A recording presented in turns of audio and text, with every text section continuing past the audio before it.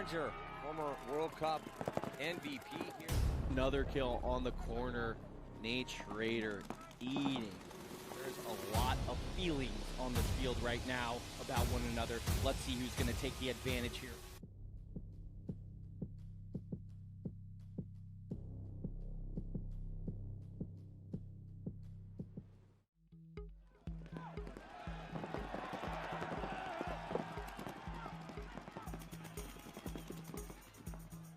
World Cup is a very, very, very hard event to win. Very hard event. Probably the hardest event to win. All Damage looking to punch their ticket into the finals, Maddie. Tampa Bay Damage, just 2 more kills for them to move on to play PB Fit. They're a homegrown team, a lot like we are, but nobody was going to beat us here. Didn't matter what they did. We were going to win World Cup no matter what. One thing's for sure, Tampa Bay Damage every year has a team that is a threat to win paintball tournaments. Going to try to knock off our new giants in paintball, Paintball Fit. You know what I know? I know about Damage. And that's all that matters to me. I don't give a damn about these other dudes, bro. I really don't. He's an amazing teammate. I love competing. I love the game. I'm a student, and I'm surrounded by great players.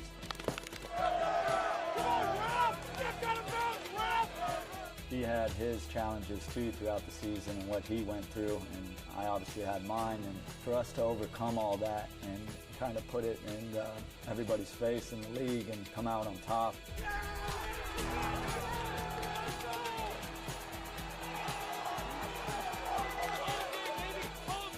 It's been a long time since Damage has won a World Cup. We needed it. Let's go, Damage! Let's go,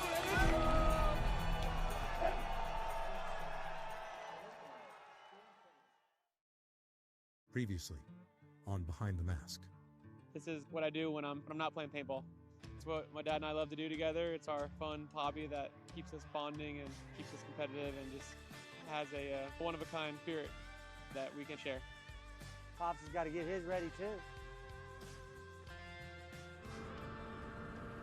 See my dad out there? I'm gonna go look for him. Make sure he's not left out on the track.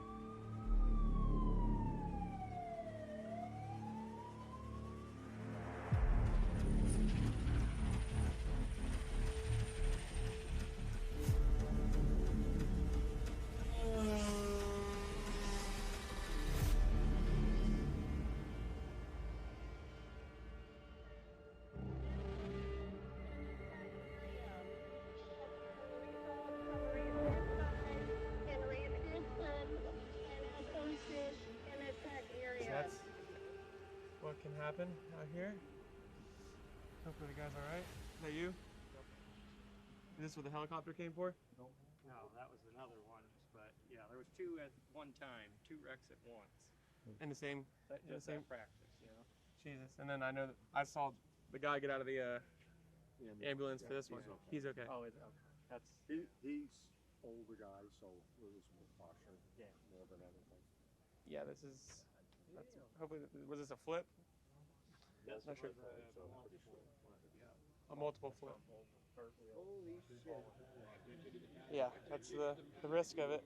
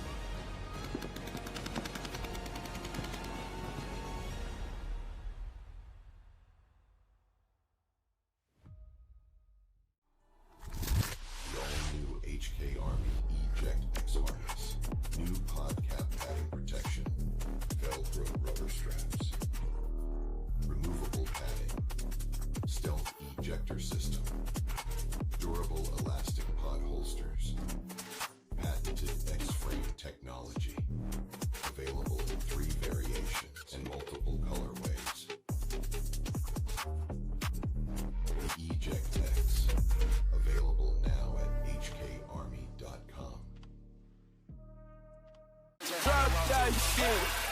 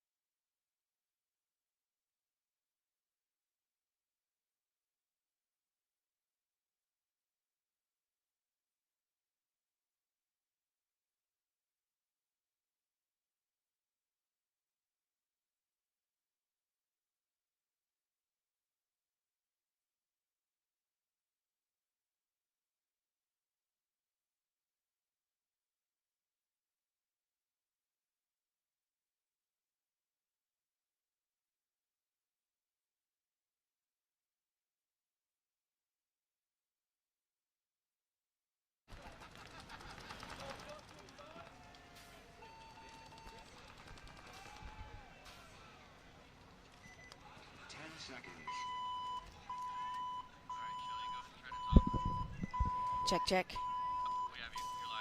Hi, we're live. We apologize that we had a sound issue there at the beginning of this match.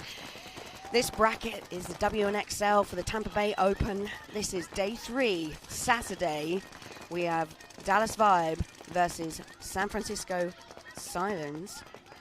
Dallas Vibe in the green on your screens right now, the Sirens. Just a quick check there from an easy bounce.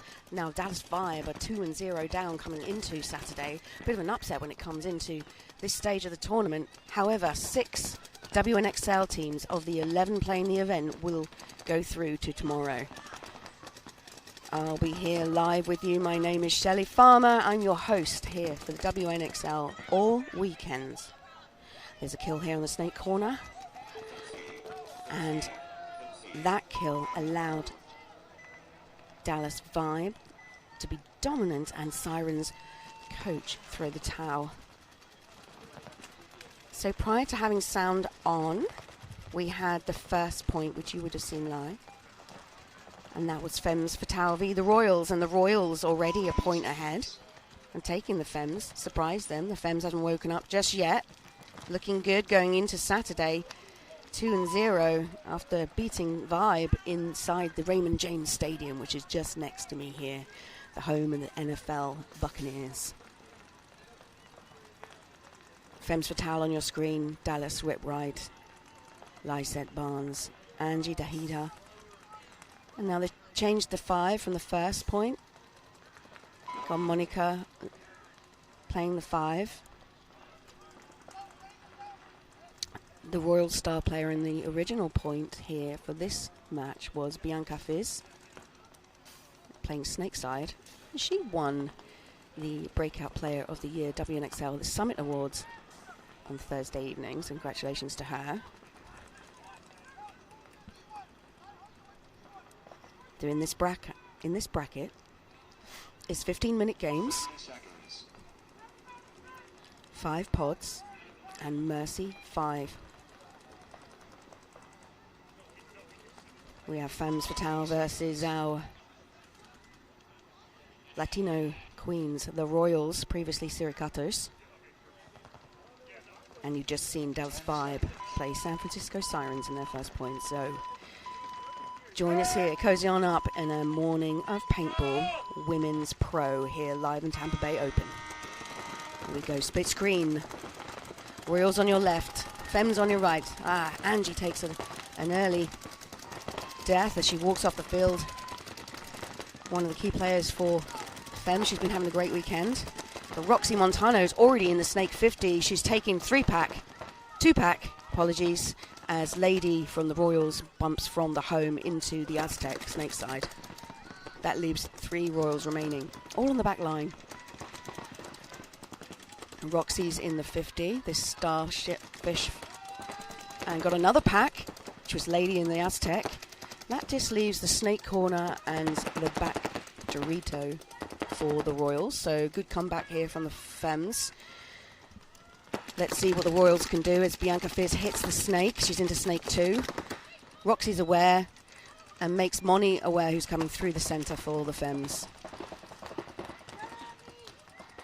That particular bunker there is not a nice one to be in. You could be pinched in, but they're very much aware of the kill count, so you can be a bit more free in the center when there's only 2. But Royals reacting very well by spreading the field. They're in snake 2 and Dorito 1. And I'm not sure that the Femmes have noticed the bump into Dorito 1. So Monica might be vulnerable here coming through the center on the brick. And she's having a gunfight now with Bianca as Lysette Barnes gets shot on the Dorito side. Roxy gets shot and Moni gets shot. Bianca Fizz doing some work here for the Royals. Here she is in snake 2 into snake 3, clearing the field with Angie on the Dorito side also doing work. And that point goes to the Royals, forcing Femmes Fatale coach Daniel Lee to concede that second point. The Royals looking good here Saturday morning. Femmes haven't quite fired up just yet. Nice work there from Angie Torres, and she's the USA player for the Royals. They have a Latino collection of Mexicans, Brazilians, and Colombians. Coach is Luis Velota Gomez, and the team is from Bogota in Colombia. Now back to this matchup: Dallas Vibe, San Francisco Sirens. They swap sides at each point. Sirens on your left, Vibe on your right. Nicole Gates there for Dallas Vibe on your right in the home. Fantastic breakout shooter, but looks like Vibe lose a player off the break immediately. Great shooting from the Sirens as they double up the home, and they take out Michaela Wilkins, seasons player for Vibe. It's 5-on-4 situation. This is looking good for Sirens. They're spending a lot of time here in the home. It looks like it's Adriana shooting snake side. One of them will have to get out soon. Yep. So Sirens lose their center player and the snake push, and that just leaves 3 players on the back line. This has worked out nicely for Vibe after their early disadvantage off the break.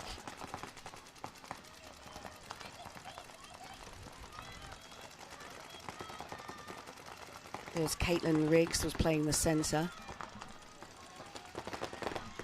And they've got a new pickup this year in Hayley Adrienne Froyes.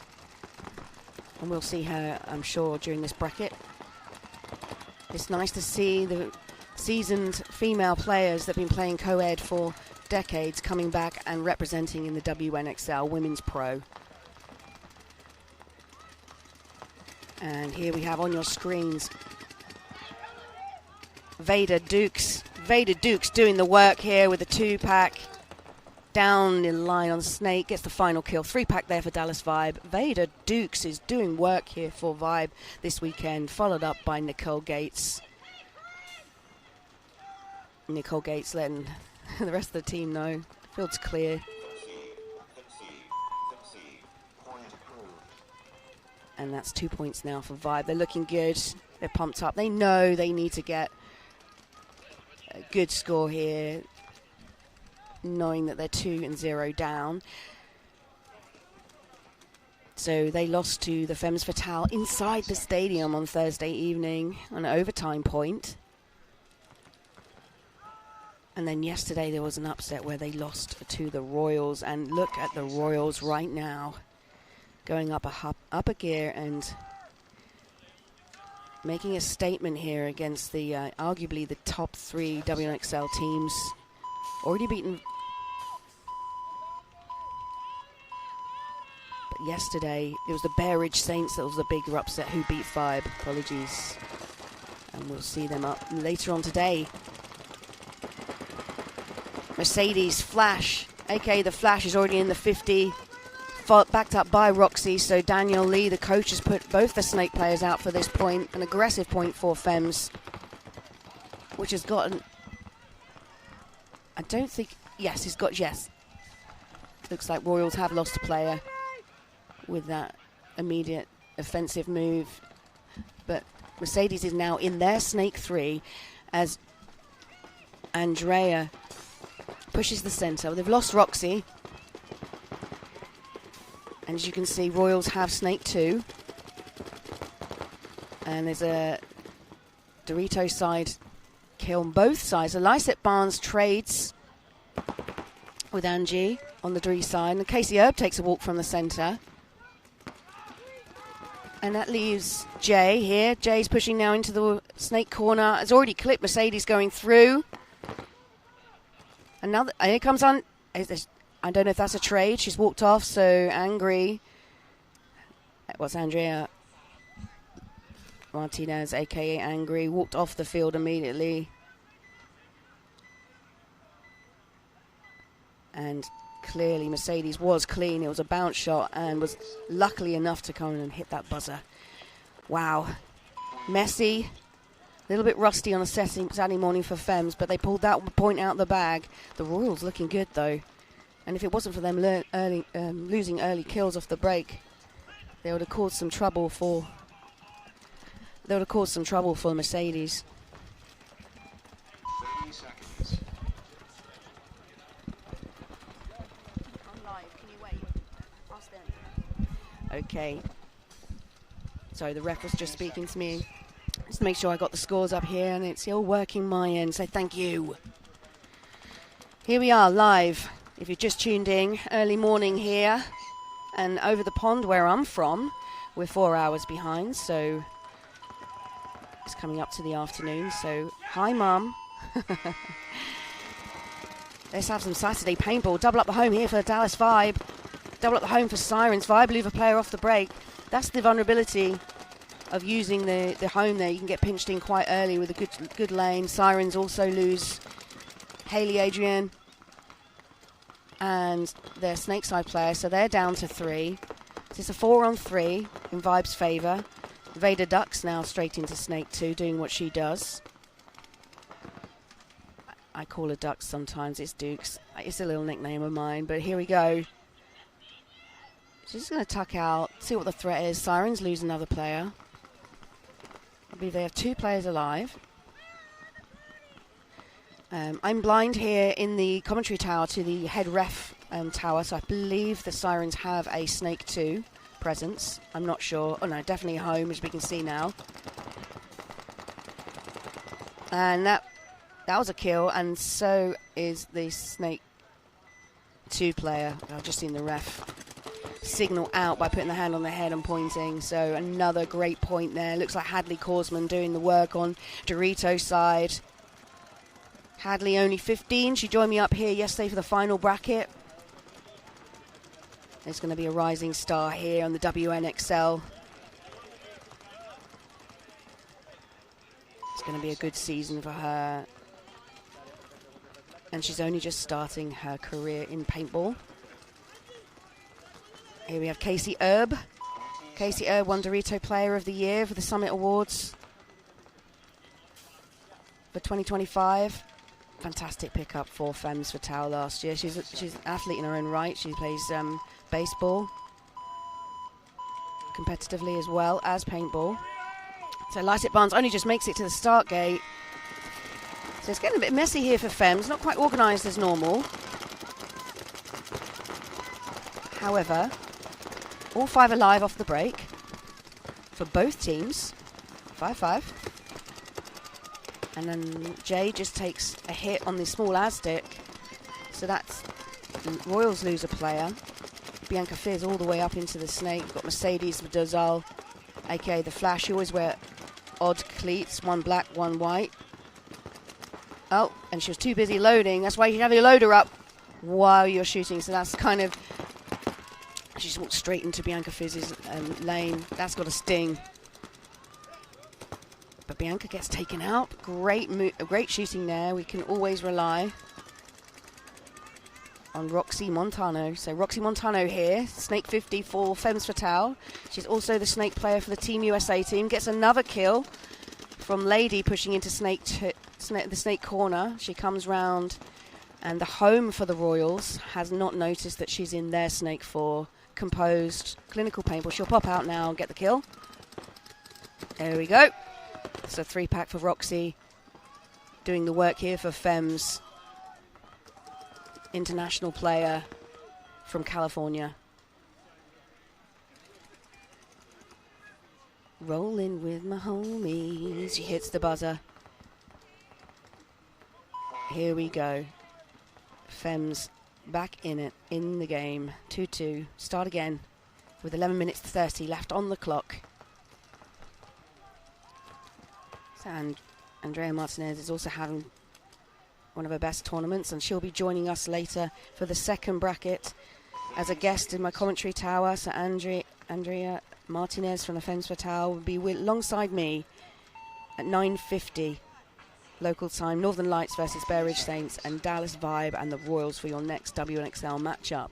This morning here live on Major League Paintball on YouTube. We have 2 broadcasts going.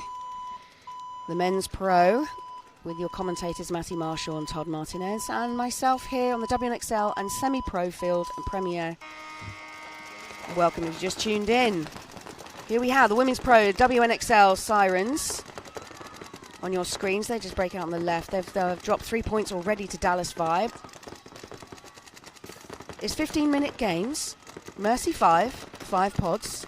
Dallas Vibe lose Corrine Bird early in the game. Not off the break, must have been shot off the bunker in the move. And they also lose Hadley Korsman in Dorito corner. Great shooting there from the Sirens. And the Sirens bump out into Snake corner and just got clipped there by Vader Dukes, who's playing the brick. So Vibe have Snake corner, the brick, as Vibe push from the corner into Snake. That's a good move. You can see the Royals on your screen here. They're in the small bunker. They're just going to push D side. Now in Dorito 2. So they have 3 players. They have Dorito 2, the Dorito defense line, who's bumped into Dorito corner. So Dorito corner, Dorito 2, and the Aztec Snake side. And now the Sirens are in the Snake corner. So while Vibe are readjusting with Nicole Gates now in Dorito 1, having lost Hadley Korsman, this allowed the team to pump out. Sirens lose their Snake corner, so another kill here for Vader Dukes. As she's communicating well with her Snake 2 player. And it looks like that's Leslie Cluse. I'm not sure actually. I think. Because they're wearing a different jersey. I think that's Sammy. Yeah, that's Sammy Riviera. Sammy doing work here on the Snake. Nice. She waves good. Waves.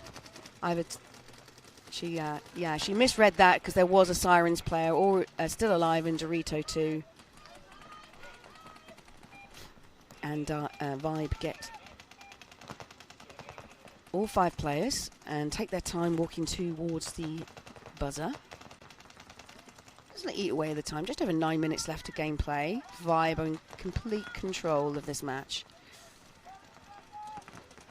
which is exactly what they need. So every point, I believe Vader Dukes and Nicole Gates is getting spun.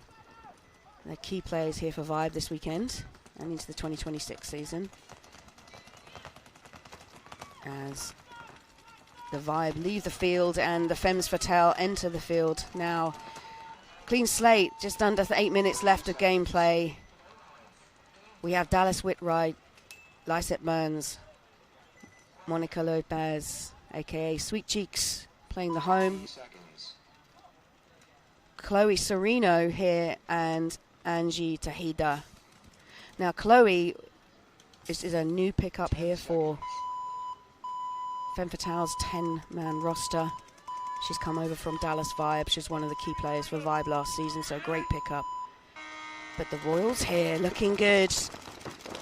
Aggressive breakout. They're just getting better and better every year, showcasing their Latino skills. Colombia, very good with the women's paintball program. One of their star players out of Colombia was awarded the WNXL Player of the Year on the Summit Awards this year. That was Daniela Rojas, aka Bonk, and she plays for the Heroines. Here we go. Femmes Fatale, now in Snake 3. So Moni and Chloe communicating, while you can see on your screens Royals as Bianca Fizz is in Snake 3. And she's backed up crossfield by the defensive Dorito, who's just putting a lane in here on Chloe. So top of your screens, just under the Royals, you'll see a lane coming in. But on the other side of the field, Femmes hit the Dorito 50.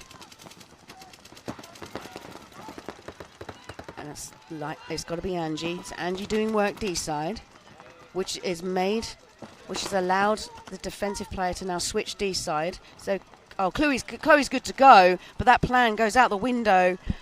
As Moni has noticed to be playing on with a shot, the ref throws the yellow flag, which means a 1-for-1 penalty. It takes out Lysette Barnes. But I think Angie is in a position on D side as she pumps into their D2 And Raps gets the kill. Now, it looks like Chloe just doesn't know if Angie's up ahead. She can see Dallas. Angie didn't trade with that last player. Has come off but done the work. And forced the Royals to concede. So Chloe is just like, I just stayed alive. Here she is. Here's some pots, Podborna. Well done, team. But it's not nice when you're sitting in Snake, not knowing the kill count, and your teammates has a penalty, and you lose 2 off the field. But Angie Tahida doing the work down D side for Femmes. Nice comeback. They're now 3-2 in the lead against the Royals. So the Femmes are 2-0 into the Saturday. The Royals are 1-1. 10 seconds. Sirens yet to take a match, and Vibe need a win here, and they're looking good for it. If they win this point, it's game over. So it's Mercy 5. So Vibe, it's Corinne Baird, push the centre, number 18. Shooting D side. As Vader Dukes hits Snake 1 off the break. Oh, the penalty comes down now for Sirens as they lose 2 players off the back line. And that just leaves the Dorito back, and then the centre. And the centre player is now going to go into what we call the castle, the lay down on D side, lying low. And Leslie Cluse here is also playing very tight, not knowing where that third player is. And a sneaky move now as they're into the Dorito, which we can't see on the screens. Can you see over there? There we go. Zoom in. And Leslie Cluse is now aware that she's in there. Got to play super tight here on the Snakes. They're shooting crossfield. But that's going to expose her. And Corinne Berg does the work. Just patient. Come around. Shoot her in the back. Into there. Doree 3. And Vader Dukes explodes. A laps. Bumps round Leslie. All 3. Michaela Wilkins, Leslie Cluse, and Vader Dukes just clears up the field here as Corinne Baird just casually goes, yeah, I got you. I got you. All 4 players walk towards the buzzer, knowing that this was a great win for them against the San Francisco Sirens. 5-0 to Vibe. They need this. And that keeps them still in the tournament. And they've got another game later on today versus the Royals. And the Royals are stepping up, as we can see here. Just over 6 minutes left of gameplay. 30 seconds. Will Femmes Fatale now swapping sides. And lineup, we've got Roxy Montano back on the field. Heather Grozinga. Lysette Barnes. Casey Erb. I just can't see that 5th player, but we got on the Royals, we've got Lady, Bianca, Angie, Gina. Here we go, Angie. Casey Erb into the centre, and that's mirrored by the Royals. They lose Roxy Montano off the break. Great break shooting from Lady from the back, from the home. Lady and Jay just working so well together in their defensive roles for the Royals as Bianca explosions already in Snake 2. You can see across the field, Casey Erb being sneaky, making a great move. Let's hope she can capitalise and get some kills here. And she takes out one player, trades with another, but that, it looks like, yep, Gina then gets the penalty. So that one explosive move from Casey D side has exposed the Royals and taken 3 players off the field. Great move from Casey Erb. Bianca Fizz just trying to read the field and going, what's happened? It's just me and Lady. So just 2 Royals remaining. As the Femmes have the Dorito 1. As they clock in and try and read the field with just over 5 minutes left of gameplay. I can't see the Femmes Snake here, but Bianca seems free to move up. It's Heather Grozinger in the Snake corner. So it's a 2-on-2. We must have lost another player earlier while that was all happening with Casey. Bianca gets goggled straight between the eyes for Heather Grozinga. Nice shooting from Heather. And Heather reads the field very well. High school teacher from California. Yes, ma'am. Here she goes. She's aware where the last player is remaining. Dorito 2. She's letting her fellow Femmes teammates know. And another kill here for Heather. Heather's on fire. She don't miss. Cyclops again. And Lysette Barnes goes, thanks for doing the work. And Heather's asking Lysette to hit the buzzer.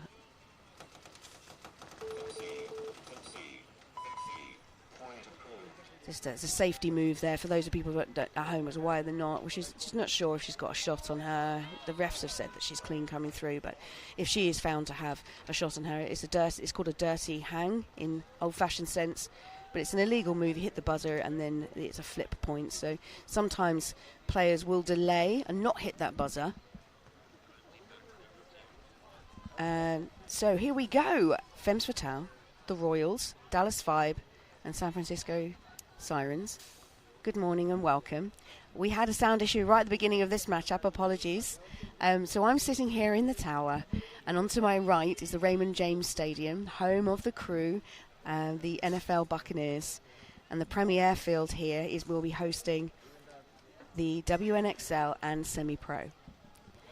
I'm Shelley Farmer. I'm here with you all weekend, and I'll have some guests. So next up we have Semi-Pro. The next bracket is Las Vegas Shock versus Wild Dogs, and Legacy Factory versus Oregon Iconic. Now, Iconic is a new team run by Thomas Taylor, and so I'm interested to see how they come about. There's 31 teams in the Semi-Pro bracket, 31. So it's a huge division this time round for the Tampa Bay Open and for Major League Paintball 2026. WNXL has 11 teams.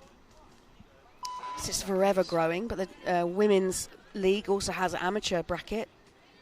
And if you tuned in midweek here live inside the stadium of Raymond James, there was a WNXL takeover where they showcased 3x3 semi-finals and finals where Dallas Vibe won the 3v3. And then two brackets whereby Femmes came out top against Vibe in a 5x5 in a revenge match. And the Heroines won under the lights against High Rollers. Here we go. The Royals on your screens, but hey, we already have Femmes in the Snake 2. It's Chloe Sereno, but Jay is habitually a defensive player all the way up. She's just making moves. She's going to go get Chloe. And a good trade. So that's a 3-pack there for Jay. Bianca Fizz following up. What a great play there for the Royals. Femmes Fatale did not expect that. And they should have done, because the Royals want to win this. They're not letting this go. Great point from the Royals. And that's all down to Jay. Fantastic player. And the Royals speak obviously Spanish, but there's less comms because there's only 7 on the roster. They're doing many spins. They're learning to react off each other's play, and I believe that that's what the coach wants to do. So Luis Villota Gomez, great play, exploited the Femmes' weaknesses just there, just not being on ball, not being completely aware. And Jay Rojas, number 9 for the Royals, doing work, followed up by Bianca Fizz, number 15 from Brazil. So we've gone into X-Ball now, because the other match in this bracket has completed. Dallas Vibe mercy ruled the San Francisco Sirens. And that means that when we go X-Ball, there's a 2-minute break between each point. It slows down a bit. But sometimes when it's not X-Ball, you get that extra time if a point that's playing in between goes beyond the 2 minutes. But sometimes that can work against you because that point in between could be a 30-second point. So Femmes have the advantage in regards to roster numbers, so they have rostered 10. Tammy Adamson is injured. She has a knee injury. She's the owner of the team and sitting this event. So they do have 11, but 10 can only roster, whereas the Royals have Angie Torres, Bianca Fizz, Bruna Resende, Jay Rojas, Lady Rojas Castellanos as the captain, and Gina Lopez. So just 6 rostered players, so they are going to get tired, but they are athletes. Here comes Femmes Fatale. We've got Casey Urban, Lysette Barnes here on your screens. They're pushed D side. And there's no losses off the break. It's 5-3-5. This is going to be an exciting point here with just 3 minutes left.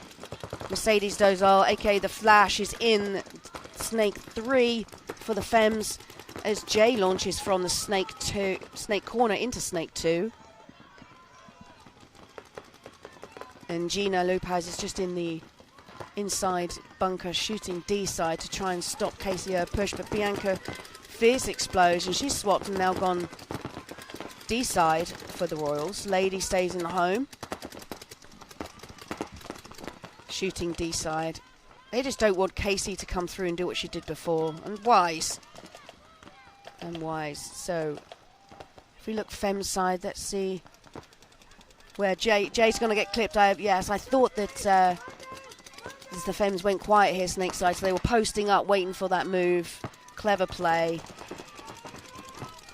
Mercedes backed up by Roxy Montano here in the Snake corner, and Heather Grozinga, who got the 3-pack in that previous point, gets another spin here. So Roxy, Heather, and Mercedes now in the Snake 50. Big run through here. That's from Gina Lopez. Did it pay off? She got Roxy on a trade and Mercedes. So nice move there from Gina. A 2-pack against... Oh, Heather just dropped the ball there against Lady. Great move from Lady. She bumped out and just shot the blind. And Heather just walked through that blind. So it's just one of those unlucky moments because all at the same time there's an explosion. But she did get the trade, or Lady got clipped coming into Snake 1 here. So there's no one Snake side. The Snake side's completely blown open here on this match. And it looks like it's Angie Torres in the tall tower D side for the Royals as Bianca Fizz takes a walk. So it's just Angie alive here for the Royals. I did not see Lysette or Casey come off the field, so it's either a 1-on-1 or a 2-on-1 situation. But by the sound of the paint in the air, it's a 1-on-1, and it's Lysette Barnes versus Angie.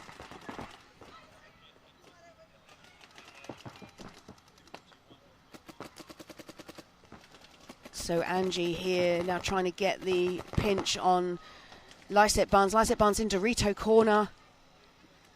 Just eating away at the time. Remember, it's 4-3, so Lysette does... Casey Erb is still alive. It's a 2-on-1. And the reason why they've gone quiet is to confuse Angie, because they just need to eat away to the time. Eat away at that time. They've already got the game in hand here. So Lysette and Casey staying close together. D-side corner. In D3 and the corner, as Angie's still alive, using the Snake Beam. If we go to the Snake Beam, see... She gets the kill against Casey. And game time finished. So Angie trying to make it work. But game time's finished, and that makes that Femmes win this matchup against the Royals, but only just 4-3. And that's that first bracket for us this morning here, live on the Premier Field, the WNXL Tampa Bay Open. And Femmes Fatale now 3-0 going into this evening's match. Femmes Fatale will be playing Northern Lights at 11:40 today. And you'll see the Sirens again from this bracket, who just got mercy ruled by the Dallas Vibe against Bear Ridge Saints later on today in that same bracket. Now, Bear Ridge Saints are 2-0 into Saturday. Brand new WNXL team. I'm so excited for them. They come from the amateur WNXL, known as the Barbies, and they've picked up a couple of European players, and they're looking strong. So I'm excited to see how Bear Ridge do going into the third day of paintball. But next up for the WNXL, we have a guest, Andrina Martinez, aka Angry from Femmes Fatale. She's going to be joining us in the bracket with Northern Lights versus the Bear Ridge Saints, Dallas Vibe and the Royals. We're going to go to a short commercial break now, and we'll be back with you with the semi-pro Las Vegas Shock versus Wild Dogs, Legacy Factory versus Oregon Iconic. We'll see you soon after these painful adverts. Hey guys, Travis Lemansky here with Infamous Paintball. Just wanted to talk to you about our tech case. So it's a brand new accessory bag from us. This also has the mag mod. So all of our different backpacks, whether it's the Storm Vault, the M6 dry bag, our carry-on bag, our large rolling gear bags, this will just mount right onto it. Just click it right on, give it a little jiggle, and it'll come right off. So these go in different directions. So you kind of have to like play with it to get it off, but that way it doesn't accidentally pop off on you. This is an 840 denier nylon material, so it's completely waterproof. If it does get dirty, I mean, we expected you to be at the field and using this thing, you should be able to wipe that right off, keep it nice and clean. Externally, if you want to put a manual or any kind of small parts right there's a cool external pocket. So what's great about the tech case when you're at the field all day long is it has literally everything your marker needs. So totally self-contained in here, small case, you don't have to have the big bulky case. You can hold your inserts, barrels, spare parts in the little zippers, manual, and obviously this is a full-size CS3 Pro. This is padded, so again, nice and protected in the smallest possible footprint. This is our tech case. It's available in two colors. You see the black one here. We also have the sage gray. There is a shoulder strap included, so if you did want to carry it like a sling bag, you could do that as well. Yeah, so that's the FNDN tech case. You can get it at infamouspaintball.com or fndn.com. Before Paintball Fit could finish one of paintball's greatest comebacks, they had to be tested. They started as the worst team in professional paintball, outgunned, humiliated, and kicked out of the division.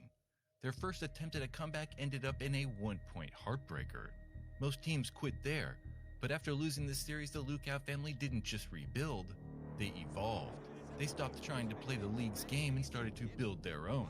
In 2023, they returned as a machine, doing the impossible by sweeping the entire semi-pro division. Again and again and again, as the big man, let the big boy eat. Always got to wipe that face off, eating all them ribs. The last time they were here, they got last. Was their evolution and a perfect season enough to survive the pros? Did they have a blueprint for a championship or just an expensive way to keep failing? If it were an expensive way to fail, JD Lukau was okay with the bill because he wasn't buying trophies. He was buying back the time life told him he didn't have. So in 2010, I went through cancer, and it got really bad for me. I was bedridden, and I couldn't eat. I had a feed tube and chemo and radiation, everything, and I went to a really dark place. He survived and came out with a different perspective. He realized he wanted to spend more time with his family. A couple years later, he would head out to the paintball field with his sons, and he saw a way to take back the time cancer tried to steal. They first played as the Apex Predators, but as the team got more serious, the local fields weren't enough. JD was no newcomer to paintball, so he did the only thing that made sense: build his own field of dreams. They weren't just building a place to play, they were laying the literal foundations for Paintball Fit. FIT stands for Family Integrated Team, and it starts with the Lukauts. JD the father, Sarah the mother, and their 3 sons, Colt, Brody, and Johnny. The precision of their game wasn't born in a playbook, it was born in the manual labor of building the field itself. And because they owned it, it meant they could spend more time on the field than anyone else. Playing as Paintball Fit, they stormed through the divisional ranks. In Division 4, they played 3 of the 4 tournaments and won all 3. The next year in Division 3, they won 4 of 5. Right by the other guy, still spins around and gives it to him. Is he hungry yet? Is it dinner time yet? Can you, Cal, give us a 6 Ellie. Give us a 6 Ellie. Come on, Cal. Is it time yet? Oh, there it is. Let the big man eat. Coming off their third place overall finish in 2020, the team was offered a shortcut that would eventually backfire, skip a division and head straight to Pro to fill out the AC Dallas roster. They finished dead last with 117 points and were kicked out of Pro. The following year, they dropped the AC Dallas name and played in semi-pro under Paintball Fit. By the 2022 World Cup, only one match against Austin Notorious stood between them and the series title. And more importantly, promotion back into the Pro division. Going into the final, Fit had a lead in the series over Austin Notorious, 289 to their 282. But before Cup started, Blast Camp were actually in first place. But they managed a 10th place and took 4th in the series. That meant that if Fit finished in first place, they would take the title and get promoted into Pro. If Austin Notorious won, they would get promoted, and only by a single point. And when that final horn sounded, the series title was set. 481 to 482. Notorious were World Cup winners and Paintball's newest pro team, by only a single point. Coming off the loss in 2023, Fit recalibrated and started a run like the sport has never seen. They beat Blast Camp in the finals at every single event, sweeping the entire semi-pro division and taking first place every time. That perfect season finally got them an invite back into the pro division. Great job, Colt Lucal and all the boys. Oh, he's counting to 5. You see him? He said 1, 2, 3, 4, 5. Like I said, I've been here for a long time. It's my 29th year at World Cup and been calling games for 2 decades. And I can't remember the last time a team was this dominant in a division. Hi, welcome back to the WNXL and semi-pro field here at live on Major League Paintball. I'm Shelley Farmer and your host and anchor here for the weekend. Just in the shadow of Raymond James Stadium, we have your first semi-pro men's X-Ball match here on the field of play. Las Vegas Shock v Wild Dogs. Both contenders here for the 31 strong division here of the semi-pro. The first leg of the Major League Paintball League for 2026. Explosive move here for Brown, straight into Snake. 50 for Shock.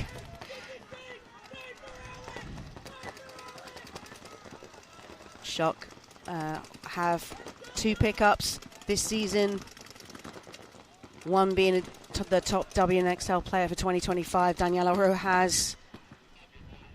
She's currently in the pits, not on this spin. Shock lose a player off the break.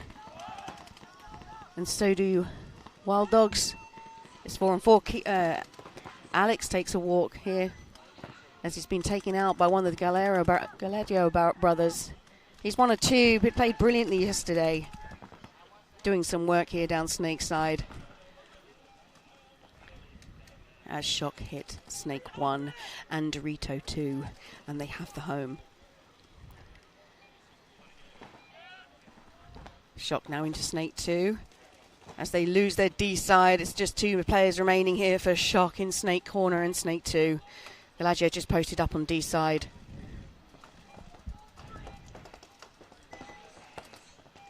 And just trying to get the edge on the Snake player, because Snake Shot, I'm not sure exactly where he is. Does know now. He's exposed himself. He launches, goes for the trade. Nice move. Didn't expect that. Doing some work here for Shock.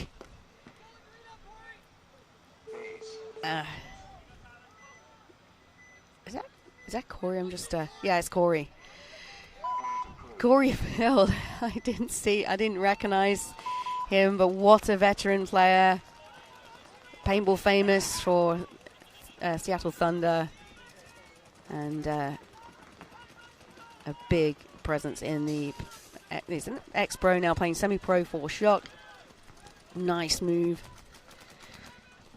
and clears the field up against the Wild Dogs. First point goes to Las Vegas Shock, as we have Legacy Factory, another contender with new kids on the block. Oregon Iconic, however, with season pro and going into his 31st season of playing competitive paintball. Thomas Taylor is now the lead chap for Iconic, playing alongside his son, Keith. Mini Troll. There he goes, giving the team a wave. So I'm here. Come get me. Number 77 for Iconic is Tom Taylor, aka Troll. Legacy Factory utilizing their speed straight into Snake 50 off the break. Rosso doing work, nodding to his teammates, letting them know he's heard what he said, what the call count is. Legacy playing very low. He gets a kill straight away. Rosso crossfield on the D side against Iconic. So that's 5v4. Play nice and tight. They also have the corner on Iconic side. We have Taylor in the home shooting D side, and also the back D crossfield shooting Snake side just to lock it up. And they've realised where Rosso is within the Snake. So more paint coming in now, making that bunker so small. As Iconic has Snake 2, just it's a good snapshot, just missed, over the top, now dominating. Both players heads up paintball, snap shooting and down the Snake. As Iconic now have Snake corner. It's a mirrored Snake corner this side for Legacy Factory. Legacy, Iconic. Exciting to see who comes away victorious in this 15-minute game. Asking for a check off the ref. He's out. Great snap shooting here from Iconic, and a penalty for asking for the check on the loader. No mercy here with the refs on the Premier field. Gave a penalty, 1 for 1. That leaves 2 players I can see. We've got Dorito 3 and the back D side bunker. And the small D side bunker there you can see, staring into the sun. Their young player, number 38. Staying alive. Survivability's clean out. Key now is just 3 players. But Iconic digging in. Staying defensive at this stage. Snake 2 furthest up the field. As Legacy are now in this 50.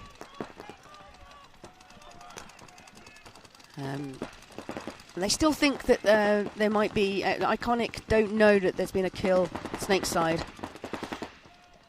And Legacy don't know where the Snake player is because there's a lot of paint coming into the 50. Here we go. Hunter is hunting. Now into their Snake 1. Got the trade. A running and gunning move there for Legacy. Takes Hunter out on the trade. And Legacy lose their player D side, which allows Stanley to follow up from Snake corner down the Snake and forces Legacy to concede the point. The first point goes to Iconic. As we go back to Wild Dogs v Shocks, a Wild Dogs Latino American team from Colombia. Always a contender, always in the top 6. Looking for an impressive 2026 season. 30 seconds. And different 5, just a couple different spins here for Legacy in their red jerseys. 20 seconds. So we still got Galadio brother, number 17, is going to play Snake side. And Shock. 10 seconds. We have Jim McGowan there. So Jim McGowan is the Team Great Britain coach and also plays for Lucky 15. So great pickup for Shock for the semi-pro here. He gets his kill off the break. Jim McGowan, first lane here on Premier Field, gets his kill. Runner from D side as Wild Dogs are down 1 player. Wild Dogs pushing to the Snake corner than Snake 50. Being far more aggressive. and followed up all the way into their snake. Oh, there's a penalty here from the Snake 2 player backing up Wild Dogs here. This Snake player is going to be explosive. I think he's doing all the work, so penalty against Wild Dogs. As Galadio just gets his revenge after being mugged in the back in the previous point by Corey Field and goes, hey, my turn, and hit the buzzer. So just paint check here. Galadio looking good here for the Wild Dogs, as it makes it a point apiece here for their matchup. Looking good in the snake. So Iconic back on the field. Thomas Taylor and Belling. Stanley. Hunter back out on the field, number 11.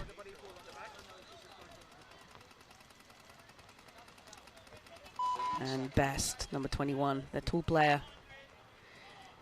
Now, semi-pro is unlimited paint, so unlike pro and WNXL, it's only 5 pods. They still have unlimited paint, so 15-minute games, Mercy 5, unlimited paint. So that's why you see more pods on the back compared to the WNXL bracket you've seen previously. And if you want to watch the pro, you can do so. If you're not have done so already, Matty Marshall, Todd Martinez live on the pro field, the men's Pro X Ball. This is the semi-pro X Ball. Here we go. Iconic. All the way into Snake 50, but that's matched up by the Wild Dogs. All 5 alive on both teams. Wild Dogs has been pinched going in, so that's 5-4 in Iconic's favour.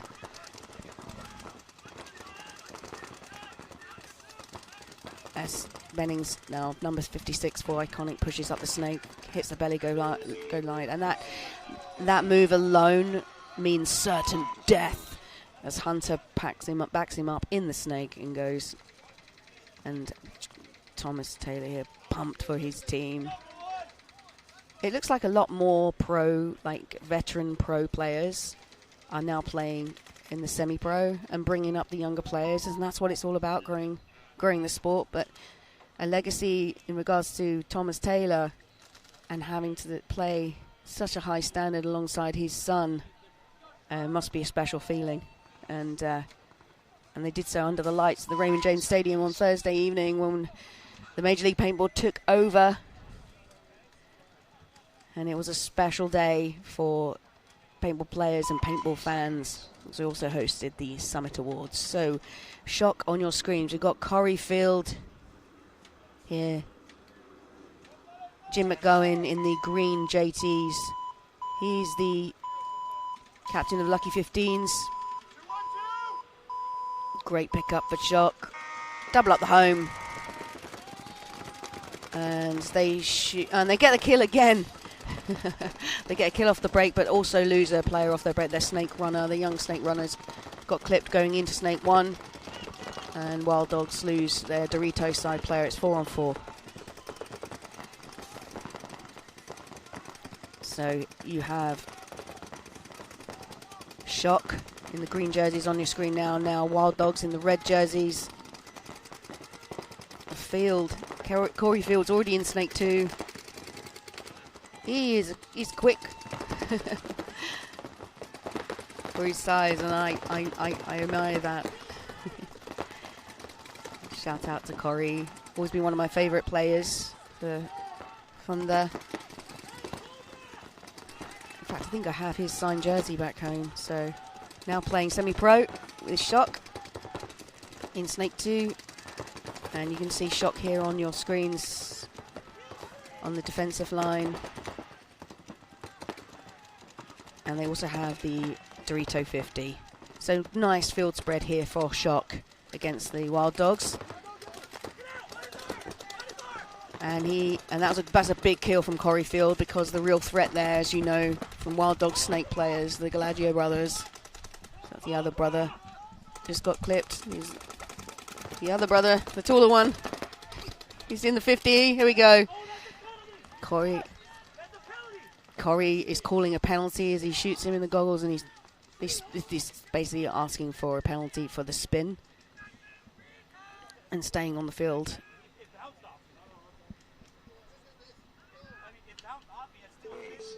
And Corey, I'm just listening in him talking to the refs, but they've not called him out.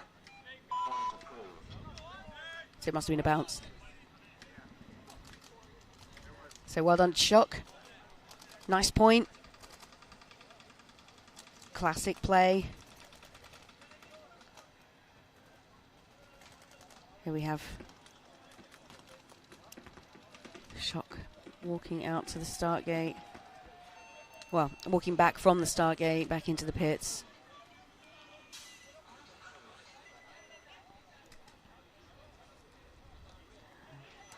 As Legacy now take the field. They need to come back now. Just under 11 minutes 30 left of gameplay. They are usually contenders here, Legacy, but there's plenty of game time left to play here.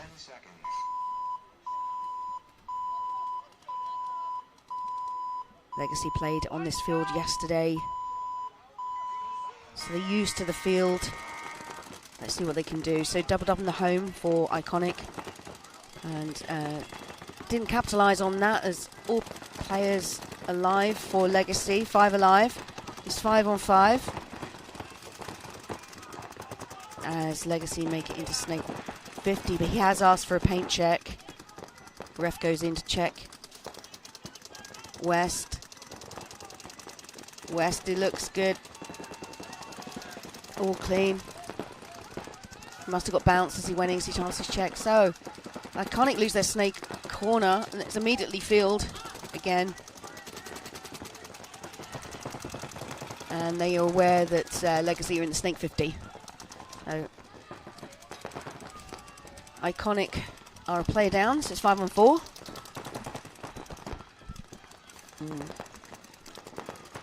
Just posted up here down the line. Backed up by Connor. Connor looking inside. There's a major penalty going down on the other side of the field. Obviously on the D side, didn't see what that was for. But when a red flag gets thrown, it's major. But only 2 players off the field, so 1 for 1. Maybe just throwing the wrong colour. That happens. So there's still 3 players left here for Legacy. You've got the centre brick leading into the castle. You've got the bag, the Snake side brick, and Legacy have just moved from Snake 50 into their Snake 3. Very patient play here for West as he's posted up D side, puts a lane in, tries to pinch out the small bunker D side. It's playing super tight over there. I think it is Thomas Taylor gets his kill on the centre bunker from Legacy. It's 2 players here for Legacy, only on Snake side, as Iconics exploit the Dorito side of the field. And they lose one of their players in the home. So they have Snake corner and Dorito 3, Iconic. And Legacy, it looks like it's either a 2 on 2 or a 2 on 3. I'm just a bit blind this side.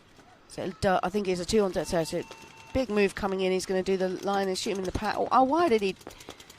He could have shot the Snake player. I think I got frustrated there with all of you back home listening. So just under 9 minutes left of gameplay as Iconic just threw their body away there from the Snake corner. And just got clipped coming down the centre. Yeah, but don't rule out Iconic if they're still alive on the Dorito 50.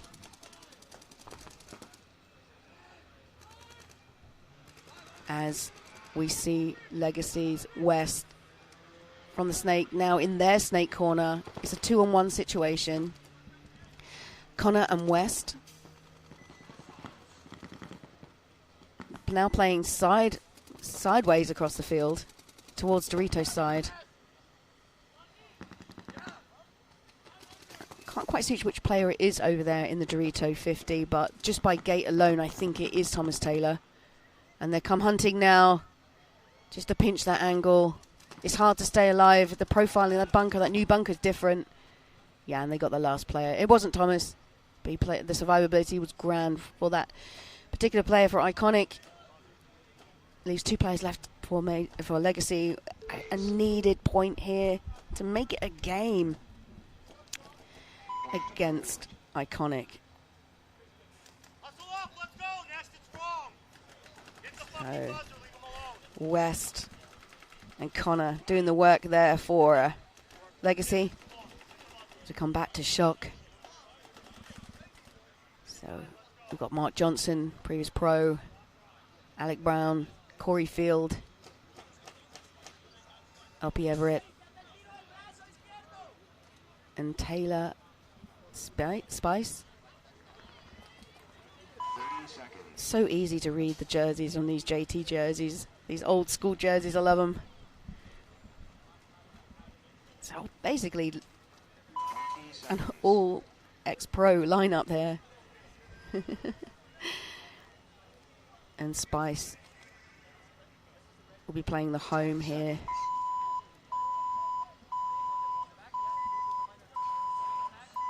And Everett's going to play D-side. So off the breakout, like Wild Dogs lose one off the break. It's 5v4 in Shock's favour. Shock push Snake as the Wild Dogs try to capitalise, losing their Snake side and push into Snake corner. They take out a player in the centre for Shock. They lose their centre player, and that allows Shock to enter the Snake 50. Galadio, brother number 26, now in Snake 2.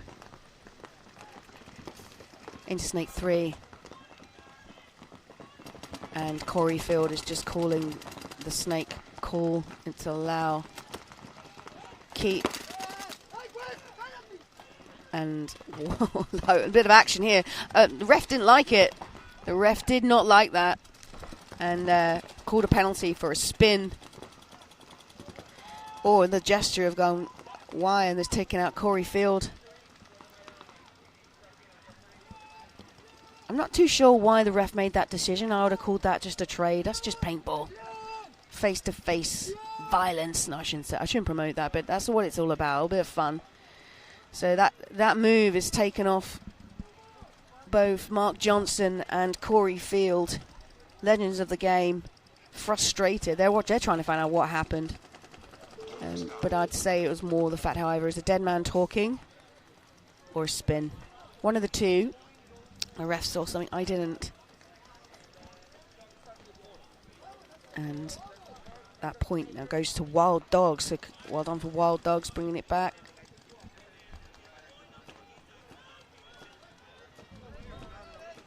So it's 2-1. And now 2-2 to Wild Dogs, so they bring it back. Nice. So back to the Iconic and Legacy game. Will West and Connor do it again and get a point back on the board to make this 2 apiece with just under 8 minutes left of gameplay? So Legacy have again young Barker. Barker didn't quite make it out to Snake corner last point, just got clipped off the break. And they have rolled out Connor again. And Shock have Taylor Spies. Sorry, Taylor, not Spies, Taylor Hunter. So all the Taylors. Obviously, famous troll. And favouring Hunter here as the number 2 Snake side. Legacy Factory on your screens. They're playing on the right, Iconic on the left.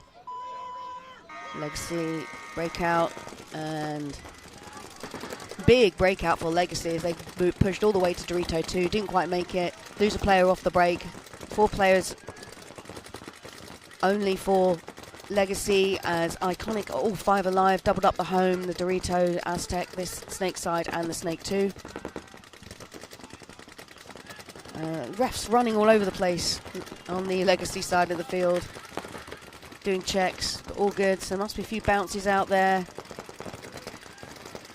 But Iconic dominating on their guns right now, just holding the lanes. And this is the difference you'll see between the pro men's and the WNXL. And the reason why you have this difference with the posting up and spending longer on lanes is the fact that the rule is still unlimited paint. So Hunter now in Snake 3 for Iconic, shooting inside on the small bunker D side. So Legacy just lose young Connor again, Snake side. Just running off, shaking his head. This is not playing how he wants to play. He's just doing his job though, and there's Iconic now, Phil. Snake 2 on the Snake ladder here, so Iconic doing work, Snake side.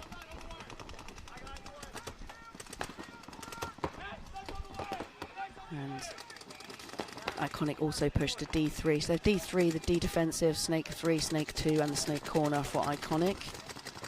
And Legacy having losing Connor. I'm blind to the Snake, so I'll just ask the camera to move for me to Legacy side Snake. If, my producing team are listening, so if I can look at Legacy side. They're dug in, and I'm blind to give you announce the call for them. As we're focusing now on the Iconic team.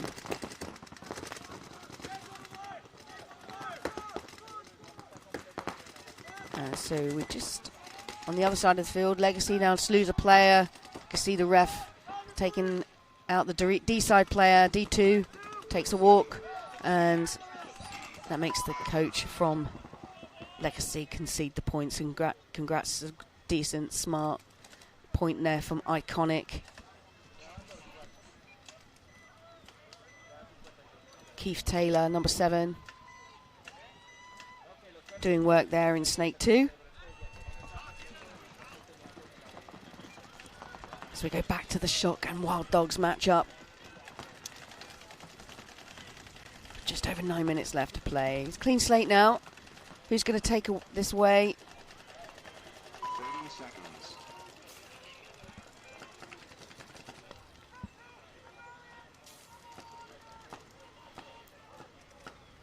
So Iconic just entering their pits. And on the start gate here, Wild Dogs playing on the right. 10 seconds. And they're rolling out the same Galaggio brothers. And Guerra playing them 3, come down the center. And Shock have Corey Field here on your screen, Spice. And they hit they're all the back line basically for Shock. And that's pinched out the home for Wild Dogs. They lose their player, but Corey also gets clipped in Snake corner, takes a walk. It's 4-on-4. Still even Stevens here in this matchup on the semi-pro. As Wild Dogs hit Snake 2.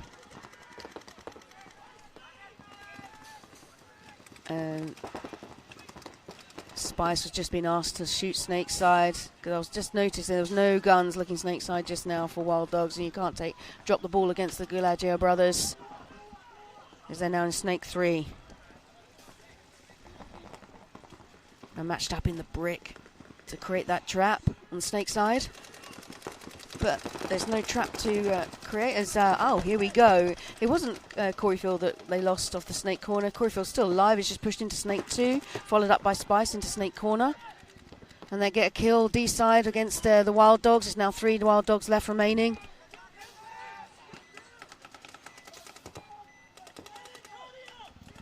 As Galaggio shooting D side. And the last time he did this, he exposed his back to Shock. So I think just instinctively would just now wrap down the line, and you'll see him come out now along the line. Spice trying to put a line down on the Wild Dogs. Snake 50. Corey Field trying to pop up. Little heads up play. And Shock Field, Dorito 3. So they've got a nice spread of the field. And I think I'm blind to the castle on the D side 50. There's a little bunker, and I'm just blind to it. There might be a player in there for Wild Dogs. No, it's 3. So Wild Dogs now pushed into Dorito 3. They're in the brick snake side, and Gaggio has a snake 50. So there's the 3 players. Corey Field here in snake 3, playing heads-up paintball, backed up by Spice in the corner. So then it's telling now as we go into 7 minutes, in the next 20 seconds, there's going to be one move that will open this up as the field is pretty much locked down. A 3v3. Here comes a big move on the D side. Here it comes. Did it pay off? No. Got taken out. Shock player stays alive. D side. Oh, there's a penalty thrown here against Wild Dogs. And that takes all the players off the field, which frees up Corey Field onto his toes. And the game is stopped as Shock take another point. Nice work. So Wild Dogs trying to make something happen. Oh, a major. So off camera, the ref has just after game stop thrown a red flag up in the air, creating a major penalty. So that, I think, is against Wild Dogs. So they'll start the next point with less players, which works nicely in Shock's favour, but they've not gained that point just yet. So they may be wrong. I'm going to ask the head ref shortly as to what that decision was and what went down there in that Shock Wild Dogs point. It was a standoff for some time, and then an explosive move down the Doritos side, which created some kind of penalty, which we're blind to on the Doritos. So I'm just going to find out. Bear with me. Hey, Husky, do you know what happened there with the major? Please, point to prove. Yeah, major on the last player. Okay, just to confirm, there was a major on the last player left alive for Wild Dogs. So they'll start the next point with just 3 players. That worked out nicely for Shock, and unfortunate for Wild Dogs because they're trying to make something happen there, and then that's the risk you take. You can't. They must have played on with a shot, or had a shot and then continued trying to make a game-playing move. Back to Legacy, and iconic Legacy now hit Snake 1 and didn't make it alive. So 4 players off the break. Iconic have 5s, 5v4. Legacy in the home, Aztec shooting Snake's Hide. So we've got 2 guns, D side, 1 Snake. As they have the small bunker, D side is just launched into D2 for Legacy. Iconic just playing defensively right now. They don't need to force the matter, and they've pushed into the brick Snake side. And some heads-up play here, initially from Snake corner from Legacy. Aware where the player is, but there is a Snake feel here from Iconic, but Legacy lost their Snake player off the break, so they're hoping to punch down D side, and they're now in D3.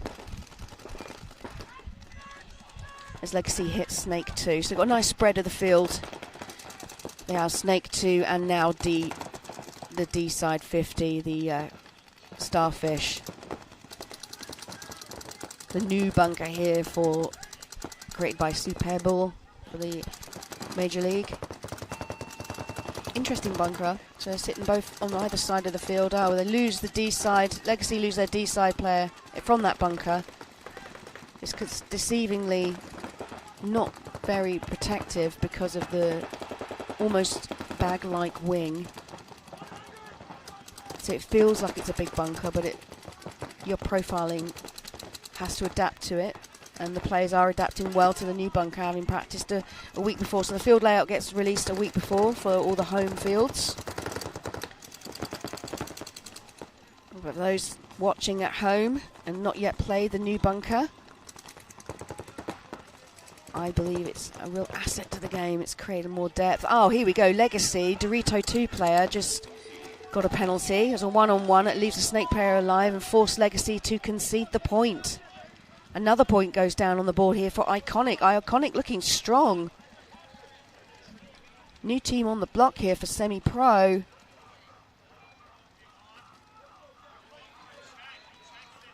And looking sweet against Legacy. So Shock, we have Pabens getting a spin. Jip McGowan is heading over to the start gate. We have Spice, he's played every point. Spice, Corey Field again, and Mark Johnson for Shock. Again, the Gladio brothers for Wild Dogs. So Wild Dogs only starting with 3 players because of the previous point. The last player had a major penalty which takes 2 players off the next point. There's no other players to take. So it reverts to the point after. So already off the break. There's an advantage for Shock, so these are the 3 players. Let's see if they stay alive off the break. And they do. It's delay into Snake Corner. No, he's asked for a check. Looks like it's a bounce, but that's another gun down right now while he's being checked by the ref. Ref says clean. And all players alive, so 5v3. As the 2 Snake Corners are taking this side of the field. The home now pushes out for Wild Dogs. And Shock now hits Snake 1. And they'll move into Snake 2. And Shock also have the centre of the field. And D2. They're now pushed in. Spice has come out home and pushed into the D side. Shock lose a player. I think it's Johnson. So it's now 3v4. That's good for Wild Dogs. They get another kill now. They make it even as Spice launches down D side. And Gladio, number 17, now in Snake 3. Very dangerous Snake player. Just very calm, cool, collective. Quick reactions. As Wild Dogs lose one of their players, they're now down to 2. It's just the Gladio brothers here, number 26 and 17 for Wild Dogs. And they get the kill against Spice, who's tried to make the move down D side. So it's 2v3. Gladio's just doing a field strip here. He's having an issue with his barrel. He's trying to swab his barrel. There's a ball stuck or something stuck in his barrel. So a quick field strip. And gets taken out crossfield, and because of the gun down, and Coreyfield just cleans up the field here, getting the last kill, which forces Wild Dogs to concede. So another point here for Shock. So if you're just tuning in, this is the Tampa Bay Open Major League Paintball on the semi-pro field and the WNX field. I'm Shelley Farmer. I'm your commentator and host here all weekend, and I'll have some guests. And coming up, we have the next bracket for the WNXL. Northern Lights versus Bear Ridge Saints, and Dallas Vibe versus the Royals. So that's after this matchup. I'll be joined by guest Andrea Martinez, aka Angry from Femmes Fatale. I'm smiling now. You probably hear that on my voice because my Dallas Vibe friends have just bought me some food. I'm really looked after here by the girls, you know. So back to semi-pro X-Ball. Iconic make big moves into Snake 1, get into Snake alive, doubled up the home. Legacy, all 5 alive off the break. It's 5v5. It's looking good now for Legacy. They've got 3 minutes left on the clock to try and put one on the board. They get a kill against Iconic. Iconic lose their Aztec Snake side. Legacy trying to push the agenda D side, but it doesn't pay off as they lose their players. Now 4v4. And Iconic just need to dig in here. 2 minutes 45. As Legacy hit the Snake, they need to make something happen here. Legacy just know that this is coming. They're on their knees, tucked in as tight as they can in profile.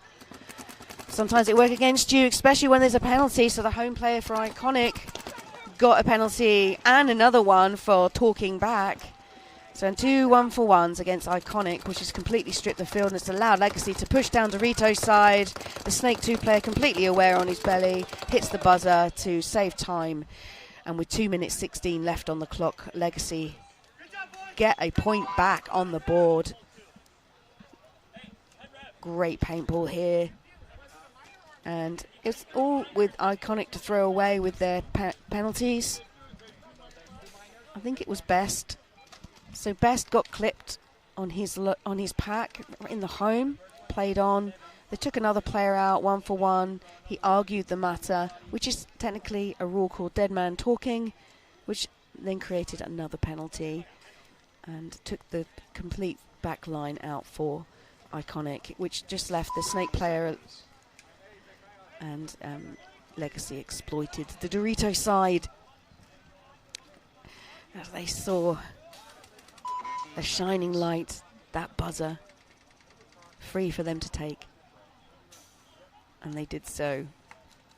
So here we go.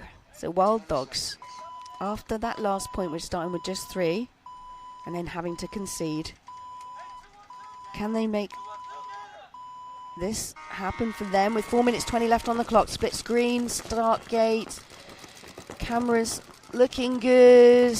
Shot clues, one off the home and east side. So great shooting here for Wild Dogs. It's exactly what they need, as there's only 3 players here for Shock. It's a 5-3 advantage after the breakouts. Shock have Snake corner, the Aztec Snake side, and the Dorito back line. And Legacy have the Snake 50 and the can in the middle of the field. While that can was just reloading, Corey Field explodes from the Aztec and is now already into Snake 2. Perfect timing to gain that advantage. So all 5 players left the line. The ref is checking that centre player. And he's clean. I'd get out of that can as soon as he can. See what I did there? A lot of can. Is it too early for those jokes? I'm not sure. But here we go. Snake 50, 26. Wild Dogs Gallaggio is going to launch here. There's a battle between him and Corey Field in Snake 2. Snap shoot battle. As Corey stays posted and is dominant. Wild Dogs just backing up. Wild Dogs. Oh, big kill. I'm not sure who shot him. Oh, great shot here from Corey Field. Just shot him in the head. That's 2 down now for Wild Dogs, trying to exploit Snake side, and they're going nowhere as there's a brick wall here named Corey Field for Shock. Now Corey's dominant on his toes. Is this the 3-pack for Corey? He's telling the ref he shot him on the head. But refs know nothing of it.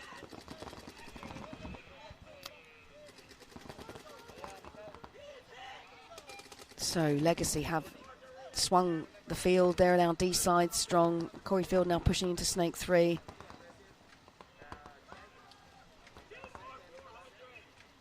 And they have Snake corner as well. I've lost the call count for Wild Dog side on D side because they've just been hit from me. They've got the D3. And they've got their D, they're in their D4. So I think it's a 2-on-2.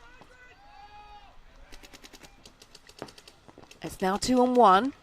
So Corey gets that kill. So 3-pack. No, it is a 2-on-2 now. It's now Legacy. So the player I didn't see is the same player that Corey didn't see. Came out, got the wide shot. And Shock had to concede that point just now, just to save time, I believe. The scores have just flicked off already, so I can't confirm that. But we'll have a look next time. Wild Dogs not looking happy in the pits.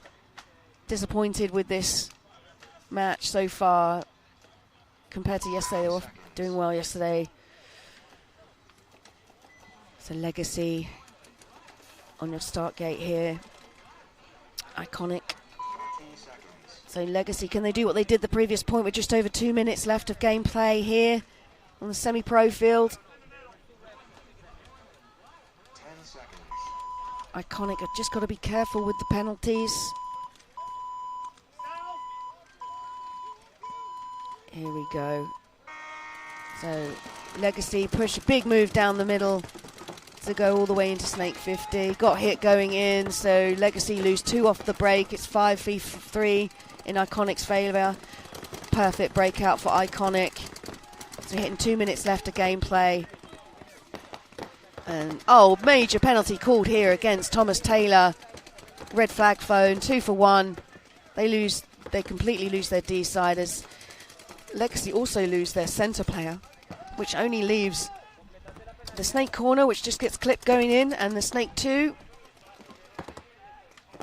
Snake 2 is the only player left alive here for Legacy, but after that major penalty, therefore, from Thomas Taylor, we have Snake corner here for Iconic. And I'm not sure if there's another player. There's 2. So it's a 2-on-1, simply down Snake's side here. So it's going to come down the wire. Clever move.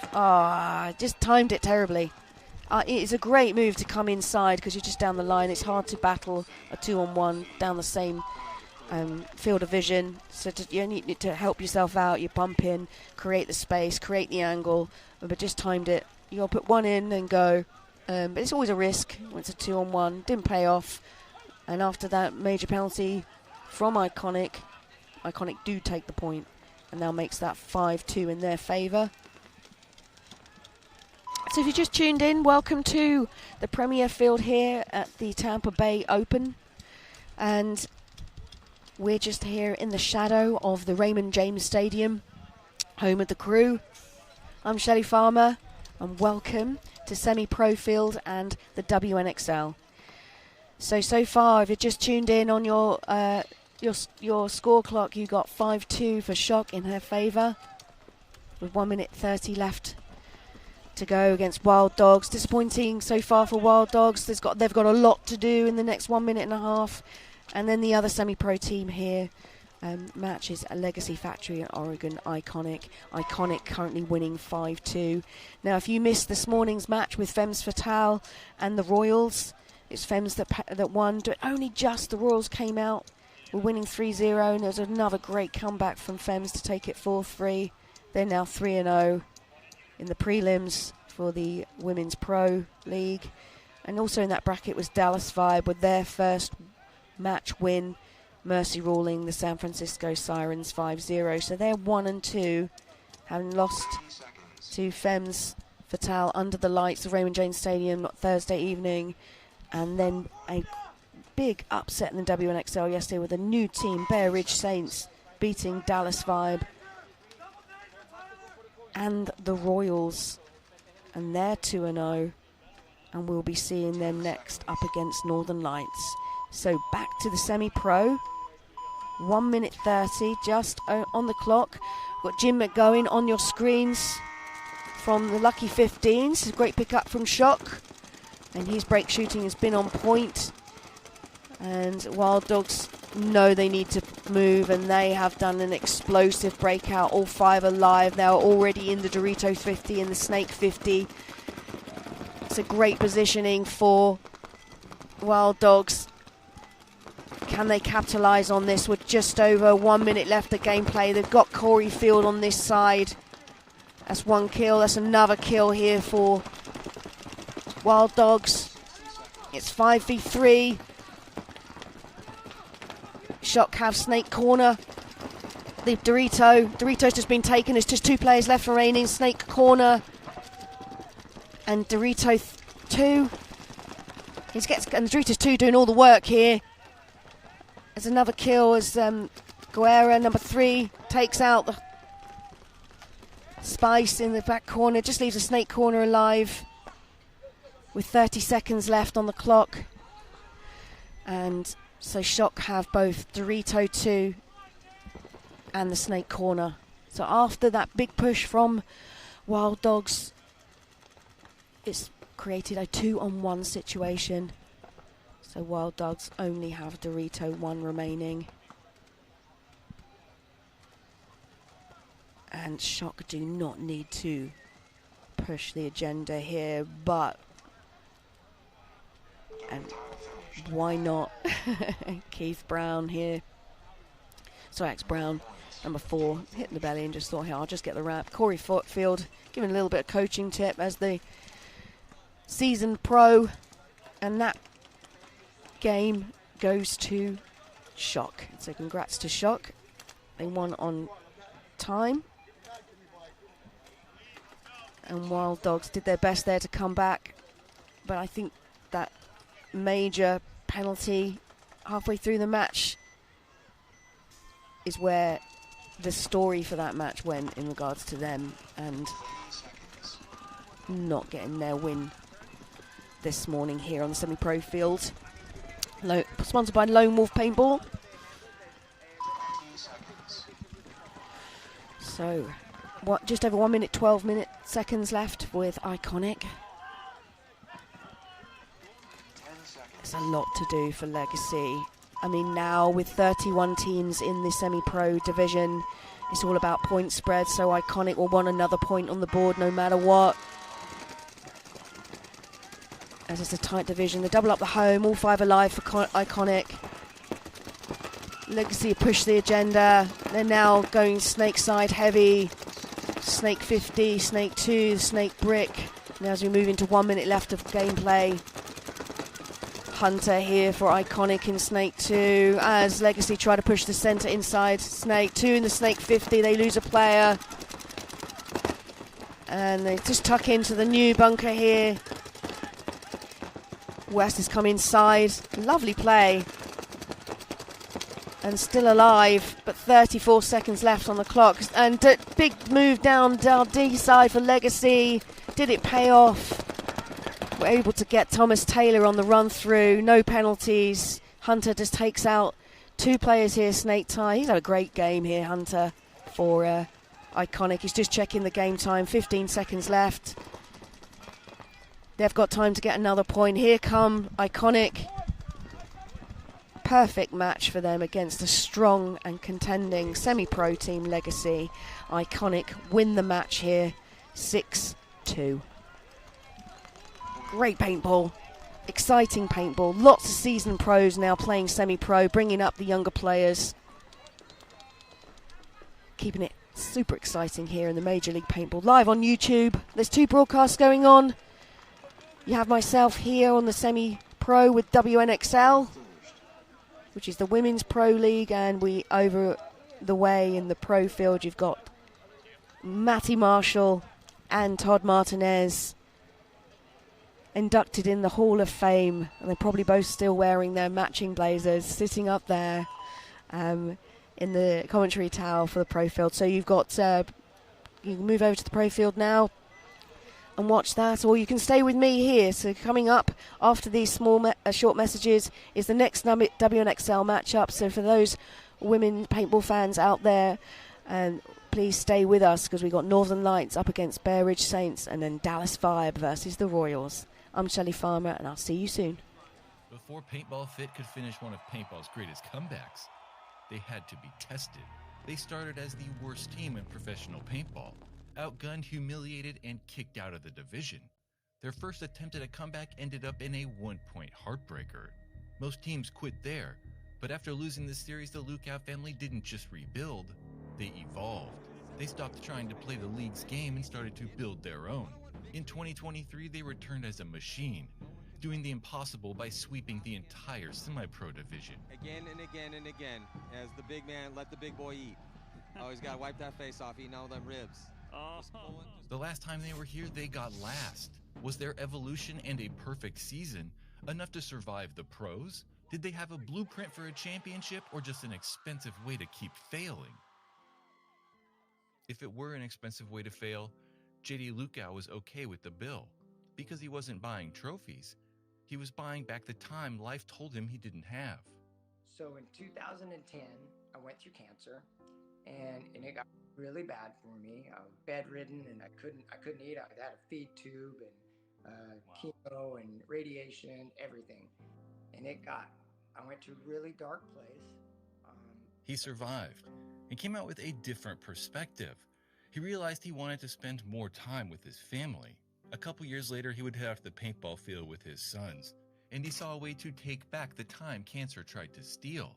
They first played as the Apex Predators, but as the team got more serious, the local fields weren't enough. JD was no newcomer to paintball, so he did the only thing that made sense: build his own field of dreams.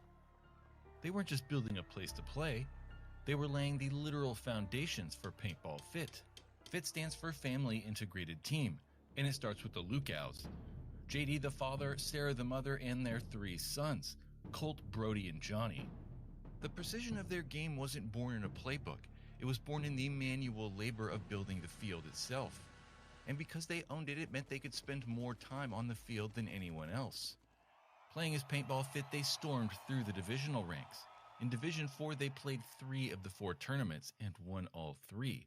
The next year in Division 3, they won 4 of 5. Right by the other guy, still spins around and gives it to him. Is he hungry yet? Is it dinner time yet? Can you, Cal, give us a 6 Ellie. Give us a 6 Ellie. Come on, Cal. Is it time yet? Oh, there it is. Let the big man eat. Coming off their 3rd place overall finish in 2020, the team was offered a shortcut that would eventually backfire. Skip a division and head straight to Pro to fill out the AC Dallas roster. They finished dead last with 117 points and were kicked out of Pro. The following year, they dropped the AC Dallas name and played in semi-pro under Paintball Fit. By the 2022 World Cup, only one match against Austin Notorious stood between them and the series title. And more importantly, promotion back into the Pro division. Going into the final, Fit had a lead in the series over Austin Notorious, 289 to their 282. But before Cup started, Blast Camp were actually in 1st place. But they managed a 10th place and took 4th in the series. That meant that if Fit finished in 1st place, they would take the title and get promoted into Pro. If Austin Notorious won, they would get promoted, and only by a single point. And when that final horn sounded, the series title was set. 481 to 482. Notorious were World Cup winners and Paintball's newest pro team, by only a single point. Coming off the loss in 2023, Fit recalibrated. Welcome back here to the Tampa Bay Open Premier Field. I'm Shelley Farmer, and we are live with Andrea Martinez, aka Angry from Femmes Fatale. You've been around some time at OG Legacy Femmes Fatale. Thank you for joining us in the commentary tower. How are you doing? Doing good. You know, it's been a great tournament so far. Making history inside the stadium, just an incredible week. Thank you for joining us here as we got a WNXL bracket, Northern Lights versus Bear Ridge Saints. Bear Ridge Saints have been making upsets here as a new team, so it's interesting to see what they're up to.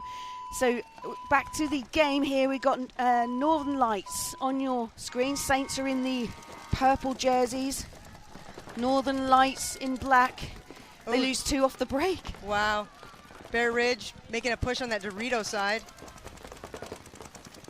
That's already in that 3rd Dorito. They're making big. That's Linda Grau. Oh. So Linda Grau is paintball famous for playing for Poison Ivy. Oh yeah, we played together too. Yes. Yeah, she did. Linda is great. Linda guested for Femmes Fatale last season or the season before? Yeah, season before at World Cup. Yeah. So we've both guested with Femmes. Yeah. So I used to play with Linda for Poison Ivy back in the Millennium season. She's just, it's always a commentator's curse because as soon as you mention someone, they get shot. So Linda just got pinched out there, the Dorito 50. So it's now 4v3. Bear Ridge fills out to the baby Dorito again. That's good. And then they immediately pushed out as Northern Lights now have Dorito 3. Good spread of the field. They've got Dorito 3, Snake 3 and Snake 2. The Bear Ridge Saints have 4 players. And Northern Lights move into the 50 Snake Starfish. Yeah. I don't know what you guys are calling it. The Starfish is good. That's what I'm going with at the moment. Angry. I'm going to call you Angry because that's the nickname. I know. It's easy. It's easy. Oh, nice goggle shot here from the Saints. Taking out Northern Lights. Oh, Erin Scott. Northern Lights moving up in the snake. Bear Ridge tries to match him over here in the snake too, I believe. Oh, she just got shot out. Yeah, she just got taken out here by Banaski. Banaski playing solid here in the snake for Northern Lights. It's just not coming together for them, you know. Cassidy Banaski from the USA. She's actually a boxing champion. She's an athlete in her own right.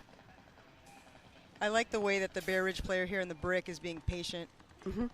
Yeah, that's what they've come into this event like that. They've come in very stoic, which is a great way to see, because usually you panic a little bit on it's their first tournament together. Yeah. And what we seen yesterday coming into this 2-0 after beating Dallas Vibe. Oh, wow.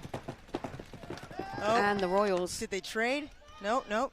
See what I mean? They're just doing the job, staying tight. Staying disciplined, yeah. And what I noticed against big teams like Dallas Vibe and the Royals that have been in the WNXL since its start is they have good survivability.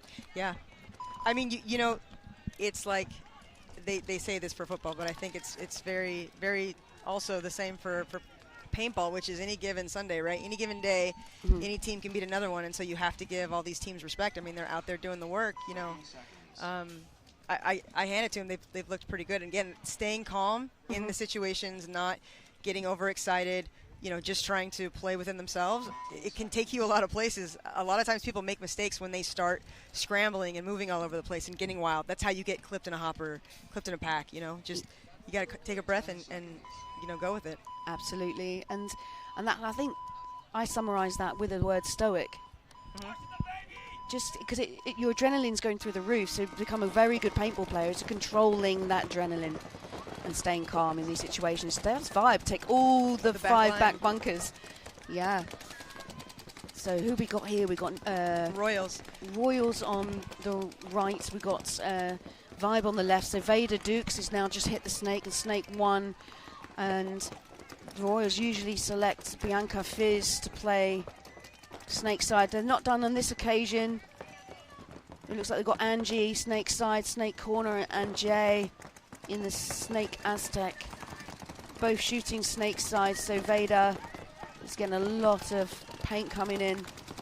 She's backed up here by, it looks like it's Michaela Wilkins. Yeah, I think it might be. Yeah, Michaela Wilkins, Nicole Gates in the home with Corinne Baird and Hadley Korsman. Is it Hadley? No, it could be Sammy. I think it's Sammy in the Dorito corner. Jay now pushing up. Royals here in the brick on this snake side, and their back tower player is crawling up into the snake. I can't quite tell if they've already got a snake player in there at the moment. Yeah, we're blind up here to the ref's tower, but I don't think there is. So that's no, so just the snake too. Yeah. Here we go. So okay, the brick player comes across into the starfish on the snake side. So now they've got 2 in the snake here. That's a really great setup. Yeah. I just hope one of them kind of get switched up and cross over here a little bit, you know. The Royals have been playing great paintball. It's just that they've just not got the results to show for it. Yeah. Well, you know, a lot of times the score doesn't. Oh, we got a kill out of the snake here. Yeah, Angie takes a walk. That's the Royals player. So it's just Jay alive, and they lose. They lose Resenda on the other side of the field in that small wedge. Yep. So in a matter of 5 seconds, Royals lose 3 players. 3 players, yeah. Yeah, Starfish takes a walk. I mean, that's the thing. Sometimes the score doesn't tell the whole story. You know, you can see some of these matches. The score might be lopsided, but those points might have been, you know, very, very close. You know, they're not quite putting it together here on this field, but here come Vibe, like a train. Dorito side, Corinne, led by Corinne down. Baird. 2 bodies rushing down that Dorito side.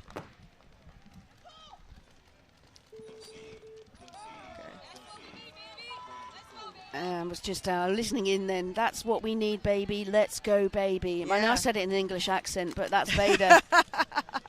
Vader pumping the truth right here. Oh, yeah. It wasn't Sammy. It was Hadley. Oh, okay, yeah. Is it? Yeah, I'm trying to. It's hard to see because they change their breath. That's the thing with female players. We change the hair every day. Yeah. So one day you'll have a ponytail, next day a braid. Yeah, you know, you got to change it up. Absolutely. Keep Why them not? guessing, right? Keep them guessing. So in the purple jerseys is the Bear Ridge Saints. So we've got Dee. So Dee's season player. We used to play with Dee, didn't we? Yes. Destiny. Yep. So Dee Tucker, number 24. She's back playing. It's so great to see all these players coming back and playing the WNXL. Absolutely. I mean, and that's what you want, right? Yeah. You want. They say you never really quit paintball. You just kind of take a little break for a while, and then you always kind of make your way back. Maybe that will be the same with me in the next few years. Maybe I'll come back and play. I love commentating. I enjoy it, but I do really want to play every time I watch. So perhaps I should create a Veterans League. I love that. Wouldn't it? That would be great for us. A WNXL Vets. It would just be one team and then we'll win every event. Yeah. But yeah, so we've known each other for many years. Angry, you used to be the team. Oh, there we go. Penalty. She moved into the Starfish. Yeah, she moved into that Dorito Starfish and got clipped, the Northern Lights player, and pulled the yellow. So they dropped that side, I believe. Northern Lights, again, a team that they practice so hard and they just don't get the results at the events.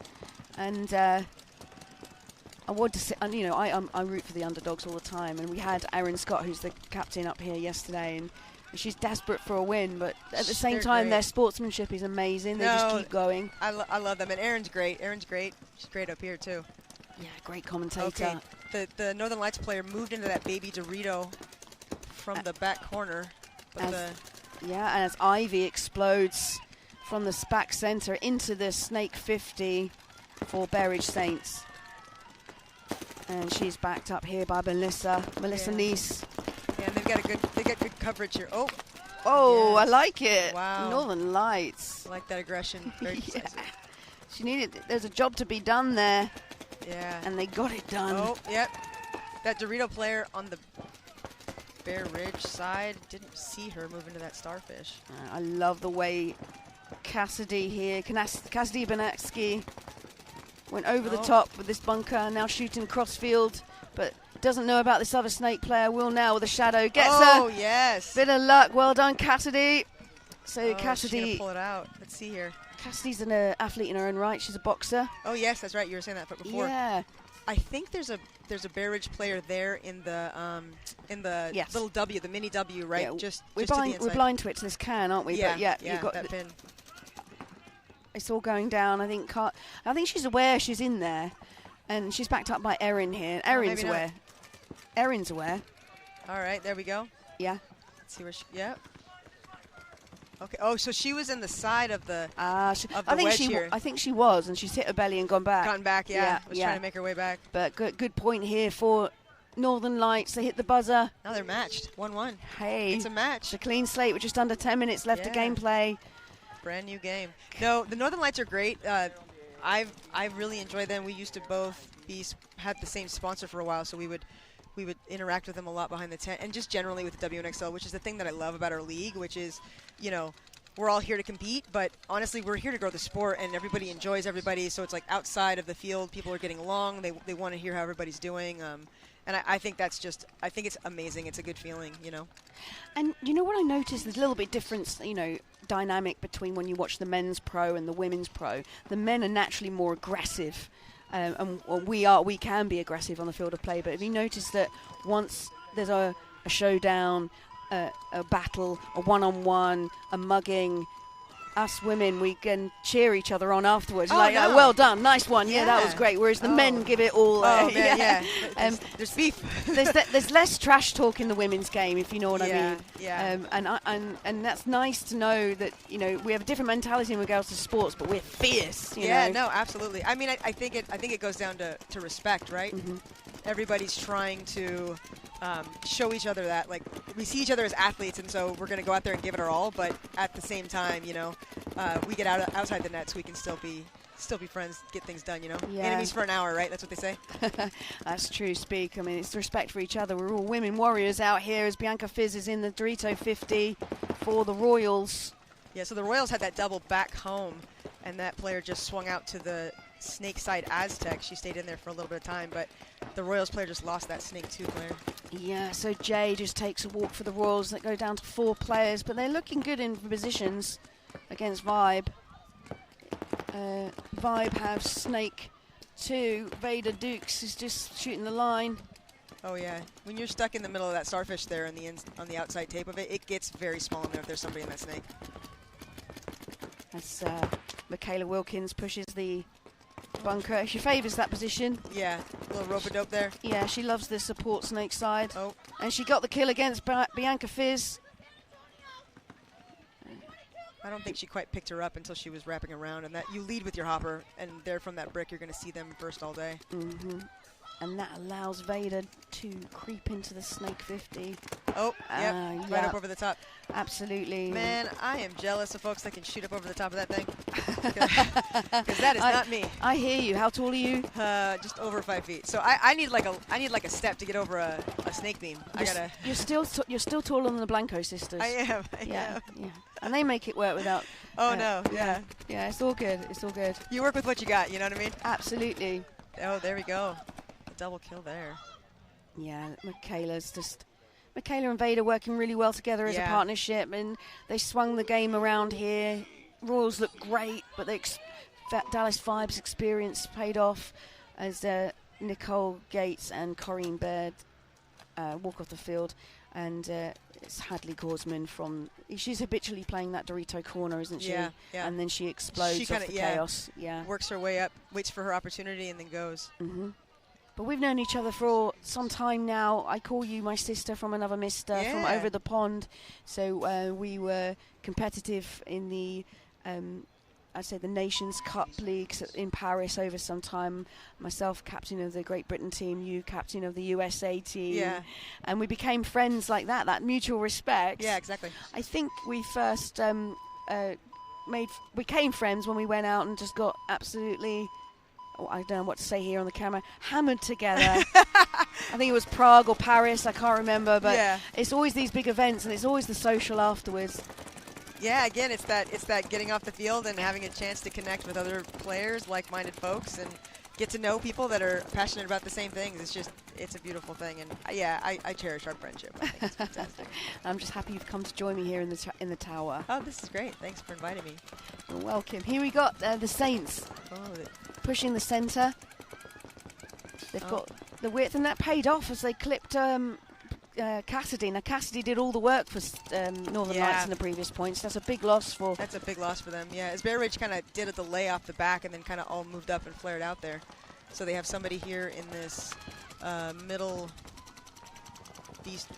Yeah, I'm calling that like the center castle. The center castle. Okay. Yeah. I mean, that's a nice move. I like that.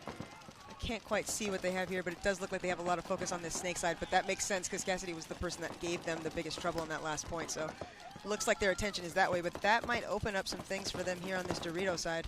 I can't quite tell if the snake is trying to shoot across at that Dorito 2 of the Northern Lights, but... Yeah, I can see by her feet that she's shooting D-side, but Jordan Adams here, what a great move. I love that from the center, just... You know, to come down onto the brick, onto your belly, but she did it all with speed, and Saints are completely unaware that she did it. She might expose herself through profiling right now as she's trying to talk to her players, but she's in there safe. And if you look on your screens just under the Saints, you can see the player here all posted up, waiting for her, and there we go. And as I said it, as soon as she stood up, she took one to the face. So that comes down to what I was saying about Saints' discipline. They wait. They wait. And so it's a great shooting there from Kirsten Stanley, playing in the center for Saints. So now that center castle is now looking to work that Dorito side a little. Focus up that way. And Ivy now for the Saints in the 50. They're doing a great job of covering these zones, which is that's always important, right? And it takes that discipline because all you need is for somebody to turn away, get distracted, want to look for a kill someplace, drop the zone, and then, you leave your wingman hanging, and you just don't want to do that, right? Absolutely. I mean, we've got 3 guns shooting snake side here. Can you see them all pasted up in a line? Yeah. They're just waiting for Northern Lights to push the snake again. But Northern Lights, they currently have domination D side, but they're looking infield. Yeah. So they've got Dorito 3, Dorito 2, and the snake 2. Yeah.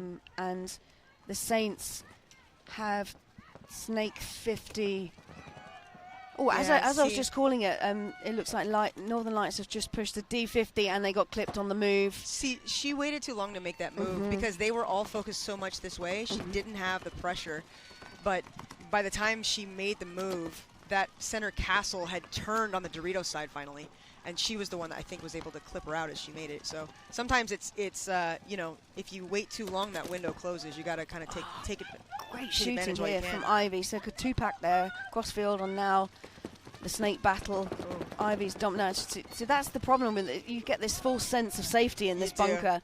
But she's still alive, and Ivy doing the work there for Saints, along with I think it was Kirsten Stanley in the center, just patient, waiting, and took one of the key players out for Northern Lights. A great bit of paintball here from the Saints as they're steering towards another win here in their very first rollout with the WNXL. Yeah, I mean, it's strong showing. You know what I mean? I think they're surprising a lot of people. I think, you know, and that's wonderful. And it's good, like you said, to see players coming back. Like, we've both played with Dee. Dee's a good time. And so it's great to see this growth. I mean, obviously, you know, we hope to one day have, what is it, the 18, 20 teams that the men's side have. We would love to have that, just continue to grow the game there. And it will happen with because we've got WNXL Amateur going on as well. Yeah, absolutely. Okay, with the Royals on your screens. That's a nasty dive there. The dirt is getting really sticky now, isn't it? Yeah, it is. So her cleat got stuck as she dived in, and yeah, that's got to hurt, as well as getting clipped out there by Nicole Gates, who's just holding the home. It was either Nicole or Michaela there. Yeah. They both had lanes on the snake. Another big back lane. You know, the grass is kind of disappearing in a lot of spots. You're getting a lot of ruts, and you can see where the sand is coming up from underneath, and that is making it a little bit harder. You're kind of catching sometimes if you don't quite dive in just right. So, yeah, the surface is changing as Jay also takes a walk from the snake corner, and Vader Dukes takes that kill and then launches straight into the snake 50. Michaela Wilkins backing her up. They have lost Corrine Bird and the back line. Nicole Gates now moves into the D side to spread the field for Vibe. I'm actually a little surprised that the Royals are not being quite as aggressive as they've been in some of their previous matches. I know that when we played them, they were really pushing that snake side, trying to get two people in there, varying their routes up, you know, sometimes up to the brick and then over and across. They may have made that adjustment because of some of the problems that they were running into, but they tend to play really well when they're trying to get teams on their heels, you know. Michaela Wilkins just made a move into the snake 50. She's putting a lane in now on the player you see on the screen. Oh, yep. Angie. Oh no, it's I think that's. I'm just trying to see who it was. It just panned away. Yeah. But it's Angie. It was Angie. Yeah, great shot. Great shot. So back to Northern Lights and Saints. Just over 6 minutes 30 left of gameplay. Rolling out a similar line. I think Cassidy Banaski's played every point, and Erin Scott's coming out to play the two. Now the Bear Ridge Saints, I believe it's a combination, right? Because they have a couple players that are from Mexico that are also joining up with another organization to make this this roster up. Absolutely, Angry. So basically, you've got the Barbies that were in amateurs that have come up, joined the Bear Ridge Corporation at Jasper, Georgia, to create this new women pro team, and they've picked up Andy Ibarola and Yvonne Navarrete from Mexico and Linda Grau from Norway to create a squad. Yeah, a 9-player roster that's looking good. That's strong. I mean, that pickup with Linda was huge. She comes with a lot of experience. I mean, she plays in the higher divisions in the European League, as well as representing her country in the Nations Cup, as well as playing in the WNXL in Europe. So. Yeah. That's Linda Grau on your screen on the far left at start gate, number 8. No, number 6. Apologies, Linda. You've always been number 6. Number 6 for the Saints. She'll play D side. And we've got Chris Stanley, number 10, doing the work. I could be calling you Kirsten Chris. I apologise. It's probably just my handwriting. And so let's get that right. So Chris Stanley is doing brilliantly. As Northern Lights lose their back Dorito player. Oh, they do, but they're already in the Snake 2 and the Snake 50. And Saints are just waiting. Oh, great move. That's 2 kills here for... I'm trying to see who that is. Oh, that's Hannah. Hannah just got a 2-pack there against the Saints. Great work. So Hannah Urquhart, number 78 for Northern Lights. Yep, they've got this. The Bear Ridge Saints have the center castle player just kind of posted up, waiting. Hopefully, that bunker's getting a little small for though as she moves down. So Hannah's been one of these players that's been playing as long as the WNXL's been running, but she's been new. She's a rookie back then, so she's now going into her 5th season, and she's just growing as a player. Yeah. So she's adapting with the game here, and it's good to see.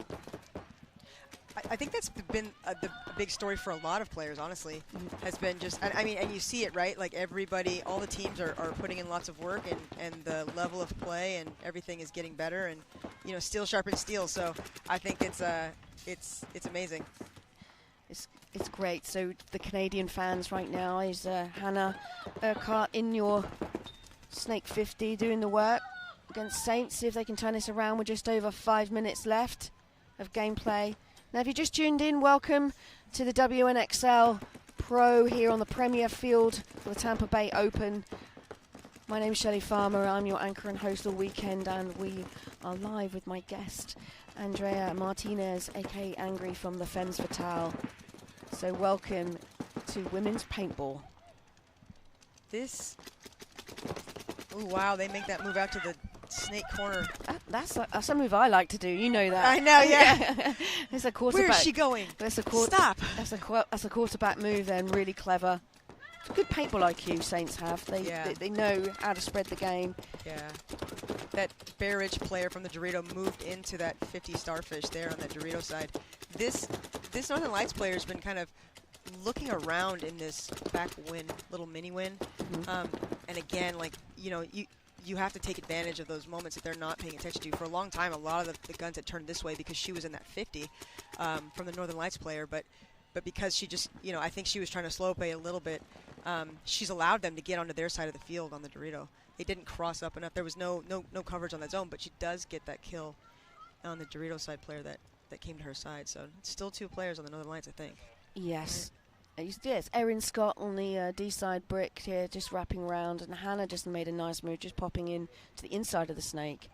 Now, this is where something new for the WNXL here is that now that we've moved to 5 pods, right? This game's been going for a little bit, right? So it's a matter of like, okay, have you paid attention to what you've been doing? How many pods do you have?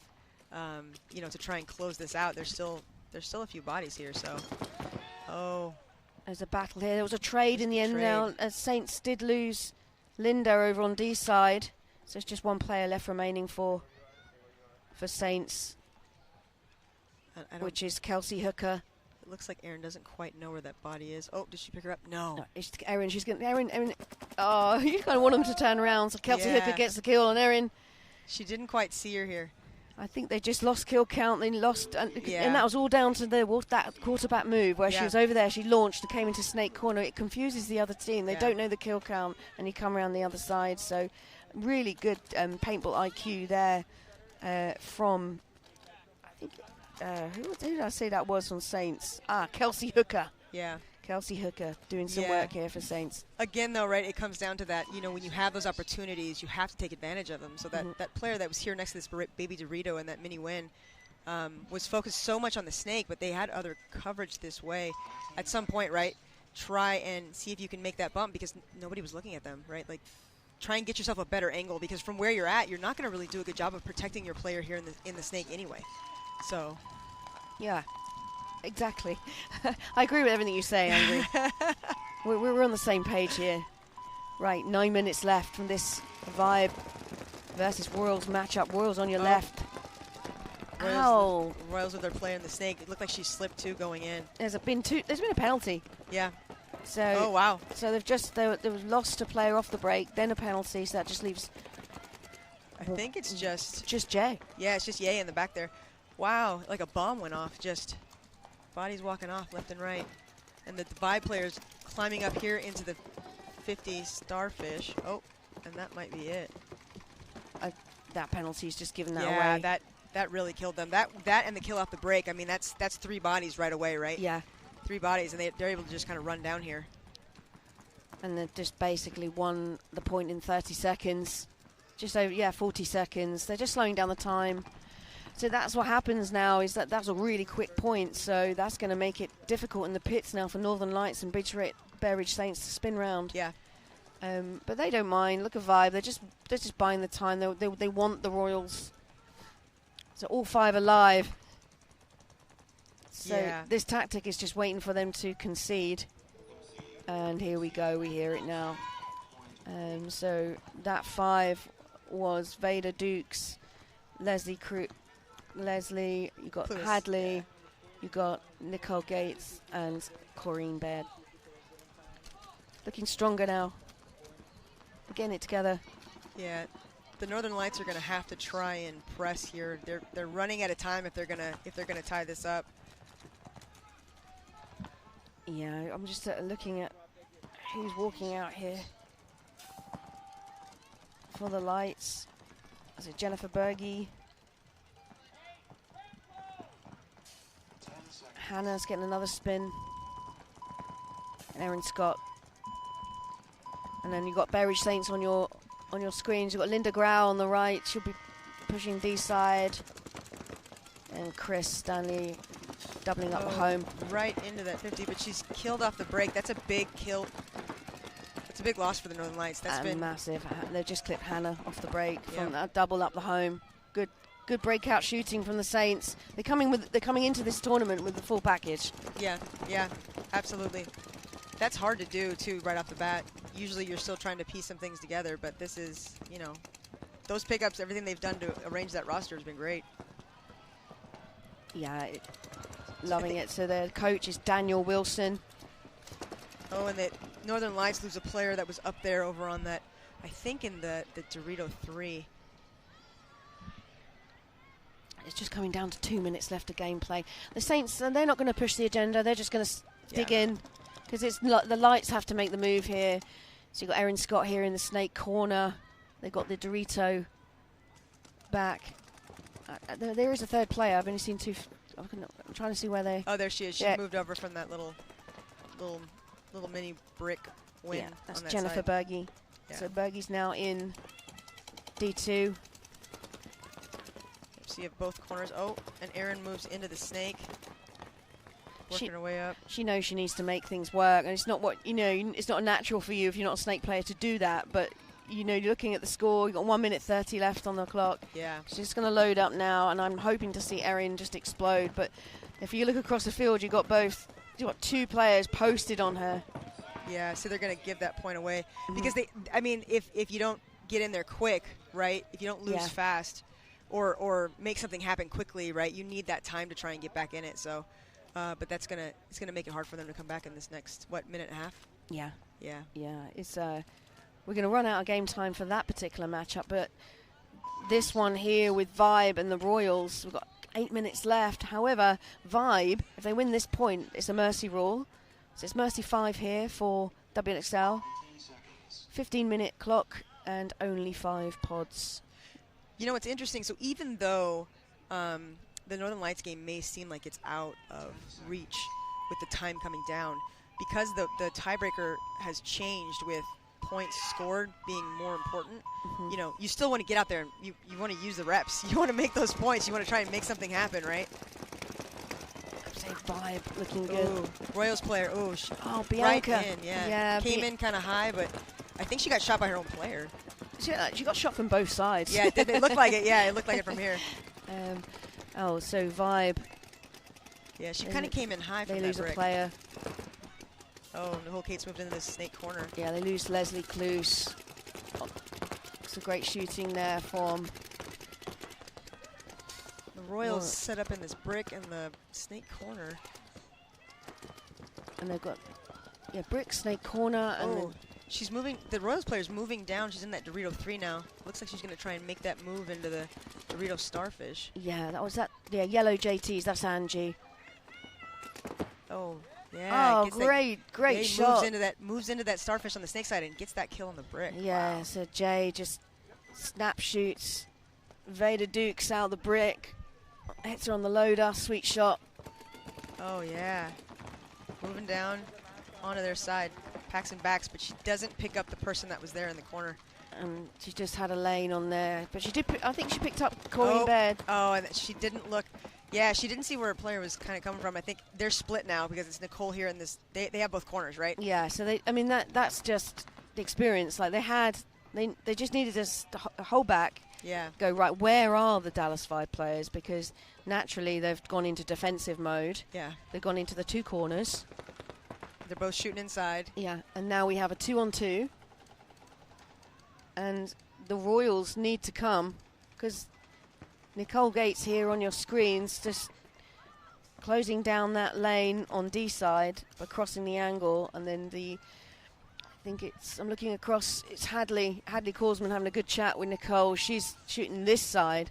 Oh, yeah. See, and that Starfish player is still, from the Royals, is still kind of wrapping and trying to battle with battle with Nicole. Yes. In the snake corner. But again, right, like if this is where this person here, if they have the opportunity to move, you've got to take advantage, right? You can stay low, try and work your way up, use the blind zones, to block out, use those bunkers in the middle of the field to block out where they're at. You've identified where they're at, so try and work your way up and put yourself in a better position to try and steal this point away. So it's Lady and Angie, and as I was just about, Angie's just been clipped, so it's just Lady alive here, purple beanie for the Royals. Lady is the team owner and captain. And let's see if she can, so Hadley's going to explode from the corner into Dorito 2. This is a 2-on-1. Yeah, I've played with Lady before. She is a competitor. Oh, she's great. Yeah, a lot of experience too. Yeah, I played that one-on-one with Lady that's on that's my right, Instagram. Yeah, that's right, yeah. I the got first ever one-on-one in the WNXL, that's right. Oh, was it? Yeah, yeah, history, yeah. So, yeah, she's there. Oh, does she get her coming across? No, but Nicole comes up and gets her on the back. Nicole stings her on the back. Yeah. See, and that's just working together, right? Like, if they can only shoot one way at a time, right? So, absolutely. Hey, are they shooting at you? Are they shooting at me? Let's try and make those moves and take advantage when those windows open up. Yeah. So that's young 15-year-old Hadley Korsman. She hit the buzzer. She's having a great tournament. She's really enjoying it out here, and why not?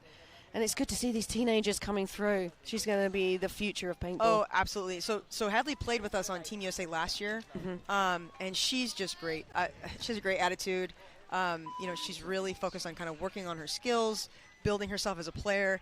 And I agree with you. I think, as she continues to mature as a player and as a person, she's going to be, I think, graduating from high school this year. It's just the sky's the limit, Absolutely. I'm slightly jealous as well. We didn't have that when we were that age. I mean, no. I started playing when I was 14 competitively, and I wish we had that. So if you're out there now and you're a teenager and you're playing, this is what we've got for you as a women's pro league. Oh, yeah. So you can make moves. But, that's the point, right? That visibility is what really helps to kind of grow this. I remember playing way before. Oh, Northern Lights player tried to press into the other side of the center castle for the Bear Ridge and got clipped going over. Yeah, but you do this because, that visibility. I remember being the only girl at a field playing, for the longest time, and just to see it go. To grow to this level, it's amazing. It just brings you a sense of pride, doesn't it? Yeah. We may not have, some of the same things, but I can say that I think we helped kind of build some of this out. Legacies. Yeah, exactly. And that's the point, right? Leave something behind. And that's where we're at. So we got Hannah back now in the Snake 50 for the Northern Lights, which is just 30 so Bear seconds. Ridge doesn't know that she's right here. She's looking for her behind. She might be. Shadows are going the wrong way, aren't they? She's going to get shot out. Oh, and she missed that shot as she did. came in. Yeah. She hit the bunker rather than the player, and then they trade. Yeah, and it's tough too. I mean, this player on the inside in the Snake 1, I don't think she could quite see her. She might have been able to wrap on the outside of the Snake 3 and get that quick shot. So Ivy's just playing down the time. She's just playing the time in the blind. Yep. Okay. And that's it. And there we go. Bear Ridge Saints get their third win, 3-0. Out here, stunning folks. I love it. I love it. And Vibe as well. They mercy ruled. And the Royals. I didn't expect that. I thought the Royals would give them more of a show. Oh, absolutely. Absolutely. I mean, again, it didn't seem like they were as aggressive this time around. Yeah, I mean, so we have in that bracket, Bear Ridge Saints took Northern Lights 4-1, and they're now 3-0. Yeah. And Dallas Vibe, they won 5-0 against Royal. So great bracket, and it's good to have you up here in the booth with me, Angry.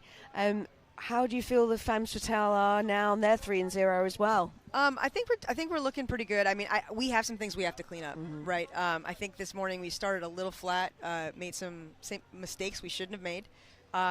First game of the day, it happens sometimes, but that's okay. We've gone back, looked at some things, adjusted some stuff, and I think we'll be okay for this afternoon. Queens of the comeback this weekend so far. You know what? We have a lot of newer players that are with us, and I have to keep reminding people hey, we can do this. We can fight back. We got to fight the whole time, and once you kind of do it, you prove to yourself that you can, and then you can always go back to that mentally and be like, no, I know that I can come back from something like this, right? Absolutely, and it's a strong roster as well. Yeah. So Femmes Fatale looking for the win, back-to-back, won Tampa Bay last year. Yeah. So I'm rooting for you. I have to be impartial as a commentator, but having guested for Femmes twice, I feel like I'm part of the family. Absolutely. I'm looking forward to watching you all. So stay tuned here, live on YouTube, Major League Paintball. We're here with the Premier Field. I'm Shelley Farmer. I'm here with Andrea Martinez. Thank you for joining me. You got it right. I had to think about it. You see the stutter? I know. The amount of times I get it wrong, and we've known each other for so many years. It's all right. But so I can just call you Angry. That's fine. It is what it is. We're going to go to a commercial break, and we'll be back with the men's semi-pro. Next up, we have Las Vegas Shock versus Denver Altitude and Puerto Rico TPP crew up against my European friends coming at you. See you soon. Before Paintball Fit could finish one of paintball's greatest comebacks, they had to be tested. They started as the worst team in professional paintball, outgunned, humiliated, and kicked out of the division. Their first attempt at a comeback ended up in a 1-point heartbreaker. Most teams quit there, but after losing this series, the Lookout family didn't just rebuild, they evolved. They stopped trying to play the league's game and started to build their own. In 2023, they returned as a machine, doing the impossible by sweeping the entire semi-pro division. Again and again and again, as the big man, let the big boy eat. Always got to wipe that face off, eating all them ribs. The last time they were here, they got last. Was their evolution and a perfect season enough to survive the pros? Did they have a blueprint for a championship, or just an expensive way to keep failing? If it were an expensive way to fail, JD Lukau was okay with the bill, because he wasn't buying trophies. He was buying back the time life told him he didn't have. So in 2010, I went through cancer, and it got really bad for me. I was bedridden, and I couldn't eat. I had a feed tube and chemo and radiation, everything. And I went to a really dark place. He survived and came out with a different perspective. He realized he wanted to spend more time with his family. A couple years later, he would head off the paintball field with his sons, and he saw a way to take back the time cancer tried to steal. They first played as the Apex Predators, but as the team got more serious, the local fields weren't enough. JD was no newcomer to paintball, so he did the only thing that made sense: build his own field of dreams. They weren't just building a place to play, they were laying the literal foundations for Paintball Fit. FIT stands for Family Integrated Team, and it starts with the Lukau's. JD the father, Sarah the mother, and their 3 sons, Colt, Brody, and Johnny. The precision of their game wasn't born in a playbook. It was born in the manual labor of building the field itself. And because they owned it, it meant they could spend more time on the field than anyone else. Playing as Paintball Fit, they stormed through the divisional ranks. In Division 4, they played 3 of the 4 tournaments and won all 3. The next year in Division 3, they won 4 of 5. Right by the other guy, still spins around and gives it to him. Is he hungry yet? Is it dinner time yet? Can you, Cal, give us a 6 Ellie. Give us a 6 Ellie. Come on, Cal. Is it time yet? Oh, there it is. Let the big man eat. Coming off their 3rd place overall finish in 2020, the team was offered a shortcut that would eventually backfire. Skip a division and head straight to pro to fill out the AC Dallas roster. They finished dead last with 117 points and were kicked out of pro. The following year, they dropped the AC Dallas name and played in semi-pro under Paintball Fit. By the 2022 World Cup, only one match against Austin Notorious stood between them and the series title. And more importantly, promotion back into the Pro Division. Going into the final, Fit had a lead in the series over Austin Notorious, 289 to their 282. But before Cup started, Blast Camp were actually in first place. But they managed a 10th place and took 4th in the series. That meant that if Fit finished in first place, they would take the title and get promoted into Pro. If Austin Notorious won, they would get promoted, and only by a single point. And when that final horn sounded, the series title was set. 481 to 482. Notorious were World Cup winners and Paintball's newest pro team, by only a single point. Coming off the loss in 2023, Fit recalibrated and started a run like the sport has never seen. They beat Blast Camp in the finals at every single event, sweeping the entire semi-pro division and taking first place every time. That perfect season finally got them an invite back into the pro division. Great job, Colt Lucal and all the boys. Oh, he's counting to 5. You see him? He said 1, 2, 3, 4, 5. Like I said, I've been here for a long time. It's my 29th year at World Cup and been calling games for 2 decades, and I can't remember the last time a team was this dominant in a division.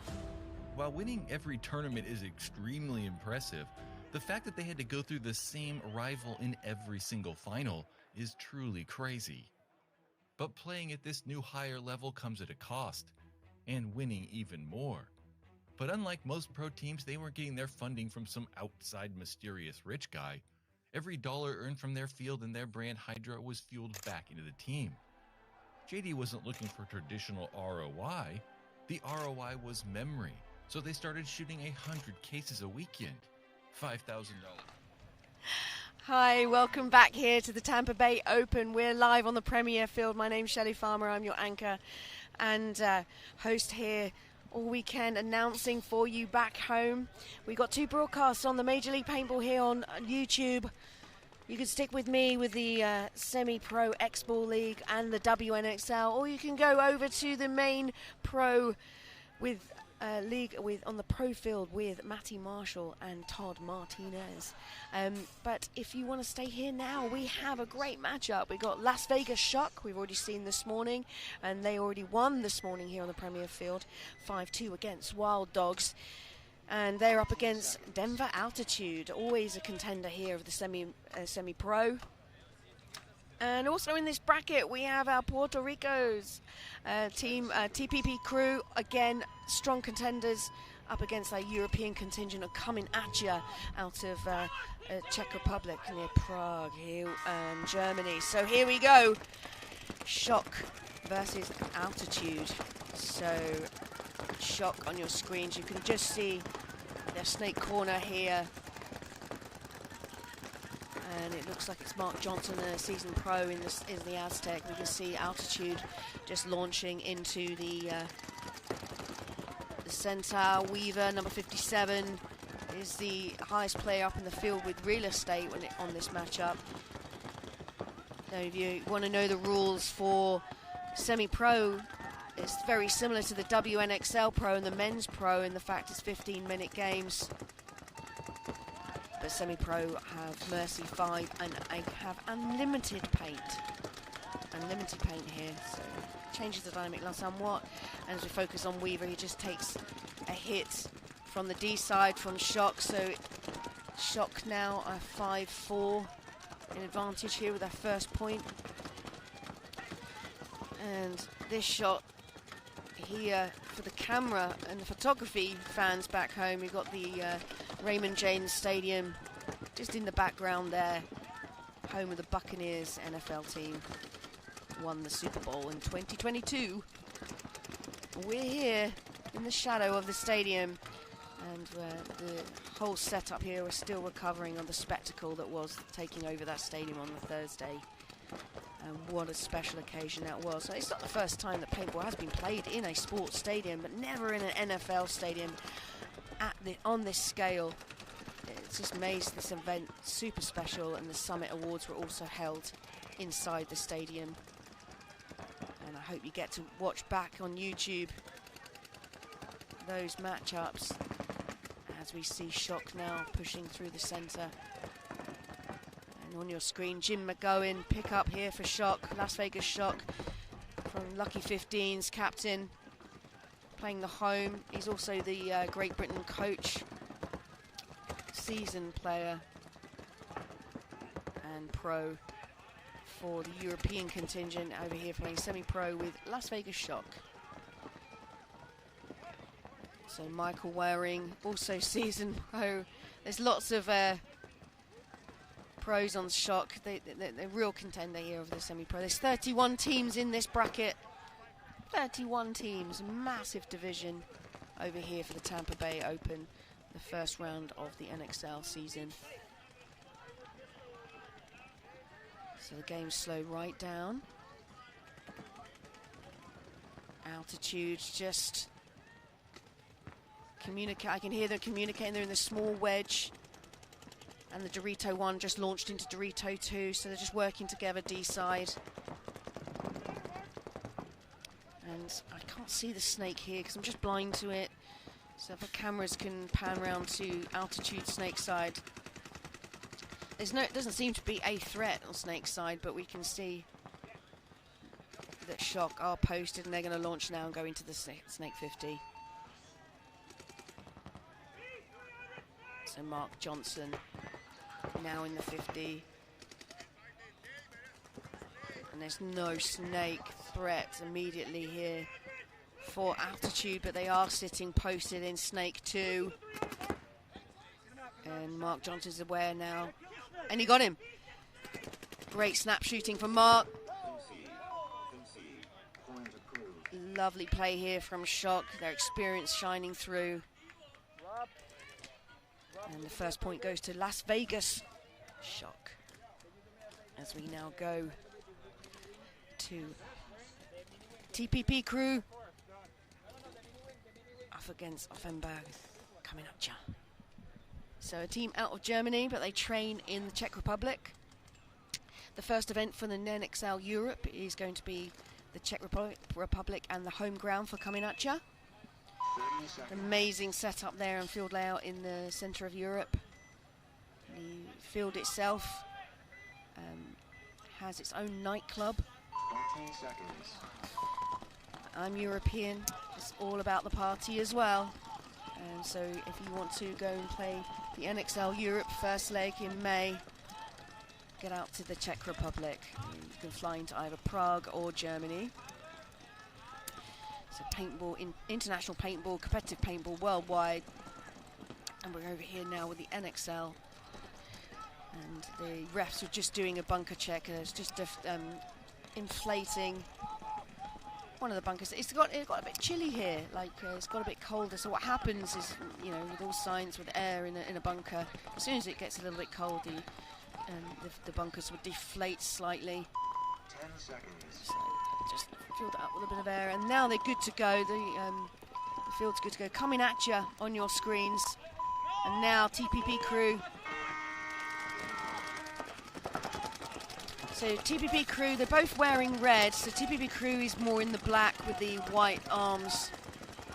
And they're on the left, and Alfenberg coming at you in red on the right. So here we go. TPP crew, corner cam, Snake 2. He's got in alive. Snake corner, the Aztec, and the home. And they also have Dorito 2. The home's now pushed to the Dorito back line. And here we have coming at you, moving down the brick. They're also in the Snake 2, just shooting the line. So all 5 alive, both teams on that breakout, quite conservative from both teams. As TPP crew carry on, number 5 is now in the Snake 3, shooting crossfield. Carry on, just looking for a kill. Look, just hunting for a few necks and packs here as Santiago here in the Snake corners, just staying tight. Oh, it looks like it's some kind of penalty has gone down on TPP crew D side. They lost 2, so they're down to 3 players as TPP crew now bump over into that other Dorito. So they've got a spreader Dorito back corner, Snake corner, and Snake 3. Coming at you, looking good. All 5 alive. Just disciplined, clinical. Germany, paintball. So they're now in Snake 3. So just mirrored here, Snake side. No one really pushing the agenda at this stage. TPP crew, Snake corners just bumped inside the outing. He's now pushing down to support the Snake player in the brick to see if he can change the angle. And Santiago here is just talking to carry on. Do make sure with the cover both angles, so he plays the line and he'll play the inside as their third player now pushes into the small wedge D side. They will look to launch into the D2 as TPP crew now on Snake 50. You're going to see a showdown here on the Snake players between Snake 3. And he just got clipped there, so great shooting there. There's a trade between the two Snake players. Oh, great nice stuff from Santiago. Gets the Snake corner. So it's a 3-on-2 situation. And both teams here just married up in the bunkers, with coming at you dominant on their guns. So 3-on-2.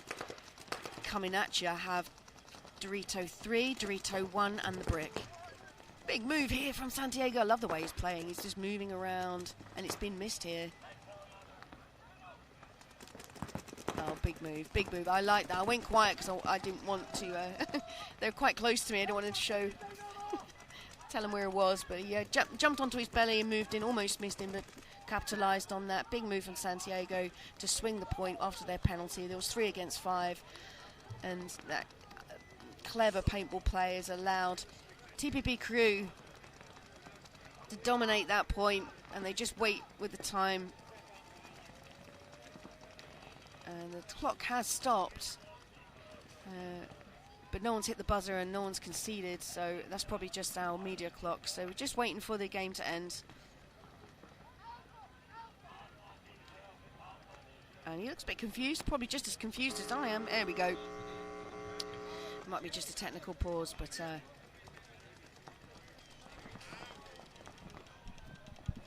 there is some kind of there is a tech pause going down. Sometimes happens. So, coming at you, just checking in with the head ref, and shocks. It looks like it's Todd Adamson has come down to coach Las Vegas Shock. Is trying to get the attention of the refs because there's an issue with the conceding button. For TPP crew and Shock. So there's just a technical, but that point will go to TPP crew coming at you. Just lose the first point here, semi-pro. So coming at you are a pro team over in Europe, and they've made the journey over to join the ranks here, semi-pro, for the Major League Paintball. Here we have Las Vegas Shock on the field. We've got Taylor Spice, Alec Brown, Jim McGowan, and Corey Field. And we have Kanane, Barry, Paredes, Schlamba, and I don't want to butcher your names, Wiarda. I'm so sorry. But they're walking out now for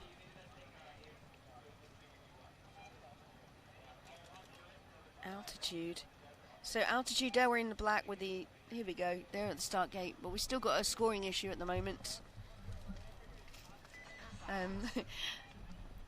I think, have you been listening with me all day? I've been explaining how it's just me up in the tower, but obviously surrounded by my fellow WNXL players and friends. So what just happened now, I gave a giggle, was because Erin Scott from Northern Lights has just provided me with a packet of crisps or chips over here in the US, and peanut butter and raspberry spread jam. I mean, that's very American. No idea what that is, but everyone's just showering with me with like food. And then on the other side of my chair, I've got some chips and some protein bars that have been handed to me from Dallas Vibe. So I'm being well looked after. And here comes some more food from Northern Lights. Oh, you guys, looks like, I mean, I'm being spoilt up here in the tower. It's nice to see.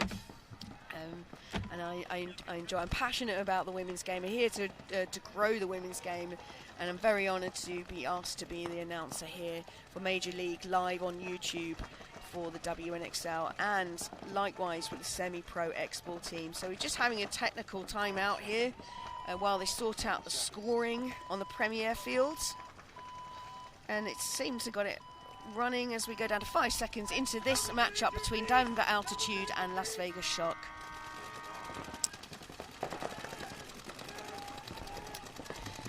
And Altitude lose one off the break, and Shock all 5 alive. So it's 5-4 in Shock's favour. Just over 11 minutes left of gameplay. Paredes for Altitude here in Snake 3, and he's backed up in Snake 2. And they get a kill on Shock in the centre of the field. Jim McGowan takes a walk. He's just been clipped as he came up into the brick from the home. So it's now 4-4.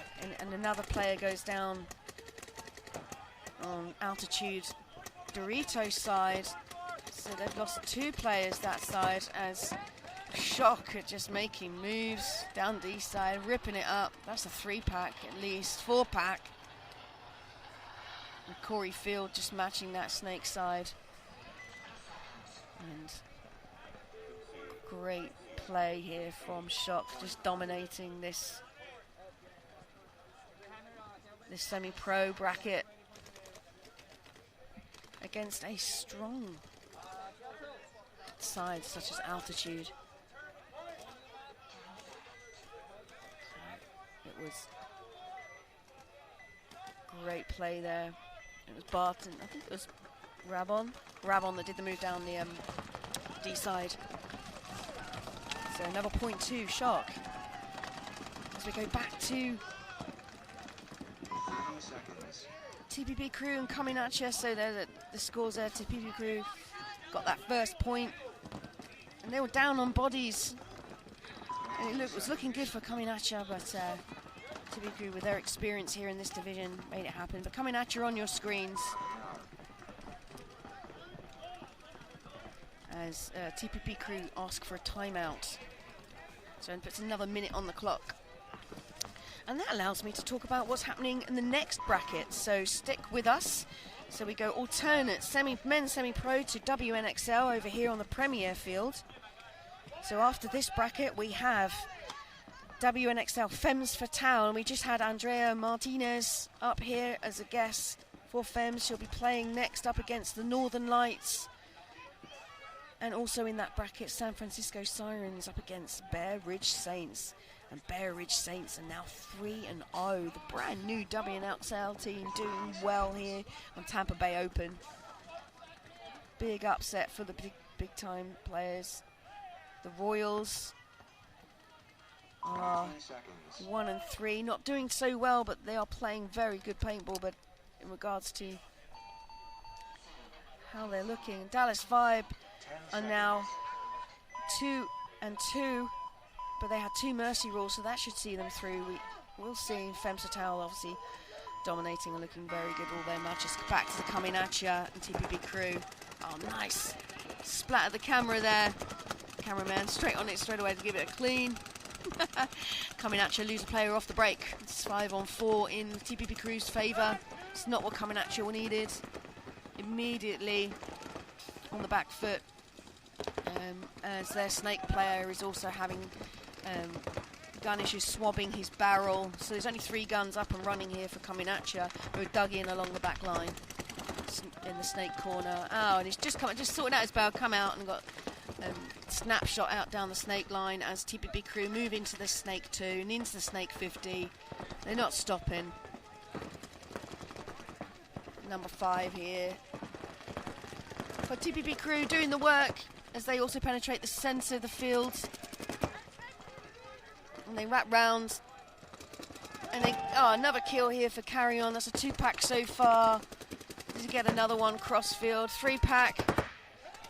And he just got taken out by the snake corner. But the snake corner's got pinched by D-side. TPP Crew.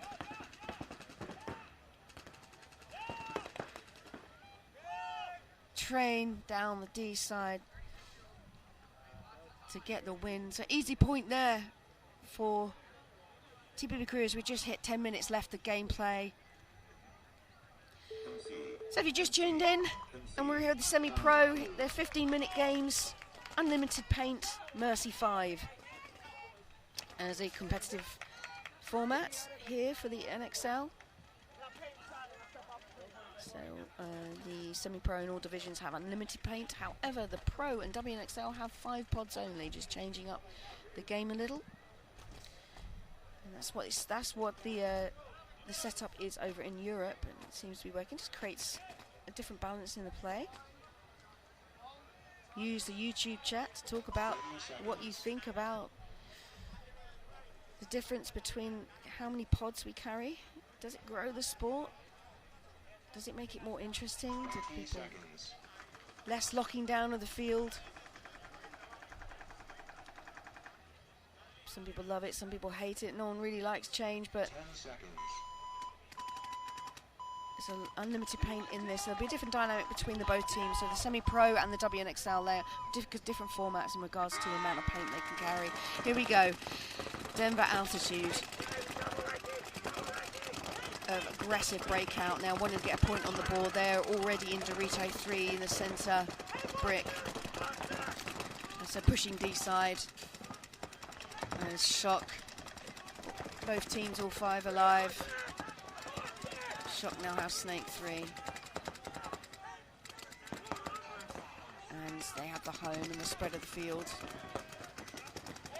So Michael Waring gets clipped out. I think I've not seen Waring in the Snake 3, so he wasn't aware of that cross shot cross field. So he just got clipped out there, so they've just lost. Just lost a player. Corey Field doing all the work. Kill 4. Quicker than my commentary. The shot came out. Guns blazing. Their Dorito side players doing amazing work for Las Vegas Shock. Again, just pushing D-side, making it happen. It's power on. And 4 Shock. And as we go back to a matchup, just under 10 minutes left of gameplay with TPP Crew and coming at ya. 30 seconds. Just check. I'm just going to have a look at here on the teams for Shock. I'm interested to see who that Dorito player is. 20 seconds. So doing justice. That's 2 points on the trot here. It's just taken out. It's taken on Denver Altitude down D side.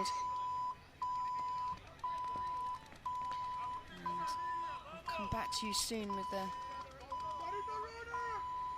But as we go onto the TPP Crew and coming at you. And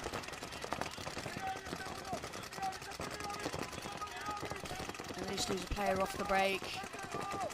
It's good for coming at you. All 5 alive. It's 5 on 4 in coming at you's favour.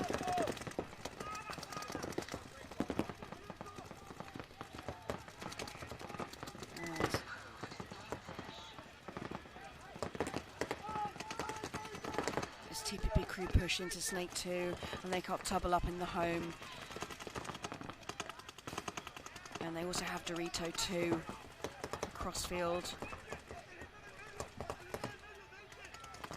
As coming at you, also mirroring the Dorito 2 on that side of the field. They lose their player on the back line here. So it's 4 on 4. Now 4 on 3 as coming at you use their player on the inside Dorito bunker, that mini wedge. Doubled up in the Snake, but it's just taken a walk, so it's now 3 on 3.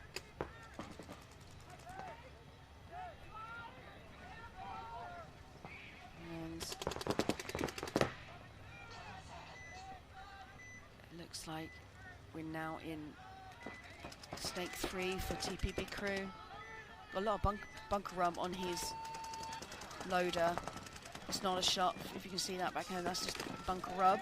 Oh, great shot there, snap shooting from coming at ya. Jork, number 89, he's seasoned European player. It was a trade, so they both shot each other. So it's a 2-on-2. 2-on-2, TPB Crew have Snake Corner and the Dorito 2. And coming at ya have the Dorito 2. And I can't see the other player, I'm just relying on the screens. It might only just be one player for coming at ya. But I can hear him talking to someone. So is he now in D3? And TPB Crew just exploiting that by coming down the snake. And they got the kill, and TPB Crew once again, it was a 2-on-1. Forces coming at you to concede, and the point goes to TPP Crew. Michael Waring here just doing a gun check, so now he's aware of that shot in the Snake 3 if he ends in that position again.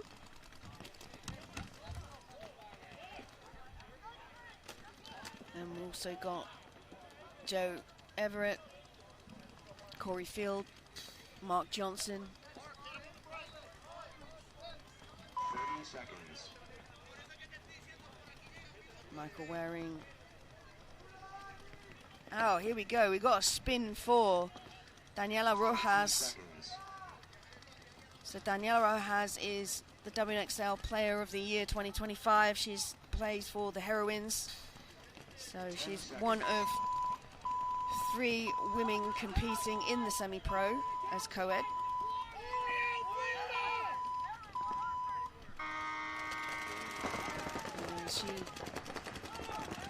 And Altitude lose a player off the break. I think he didn't touch back because it was the touchback ref that's come out to call him out. And they lose their player on the Aztec this side. So it's down to 3 players here for Altitude. Brilliant breakout shooting from Las Vegas Shock. As they now capitalise Snakeside, because Snakeside is completely open for Shock to utilise as they push into the 50. So Michael Waring here in the 50, gets the kill straight away, sees the move, popped up. Just leaves the Dorito 3 player and the small wedge, so only D side. Gets the kill on that little wedge. So it's just D3, 1 player left remaining. Corey Field putting a lane in. Waring also aware. Corey Field just wants to, he's hunting. And got the kill. It's just fun to watch. So that forces another concede here for Altitude. Altitude, good team, just not coming out, not putting it together yet against Shock.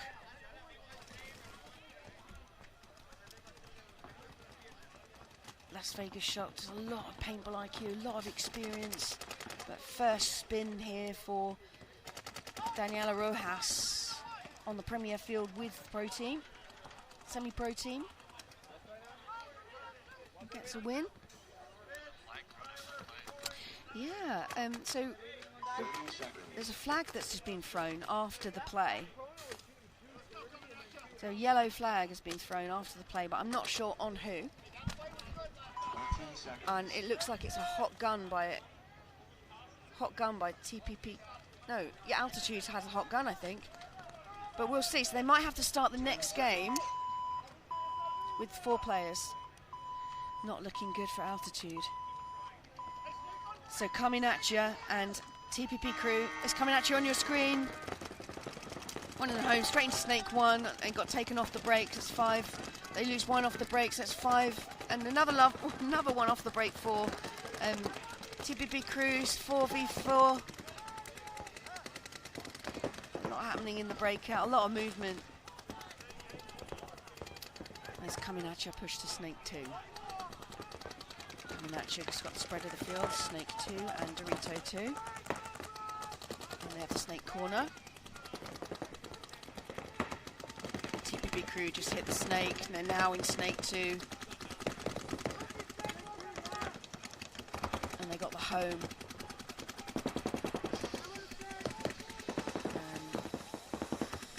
D side back corner. They're in the teabag, the Dorito in that corner. It comes coming at you into the center brick. Looks like he's going to launch and go into the snake. Nope, he's going to stay. No, he's going now. So you get lie on that belly, and you're blind to a crossfield because of that beam. And into the new bunker set up here. This name is Starfish on the 50. He's going to shoot inside to try and clip that wedge player. It's just staying on his gun, but it doesn't know where the other snake player is, so TPP crew just sitting tight in the snake 3.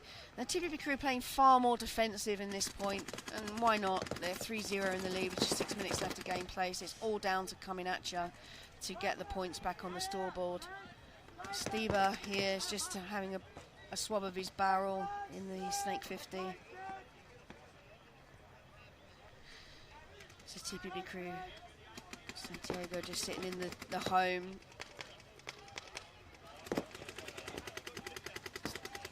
There's no need to push it.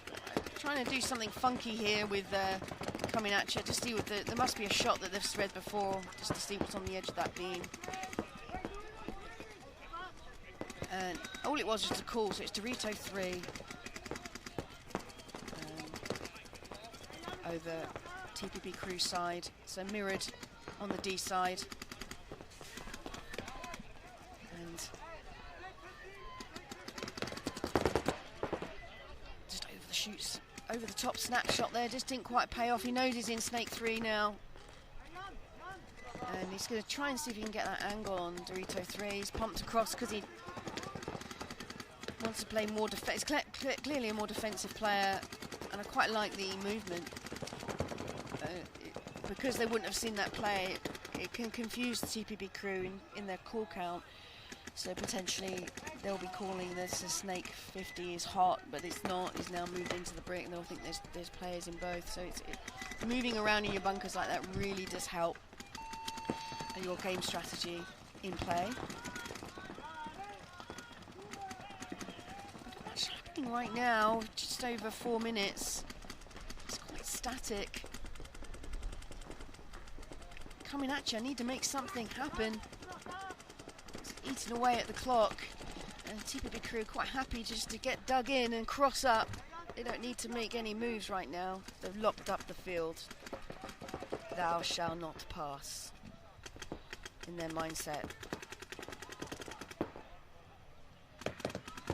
As we hit 4 minutes, it seems like coming at you have gun issues. Gun issues in the centre of the field. I think they've been fixed. Loader or gun issue or paint issue. It could be one of those 3 things, but quick field strip sorted. Coming at you back in the game. It's a 3-on-3. And 3 points in TPP crew's favour with 3 minutes 30 on the clock.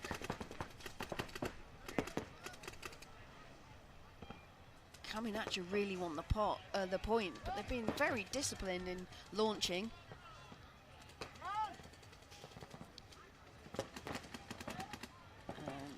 Trying to make something happen. He's got shot coming through the centre on the blind, so the cross-up's working perfectly here for TPP crew, just locking down that field. The ref called him out, but the player wasn't sure. And coming at you, lose their D side. There are 4 players. Forgive me, they had a player that was in that mini wedge on the inside of the Dorito. He's now pumped round into the Dorito 50, and he's been shot, so that just leaves 1 player left remaining for coming at you. He's going to come around and just stab him in the back. Yep, little sword move. Clever play, but he's going to be taken out now as the TPP Santiago read what happened there. Got the last player, and that forced coming at you to concede the point.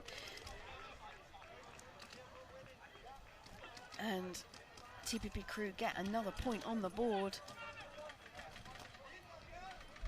As we go back to this matchup between Las Vegas Shock, who's dominating this match, against Denver Altitude.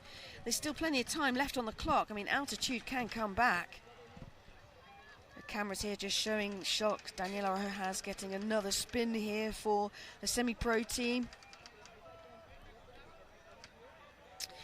seconds.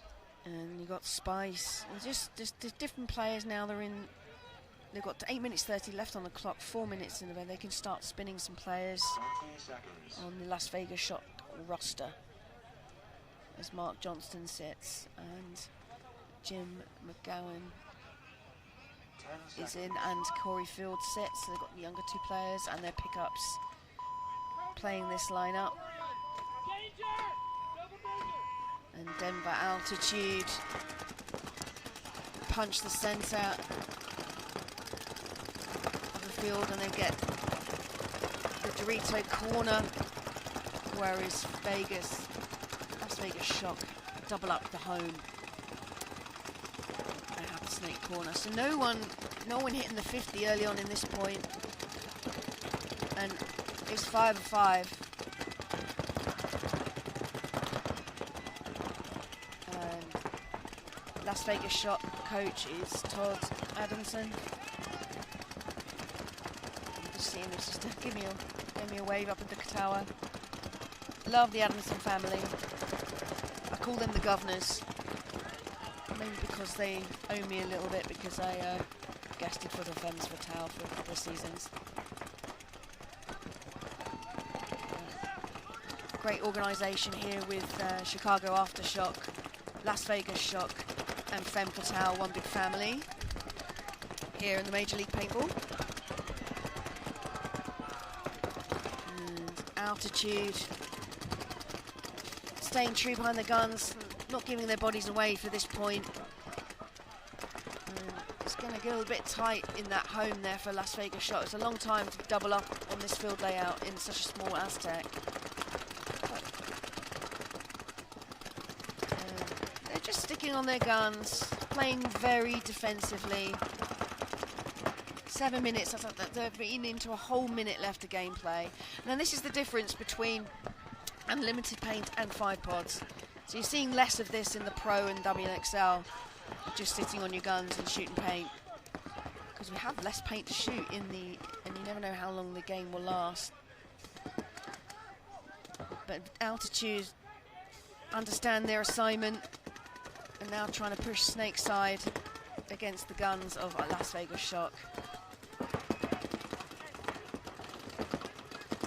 So Shock, they have the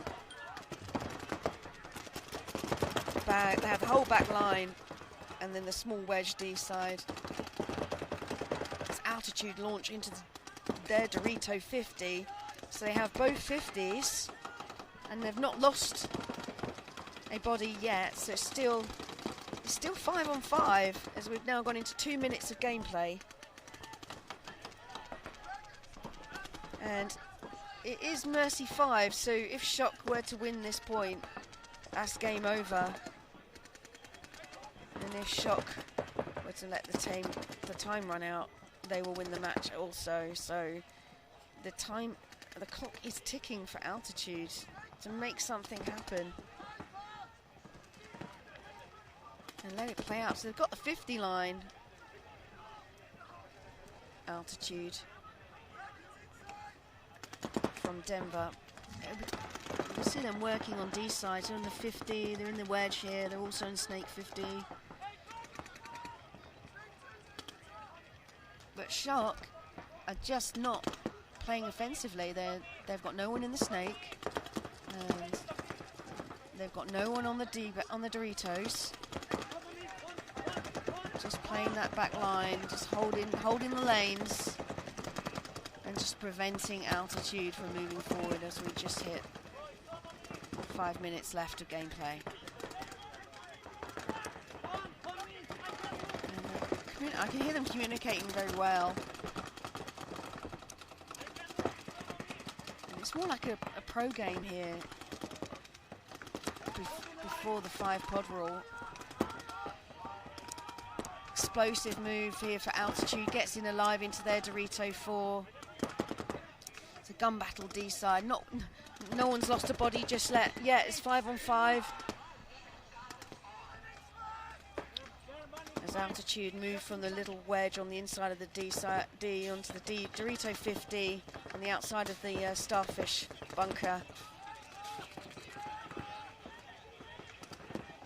So, forgive me, because I haven't got a good view of the altitude. They only have 4, because they started with 4 because of the previous major league point.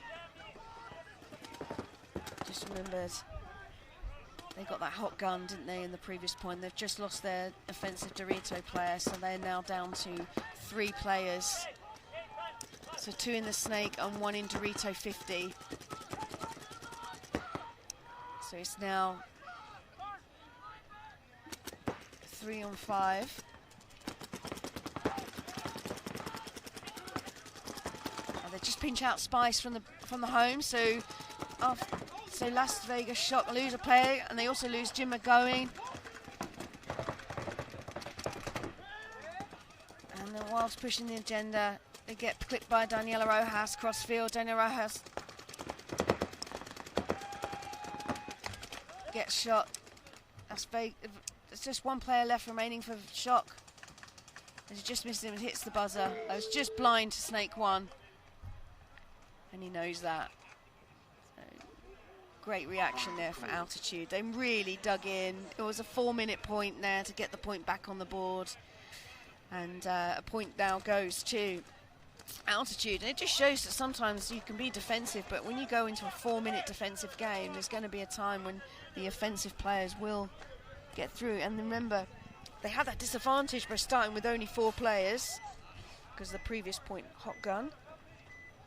It's a nice one, Altitude, bringing it back to Shock. So we're back to TPP Crew. We're coming into the same circumstances here, but less time on the clock, 2 minute 40. TPP Crew on 4. If they were scoring this point, that's it. Match over. Mercy ruled coming at you. So let's see if our German friends can get a point back on the board.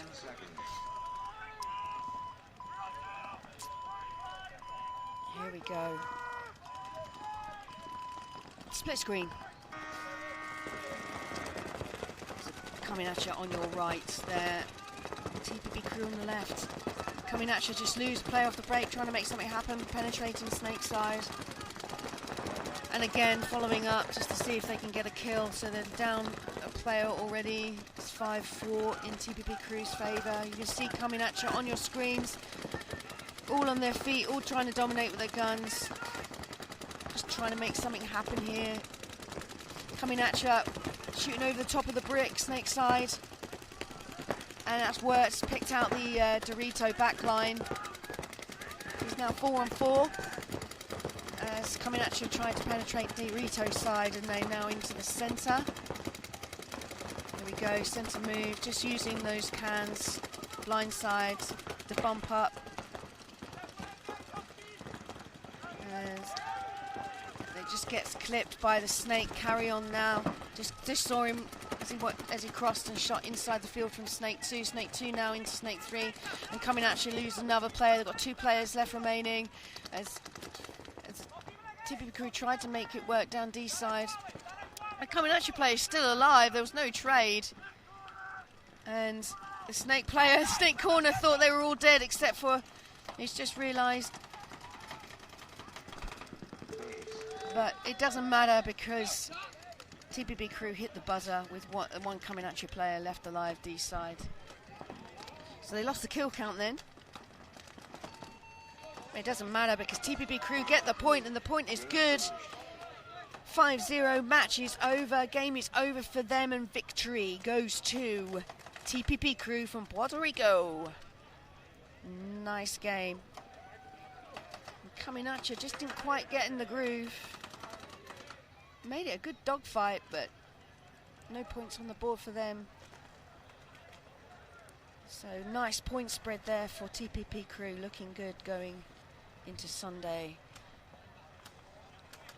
As we go back to Altitude and Shock. So there's 3 minutes left of this game. And we're just looking out who we got on the field. We've got Corey Field. 20 seconds. We've got Brown, Mark Johnson, and Spice. And it looks like that basically they've got a good roster, strong roster. They're just being out there first, selected 5. And Barry. So here for Altitude, playing the home. Altitude push the centre, and they lose a player off the break. So it's 5-on-4 in Shock's favour. Shock have the snake corner, mirroring up with Altitude, also with the corner. Shock now push Dorito side, and not quite make it out there alive. So it's now 4-on-4. Mark Johnson jumps into the Dorito back line and comes across into the little wedge Dorito side. As Shock hits Snake, and that's mirrored by Altitude. So both teams have Snake too. And this Altitude had the brick. Shock.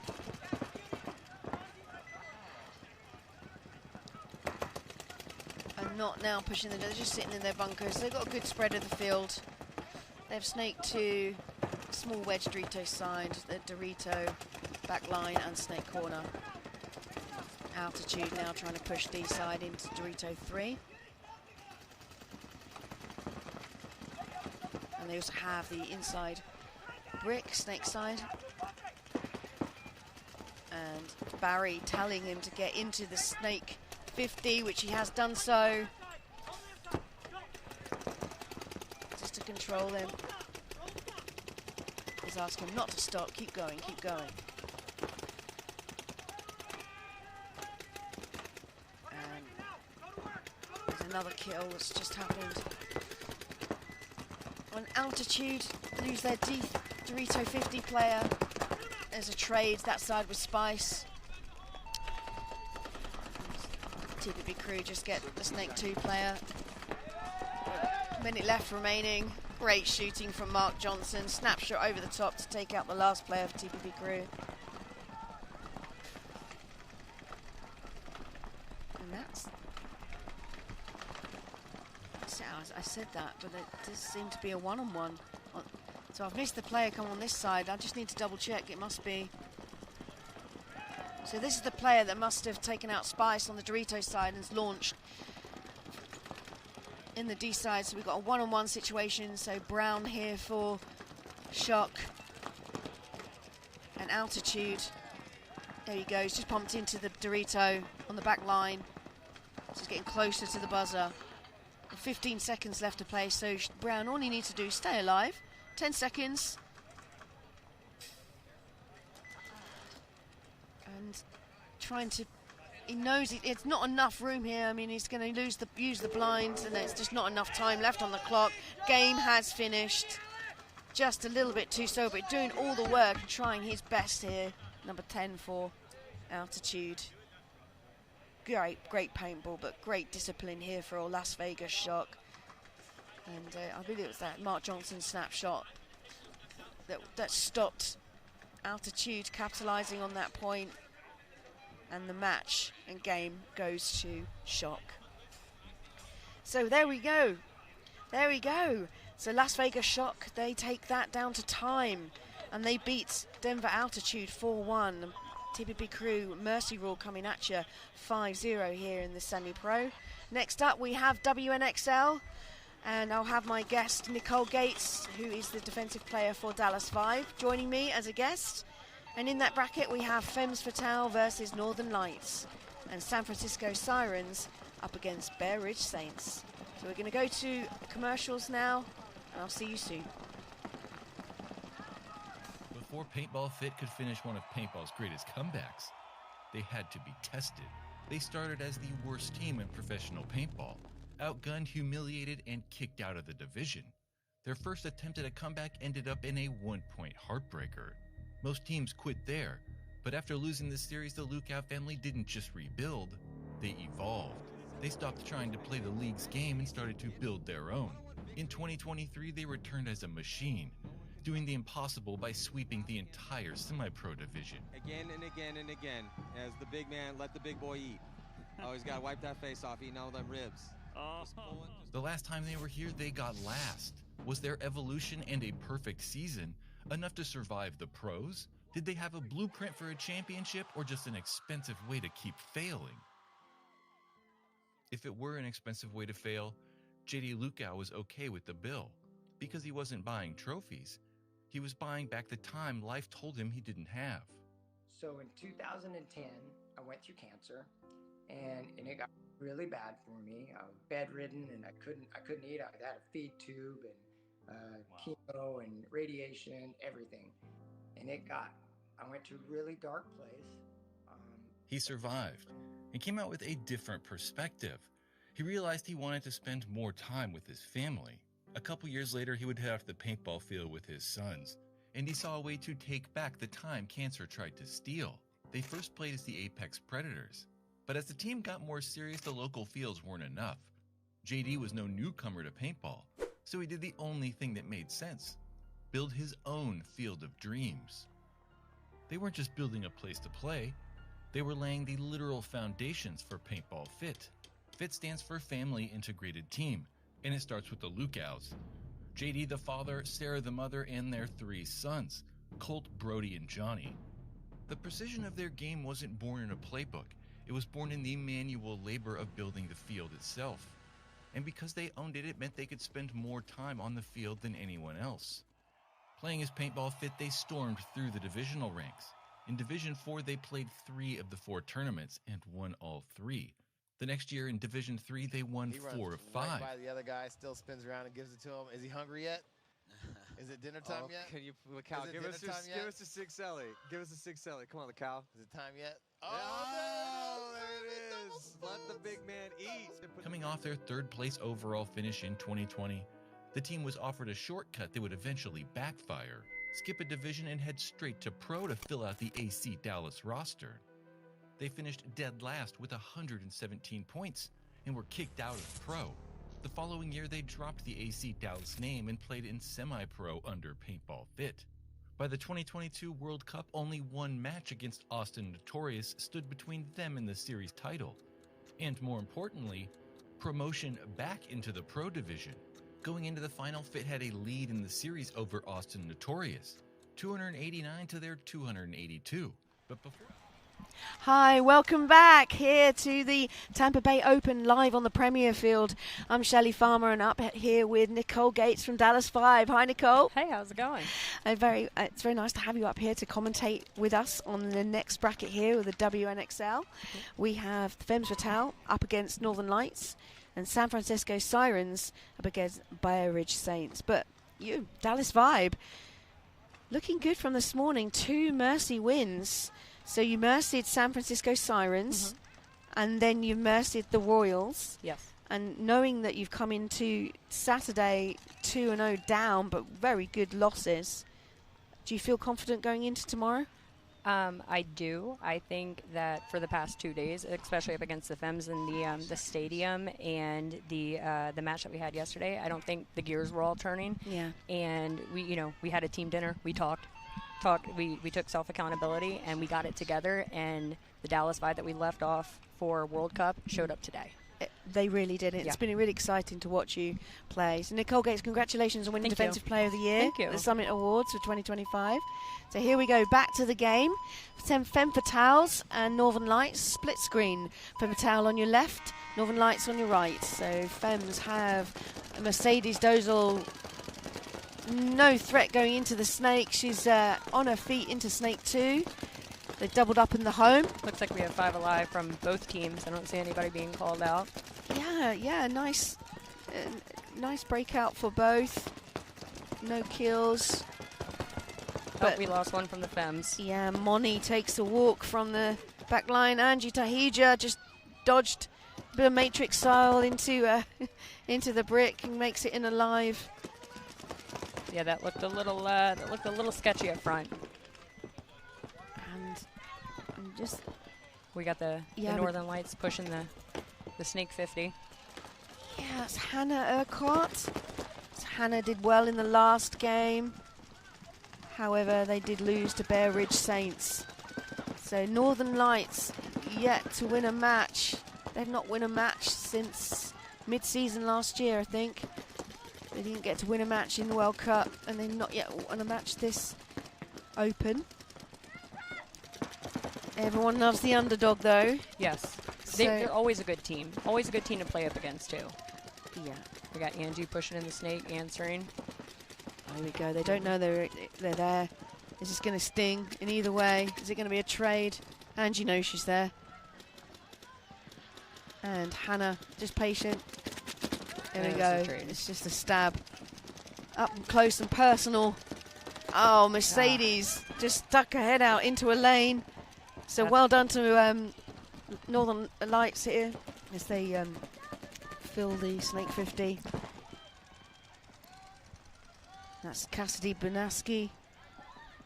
Oh, there's the other Femme player I was looking for. She moved up from that center wedge, and she's in that mini W on the Dorito side looking snake way. It's hard to see from up here because we're blind from the can. But that's Casey Erb. He's in that little bunker just on the inside wedge of Dorito 50. Then it looks like we have Lisette over in that first little mini baby Dorito. So the snake side's blown open here for Northern Lights to capitalize with Cassidy Banaski. And a nice fill back from Casey as well. I think Casey kind of lost her in the snake here. Yeah, hit her belly, straight back into that center brick. And here we go.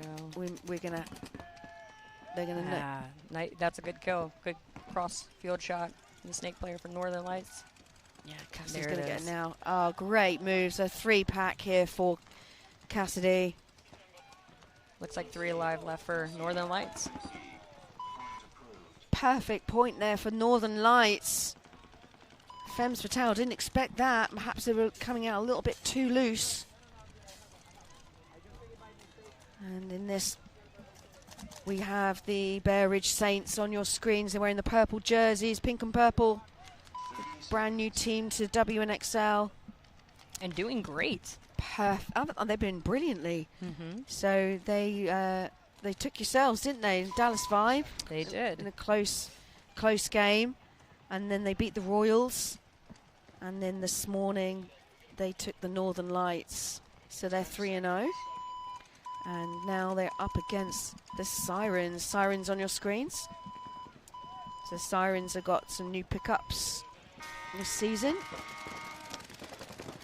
Saints pushing the Dorito side heavy all the way. It looks like, was it to the 50 or is it to that mini W? Oh, and this 50 snake. Yeah, wow. they lose a player off the break. So Ivy's made it into the 50 snake off the break.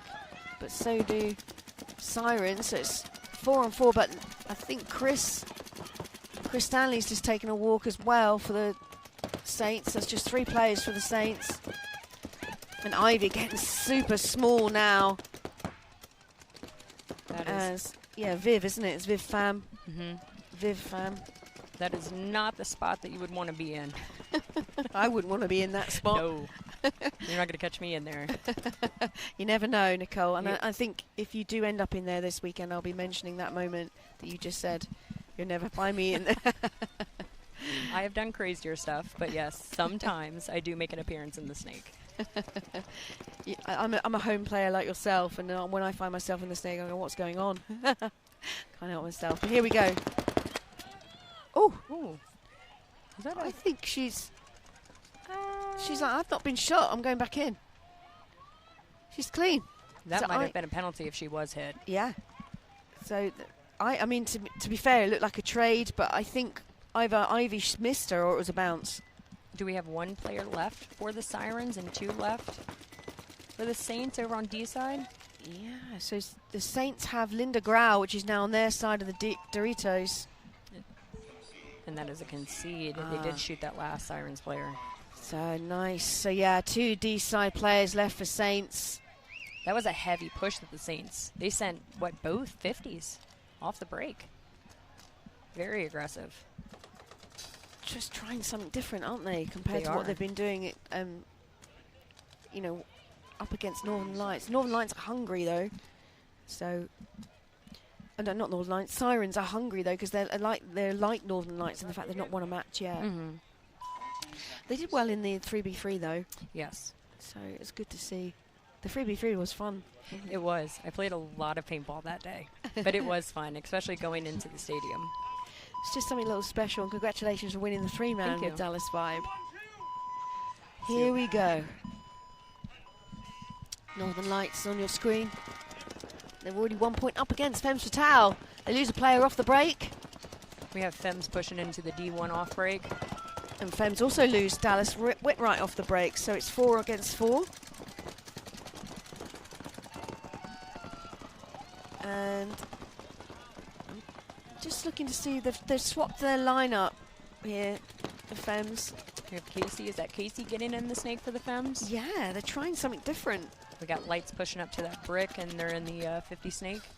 Yeah, they've got Casey Erb in the snake, and they've got Roxy Montano down D side. So just Femmes is switching it up. And they just shot Roxy. That's a big kill. Roxy is such an amazing player for the Femmes. Yeah. Perhaps she's just not used to being D-side. And they've also lost Heather Grozinga. There's only 2 players left remaining for Femmes. And they did shoot the snake player for the Northern Lights, though. Yes. So, was it 3 on... It's a 3 on 2. I guess the coach, Daniel Lee, is just trying to spice things up here now. They're 3-0 into this match. Just to see what they can do, how they can adapt if they need to for tomorrow. Oh, big moves here for Northern Lights. Dominating D side. Take out the Femmes. Oh, that one Northern Lights player did not know that there was a body left in that snake. So they put Chloe Serino S2 out there. So Chloe Serino just takes a walk, and it's just Casey Erb left alive. And Northern Lights get the kill, and Femmes concede the point, and that point goes to Northern Lights. Wow, this is a shake-up. It's a shake-up, and I think it's a shake-up because they're just trying something new. They should just go back to what they were doing. Their bread and butter, yeah. Yeah. I think this is the next level up for the Femmes. Like, they do need to know how to adjust and adapt and make changes. Being versatile. Yeah, but they have been the queen of the comebacks this week. So they have perhaps this is their trend. Let's give a few points away and then come back. They did this morning against the Royals. The Royals were winning 3-0 against Femmes, and they came back and won 4-3. So it's good to have. I mean, you yourself, you'd not left. Dallas Vibe had not lost a point this morning. Yeah. But you've already won this weekend with the 3v3, so yes. That's good. Here we go. So Saints in the pink and purple now on your left. We Sirens. Have one player dropping from the Sirens. Looks like they're 2 on Dorito side. And we have another player dropping off for the Barrage Saints as they're pushing the 50 snake, doubling the snake. Yeah, Ivy in the snake again. She's playing so well for the Saints. I didn't know her until this event, and I've been watching. And another player dropped off trying to fill out to that first little with a big Dorito on the backside for the Sirens. Yeah, just picking the players off bit by bit. So Ivy Navarrete is from Mexico. Okay. And they have 2 Mexican players. So they have Ivy and Andy Ibarola. And then they also picked up, obviously, Linda Grau from Norway. So they've got some strong players. I mean, they're looking fantastic. For a new team, it's just an outstanding performance coming right out the gate. They've been practicing for over a week, like most teams have been, you know, with the new layout, when the layout gets released. And I think they just shot this Siren Snake player. Yep. Good comms here. It's just 2 players left for Sirens. Keeping that connection. It's just good comms. Linda Growell across the field, just listening in. They're not pushing the agenda. They don't need to. Oh yeah, they're definitely doing some work here on the snake side. I think Sirens has that back snake corner, and it looks like the D1 or D2, however you guys would call it. But I've been calling it D2 up here simply so it's easy to say the corner D2 Dorito because of the shapes. Yeah. So Dorito 2. And Snake Corner for Sirens. Dorito 2's just bumped up into D3. She's trying to make something work. I like that. And Melissa Neese here trying to get the drop, and it gets the kill. So Melissa Neese just dominating there with a rolling the gun into that position, and just dropped a ball in and gets the snake corner. Was that last body left Allison? Yeah. and forces Sirens to concede the point. So another point on the board there for the Saints. And Sirens trying to rattle Sirens. I mean, Sirens lost this morning to yourselves, so you know they've not won a point yet today. Yeah, that it's just they have got, from Barrage Saints, they have got to stop those pushes. They have got to stop it, especially you can send the home shooting through this cut right here to stop them from moving to that brick into that Snake 50. And that's definitely something that we try to key up on today. I haven't really been shooting much Snake way, but I did shoot them every time that they tried to go to Snake. And even through this cut right here, it's a very crucial kill that they need. It's interesting to hear because you see the lanes, and there's also a delay lane as well, isn't there, near the home? Yes. Here we go. Femmes now in Snake 2. Looks like we have 5 alive on both sides. And Mercedes pushing up in the Snake here. Yeah. With Roxy as her back. Exactly. Roxy's back on Snake side. She probably came into the pits and went, I'm not going Dorito ever again. And Femmes also hit the Dorito 50. Yep. They're playing their normal. This is a normal play that they've been playing all weekend. They've gone back to that just to get a point back on the board. And Moni now in the middle. And Lysette Barnes now in Dorito 2. I don't think that they've shot another player. I don't think they've shot a player from the Northern Lights yet. No, not. They just did get a kill as I say it. Look at that. Crossfield. So that's from the Dorito 50. It was Angela, and it was... Who's that?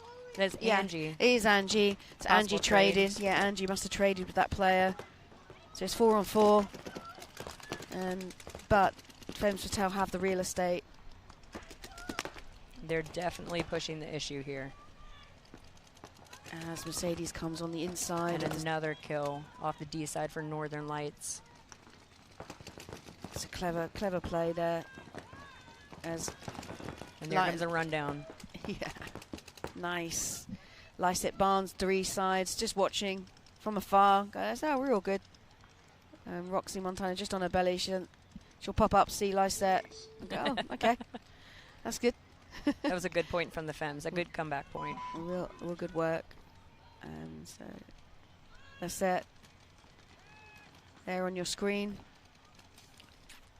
She was a good pickup from Cheetahs, yeah. We used to be teammates. Oh yes, of course. Yeah. So you've bounced around 3 great teams in the WNXL because we're going into our 5th season. So you started with the Heroines. Yes, for 2 years. So you've collected a few trophies. I have. And then you moved to the Cheetahs. And they folded last year. The year before. The season before, and then you've moved to Vibe. Yes. Yeah. I think that was the shocker move for everybody. Yeah. Especially beyond the Heroines. We always had a vendetta. That was like our vendetta with Vibe. How did that feel for you? Good. You wanted to do it. Yeah, mix it up a bit. Here we go. Sirens just about get to the start gate on time. Like an even breakout. Yep. And Sirens. And they lose a player off the Blake D side for the Sirens. It's 4 players with 2 in the home, 1 in the Aztec, and now the Snake 2. The Bear Ridge Saints have not lost a player off the Blake. They're pushing that brick. They're keeping one of the big crucial things that Bear Ridge Saints did against us is those cross. They were just keeping it cross. Anything that we did, it was just so hard to make moves. They had such good zone control. That is one of the big killers for us earlier this weekend. What's that? The zone control? The zone control was just absolutely amazing from them. And it has been, and for a new team to be able to do that off the bat. Yes, that is amazing. Amazing. So we say new team. They're a new team in name, but the majority of the team have played together. They're the Barbies. Yes, yes. So they came up from the amateurs last year. Interesting fact, I used to live by that field. I ended up moving from Georgia. It was really? It was like 10 minutes from me. And I was like, dang. It's in Jasper in Georgia. Yes, I used to live there. So Bear Ridge is a big setup, isn't it? Another club as such. Yeah. Site teams. A lot of good players coming out of Bear Ridge. Right, we got a double fill here in the snake from the Sirens. The Sirens have got Viv, Fam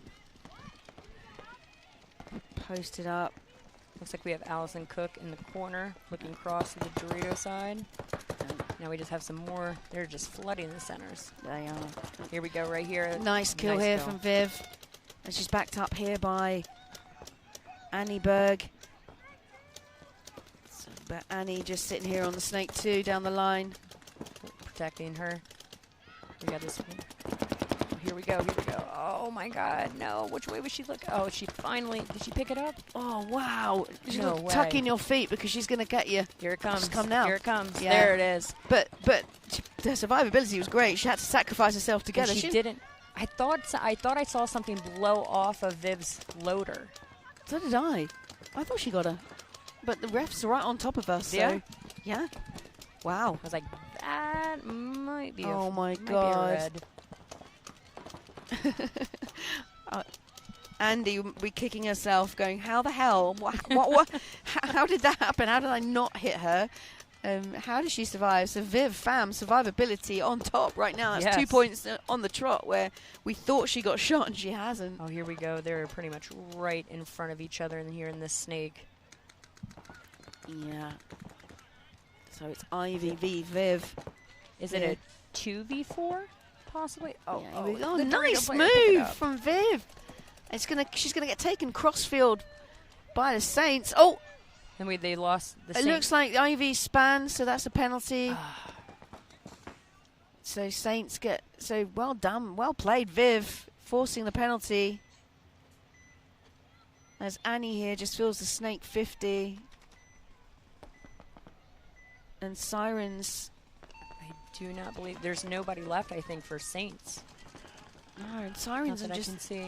just like, have we won this? They're at that stage. Oh, Yeah. Oh, okay. Yeah. Doing the count, field count, got the kill right. Yeah, we good. There we go. That's a good feeling. There we go. First point of the day for Sirens. Answering back. Good. Let's see if that can turn it around now for their tournament. You know what's also weird? The point margin now. Mm-hmm. How they changed that. Yeah, and that's the discussion to have. So, but like with yourselves, like Dallas Vibe yesterday, and the match in the stadium, very slim point count, right? Yes. You know, but good losses. Mm-hmm.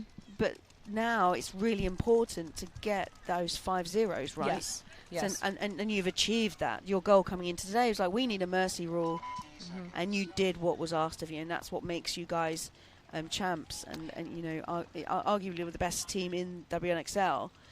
So it's an interesting change. I think the reason going to do that is so people still keep going for the points, to make it a bit more interesting to watch. I have my own theory. 5 pods. We need to run some more points. Let's run up that paint bill. Interesting.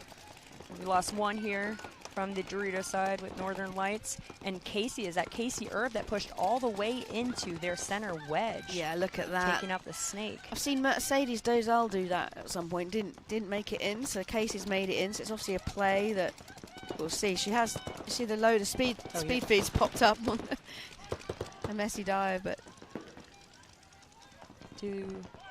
okay, now we. Yeah, so Northern Lights have lost 1 player off the break. I'm not sure about the Femmes. It looks like Femmes possibly 5 alive. Oh no, Northern Lights have lost 2 players off the break. But look, they're going past them. Was she behind in the wedge, right behind Casey, and they didn't know? No. Ooh. So she's ducked down. She's gone into the 50. She's gone behind. Look. Oh my goodness. And she just took out Hannah Heather. And then she got clapped She has up been by shot. Dallas. Something happening behind her. So Casey's just realised, and she got the shot. Close encounter paintball going down in the centre of the field. So Northern Lights lose 2 players in that melee, and Heather takes a walk as well. Is it just the one? Oh no, this can be painful. Snake corner, Chloe Serino gets the last player here from the Snake. Makes the rest of the team aware. Dallas Whitwright runs into the buzzer. Femmes have started to wake up. Yeah, and they've got a strong roster as well. They do, yes. So there's options there. Every single player in there. A lot of versatility in that. It's very deep. Very deep, and there's no injuries. So the team owner Tammy, she's a player owner, but she's injured. Tammy. At the moment. Shout out to Tammy. Yeah, and she's injured at the moment, so that allows them to have 10 on the rest because they have 11 players eventually. So if Tammy was fit, she would play. Yes. It's her team, but they would have to have dropped a player. Yeah, and I couldn't say which one to drop. We were wondering the same thing. We were wondering if Tammy was going to be rostered, and if they did, what will they be doing with that 11th player? Well, I think perhaps something beyond our powers has gone and answered that for us all. And God, Tammy, you are injured, my love. There's your 10 players. So I'm sure she's chomping at the bit, though. Absolutely. So you've you've got Corinne, Leslie, Nicole Hadley, Sammy, Michaela, Vader, and Jessica. Our 2 new pickups. So yeah, so 1, 2, 3, 4, 5, 8 on your roster. So back to Saints and Sirens. 3 from the Saints up in the home. That is crazy because I have gotten a lot of pressure from the home. I've seen them do that. That's one of their plays. So they bring that one out about mid-match. Yeah. We have 3 in the home. They kept it that in the arsenal. Absolutely. And I don't think... Well, it's a fantastic play because look what's happened. You've got 2 Sirens players coming off the break. So having 3 at the home, all shooting specific lanes. And they've done their job. Snake Gorner getting checked hard from the Saints. There's something, it looks like, I don't know if it's rub that's on her visor there, but oh yeah, definitely. Yeah, Ivy, yes.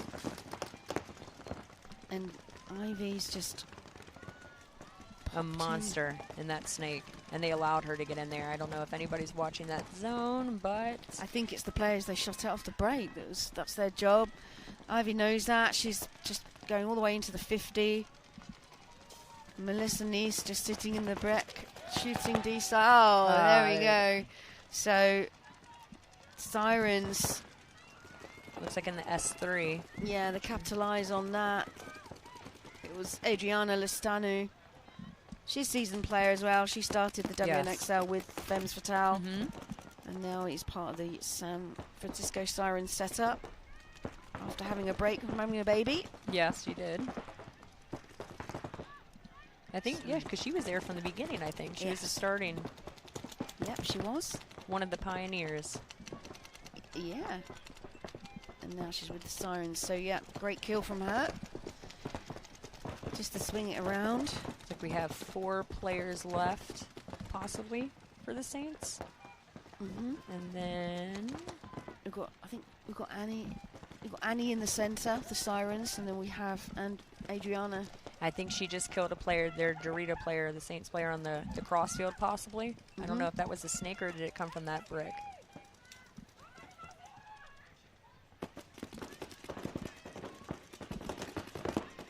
Sure where it's come from, to be fair.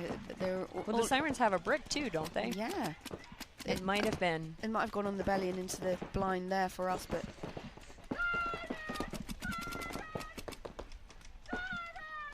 good comms here from Adriana. Oh, come on, you can do it. They have their backs turned to you. Nothing stopping you, girl. There she goes. She's playing really tight here, Melissa. Oh, no. Okay. Oh, she did get clipped. Oh, okay. And another clip, another pack. So I actually didn't see that person sitting there. No, there was a blind to us. There's 3 packs so far. For Adriana, oh, just dodged a bullet coming into the Snake corner. Missed the Dorito player. Do we have a one-on-one, or is it? Okay. No, we can't. She's talking to someone. I've talked to ghosts before. Absolutely, I've done. It's a good trick to have in the box, isn't it? You're just gonna have to do it. Okay, there might have been 3. Yeah. So, Adriana Luciano, number 11 for Sirens, doing the work with a 4-pack. As I said, seasoned Good here point. now, WNXL. She has a baby here with her. Oh, yeah, I in did. the pits, With the little yeah. big T-shirt on. She's just chill in the pits.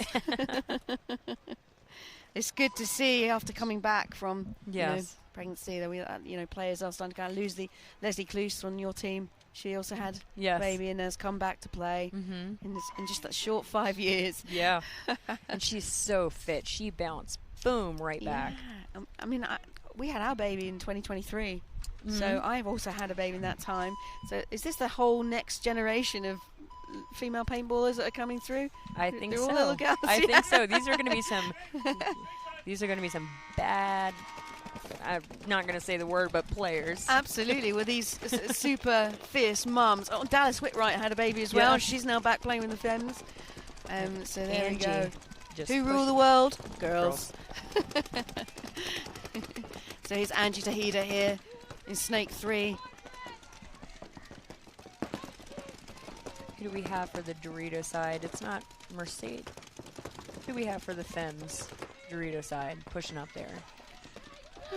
I'm just Oh, we got the Northern Lights player. Well, we would call that Bunker Korea and that little mini W. It's Mercedes. They've put Is it Mercedes out. Mercedes? Yeah. Okay. They've put. I could see her taco She's been killer headband all over the place on this yeah, field. Very versatile offensive Yes. player. All right, here we go. We got the Femmes pushing up in the Dorito 50, that little starfish over there, and we have a Northern Lights player looking crossfield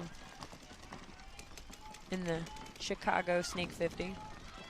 So Roxy Montano for Femmes just pushed from the Snake corner into Snake 2 to back up Angie Talida. And here we go. Oh, nice shooting here. Here we from go. Hannah. Come on, get your gun up. She got one. Ooh. That was. She definitely got Angie. She didn't get Roxy. She did it at the perfect time. Roxy just happened to be glancing inside, try to check and see what's going on. Looks like the Femmes are still going to close out this point, pushing down the Dorito side. Yeah, they're pushing both sides of the field. Mercedes is in there, Dorito 4, and refs are just checking. Lysette Barnes sit behind her in the 50. He was looking very hard. He did, didn't he? He's seen something. That's another point there for Femmes. So bring it, like I said, the comeback. Comeback queens. Yes, they are. Shout out to Lysette. She's going to be my Disney partner because I am moving back down to Florida in 2 days after this event. Really? Yes, moving to Kissimmee. My mom's retiring from the government, and we're just all coming back to Florida. Oh, that sounds amazing. Your mum's so supportive here. She's in most She's events, very isn't she? she's probably watching right now, actually. Hi, Mum. My mum's probably watching right now, back in the UK, to be fair. It's 4 hours ahead over there, so Okay. to everyone in the UK listening in, hi. But yeah, gosh, I'd love to live in Florida. Disney Wow. every weekend. Oh my, are you a big Disney fan? Oh, I am. I grew up. My Excellent. parents, Here we go, Sirens, the flying V down the centre to try and see if they can make something happen against Saints. Barrage pushing right into that Snake 50. And they had a home. Sirens were looking Snake way. They could have shot right up through that gut. Beautiful shot, too. It's a beautiful shot if you pump that. So, Ivy, again, off the break, straight into Snake 50. They cannot stop her. She's a No. powerhouse. She is a beast. I love it. Now we have the Sirens filling out into the Snake. This is Biv. Yep. Different style to Ivy, but very. I pulled it out the bag that last point. Very good Snake player. Yes. So, oh, great shooting there from Very Ivy. good She shot. just popped out into her lane, and one shot. I That's love all it. it took. Always sounds good too, isn't it? When you Yeah. hit something hard. That nice. Snap. Oh, and just shoot up the Dorito player for Femmes. I mean, Femmes, my bad. Sirens, wow. Sirens, yeah. Yeah, Sirens, it's who's I'm that not we just exactly lost? sure who. I think it's one of their new pickups. Oh, yes. I think it's no, I don't. Well, we'll see in a minute. Have a look at the jersey number. That's Yeah, I'm trying to see. because when the she Sirens comes have had a off. complete change Yes, of players. a big shake-up. Massive shake-up. So they've still got Well, Alison that's her- Cook, That was, well, Kelly Ludka. she is wearing a number well, Cook's jersey, 13. Oh, right. So that is Caitlin Riggs. Okay. So Caitlin, yeah, who's one of their pickups. So Caitlin. Yeah, just to make it difficult for the commentator, you see, the same jerseys. But look at Saints now, all on their guns, dominating the field. And that is a concede. Forcing Sirens to concede. It's just fun to watch now, the Saints. Slowly becoming my favourite. Yeah. Shh, don't tell the others. Great to watch, and mainly because Linda Grau plays for them, and her and I, we played together with Poison Ivy for years. Oh, the old Poison Ivy. Yeah, we were Poison Ivy mates. She was the snake player. I was the home. And you just have that bond when you tour, don't you? I mean, we toured Europe and Malay and East Asia. We never came to the States, Poison Ivy. But you know, constantly practicing, seeing each other every month, and then flying all over the world. It's just great, these memories. Yeah, I know. And some of the best times of my life have been with paintball. Absolutely, and meet great people. Yes, from all over the world. Here we go. So Northern Lights on your screens. This is Femmes Fatale. Just over 5 minutes 30 left of gameplay. Mirrored the breakout there. Both matching teams each other up in the center. So all 5 alive on both teams. And here's Cassidy Banaski. So Cassidy's an athlete. She just got domed. It's always the way with commentators. As soon as you talk about someone, I feel terrible sometimes. And Northern Lights lose another place. It's 5 against 4. Looks like we have Chloe up in the snake for Femmes. Roxy followed up behind her in the brick. Come on, Roxy. Oh, big moves. So it was Casey Erb that got the kill against Cassidy. So from that little wedge on the inside of Dorito. She's obviously got off there off the break, popped up and just put a pop in. Looks like Femmes smell the blood in the water and they're pushing. Oh yeah, as soon as they start even walking. I would say Roxy is now in the inside wedge of the Snake 50. Oh, running ref coming in to check that little W on D side. And Snake corner just takes a walk. You've got Chloe Sereno here in the Snake 50 alongside Roxy. And then inside you've got Heather Grozinger in the tower. And then Dallas Whitwright just pushing D side. And that was like, it. Yep. Oh, it was a penalty. Yeah, I thought I saw something. I didn't want to say anything, but I thought I saw something blow off the top of Chloe's loader possibly. It looks like that's what it is right there. He's taking it. When she popped the top. Yeah.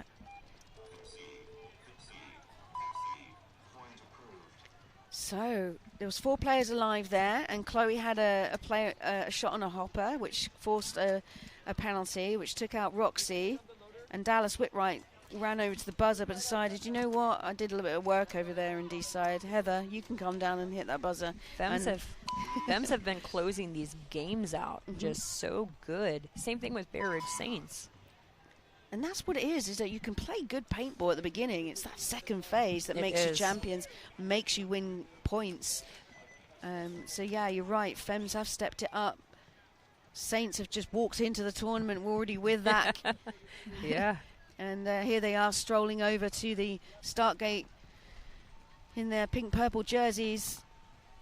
Thank God there was more of a break time. I don't know if somebody called a timeout, but yesterday we were having 30 seconds in between each point. Oh, it was a timeout. Yeah. Okay. So Saints called the timeout. But it seems like they've been better today, because I know yesterday we were running to the boxes just about. Now, I thought the scoreline was yeah, it's 3-2 to Sirens. Wow. Okay, I tally myself. I'm just looking at the scoreline, and so there's 2 minutes 15. So Sirens can make this a real game now if they come back. Can. With the big comeback. 2:15 left on the clock. So Sirens, they've got Viv, their snake killer, Alison Cook, Annie Berg. And it looks like they've got their new pickup here, Caitlin Riggs on the side.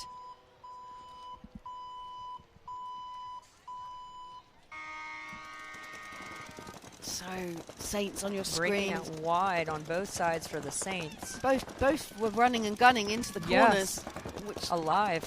That was fantastic. So it just pinches. They're probably shooting back into the home to get them out, get themselves out. And so no losses on either side of the field. It's 5v5. Sounds like we might have lost a body for the Sirens. It's Allison, is it? I'm just, yeah, looks like it. Find out second. The Sirens do lose a body. It's 5v4. The Sirens hit the snake 50. Yeah, it is Alison Cook, their home player.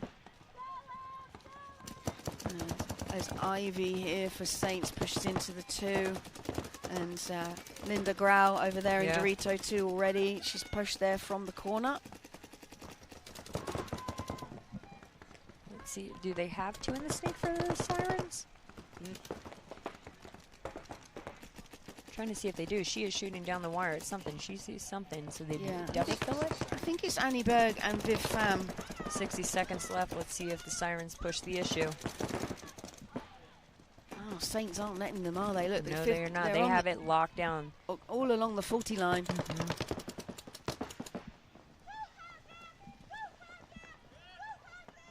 It's good comms here. I mean, hanging out a little bit too much there, Divey. Yeah, I mean, Saints lost 1 off the Dorito side. Ah, yes. Linda takes a walk with about 30 seconds left. Oh. So that must be Viv Pham. I think Viv Pham here doing all the work in the snake too. So if we just the camera just looks 19 on the seconds left. Snake side. 15 seconds. There we go. Looks like the Saints have one in that mini W. Yes. Not sure which way she is looking. Here we go. Oh, Sirens lose another body on the Dorito side. Annie making moves here into their snake. But not enough time. Got Cyclops and Ivy gets the win.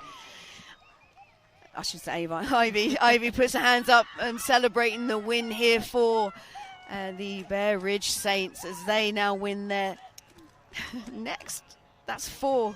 That is 4 for Bear Ridge. 4-0 for Bear Ridge, and they will be going into Sunday Club. And they came in as the underdogs. No one knew how they'd perform. I even spoke to Linda prior to the event and said, "How she goes, "Oh, we're just there for fun," and that might be it. Just there's no expectations. Well, if you're not having fun, what's the point in doing it? Absolutely. So, congratulations to Bear Ridge Saints. 4-0 into Sunday Club. Now let's see what the Femmes can do. So Northern Lights on your screen. We got Angie taking the snake off break. God, that was a big move for She's so quick, Mercedes. Like Mercedes is very quick. That's why they call her the Flash. So straight off the break into D3. But Northern Lights did match them in the Doritos off break, and they did lose 1 player going up the center as well. Okay, so it's 5-on-4. And Femmes now into the... Yep, she got taken going in. And that's great shooting from the Northern Lights. It must be Hannah Urquhart. She's coming up. She's only been playing since the WNXL started, so she's going into her 5th season now with Northern Lights. Well, 4th season because they started the year after. But here, is it Cassidy Banaski? Yes, it's Cassidy. So Cassidy's an athlete in her own right. She's a boxer. Okay. We have a few like of those. Yeah, Paige. We have Paige on Voltage. Yeah, and then Casey Erb on Femmes. She's a baseball player. So a lot other athletes from different sports. Do you play other sports, Nicole? I raced women's Pro-Am ATV motocross back in the day. Yeah, you're a driver. Here we go. Yes, Roxy Montano just gets the snake kill here for Femmes. I love that. I love driving too. Well, I did like the jumps and stuff like that on ATVs, and that's so cool. Yeah, that's the time of my life. I have a few injuries, a few accidents. I bet. Right, it's all going down D side. Mercedes looking really small. I think they got the Northern Lights player. Yeah, it looks like something may have blew off of the North. I mean, the refs are looking. It did look like that, didn't it? I mean, while this is happening here on your screens, Northern Lights just lose a player D side. Oh, there it is. Roxy got the kill. Nice one. Roxy got it in the end. And here's Moni in the center. So Roxy's going to push the agenda here just to close out, get the player. She's so calm, isn't she, and collective. It's yes. It's the Californian in her, I think. Just chill. Calm, cool, collected, yes. Here we go. It's another point on the board here for Femmes. As they hit 5 against 2 with just under 2 minutes left to play. Now, we are in X-Ball now because the other match has finished. I heard somebody yelling down there. I wasn't exactly sure what they were saying. Yeah, I'm not sure which team was yelling. Was it Ken Noon? So, yeah, we're just sitting up here. Down to our left is the Femmes Fatale pits, and we could hear some yelling, but I don't think it was the Femmes. I'm not sure. Been a little bit of drama, but nothing to report about. No. And looking to my right, we've got the Northern Lights pits, and they are already out on the field. And they've got a different spin, different players there, which we've got number 21. Like a new lineup. Yeah. We have Dallas coming out. I believe that's Heather, Casey, and Chloe. Not here for the Femmes. Yeah, so that is the coaches are swapping out the lineouts. They're playing with different players now. Well, with that point spread, they can kind of put some different personnel out there and try some new things. Roxy gets another spin, and yeah, so you got Chloe, Roxy, both Snake players. And it looks like Dallas Whitwright will play the D side. She's an offensive Dorito player. And then on used to be a Snake player. And then she had the funny? baby, yeah. Yeah, and then she, oh, do you know what? Yeah, there we go. But saying that, Chloe's on this side of the field for Dorito, so. Oh, wow. Yeah, so maybe you're going to see Dallas in the Snake. Oh, so we have a switch. So Dallas is back. Yeah, they're trying something out. Yep. So she's gone. Yeah, here we go. There Dallas we go. is in the Match Snake. In the Snake. Wow. Oh, look at Northern Lights pushing it up. Oh, it's brilliant getting a to kill. see. And there's Cassidy Banaski Are they versus. still in that wedge right there? Oh, and there goes the kill for Dallas. So Cassidy gets the kill against Dallas, and Casey Erb gets taken out going into the center by a big move from Northern Lights coming through. I like that from Northern Lights. It's aggressive. That was very aggressive. And it's kind of paid off. Looks like they have 4 live for Northern Lights. Yeah, and that was Jennifer Berge. She's number 21 for Northern Lights. That just ran through the middle. Nice kamikaze run, but it paid off. Took out Casey Erb on the way through. With 1 minute left of gameplay. I think she took out Casey and Dallas in the Snake. Oh, she got 2 kills. Oh, I see. I thought it was Cassidy, but yeah. Oh, Cassidy just got clipped by Heather. Heather Grozinger. They must have traded because Heather's walking off the field. So is there... It's Roxy. Is it just Roxy? Yeah, Roxy's just retreated back to the home. So it probably is 30 seconds left. That home is definitely not a spot I would want to be in if there are multiple players on this field, especially if they're spread. That home will get small very quick. There we go, Roxy. Yeah. So Northern Lights here. They're number 9. I think it's Jordan Adams here just at the brick. Just needs to... so Roxy picked that movement up. She did pick that move. And it was enough. Well played, Roxy. Just to push. Yep. And what it does, it just confuses the team as well, because if you keep moving into different bunkers, and you do that same as I do as a home. If you just move into different bunkers, you confuse the opposition because they think there's more than one player. Especially when you get down to those low body situations. Yeah. Like what was it last year at World Cup against the Sirens? It was a 2-on-1. Yes. And I was talking to Ghost, and then I realized, and I was like, Okay. No, but it's good to keep moving around. So Yes. a nice move there from Roxy Montano, but she's a class player for the WNXL, also plays for Team USA. Yes. It's another win there for Femmes Fatale. They were down 2-0, 2-0 to Northern Lights, and again they've come back and won. Down to time. So congratulations to Femmes Fatale. They're also 4-0 going into the Sunday in this bracket. And you've just seen Bear Ridge Saints beat Sirens. So that's it here for the morning brackets. Earlier on today, we'll go through what happened to this morning. So the very first bracket, Femmes Fatales beat the Royals 4-3. And Dallas Vibe, yourself, beat Sirens 5-0. And then we had the semi-pro men's, so Las Vegas Shock, they beat Wild Dogs 5-2, and then Iconic, the new team run by Thomas Taylor, aka Troll, won against Legacy 6-1. That was a pretty good game. 6-2, apologies. They were really... It was a really good game.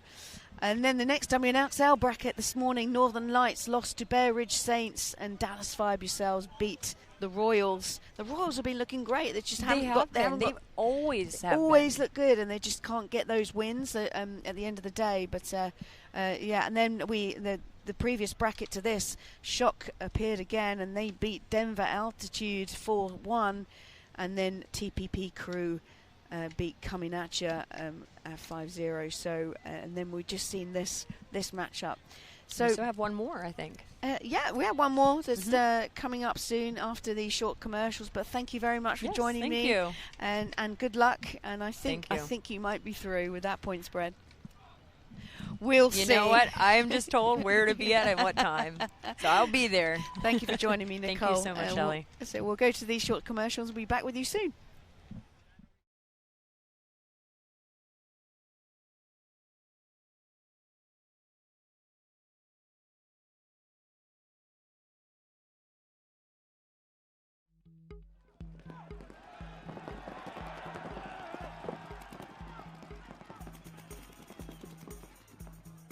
World Cup is a very, very, very hard event to win. Very hard event. Probably the hardest event to win. All Damage looking to punch their ticket into the finals, Maddie. Tampa Bay Damage, just 2 more kills for them to move on to play PB Fit. They're a homegrown team, a lot like we are, but nobody was going to beat us here. Didn't matter what they did. We were going to win World Cup no matter what. One thing's for sure, Tampa Bay Damage every year has a team that is a threat to win paintball tournaments. Going to try to knock off our new giants in paintball Fit. You know what I know? I know about damage. And that's all that matters to me. I don't give a damn about these other dudes, bro. I really, really don't. He's an amazing teammate. I love competing. I love the game. I'm a student, and I'm surrounded by great players.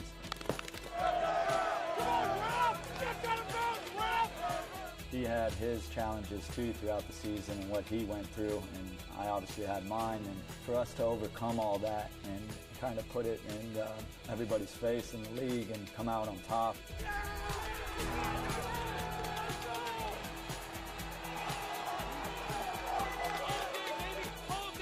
It's been a long time since Damage has won a World Cup. We needed it. Let's go, Damage! Let's go!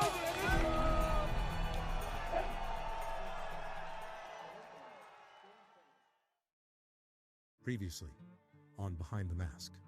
This is what I do when I'm not playing paintball. It's what my dad and I love to do together. It's our fun hobby that keeps us bonding and keeps us competitive and just has a one-of-a-kind spirit that we can share. Pops has got to get his ready too. See my dad out there? I'm gonna go look for him. Make sure he's not left out on the track.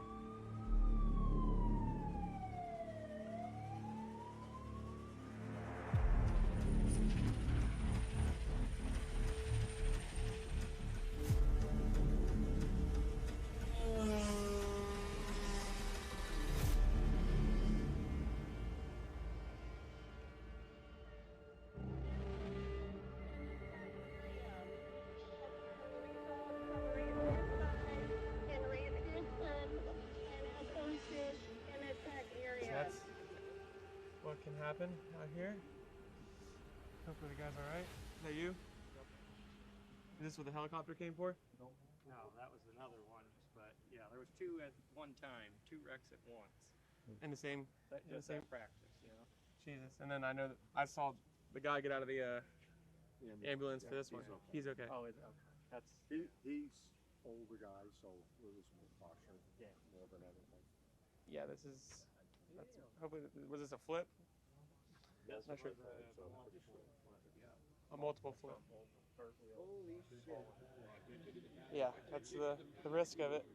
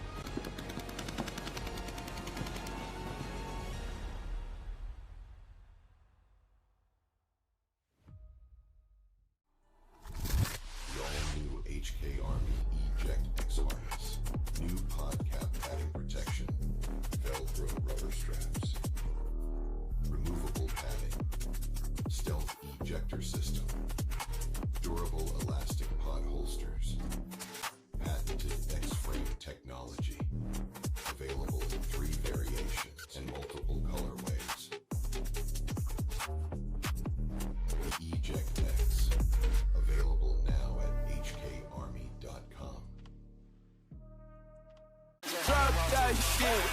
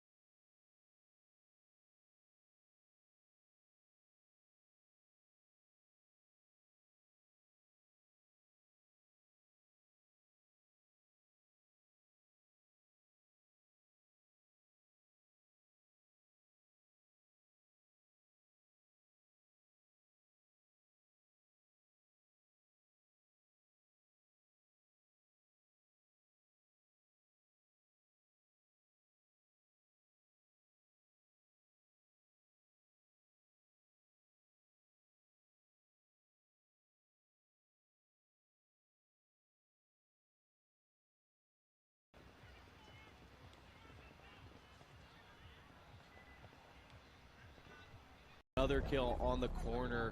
Nate Schrader eating. There's a lot of feelings on this field right now about one another. Let's see who's going to take the advantage here.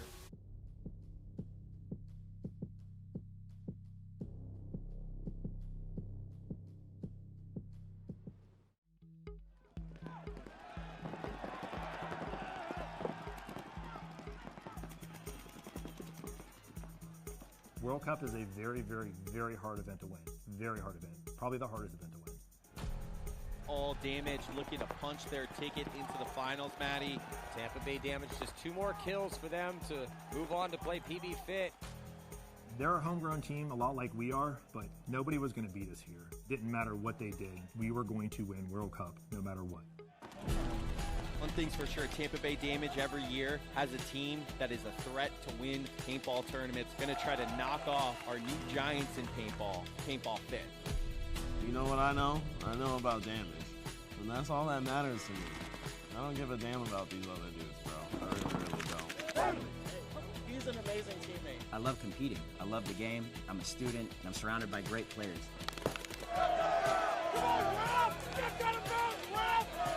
He had his challenges too throughout the season and what he went through, and I obviously had mine. And for us to overcome all that and kind of put it in everybody's face in the league and come out on top.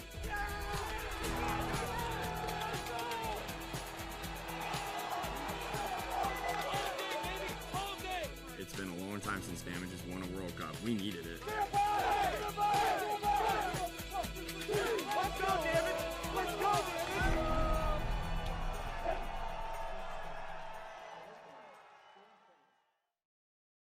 Previously on Behind the Mask. This is what I do when I'm not playing paintball. It's what my dad and I love to do together. It's our fun hobby that keeps us bonding and keeps us competitive and just has a one-of-a-kind spirit that we can share. Pops has got to get his ready too. See my dad out there? I'm gonna go look for him. Make sure he's not left out on the track.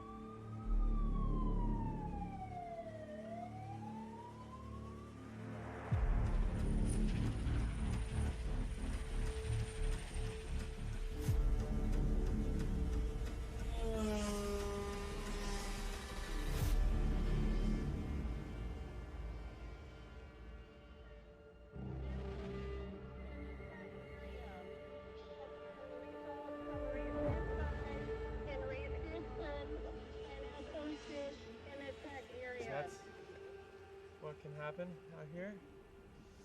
Hopefully the guy's all right. Is that you? Is this what the helicopter came for? No, that was another one. But yeah, there was 2 at one time, 2 wrecks at once.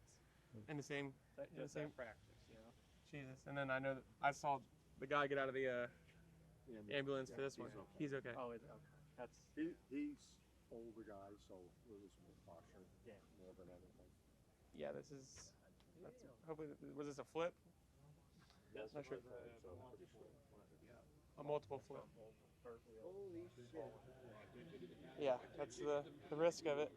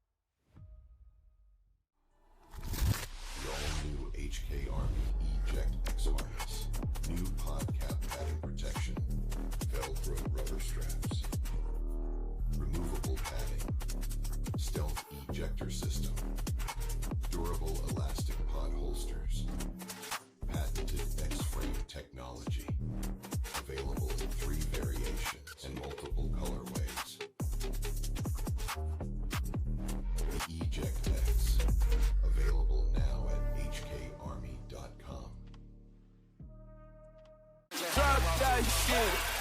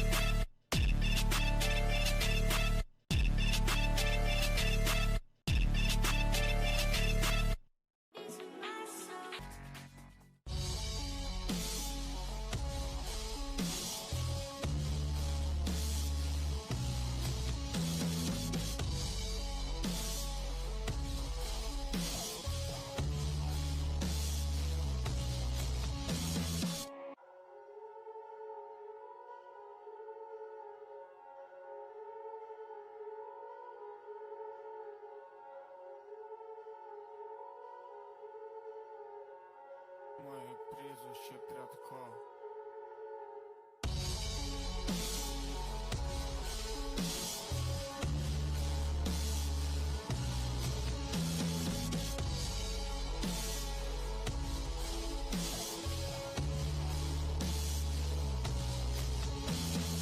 Hey, Travis Szymanski here. I just wanted to introduce our brand new Mod Cell line of accessories for our modular bags. This one here is the 2-liter. We have them available in 3 sizes. This is the mid-size one. So what's great about it is it's made out of a 840 denier nylon material. It's TPU coated, so it's like perfect for keeping clean. It gets wet or dirty or whatever. These seams there's no stitching here, so this is all seamless, welded design. So it's, besides the small gap in a zipper, it's waterproof. YKK zippers. You can easily access the inside right here. This is a little spot for a key leash or pens or something you might need quick access to. On the outside, you can put a boarding pass or passport or something like that. I have one sort of packed out here. Shows that perfectly fits like an iPad mini. You know, great for travel like that. It does have easy to grab handles on both sides. So if you do have it in your carry-on bag or your backpack or something, you can grab it pretty fast and easy. There's a shoulder strap which is included. You don't have to use it, but if you wanted to just carry this, it's the perfect like little mobile organizer. So you can see in here, you have a spot for anything you might want to take with you, charging cables or Advil or whatever, charging blocks. So it's kind of how I keep mine packed out. This will be perfect for fitting in the back of a seat back in an airplane. Just kind of sits there, opens, faces you, so you can get at your stuff really easy and just close it up, throw it in the bag. Available on infamouspaintball.com, available on fndn.com. So again, this is the Mod Cell in the 2-liter. Travis Szymanski here. I'm here to talk to you about our mod cell. This is actually the 5-liter mod cell pouch. We have 3 different sizes, 5, 2, and a 0.5. So this is the largest one we make. What's special about this one is it has our mag mod system. So you've seen a lot of the Fidlock magnetic snaps on our bags. So whether it's the Storm Vault, the M6 waterproof backpack, the any of our carry-on or large rollers or any of that stuff, this stuff will just click right on, and then you just give it a little jiggle to, they're in different directions. So you gotta kind of jiggle it to get it off, but that way it doesn't come off too easy when you're moving around. Has a great external pockets you can get at your keys on a nice little key leash right there. Also great for pens and things that just small items you want to get to, but keep them stowed away. This is an 840 denier nylon. It's also, if you look at it, this is all welded seam, so it's not stitched. This is a waterproof bag. Minus the actual zipper here, you could almost completely submerge it. YKK zippers. It's got grab handles on both sides. It does come with a shoulder strap if you wanted to carry it around like that. This size is perfect for, the standard size. I think it's 11-inch iPad. Sometimes when I'm traveling, I put the over-the-ear headphones, same thing right in here. So I have my iPad and my headphones right in there. This thing is great for going right in the seat back in front of you. So you have kind of flipped open, have access to all your stuff. You can keep, a little toiletry stuff in here, or, Advil or chargers, this kind of stuff. Nice deep pockets to get at some of your chargers, cables, all that good stuff. Externally, this is a great pocket for, say, a boarding pass or something you might want to have easy access to. It also does fit like perfectly a passport. So this is the mod cell 5-liter with the mag mod. So it's a great one. You can get these at infamouspaintball.com. You can also get these available at fndn.com. So Travis Szymanski here. I just wanted to introduce to you our other mod cell.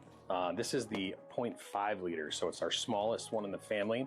As you can see here, you have it so you can clip it on the outside of a bag. I actually like to drop mine in anywhere it fits in my backpack, and then I have this nice handle just to pull it out when I need it. Perfect for chargers, cables. There's little side pockets for any kind of SD cards. It's also great as keep pens and pencils, that kind of stuff in there. But super small. It's made out of this 1040 denier nylon material. Super easy to keep clean, wipe off, waterproof, all that good stuff. So yeah, this is the 0.5 mod cell. These are available on infamouspaintball.com. They are also available on fndn.com. Travis Szymanski here with FNDN, and I want to talk to you today about our brand new sling. So this is our tech sling. It is perfect for everything you need for the day. It fits a regular 11-inch iPad.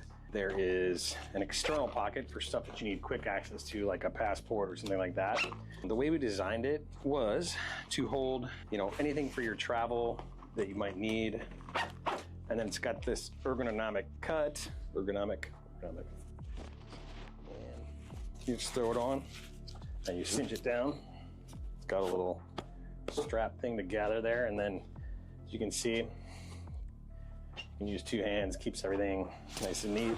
Spin it around. You have access to your passport. Get in here. It's great for, any of your other stuff that you need to get in and out of here. This is an 840 denier nylon, and if you're taking it for outdoor use, which is obviously what it's designed for, you can easily wipe it down. It's waterproof. You've got welded seams. They're not stitched. There's no moisture getting in there. If you do need to get inside for a quick access, like I said, there's this zipper to do that. Of course, you can weave it through our backpack, strap it on the side and use it like that if you want to just keep it for when you need it. But this is a great one if you're going to your seat on the airplane. You can keep it actually tucked right inside your bag. As soon as you get by, with your ticket, just pull this thing out. Then you've got everything you need. Slip it right in the back of the seat back, and it's perfect for travel. And so if you're using the tech sling at the paintball field, what's great about it, you can have access to all your little tools, extras, parts. Inside, it's perfectly designed to fit a marker. So full size, this is a CS3 Pro. It's got spots for your barrels, inserts, all that good stuff. There's also another zippered pocket for any kind of small parts. But this is perfect for anyone that wants to keep their marker with them. Maybe they got to take it to get teched, or you don't want to leave it back somewhere. You want to keep it on you. Great spot for that. So again, Just cinches down super easy. You're good to go. So these are available right now on infamouspaintball.com or fndn.com. Hey guys, Travis Lemansky here with Infamous Paintball. Just wanted to talk to you about our tech case. So it's a brand new accessory bag from us. This also has the mag mod. So all of our different backpacks, whether it's the Storm Vault, the M6 dry bag, our carry-on bag, our large rolling gear bags, this will just mount right onto it. Just click it right on, give it a little jiggle, and it'll come right off. So these go in different directions, so you kind of have to like play with it to get it off, but that way it doesn't accidentally pop off on you. This is an 840 denier nylon material, so it's completely waterproof. If it does get dirty, I mean, we expected you to be at the field and using this thing, you should be able to wipe that right off, keep it nice and clean. Externally, if you want to put a manual or any kind of small parts right there, is a cool external pocket. So what's great about the tech case when you're at the field all day long is it has literally everything your marker needs. So totally self-contained in here, small case, you don't have to have the big bulky case. You can hold your inserts, barrels, spare parts in the little zippers, manual, and obviously this is a full-size CS3 Pro. This is padded, so again, nice and protected in the smallest possible footprint. This is our tech case. It's available in 2 colors. See the black one here. We also have the sage gray. There is a shoulder strap included, so if you did want to carry it like a sling bag, you could do that as well. Yeah, so that's the FNDN tech case. You can get it at infamouspaintball.com or fndn.com. Before Paintball Fit could finish one of paintball's greatest comebacks, they had to be tested. They started as the worst team in professional paintball, outgunned, humiliated, and kicked out of the division. Their first attempt at a comeback ended up in a 1-point heartbreaker. Most teams quit there, but after losing the series, the Lookout family didn't just rebuild, they evolved. They stopped trying to play the league's game and started to build their own. In 2023, they returned as a machine, doing the impossible by sweeping the entire semi-pro division. Again and again and again, as the big man, let the big boy eat. Always got to wipe that face off, eating all them ribs.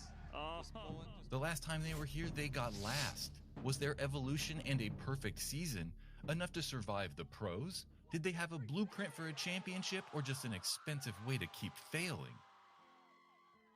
If it were an expensive way to fail, JD Lukau was okay with the bill because he wasn't buying trophies. He was buying back the time life told him he didn't have. So in 2010, I went through cancer and it got really bad for me. I was bedridden and I couldn't eat. I had a feed tube and chemo and radiation, everything. And I went to a really dark place. He survived and came out with a different perspective. He realized he wanted to spend more time with his family. A couple years later, he would head off the paintball field with his sons, and he saw a way to take back the time cancer tried to steal. They first played as the Apex Predators, but as the team got more serious, the local fields weren't enough. JD was no newcomer to paintball, so he did the only thing that made sense: build his own field of dreams. They weren't just building a place to play, they were laying the literal foundations for Paintball Fit. FIT stands for Family Integrated Team, and it starts with the Lukauts. JD the father, Sarah the mother, and their 3 sons, Colt, Brody, and Johnny. The precision of their game wasn't born in a playbook, it was born in the manual labor of building the field itself. And because they owned it, it meant they could spend more time on the field than anyone else. Playing as Paintball Fit, they stormed through the divisional ranks. In Division 4, they played 3 of the 4 tournaments and won all 3. The next year in Division 3, they won 4 of 5. Right by the other guy, still spins around and gives it to him. Is he hungry yet? Is it dinner time yet? Can you, Cal, give us a 6 Ellie. Give us a 6 Ellie. Come on, Cal. Is it time yet? Oh, there it is. Let the big man eat. Coming off their 3rd place overall finish in 2020, the team was offered a shortcut that would eventually backfire. Skip a division and head straight to pro to fill out the AC Dallas roster. They finished dead last with 117 points and were kicked out of pro. The following year, they dropped the AC Dallas name and played in semi-pro under Paintball Fit. By the 2022 World Cup, only one match against Austin Notorious stood between them and the series title. And more importantly, promotion back into the pro division. Going into the final, Fit had a lead in the series over Austin Notorious, 289 to their 282. But before Cup started, Blast Camp were actually in first place. But they managed a 10th place and took 4th in the series. That meant that if Fit finished in first place, they would take the title and get promoted into Pro. If Austin Notorious won, they would get promoted, and only by a single point. And when that final horn sounded, the series title was set. 481 to 482. Notorious were World Cup winners and Paintball's newest pro team, by only a single point. Coming off the loss in 2023, Fit recalibrated and started a run like the sport has never seen. They beat Blast Camp in the finals at every single event, sweeping the entire semi-pro division and taking first place every time. That perfect season finally got them an invite back into the pro division. Great job, Colt Lucal and all the boys. Oh, he's counting to 5. You see him? He said 1, 2, 3, 4, 5. Like I said, I've been here for a long time. It's my 29th year at World Cup and been calling games for 2 decades, and I can't remember the last time a team was this dominant in a division. While winning every tournament is extremely impressive, the fact that they had to go through the same rival in every single final is truly crazy. But playing at this new higher level comes at a cost, and winning even more. But unlike most pro teams, they weren't getting their funding from some outside mysterious rich guy. Every dollar earned from their field and their brand Hydra was fueled back into the team. JD wasn't looking for traditional ROI. The ROI was memory, so they started shooting 100 cases a weekend. $5,000 practices were becoming their norm.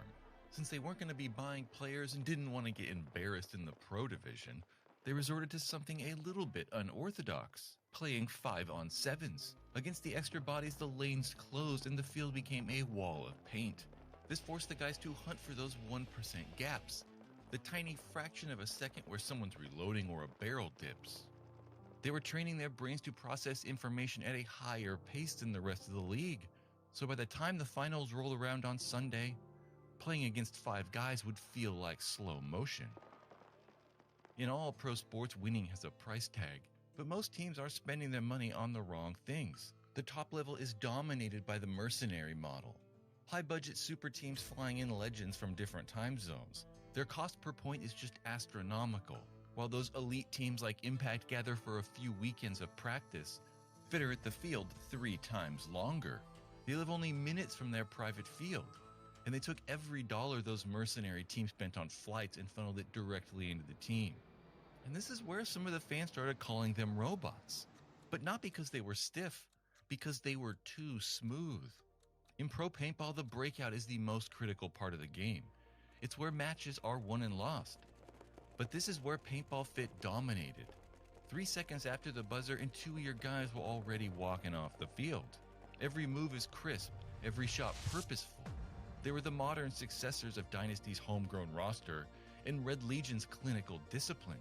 They were too consistent to be lucky. By 2024, the World Cup final was a collision of 2 different ideologies. Paintball Fit on one side, the other, Edmonton Impact, the New York Yankees of paintball, bought and paid to do one thing: win. With 70 seconds left in regulation, Fit are staring down a 0-2 deficit. In pro paintball against a roster like Impact, 70 seconds is a death sentence. Most teams in the position fall into a desperation trap. They just go wild and blindly run into guns. 99% of the time, it's a blowout. Instead of a frantic scramble, Fit shifted into a hyper-coordinated breakout. This is where those thousands of cases of paint in those 5-on-8 drills pay off. They didn't think. They just executed a program they'd already run thousands of times before. Right now, they did lose Chavez, but they do get Colt past the 50-yard line, and here comes Mason. Mason's hunting as another body drops for Edmonton Impact. Impact trying to hold the line. Mason gets chopped to pieces, and here comes Colt.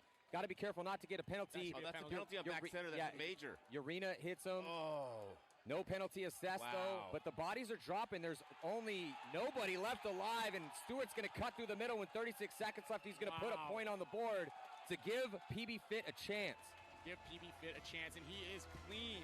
They score once, and with the entire season on the line. Oh, got to be careful not to get a penalty there, as Stewart is going to have enough time with just 3 seconds left as he hits that buzzer and the crowd explodes, and we're going to have a tie game. It's going to be 2-2 heading into overtime. That's 2 majors Impact's gotten away with at the end of this game. Fit dominated the overtime, getting into front positions and making it a 4-on-2. But that real statement came when Cyrus Gehringer dunked on Nick Laval. 3 years ago, Fit were the worst team in pro paintball. Now they just beat a lineup of veteran superstars in the finals at World Cup. It's a loud and clear signal to the rest of the league. The hired gun is no longer the top dog.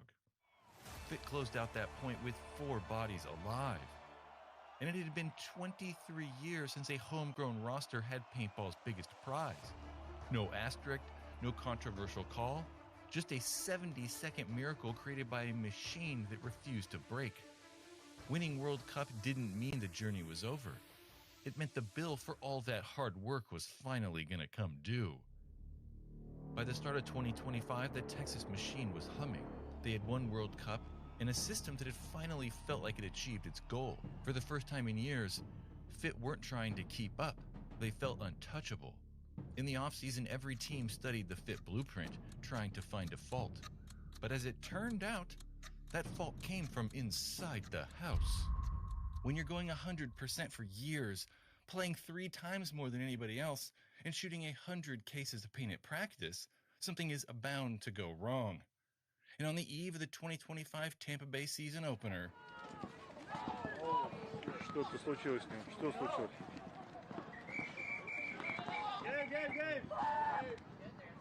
Что-то ногу сломал, что ли? that physical toll of practice had finally caught up with Colt Lukow's knee. The MRI confirmed the worst, ACL and meniscus tear. He went from leading on the field to leaning on crutches in the pits. So the question about 2025 wasn't about winning. It was about whether Fit could survive without their field general. It was a stress test to find out if that system was strong enough to survive without the man who helped build it. That evening in Tampa, the narrative was written. Without Colt, Fit are cooked. Across the field stood San Diego Dynasty. They're no mercenary team. They're the original blueprint. In every way, they are the highest standard in paintball. For over 20 years, they've been the benchmark. The team that proved that a core group of friends built on chemistry and feel could beat everyone. Beating them wasn't about proving Dynasty wrong. It was about proving that their way of doing things was still the right way. And then now you go against Dynasty, and it's one of those things that it's not like personal against them, but it's personal in our own legacy. Right now we're going into this, and it's keep proving people wrong, right? It's all those podcasts, all those comments, even back to our semi-pro year that we first coming into pro last year, right? Like all that stuff that's been said, will be said, or anything of that nature, it's still ringing into our guys. We're still feeling like we have to prove people wrong. We're not satisfied at all. So it's very personal in our own goals that we got to prove people wrong and prove ourselves right, prove that the hard work is going to prevail, and go out there and show the world. For the first half of the match, it was a battle, tied 3-3. But as the 7th point began, Fit shifted into a new gear. It started off the break. Suddenly, Dynasty couldn't keep 5 bodies alive, and with the man advantage, Fit applied a suffocating pressure. In the pro ranks, there's a hierarchy of how you get shot. Getting shot while you're moving, it happens. But getting shot out of your bunker, that's a failure. It means you lost a gunfight. It means you were in your bunker protected and you still got shot. Fit would spend the next 3 minutes systematically picking off Dynasty players. It proved that machine isn't a lack of emotion, it's Borg synchronization. They rode that momentum through the season, taking 2 at the first 4 events. By the time World Cup rolled around, Colt Lukow was back on the field, leading them to the finals. They'd end up taking 2nd place to Tampa Bay Damage, but it was more than enough to secure their series title and the #1 world ranking. In just 4 years, this group went from relegated nobodies to undisputed kings of the sport. The system didn't just survive the man, it vindicated him. Unbelievable. By Paintball Fit. They are the new team to beat here in professional paintball, and what an inspiring story. If you're out there and you're wondering, can we do it? You can do it. You can do it. They have no paid superstars, homegrown talent, dedication, effort. Unbelievable. Paintball Fit here, champion. Looking back at the numbers now, they don't really tell the story. It was never about the balance in a bank account. It was about those minutes. To JD, those skids of paint weren't a business expense. They were the price he paid to build memories with his sons. and the brothers they picked up along the way. It turns out it wasn't an expensive way to keep failing. Their 2024 World Cup win and that 2025 series title are proof. It still was and still is a blueprint for a championship. Of all the top teams at the first event, Tampa Bay Damage will be the odds-on favorite to win, as they swept through the World Cup last year undefeated, and they have made no changes to the roster this season. Their talent and leadership is top tier, and they are bringing 12 bodies to the event, so they will have depth. Their snake side is the best in the league with both Alex Goldman and Keith Brown, and their backline is also elite with Marcelo Margot and World Cup MVP Jason Edwards. Damage has no holes in their line across the field, and they could go on a run in 2026.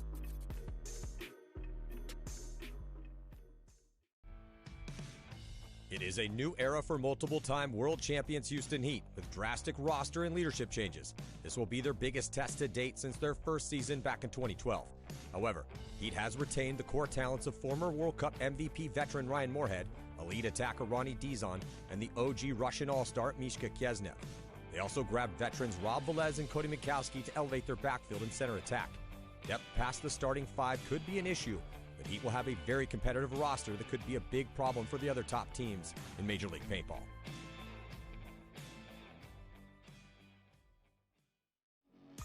Superstar squad Edmonton Impact will be a threat to win every event they play this year, as their roster is full of all-stars. But they are starting the season with injuries to Brandon Cornell, Justin Cornell, and Tyler Panelio. Good news for Impact is that even with the injuries, they still have massive depth in every position, and they should be able to quickly get into the form that saw them win the fourth event in 2025. With the deadly new pickups of LJ Parrish, Chad George, and Connor Kelly, Impact continues to have arguably the deepest roster in Major League Paintball.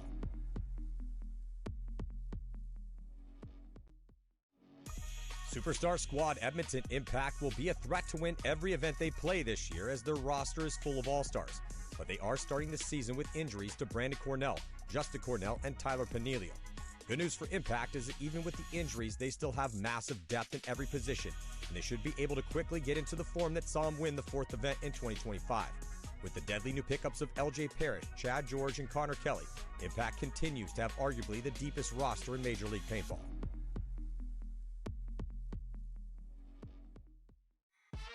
Red Legion is one of the most aggressive squads in Major League Paintball by far, and one of the longest-running teams in the game. Their hyper-aggressive game plans are hard to predict, and they found success the past few seasons, winning 3 events and a series title the past 2 years. Sergei Sonaiskov, Kirill Peridny, Pavel Karslev, Justin Rabakov, and Alexander Burtnikov will be the core starters, and they could be in any bunker at any time. And the pickup of Corey Hall will give them veteran experience and more depth in the backfield. Most likely, Red Legion will be hunting for another win on Sunday afternoon in Tampa.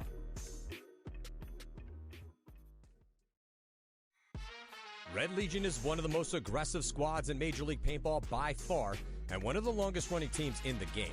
Their hyper-aggressive game plans are hard to predict, and they found success the past few seasons, winning 3 events and a series title the past 2 years.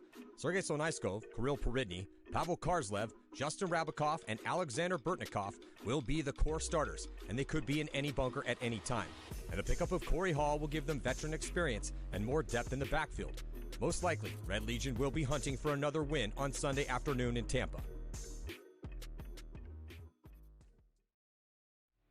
PB Fit heads into the 2026 season with the giant goal: win every event and defend their series title. They broke the mold in a relentless rise by building up local Texas talent and taking only those players who lived close and wanted to train multiple days every week. Their determination has built a versatile roster that excels at both offense and defense, with god-tier gunfighting ability and lethal off-the-break control. Core starter Trenton Mason will not be at the first event, but Colt Lukow is back at 100%. And if teams can't stop Scott Stewart in the Snake and John Chavez on the D side, it will reign supreme yet again.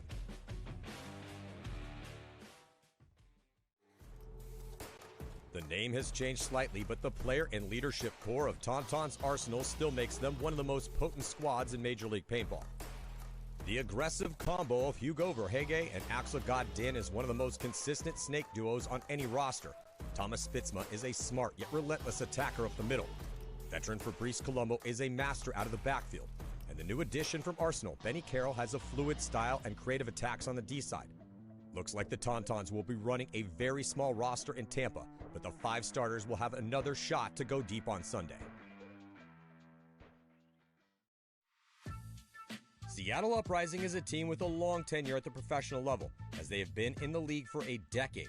But they've recently been on a run of improvement, earning the respect of the top teams, making Sundays, and they finally hit their first podium appearance with a third-place finish in Texas last year.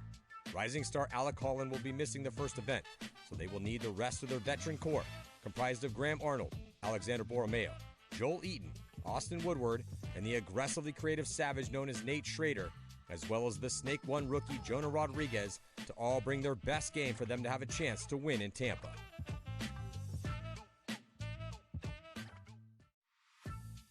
Seattle Uprising is a team with a long tenure at the professional level, as they have been in the league for a decade. But they've recently been on a run of improvement, earning the respect of the top teams, making Sundays, and they finally hit their first podium appearance with a third-place finish in Texas last year.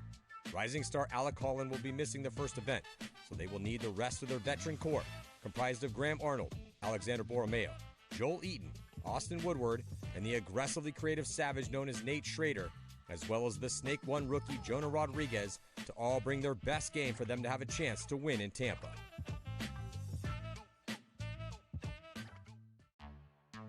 Former world champ San Antonio X Factor entered the Major League Paintball season as a top-ranked team, well overdue for a win. Since their last victory in 2019, they have finished second 7 times. But make no mistake, it would surprise absolutely no one if they took the victory in Tampa, because the lineup is a who's who of the best players ever to come out of the great state of Texas, with Colt Roberts, Matt Jackson, Miner Ninos, Cody Bayless, and TJ Danner. Add in Billy Bernaccia, Tom Guest, and Silos Cortez, and you have an incredibly tough lineup for any team to beat. Archie Montemayor will not be at the first event, but they have more than enough firepower and experience to take the victory.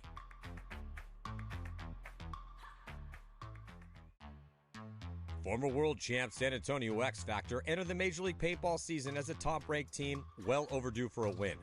Since their last victory in 2019, they have finished second 7 times. But make no mistake, it would surprise absolutely no one if they took the victory in Tampa, because the lineup is a who's who of the best players ever to come out of the great state of Texas, with Colt Roberts, Matt Jackson, Miner Ninos, Cody Bayless, and TJ Danner. Add in Billy Bernaccia, Tom Guest, and Silos Cortez, and you have an incredibly tough lineup for any team to beat. Archie Montemayor will not be at the first event, but they have more than enough firepower and experience to take the victory.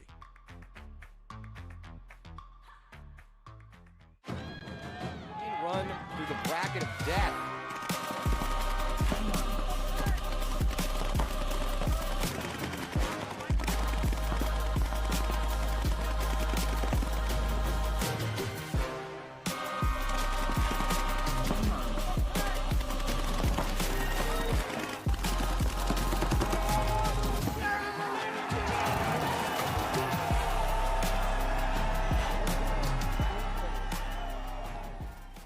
Nice read and react from Cyrus Geringer, former World Cup MVP here. Another kill on the corner. Nate Schrader eating. There's a lot of feelings on this field right now about one another. Let's see who's going to take the advantage here.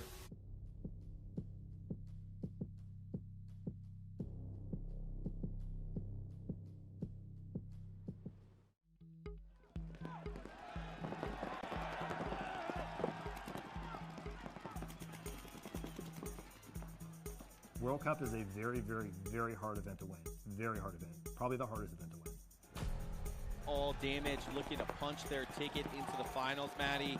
Tampa Bay Damage, just 2 more kills for them to move on to play PB Fit. They're a homegrown team, a lot like we are, but nobody was going to beat us here. Didn't matter what they did. We were going to win World Cup no matter what. One thing's for sure, Tampa Bay Damage every year has a team that is a threat to win paintball tournaments. Going to try to knock off our new giants in Paintball Fit. You know what I know? I know about damage. And that's all that matters to me. I don't give a damn about these other dudes, bro. I really, really don't. He's an amazing teammate. I love competing. I love the game. I'm a student, and I'm surrounded by great players. Come on, Rob! Get that about, Rob! He had his challenges too throughout the season and what he went through, and I obviously had mine. And for us to overcome all that and kind of put it in everybody's face in the league and come out on top.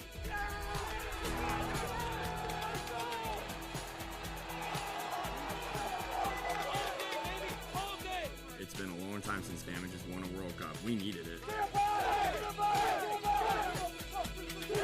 go, David! Let's go, David!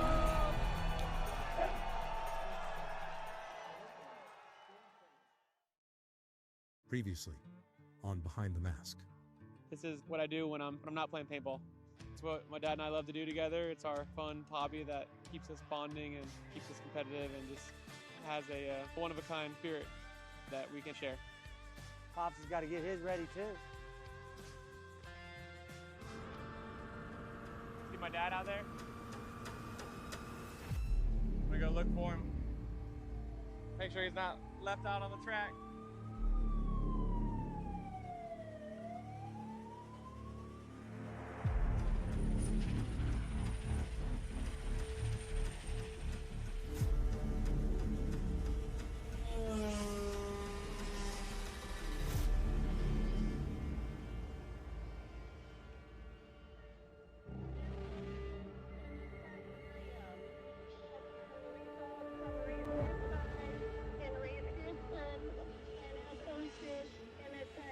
That's what can happen out here. Hopefully the guy's all right. Is that you? Is this what the helicopter came for? No, that was another one. But yeah, there was two at one time, two wrecks at once. In the same, Just that practice, you know.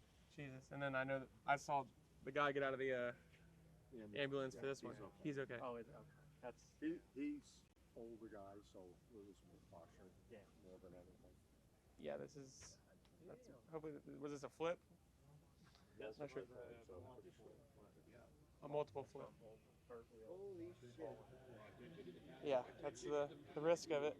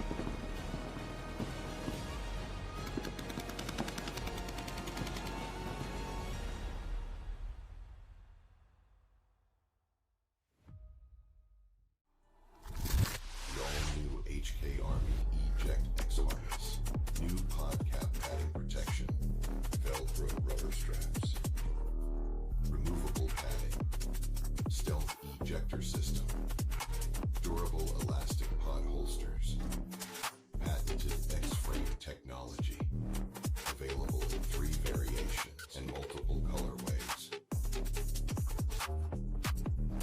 The Eject X, available now at hkarmy.com. Drop that shit.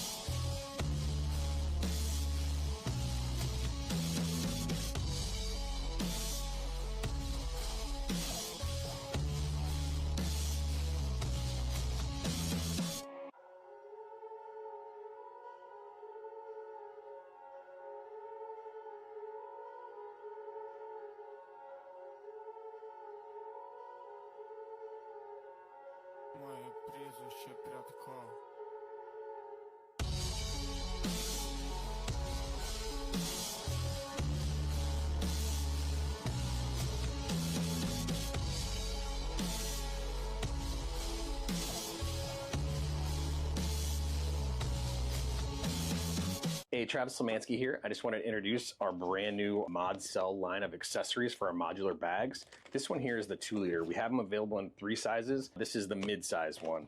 So what's great about it is it's made out of a 840 denier nylon material. It's TPU coated, so it's like perfect for keeping clean. It gets wet or dirty or whatever. These seams there's no stitching here, so this is all seamless welded design. So it's, besides the small gap in a zipper, it's waterproof. YKK zippers. You can easily access the inside right here. This is a little spot for a key leash or pens or something you might need quick access to. On the outside, you can put a boarding pass or passport or something like that. I have one sort of packed out here. Shows that perfectly fits like an iPad mini, you know, great for travel like that. It does have easy to grab handles on both sides. So if you do have it in your carry-on bag or your backpack or something, you can grab it pretty fast and easy. There's a shoulder strap, which is included. You don't have to use it, but if you wanted to just carry this, it's the perfect like little mobile organizer. So you can see in here, you have, you know, a spot for anything you might want to take with you, charging cables or Advil or whatever, charging blocks. So it's kind of how I keep mine packed out. This will be perfect for fitting in the back of a seat back in an airplane. Just kind of sits there, opens, faces you, so you can get at your stuff really easy and just close it up, throw it in the bag. Available on infamouspaintball.com, available on fndn.com. So again, this is the Mod Cell in the 2-liter. Travis Mansky here. I'm here to talk to you about our Mod Cell. This is actually the 5-liter Mod Cell pouch. We have 3 different sizes, 5, 2, and a 0.5. So this is the largest one we make.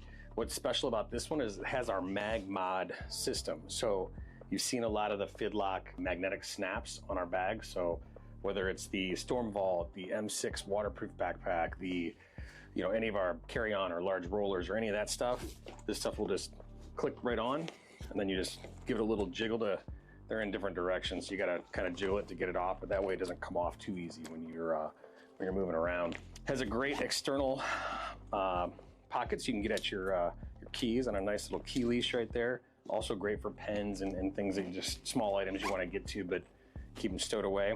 This is an 840 denier nylon. It's also, if you look at it, this is all welded seam, so it's not stitched. This is a waterproof bag. Minus the actual zipper here, you could almost completely submerge it. YKK zippers. It's got grab handles on both sides. It does come with a shoulder strap if you wanted to carry it around like that. This size is perfect for, you know, the standard size. I think it's 11-inch iPad. Sometimes when I'm traveling, I put the over-the-ear headphones, same thing right in here. So I have my iPad and my headphones right in there. This thing is great for going right in the seat back in front of you, so you have kind of flipped open, have access to all your stuff. You can keep, you know, a little toiletry stuff in here, or, you know, Advil or chargers, this kind of stuff. Nice deep pockets to get at some of your chargers, cables, all that good stuff. Externally, this is a great pocket for, say, a boarding pass or something you might want to have easy access to. It also does fit like perfectly a passport. So this is the Mod Cell 5-liter with the Mag Mod. So it's a great one. You can get these at infamouspaintball.com. You can also get these available at fndn.com. So Travis Lemansky here. I just wanted to introduce to you our other Mod Cell. This is the 0.5 liter, so it's our smallest one in the family.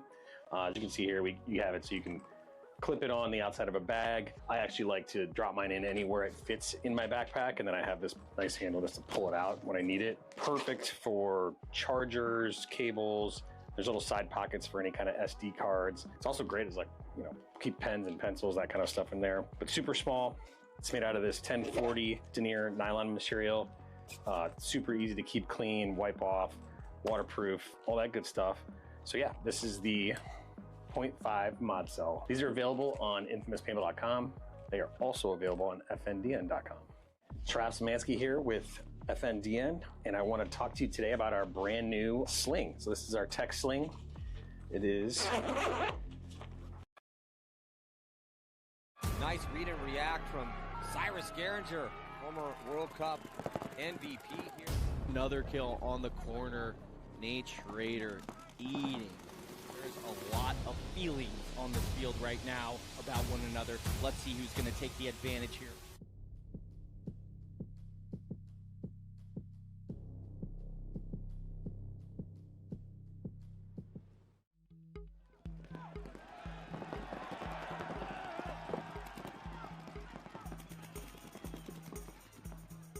World Cup is a very, very, very hard event to win.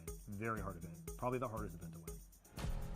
All Damage looking to punch their ticket into the finals, Matty. Tampa Bay Damage, just 2 more kills for them to move on to play PB Fit. They're a homegrown team, a lot like we are, but nobody was going to beat us here. Didn't matter what they did. We were going to win World Cup no matter what. One thing's for sure, Tampa Bay Damage every year has a team that is a threat to win paintball tournaments. Going to try to knock off our new giants in paintball Fit. You know what I know? I know about Damage. And that's all that matters to me. I don't give a damn about these other dudes, bro. I really, really don't. He's an amazing teammate. I love competing. I love the game. I'm a student, and I'm surrounded by great players. Come on, Rob! Get got him down, Rob! He had his challenges too throughout the season and what he went through, and I obviously had mine. And for us to overcome all that and kind of put it in everybody's face in the league and come out on top.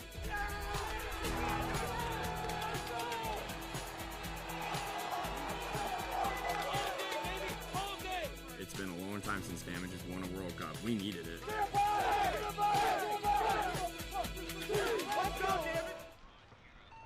And welcome back here to the Tampa Bay Open. I'm Shelley Farmer. I'm your commentator here live on the Premier field for the Men's Semi-Pro X-Ball and WNXL.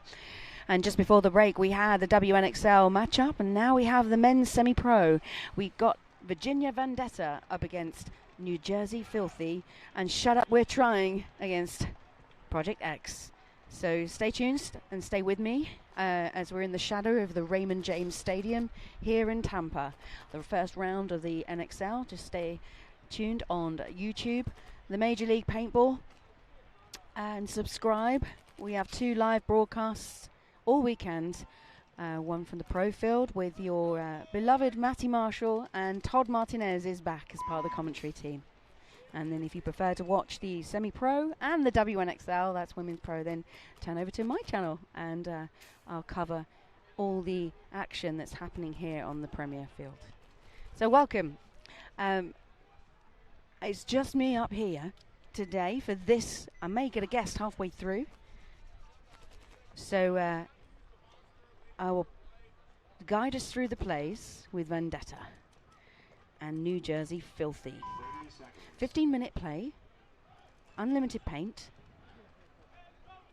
and Mercy 5 for this format. And on your screens is Filthy. The screen is not Filthy. They are called Filthy. And let's see how they go.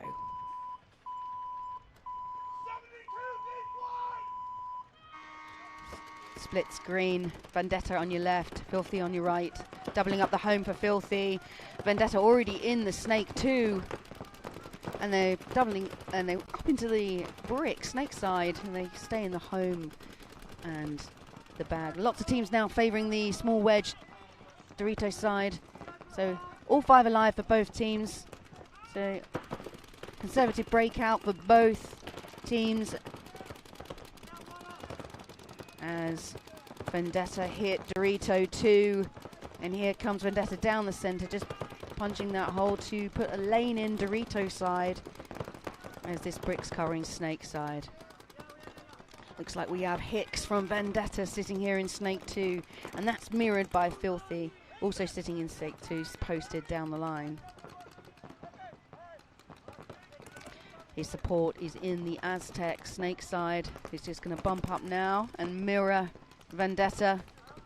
slight trip going in. The turf here is getting really sticky, so the grass is turning into, I'd say, like, it feels like magnetic sand. It's the best way. So a lot of cleats are getting stuck, and the dives onto the ground are a bit rough and bouncy. So knee pads are a must, and elbows are a must for this kind of field, as we've had no losses on either side at this stage. We're a minute and 30 already in. It's unusual for paintball. But it looks like the ref has seen something here in these filthy. Snake 2, and he has. He's been clipped. He's played on penalty, 1 for 1. And that's 2 players down for filthy. It opens up the snake. All we have here is the player in the brick. He's looking D side. Snake side, yeah, that's better. You've just lost 2 of your players. It's 5 against 3. Hicks comes in now to the 50. Starfish shape, the new shape here for Superball. As Virginia Vendetta lose their snake side, and as I mentioned, Hicks, he gets taken too. Vendetta know they need to spread the field. They just caught up inside the bunker. This player's doing all the work here. Snake side just gets clipped on the loader. So it's now a 3-on-2 in Vendetta's favour. Snake side still blown over but open. Filthy have they have the Dorito corner, which is trying to stop our player here you see on the screen's bottom left bumping up, because he switched down the lane. He's been able to move into the snake. Lincoln and Reed, number 31 for Vendetta, can look sideways and put a lane into the Dorito corner to keep him busy, as Vendetta now push into Dorito 3. Reed posted out, waiting for the kill. Got the kill. There's 1 player left remaining for in the Dorito corner. It won't be long here. He gets a 3-pack. Reed. And he read the field well. Good reading, Reed. And gets the point here from Vendetta. Also in this bracket, we have Shut Up, We're Trying. And Project S. Now I was thinking of like shortening Shut Up, We're Trying to SUWT. The W's a long word in regards to a letter anyway, so let's just stick with Shut Up as we commentate. It makes me admire the horse racing commentators when they have to say the full names for each horse. But anything longer than 4 syllables. So we have Shut Up on the left in the green jerseys, with the knuckle dusters and their Hydra tops, and Project X in black jerseys. And here we have, and one in the cream jersey just for luck, I guess. Here we go, first point for this matchup here for semi-pro. And a nice break shooting there for Project S, so they take the snake player off the break. Shut Up with 4. But Project X also losing a player. It's 4-on-4. And their snake player. Maybe the jersey was not lucky for Garcia, as it's now 4-on-3. And Shut Up are utilising snake side, pushing together as a pair. Project X recognizing the threat and bumping into the home from the backline Dorito, as Shut Up punch through the center, looking D side. So nice lock up here, shooting both D side and snake side from the center bunkers for Shut Up. And Dyer here, number 15 in the snake 2 for Shut Up. It's just posted on the inside wedge Dorito side, which is a lot of teams are favoring now, because if you get there on the break, you're able to post up on the snake 2 and get a nice kill. The angle looks good. He's switched now, he's realized there's no player threat in that wedge, and now comms are good to, he's able to explode. He's considering, he's on his toes, I'm assuming he's going to jump inside the wire, but if I was him, there's no snake corner, I would get hit on my belly and crawl all the way into the 50. But they obviously have lost the kill count, or not sure where the players are, because I just heard the brick snake side here to ask what you got. So he's not sure himself, so he's coming inside, using the blind. So he knows he can survive on his gun, hit his belly, go in. That's a nice play. Nice play for Diane. And what it's done is just opened it up on the other side. They've realised the threat because Shut Up and now in Snake 50. So Diane's just going to shoot inside. He's on the wedge, got the shot. Great shooting. That's what you need. Come out. Paints true. Sweet spot. Gets the kill. One player left remaining for Project X. And Shut Up launch and forcing Project X to concede that point. And the first point goes to Shut Up. We're trying. Nice.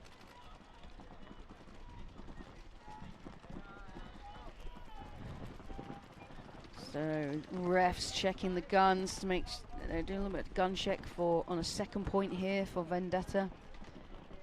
We've had yesterday we had a hot gun firing over 10.5 for the San Francisco Sirens, and then earlier on today Wild Dogs, I believe, had a hot gun. So just a couple of penalties in regards to the markers. Not in a legal state for the NXL rules. But it looks again, we've got Hicks again, he'll be playing Snake side, and Grisson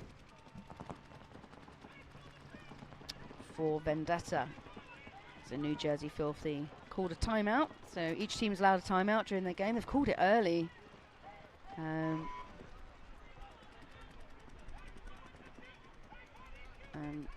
not sure why. Maybe it was actually Vendetta that called the timeout, but it's different because I'm not sure why tactically they would, but they've been waiting by the start gate. But Filthy in the black jerseys. On your screens, Vendetta, black and gold.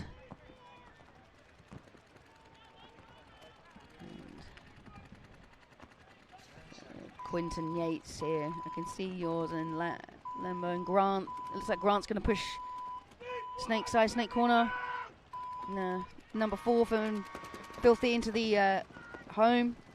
Nice move there into the Snake. Vendetta lose a player off the break D side. 5-4 in Vendetta. No, in Filthy's favour, as Vendetta also lose their Snake player, so it's 5-3. Vendetta have Dorito 2, the backline Dorito, and the Snake side brick. Posted Snake side, so it's going to be a battle as soon as he pops up. He's just looking at the line at this stage. I mean, he does know where it is. I mean, the only way giveaway you can hear that you know someone's in the Snake is when you hear them communicate or hear them shoot. Or a little trick is looking at the refs to see whether you can see a reflection in their goggles. Oh, I gave away the trick there. But there you go. So he's having and then as soon as he reveals any part of his profile, he's going to be aware he's there. The shadows are pulling the other way, so sometimes you can use the shadow. He's going to know he's there now. No, that's really good profiling. I've not seen someone crawl like that.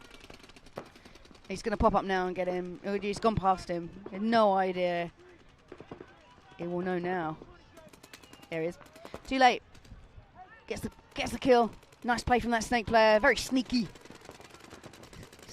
Uses the blind of the Snake one. Didn't use profile well enough and just gets clipped cross field. So Filthy have one player left remaining in that Dorito 2. Here comes the hammer. And Filthy get a point back on the board against Vendetta.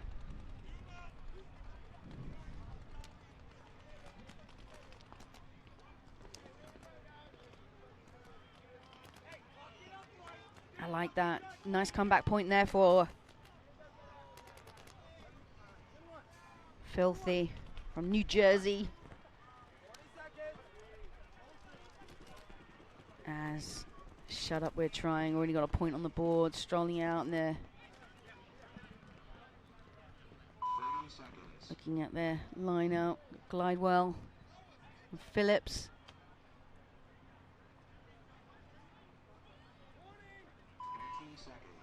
That's 20 seconds. Cool. Phillips is not ready. He's still with the ref.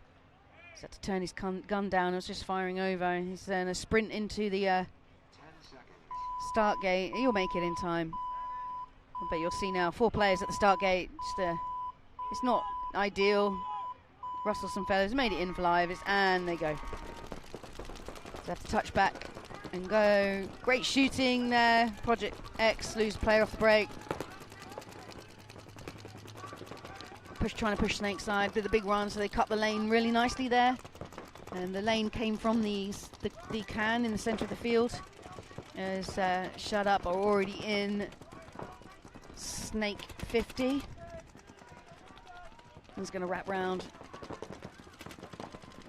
to put some heat on the Aztec Snake side. The Aztec Snake side knows that the Snake's hot, but can't see him now. He's on his base. He's going to pop up and get him now. Bye.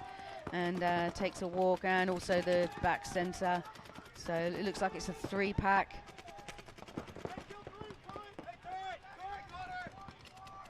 Nice. It's going to be a 4-pack here for Snake player here for Shut Up. Nice paintball there. Feel clear with 4-5 alive here for Shut Up. It's just showing us how it's done. Getting a kill off the break and getting into the Snake early and just using the blinds. And the Snake hit the belly, use those blinds, pop up. And it's just field awareness as well as communications. You have a good field awareness as the player anyway. And then your teammates are all on the same par in regards to that. Then got a solid team when it comes to semi-pro. A nice one for Shut Up. As it's Sanders, number 1. Got the 4-pack. Nice paintball. There's a 50-50 flip when you're the Snake offensive player. And just like Project X, their Snake offenses got clipped off the brakes. So you either die early or you get all the glory. And Sanders got the glory. 4-pack. 10 minutes, just over 10 minutes playing time left in this matchup between Vendetta and Filthy. Already 2 points played. If you're just joining us, welcome. I'm Shelley Farmer. I am the host for the Premier Field here, sponsored by Lone Wolf, just in the shadows of the Raymond James Stadium. Live on Major League Paintball. Here we go. So, all 5 alive here for Vendetta. Refs taking a look at the wedge Dorito side, and they're launching down into the brick Snake side, whereas Filthy are already in Dorito 3. So their play is clearly to be offensive on the Dorito side of the field. And you can see him there in D3, very top of your screens. And it's just being backed up here with the Snake bricks, so just mirroring.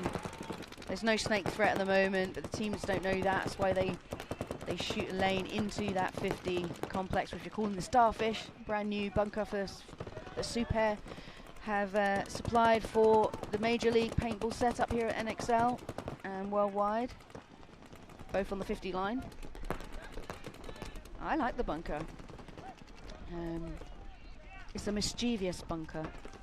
You can do a lot with it. You can tuck in, and you can use it. You just got to be very small in the profile splits, I've noticed. It's a bit deceiving. But Vendetta have all 5 players alive, and so do Filthy.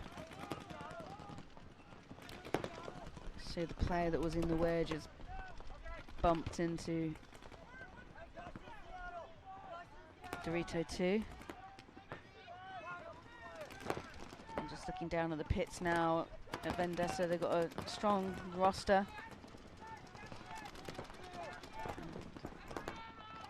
Good pits, and so do Shut Up, we're trying.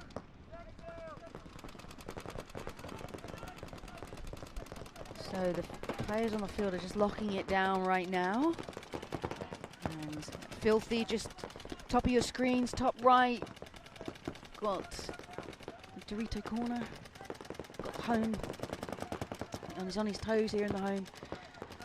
Vendetta does not have a home in the opposite. You see the lanes just now. He's tucking out there to the left. That's a big lane there on Snake side. It's quite open at the beginning, and then it becomes closer, more towards the 50. Here comes Hicks. He's now in Snake 3 for Vendetta. And Filthy had the Snake corner. Oh, ref's seen a hit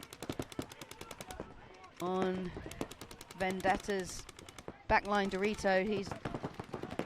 He's now left the field, and they have 4 players. So it's 5-4 in Filthy's favour now. 7 minutes left of gameplay. So slow points here for these two. Similar gameplays, the two similar styles, as Filthy hit the Dorito 50. And Vendetta, call it Dragon. So they just called Dragon and managed to get the kill. So that was the kill from Dorito 3. Vendetta, nice shooting. So that makes it 4-4.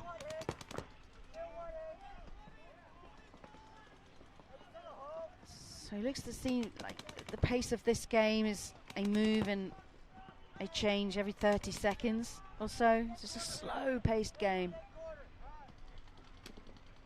And they're not low on paint either. It's just a matter of survivability and not being clipped out on these lanes as the fields are all locked up. And Vendetta's just moved from the center down and into the Dorito 50 on the outside, looking infield to try and see if they can get a shot on Filthy's Snake. The camera is on the Filthy side. Just look at the Snake. I'm blind to the Snake here because of the head ref tower. So, okay, so there's no players in the Snake. So what they're trying to do is pick out the Snake brick and the Snake corner. Here he is. So he's getting some heat because the balls are coming that way, and all I can see is Snake corner and the Snake brick.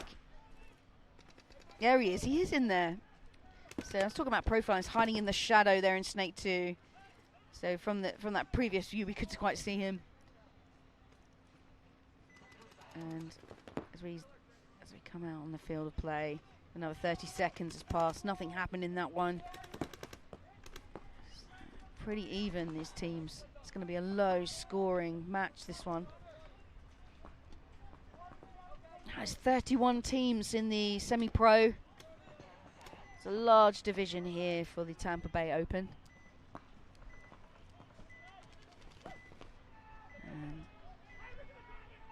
They're getting low on paint, or they're waiting as Vendetta lose their Dorito 50, so it's now a 3-on-5, I believe. So we've got Snake 2, Snake Brick, and Snake Corner. And Dorito 1 for Jersey, and Dorito 1's just filled into Dorito 2, so it's 4-on-3 in Filthy's favour. As neither teams have players on the back line. You can see just the Snake corner here for Filthy. Shooting inside. You can just see there, just trying to get a lane down on the Dorito 2.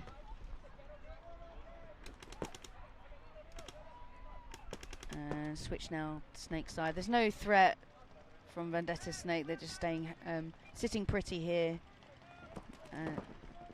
In Snake 3, just posted down the line. It's a hard shot because you can see that from that angle now that the Snake corner is set in. It's not in line with the Snake. So usually sometimes layouts have the bunker that's in line, and it makes it easier to protect your Snake player. But on this particular layout, on both sides, on both corners, the same with Dorito and Snake, is the inset.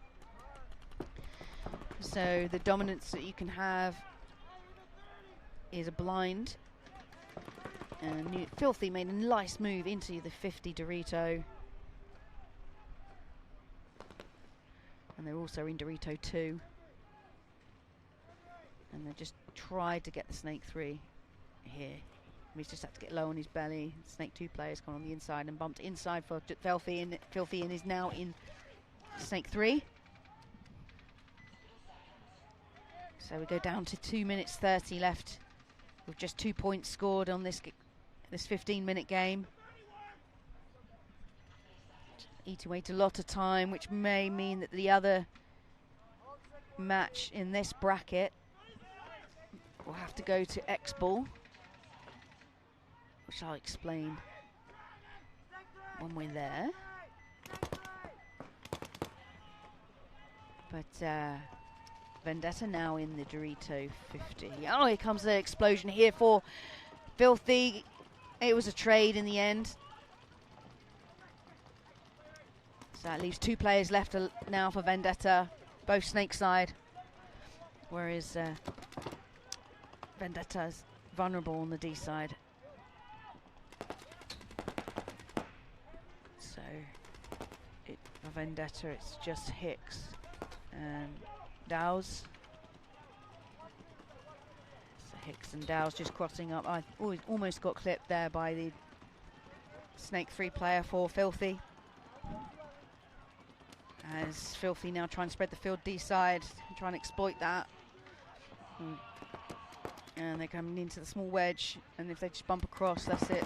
I think they must have lost the kill count for the not immediately taking the D side. As I said, the bunkers in the middle of the field are busy. So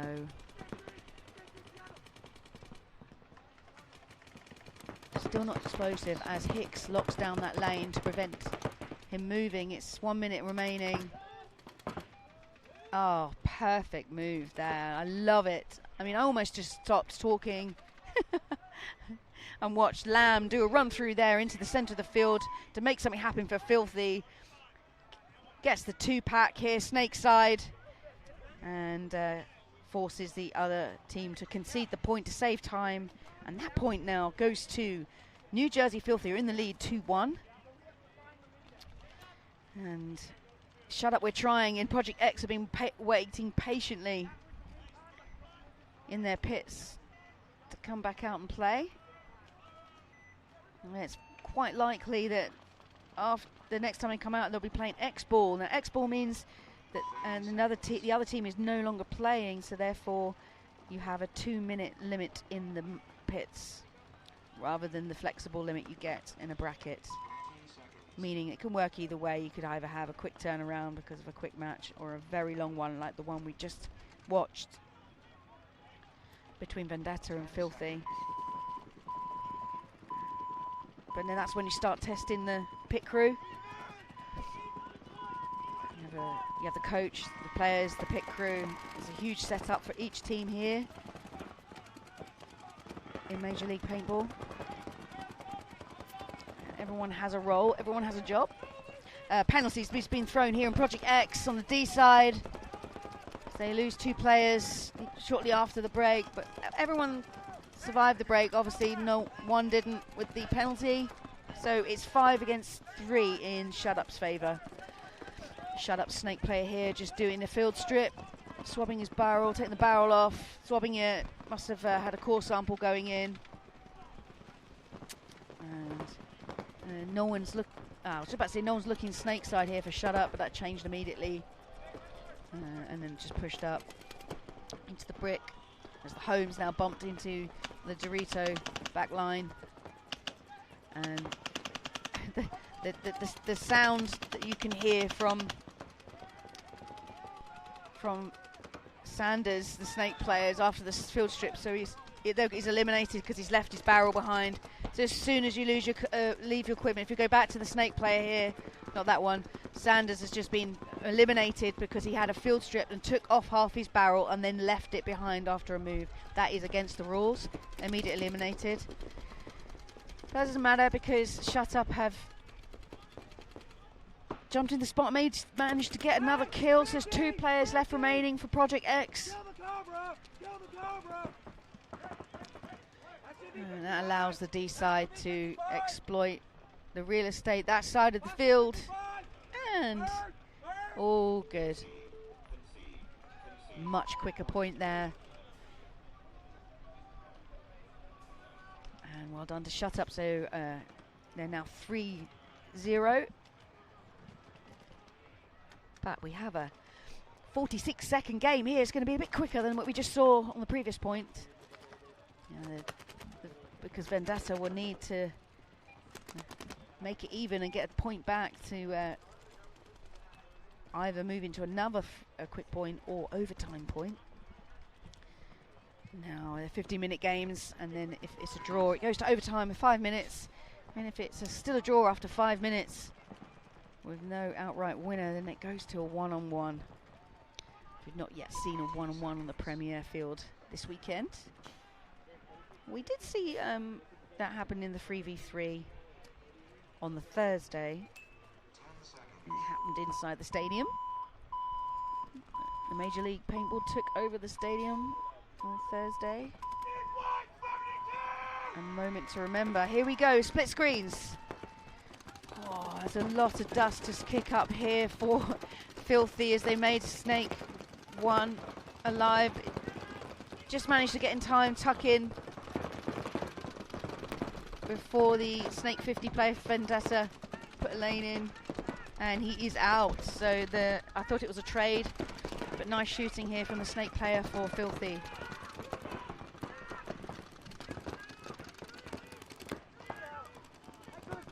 And immediately got taken out down the line as Vendetta feel the Snake. 8 seconds left. I was expecting more of a punch move from them as Filthy get into Dorito 3. And that's it, game time finish. Low scoring game here, but the victory goes to New Jersey Filthy. Congratulations, guys. So it's 2-1. And that takes us back to the other matchup in this bracket.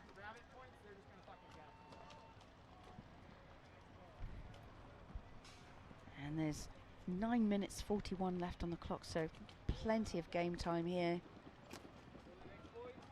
Project X have got some time to get a point back or make it level and win if they were to if it was to turn into a comeback. So here we go. Let's see if we can have some paintball here. See if Project X can get a point on the board as they now move into X-Ball.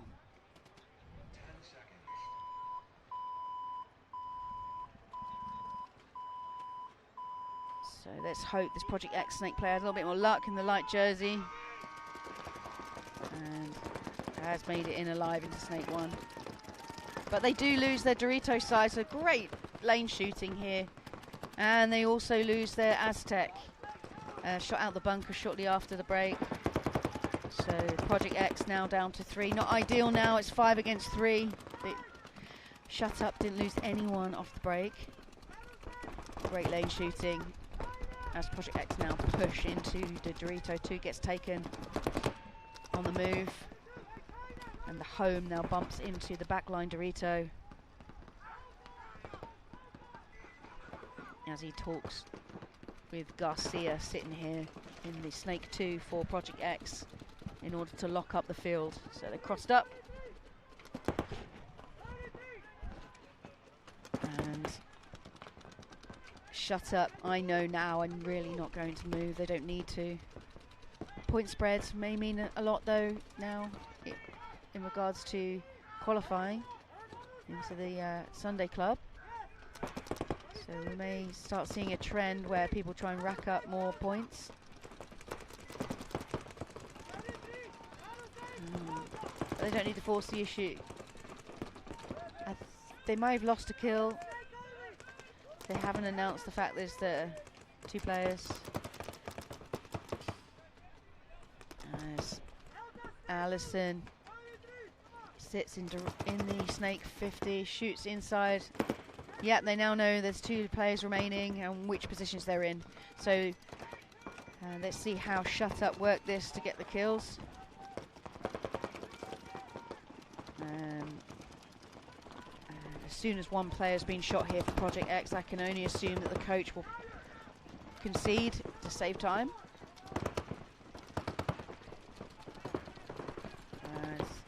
We're gonna have a snake battle here. Who's gonna win out of these two? And it is Shut Up. And the coach could concede here just to save time, but the point will go to Shut Up. Too late. Couldn't save his player.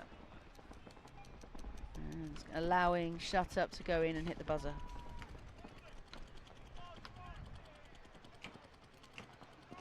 And Shut Up aren't playing. Don't need to rush the proceedings. And that has now forced Project X to concede. And pointless proves that's 4 points for Shut Up as we go into X Ball. And you're live here in the Premier Field, and we'll have a look at what we've got coming up on the schedule. As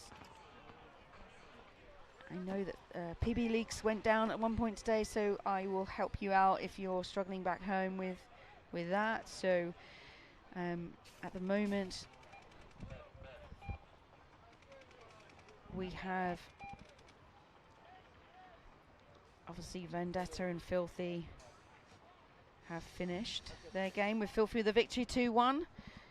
And next up we have WNXL bracket for your Women Pro fans out there. We have a matchup which includes the Immortal Angels versus Baltimore Nevermores, and New Jersey High Rollers against Thunder Valley Voltage. So that's live at 2:15. And then after that, we're back to Semi-Pro X-Ball. That's at 3:10 p.m. local time, and then we'll have, and you will see here live, Newbies versus Clutch City Oilers, and Preferred Mob and Louisville Asylum. And then we have the final WNXL bracket to tell the story of the Women's Pro this weekend. After that, with the Heroines versus Baltimore Nevermores, Thunder Valley Voltage and the Immortal Angels. And the final bracket here today at 5 p.m. is New Jersey Jesters v Newbies and Texas Demolition v Hurricanes SP. So we still have 4 brackets to go after this match. So stay with us if you want to watch WNXL as we go back to Project X. Make it into Snake alive, but Shut Up has a ref running towards their home. They lose 1 player off the break. Strong start for Project X, and it's a penalty for Project X. Unfortunately, the home has been shot, has played on, and taken out the Snake corner. And that's a 3v3. And as I mentioned, that the backline Dorito for Shut Up has been taken out. So that's 3 players only for Shut Up. And he's just going to come around the corner here. He's just missed. It's just moved. He would have got him. He's moved just in time. They're just on either side of the bunker. Neither players know where each other are. They do now. So it goes for a trade. Whoa. Here goes a major. Throws a red. Must have been for spinning. And that's it. Game stop. So it's taken out 1 player, but that means that they'll start the next point with just 4 players, because if that's a major. Yeah, it's a major. So next point, they'll only start with 4. Project X. No, it's not going well for them.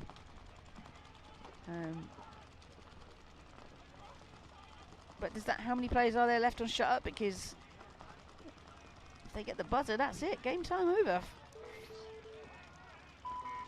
Yes, it is. So no need for that, because it is 5. Mercy 5, so the game goes to Shut Up. They obviously knew it was coming, because there's no real celebrations going down in the pits here, but they're happy with the win as they mercy rule Project X. So thank you for joining us for that bracket. So the victorious teams that we just witnessed there on Premier Field with the Semi-Pro is New Jersey Filthy, win 2-1 against Virginia Vendetta. And Shut Up We're Trying Mercy Rule Project X 5-0. I'm Shelley Farmer. We're live here on the Semi-Pro X Ball, and coming up next after these adverts is our WNXL bracket, where you'll see Immortal Angels versus Baltimore Nevermores and New Jersey High Rollers against the Voltage. We'll see you soon.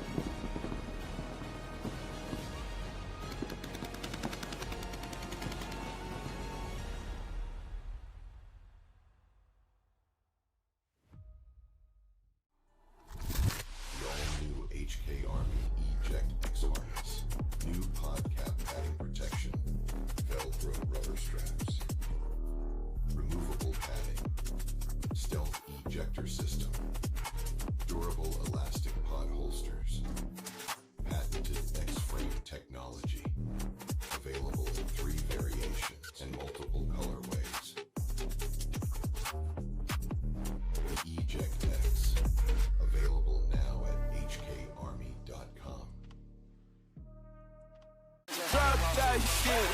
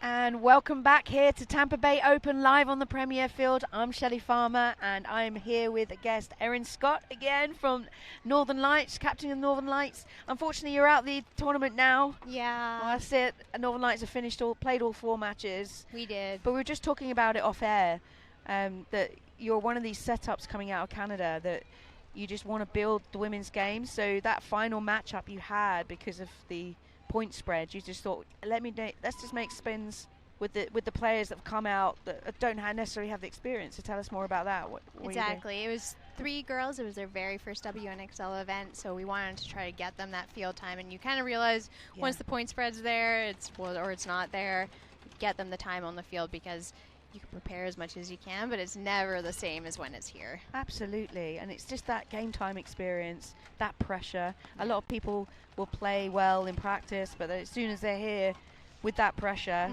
you know, it's a bit like when you're say you're doing a driving lesson, right? Okay, so when you're taking a driving lesson, you are fine, you're confident, you got it, but as soon as it comes to test day, so wherever your level is at, you know, in practice, you come to tournament and it drops, and then, so yeah, to get that experience is great. So Erin, full respect for the Northern Lights setup. Thank you. And looking forward to see you at the next event in Ohio. So here we go, Immortal Angels versus Nevermores. And we got the Angels on your screens. They're wearing the black and slightly pink. Nevermores in purple. Angels definitely more aggressive on the breakout here. Yeah, I like that. Oh, they matched up here. It's going to get spicy. Yeah, they're matched up now in the snake. Oh, both that 450 snake for Angels just missed a whole big arm there, and now she's aware that she's there. Oh, right, so he came out. Conda here, number 11. Was just off with the shot. I think she's just shot a ball in the air from the Dorito corner. There's a lot of spray in the air. But she's Conda's making a wares in the corner, but the corner's capitalized that moment where she's tucked in and pushed into Dorito 1. Yeah, Dorito 1 is just gonna give it to her, because why not? No need to push into paint. So here we go. Great communication. You can hear them from way up here even. Yeah, Angels looking good. There are lots of changes this year. Their coach is Jason Malsom. They've rostered 10 players: Jessica Askren, Alana Bush, Sarah Conda, Julie Kalu, Stephanie Kauka, Megan Jill Atwill, Jennifer Walter, Mercedes Walter. Are they sisters? Walker and Walter. Walker and Walter, that's my fault. Cousins, maybe. long lost cousins. Now both Snake 50s know each other are there finally. Absolutely. And they're just waiting to see who's going to run them down first. And they also have Krista Welson and Laurel Zeman. Good pronunciation. Oh, nice. Nice move down the line here for Nevermores. Takes out Walter. Oh, but then Nevermore's just lost their snake player. So she got one of the snakes out off Angels, and then she got shot out by their Brittany Reed. Brittany Reed takes the hit there on the snake. And it was Mercedes Walter we saw just walk off the field for Angels. So Angels now pushing the middle. Sarah Conda sits tight in the snake 50. Yep, just draw those guns. And Stephanie Kuka. It's just backing her up here in the snake. Nevermore's has 1 in snake 3, and then she's just waiting on the tape. Yeah, it looks like it's Krista Gonzalez. You have good eyes. I'm just going by the number on the loader, so it's either her or she's using her reloader. Which happens, especially this time of day. Yep, things start going wrong with paint. Nevermore's losing now another player, and then they lose Krista just now. It is Krista Gonzalez, and Sarah Conda on her feet as Angels exploit the matter on the D side. Yeah, they definitely Angels set the pace there. So that's the Angels now in the lead here. Their pits yelling, "Keep eating!" Eating souls, I guess. Eating souls, I'd go with. Yeah, yeah. So that must be Jason Molson with the puns. High Roller's been asked to leave the field. I guess. I'm not sure why. And they're probably a little weary from yesterday, having not been on the field in time. Yeah, I agree. And do you know, so it looks like it's going to be some kind of field break, a technical break. So the marshals, the referees have gone out into the field to clean the bunkers. Yeah, we were finding it. Some of the bunkers, especially like in the 50s, they're dirty both sides, and so it is hard for the refs to understand if it's rub from the bunkers or if a player got shot. So makes sense. Yeah. I'm just looking down in the pits now at High Rollers, so the head ref who asked them to come off the field is now speaking with their setup in the pits. I'm not sure why. There must be an issue going down, but we're both looking now in the pits going, we're interested, and if we can report that back to you, we do. It does look serious. I'm just going to ask. What's going down?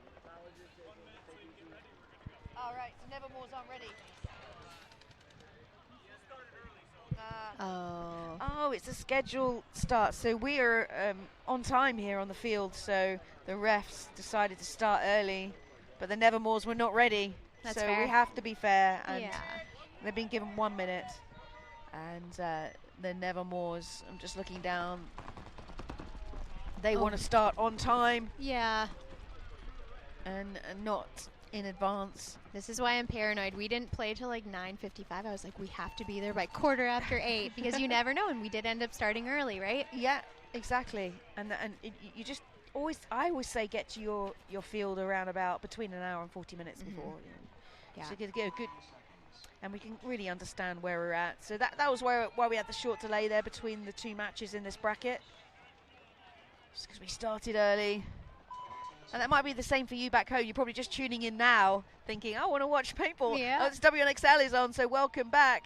I'm Shelley Farmer up here with Erin Scott. We'll be bringing this bracket to you. We got Rollers versus Voltage. Yeah. This is our penultimate bracket here for WNXL before Sunday Club. Here we go. 4 guns up for Rollers. And making out to Dorito 2 off the break. We just followed Caitlin Woodward for the Rollers straight into Street 2. I jinxed her. I think the camera jinxed her because unfortunately she's the first to leave the field. As it's 5-on-4 in Voltage's favour. So Voltage now hit the Snake 1. And now into Snake 2. And that's mirrored by Bella. So Bella Lesage. I don't even attempt last names. I'm going to go Elizage. Elizage? Let's just call her Bella, yeah? Bella, we don't want to execute her. Bella's, she's the only Bella, isn't she? Yeah. Yeah. So Bella in Snake 2 for High Rollers. And she has a dog named Rips. Oh, well, that's cool. Yeah, Rips. yeah. That's a big dog. I've seen that dog. We were all getting ready together side by side. Yeah. Amanda Setzer just gets caught out there, jumping between the can and into the brick. So Voltage are in Dorito 2 and just shoot crossfield. So it's 5 against 3 in their favour now. As High Rollers are sitting in Snake 3, Dorito 2 and the Dorito back line. That gap between the can and the brick is just massive. She saw it late as well. So as soon as she committed, she knew. Yeah. So I think you have to dive into that. You're gonna have to dive. You have to go low. 100% commit. Yeah. Not run and gun in there. No. So Voltage is. Looks like the refs have just noticed something on the Voltage Snake. Just a little checking out. Getting cozy in there. And she's clean. And looking good. So all 5 alive, but they're not pushing the matter just yet. They are playing the whole Rollers. High Rollers did very well beginning of last season, and then they dropped the ball in World Cup. And they haven't done particularly well. They've not stepped up really for this round either, but they have welcomed back a couple of players. They've picked up some players as well. And it's been really fun seeing Bella in the Snake, because this is the first event I've ever seen her do that. All right. So it's the mix-up of the new players that's put her in that position. Yeah. Very versatile player. Yes. Ooh, she's battling with the Dorito 3. And the Dorito 3 said, you can have it. I'll go on tape. Voltage making it into the 50 Snake.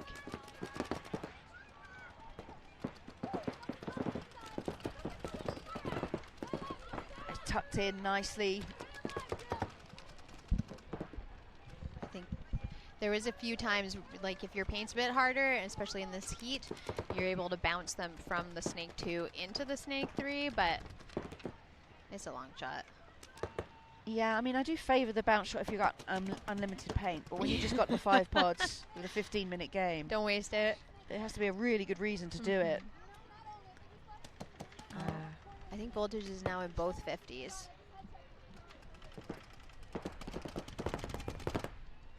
But Bella here down in Snake 3, just trying to, just holding off any form of offensive attack here.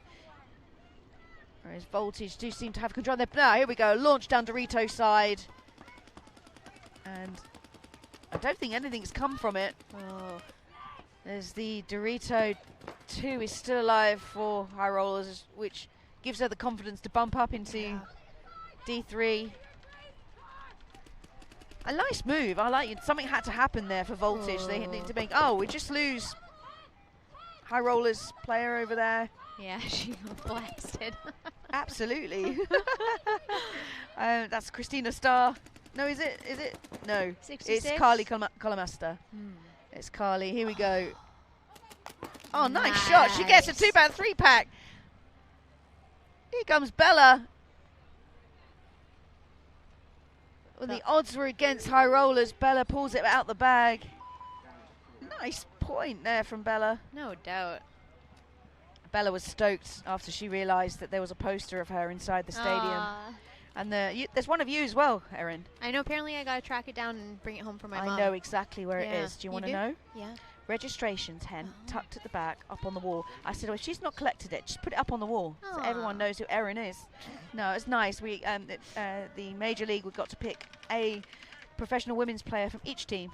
And I'm honoured. And as the spectators walked into the stadium on the Thursday night, they got to walk past alternate women pro and men's pro players, and yeah, Bella was stoked that she was selected and her poster was up there. It looks very professional. Very professional. Very, and they're very large posters as well. Quite. You're gonna give it to your husband. I don't think he wants it. He's got the real life thing. And Nevermore's now pushing the agenda all the way into Snake 3, almost walked in. Brittany Reed literally just walked into Snake 3. But I think she took too much bite of the apple there because the small wedge Dorito side has picked her out. That was lucky. We were so intrigued with Brittany's run that we just missed that Sarah Conda, Snake side, just got clipped out by the Angels. So it's 5-4 in Nevermore's favour. See if they can tie it up. And Brittany Reed is, and this is only a second season. She's a new player. Yeah. She's doing well. She's somebody you can see from the beginning of last season to just this season, how hard she's been working. Oh, absolutely. And the confidence to push in, and here we go. So Nevermore's now have a backup here in the brick. Gives you a little confidence when you're up there in that Snake to know, okay, I got a buddy. Yeah. She's watching my back. And long red hair, number 46. That's got to be Lauren McGowan. So Lauren McGowan now in there, and Krista Gonzalez. So there's three stacked up here in the Nevermore's camp, whereas Angels now have Snake 2. And they also have the Aztec. Just made it safely. Yeah, I think it's Julie Calou from France. It's just bumped into Snake corner. And that first Dorito there, she's just been looking inside. She's waiting for that bump. Very dedicated to her job. Yeah, as Angels also have the Dorito backline. Is she in that little W as well? Is there one in there? Yeah. Oh, yeah. So Dorito signed on the inside, yeah. So we've got 1, 2, 3, 4. So there's your 4 players. So Angels aren't pushing D side at all. Slowed down somewhat now. I'm just looking at their packs. They've all still got enough paint. There's just not enough paint being flown in the air, is it? It's quite quiet. Nevermore's making it into the 50 Dorito as well. So they've got full spread of the field, the Nevermores. Perhaps they're conservative because they know they're already a point down. But they still have a back center. I feel like You got both your 50s. The back centre should be doing more. If I was back centre now, I wouldn't be in there. I'll be coming up the field. I think that's Bricks Rife. Here she comes. She must have heard me. She's, I yeah, swear. okay. I'll come down. So Bricks needs to get in that Aztec. But now, have you noticed they've spread? So if they lose D-side now, they're snake heavy. I definitely would have pumped it or gone D-side. Yes. Yeah. Yeah, well, that's just our paintball knowledge for the the mistakes we've made over the years. many mistakes. It makes you better as a player to just watch a lot of paintball as well. And then so we have a lot of people now watching online just to watch paintball, see watch other people's mistakes, and then pick up on people's glory runs and how they do it and their techniques. How do they stay alive? Here we go. Courtney Reed gets another one out on of the Dorito corner, I think. Absolutely. I think that must have been from the Dorito backline bumped in. So they got one body over there, 4 bodies over here. Snakes definitely got the ball. So that's Crystal Weltson, who was in the Dorito corners, just coming off now for Angels. There we go. Oh yeah, why not? So buddy system, I guess. Strange decision, but Bricks Rife is now. Says, what's up, guys? What's going on over here? I'll come join you. I'll come join you here. We've got double. Wow. Well, I've not seen this yet on the field layout. So we've got Krista Gonzalez and Brittany Reed both in the Snake 50, and Bricks Rife just joined with the brick, which has made Lauren make the decision to punch the center and in that tall brick. But we do have the field spread because Nevermore's has their Dorito 3. It's just a slow point here as we're going down to 7 minutes left of gameplay. The previous bracket we had with semi-pro also was one very slow point. I think Sunday's going to be even slower. But they are starting to get low, some of them, on paint. Yeah, I think Krista here has no pods on her back. No, yep, she's out, and Brittany has 1 pod. They seem very concerned about this snake player. They do, don't they? Honestly, at this point, it's a 5-on-2. One of them just goes stab the girl. The goal work this stacked in their favour. I know, got the kill, so took out Julie Kalu and then mugged the snake player. Oh, explode. I love that from Krista Gonzalez. She's probably like, I have 10 shots left in my hopper. I can get 3 kills. That was brilliant. That's what they needed to do. That was a brilliant team move. They got ready. They knew where the players were and exploited. So nice paintball there. Just took a while to get there. Yeah. But Immortal Angels tying it up. Yeah. Poor Megan getting chopped up as the last player. Oh, Megan. Been there. Oh, yeah. Been there today. Play dot to dot with the bruises. Yeah.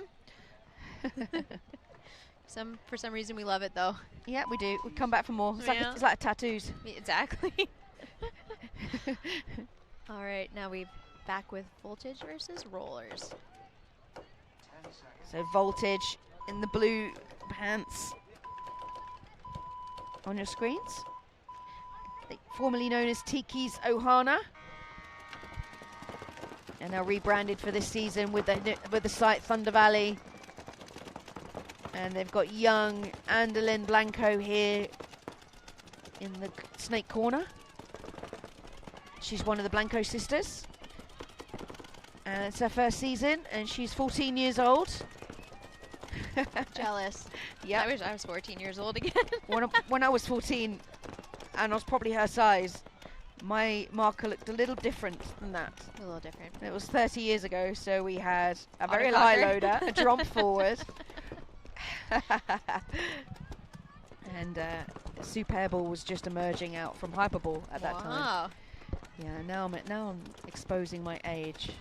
Half the people probably don't even know what you're talking about. There are people on there that I'm sure, probably parents of. Yeah, they're like, I know that stuff.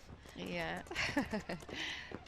Voltage is kind of trapped in the pocket a little bit here, and they just lost their Dorito player. Oh, they did, but that Andalyn now hits the snake 1 and into snake 2. Andalyn's nickname is Tita. Ah, Tita. So as a set of Blanco sisters, we have Tata, Nana, and Tita. That's a tongue twister. It sounds like it sounds like a rap. Right. She almost got clipped out there, crossfield by high rollers, but she is good. Size is in their favor for these tight spots. Absolutely. Little head check. As I'm just checking their positions, and they have the back line. So the Snake Aztecs is pushed into Snake corner. The home and back line Dorito for Voltage. As Andolin now crawls up the Snake. And she's now in Snake 3, and high rollers and now punch the Snake 50. Yeah.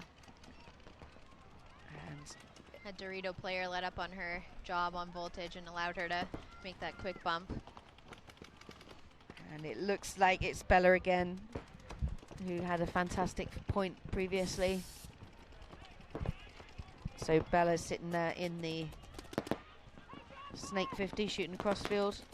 And Voltage was able to get into the Dorito wing. Yep, and the Snake as well. So just backing up Andolin. And she's so calm, like so composed for her age. You can just hear her saying, "Okay, yep, okay, I'll do that. Yeah, I'll do what you're telling me." You want me to crawl around? And she's just backed up here by Cat Marshall. Oh, she just exposed herself. Oh, well done there for Bella. Gets 2 kills down the Snake. And she's pumped up now. She wants few. She should be. She's got the most kills so far in this bracket, if I was to start tallying up. Rollers just lost their, I think it was the little 50 wing on the Dorito side. So Bella's just a bit cautious. She's lost the call count. She believes the Snake side is free, and she's correct. Just keep going. She's now just looking for... Oh, now she knows where... She's letting the teammates know. I think over there it's Ali. I think Ali's in the small wedge. Good move there for the Dorito players. Puts Bella in and then move position. Bella could just pop the top right here and smoke her. Oh, just missed it. Almost did what you said there, Aaron, and I was like waiting for it, but it's coming. That's a hard angle to be fighting out of. She's gonna get tight real fast. Bella's trying to figure out, I think, what teammates are also alive. I can hear her calling, Amanda. Yeah, she's reading the field as well as her her own side. You guys anyone there? Anyone coming with me? Yeah. Marco. He's like, cool running. Sanka, are you dead? Yeah. Yes. Nice shot there from Bella, and that just prior to that, the Voltage coach did concede the point, but Bella still got a 3-pack. Yep. It's looking good for kidding. the high rollers. Is that 6 kills for Bella in the first 2 points? Yeah. Yeah. We should do MVP awards. Do we do MVP awards? No, but we could start something. Right? Yeah. I'm here up here on my own, but I've got a lot of Italian. I mean, in the next break, I'll show the camera my notebooks, and there's lots of notes here. And now we have AI. Perhaps I could take photos and get it all written up. Oh, I do that all the time at work. Do you? Oh, yeah. I haven't quite got there yet. I'll help you. My work doesn't allow it, so you know. That's fair. Yeah, but we'll get there. We'll get there. I'll help you. Talking about AI, Nicole Gates says she's going to lend me her Meta glasses. Ooh. So you back home, I'll do some clips on my social media, but you back home can see how I commentate. Yeah, that's and cool. my view and what I can see and explain to you guys. But as I just talked about a little bit about AI, and Nevermore's lose 1 off the break. Nice shooting there for Immortal Angels. So it's 5v4. They just lose Julie Kalu here for Angels, so that's now 4-on-4. And the center, Sarah Conda takes a walk. And Dorito side, here comes the Angels. I'd like to know who's actually shooting them. If I was to, that's probably Snake player. Here we go. Yeah. Yeah, Snake 3. Yeah, Snake 3. Ooh. 2 alive. Here for Angels. That's it. So whoever's playing the Dorito backline needs to be telling her, it's just us two. Yeah. And give her some instruction. Hopefully Nevermore's know that there's the Dorito side wing over there. She's looking in that direction. Now she knows. So Krista Gonzalez doing all the work here. No Nevermore's on Snake side. Oh, she's trying to. I mean, I wouldn't play fire with fire. You got more teammates now to make something happen. See, that's a traded. They Okay. traded, but still gave a body away. Yeah. You don't have to do all the work. Like you've already got a 2-pack. And Push they were up. both of the Angels players were looking Snake side. Yeah. If Nevermore is, I mean, it looks like they're likely gonna, I don't want to curse them, but they're likely gonna win this point. Yes. But if they had just capitalized on them looking at her, they could have been on their side of the field, on the Dorito side. So Nevermore's also picked up a new player in Caitlin Eisenhower. So she's been around for a couple years. I know she goes to like Paintball Combine. I believe her brother plays as well, and there's always little social media clips of her dad running drills with her and her brother. She's been working hard. And she's only 14 years old as well. Just a Because I was up here last night, the last bracket on the Friday with Hadley Korsman. And she's now 15. And so we're trying to figure out how many teenagers there are in the WNXL Women's Pro. And so Caitlin Eisenhower, of course. We have Hadley, of course. Then we've just got Anderlin, who's just come in. So that's 3. Can you think of any more? No. No, I think we've got 3. 3 teenagers, Yeah. under 16. I mean, good for them. Absolutely. Playing. And all on different teams. So Yeah. that's out of 11 teams, 3 have teenagers. It's fantastic, isn't it? That's how you know the sport's growing. Absolutely. Yeah. And more teenagers each event. I'd like to see. I mean, I'm going to make a note of it, and I mean, I'm writing articles for Paintball.media, so I'm definitely going to cover that with the growth from the young female players that are coming in. So under 16s, under 18s that are playing at this level, and also the fact that we've got the step up as well for our best teams, our best players in the team in the league are now playing semi-pro men, Which is very cool. You know, so it just shows you either end, entry level, but a really high stand now for women's paintball.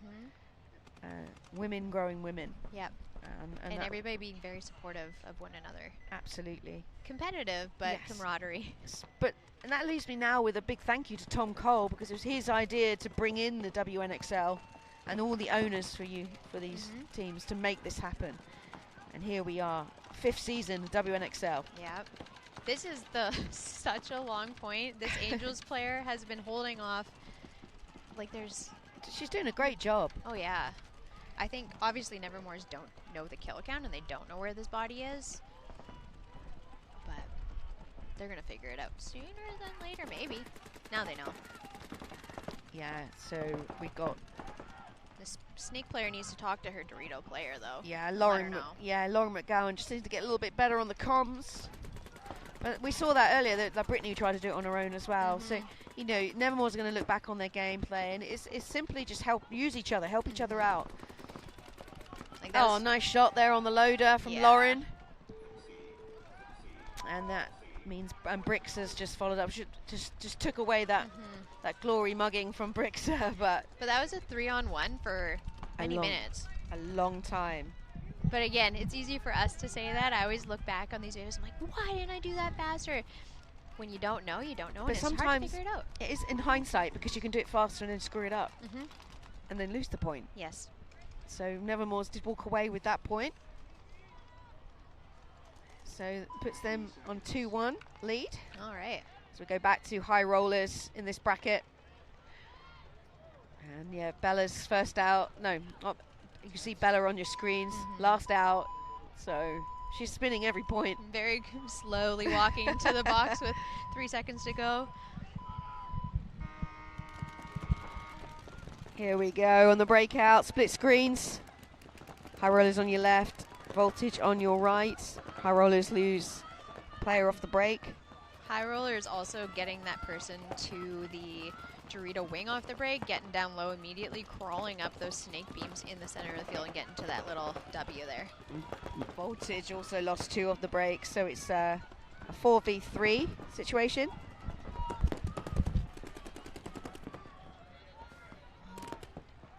voltage is at this, and they're going to be mirrored up here at the 2 snake bricks, and they know that they're each other's there.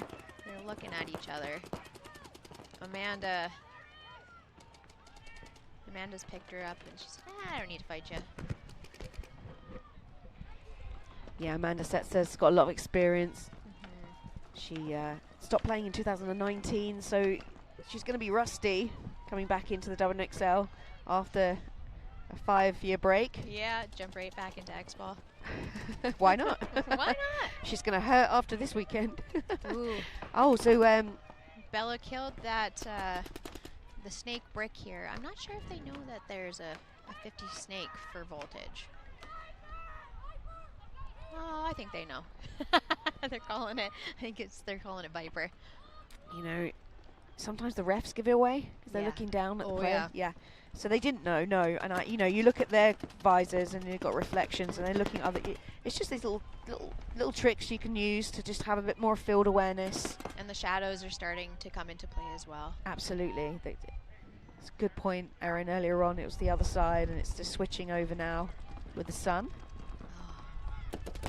Oh, just if she had gone forward, Andalyn Blanco, that hurt her fingers. She goes, oh, that one. I hate finger shots. They make me sad.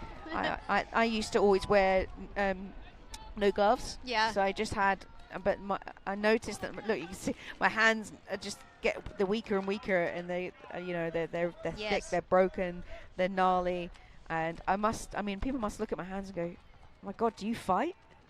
I know. And I don't fight. I just play paintball. I just hate gloves. I feel like I can't feel what I'm doing. You're old school like me. Yeah. But no, it's quite cold in the UK as it is up in Canada, I'm sure. So you have to wear gloves sometimes. Yes. But so I wear the little kind of like garden gloves, the thin ones. Yeah. Those are the only ones I can find that actually fit because I have very little childlike hands. Yeah, we've both got small hands. Yeah. Look at that. It's hard. Yours are smaller than mine, so that makes me feel good. But yeah. Tiny hands. Yeah, it's hard.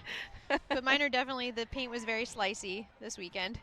And that's, you know, talking about ergonomics and the size of hands. So women's hands are evidently smaller than men's hands. A lot of the paintball markers out there have very large grips. Huge. And I mean, I get on really well with PE now because they have a thinner grip. And Dye always had a thinner grip. But you go to certain models and they'll have thicker grips. Like, so like when it comes to like Coco's, the LV1, for example, as an example. And even just the space thicker between the front and the back as well, that makes a huge difference. Yeah, so it's not all about like the best marker. You've got to find the marker out there on the market that fits you. And it's the same with most sports. If you're going to go out there and get your kit, you're going to have to go and find the right balance for you. Oh, yeah. And some prefer longer bottles, some prefer shorter. And like you said, it's that distance between the trigger housing and the support handle. We're seeing now too, like the players with the longer arms, now that the bottles are getting thinner, they're lighter, but then they're shorter as well. So you're seeing a lot of players playing with a 68, but they're using reg extenders to get that length. Absolutely. More and more reg extenders coming on, and they get sold out quick. Oh yeah. Just it's all about length. Getting it fit right is the basic standard for paintball. Referees just pulled a penalty here on Sarah Conda in the snake, which calls out somebody. Yeah, I'm just trying to see who that is. Oh, she's very fast. Number 12, Wall. That's good. I like. Is that Walter or Walker? Yeah, Mercedes Walter. Now that's good though, because I prefer players running off the field. Like if us in the commentary booth struggle to catch her player number, what's it like when you're playing on the field? You might actually miss the kill. So run off the field. Don't just walk off. Run off. I always try to make sure one of my players see me if I'm walking off first, and then it's like, okay, now I can run. Oh, is that what you do? Yeah, shake your loader. Like, do you see me? Maybe for me, I just talk so much and so loud that as soon as I go quiet, they know I'm dead. Yeah. She gone. She gone. That, or I'm being sneaky. Point goes straight to the Nevermores quite convincingly in that one after the penalty. As we revert back to New Jersey High Rollers and Voltage. Little Caitlin got some spins in, which is awesome to see. Oh, timeout. Rollers doing a timeout.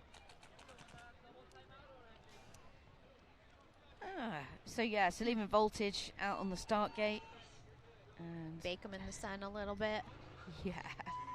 They're from a are they from a warmer place? I don't know where Thunder Valley is. Yeah, Thunder Valley is previous to Tiki Ohanos. It's here in Florida. Oh, okay. Yeah. So they're okay with the heat. Very warm. And it won't even affect them. But obviously heat affects paint no matter what. So it's better paint management. Keep your pods in the shade. Absolutely. I'm just seeing who's just high rollers. There's a player there that number 37. It's not on my roster list. Oh. So mystery player. Yeah, my mystery player. It could be. I say because Christina Starr is 36. I did read it right. I think it was 37. It could be Christina. There's a 92, a 26, a 1. So there's Caitlin Woodward, Alexis Giacco, Amanda Setzer. That's all I got for you. Yeah. 22. Bella's back out again. Bella's back. Yeah. Bella's back. She's now in the double digits for her kill count.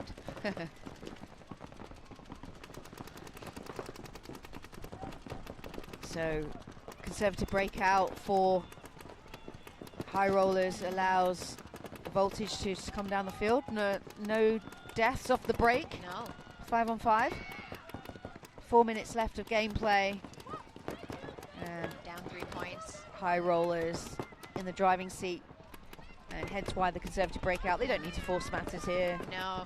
Meanwhile, voltage needs to get like 3, basically a point a minute here. Absolutely. So, voltage have Ariano just down here in front of us in the Snake 3. I think she's having gun issues. She's shaking her hopper. Might be paint or gun. We don't know at this time. High rollers did get into Dorito too. She's given Snake a little bit of a pause here. Yes.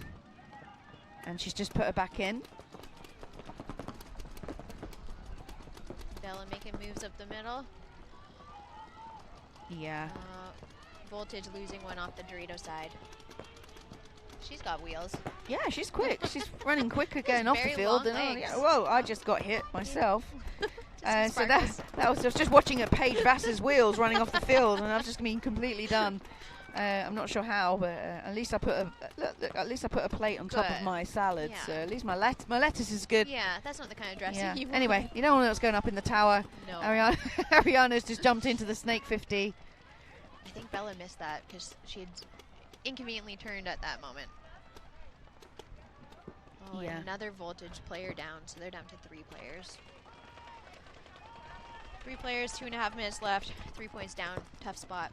They have the real estate though, don't they? They got the 50s and the 40 bricks in the center of the field. They're starting to shoot over the top. So Cami here, Cami's doing good work here in the Snake, trying to stay alive. She's the only one trying to push the issue though. Yeah, she really is. She's like really working it for voltage. So Cami Ariano, number 6, sitting in Snake 50, just shooting it, and gets the kill. Nice. And it's going to wrap round now. Don't do it slowly. She did it too slow. It's a snap. It's a snap, and then she'll learn from that one. So with Starr, we're doing great work there for high rollers. Christina Starr in the Snake. And Bella comes in and exploits the fact that Snake is free. Bella got bounced as she made that move too. She got lucky. She did get lucky. I love a lucky. And she just took out Kat Marshall and was able to go towards the start gate. There's 4 players alive on the field. Yeah. Everyone wants to touch that start gate though, and the WNXL. I see the girls moving up. I'm like, you guys can run. It's good. Alexis really wanted to hit that buzzer with the pink hair. She did a good job over there on Dorito's side, just keeping Snake side honest. And as we see, the Angels now stepping out. So just looking at the score, you got Jess Askren, Julie Kalu, and Mercedes Walter here closest to the screen. And you pop over to Nevermore's side. So Angels needs two under 30-second points here. So let's see if they're gonna give it a go. And they appear to be giving it a go. So Angels hit Snake 50 off the break. Nice, Yeah. she's quick. Yeah. We call that the hot run, and she did that beautifully. She did. Mercedes. Is it Mercedes Walter? Yeah. 2 out of the home. Oh, yes. Let's go. She's doing work. 2-pack. She's 5 on 3. Mercedes Walter doing the work. She's got a lot of experience. She's now in her 28th season playing. 28? She's been playing for 28 years. Wow. No, she's 28 years old. Oh. I was looking at the wrong stat, babes. Oh, it's that time of day. But Mercedes, she won her first point on the 3v3 and got a 3-pack against Dallas 5 and just won the point against Dallas, and they ended up winning the 3v3. So, yeah, we got young, not old, young Mercedes Walter here. It's like, how old is she? Yeah, doing some work here for Immortal Angels. Yeah, Angels is pumped up too. Yeah. Just gonna make a mental note. Not 27. Yeah. Right, my notes. Here we go. 1 minute 30 left of gameplay for High Rollers. They can either, point spread means a lot now. Will it help High Rollers? Will it help them? I think it might. It might. They had a rough go yesterday. Yeah. I think they need all the points they can get. So, yeah, I'm just looking at, and that's the 3x3. I'm just looking at yesterday, and they beat the Immortal Angels 4-2. Okay. They're doing okay. Yeah, so if they win this with a 5-0, they might scrape through, because it's 6 teams through, isn't it? I'm just looking at who else would, who's definitely through. Femmes Fatale, Bear Ridge Saints, the Heroines. Dallas 5, I think, turned it around today by getting 2 Mercy Rules. So there you go. You got 4 teams already through. So that leaves 2 fighting for those 2 6 points. Right on those the bubble. spots. Yeah. I think it's going to be Nevermore's. Yeah. Yeah. I think Nevermore's are coming through. And High Rollers had a tight game against Nevermore's yesterday. So Nevermore's have already won 2 games, albeit tight games. Yeah. So yeah, Nevermore's will be your 5th team through. If High Rollers get a 5-0 in this, I spoke too soon. So they lost Amanda Setzer off the break, and then the Snake Corner player here just gets a penalty, takes out Ali Borez, sort of 1-for-1. So it leaves 2 players left remaining, only D-side. You should have seen, I think the Snake Corner got shot in the top of the head, and that ref was jumping very high. I was impressed.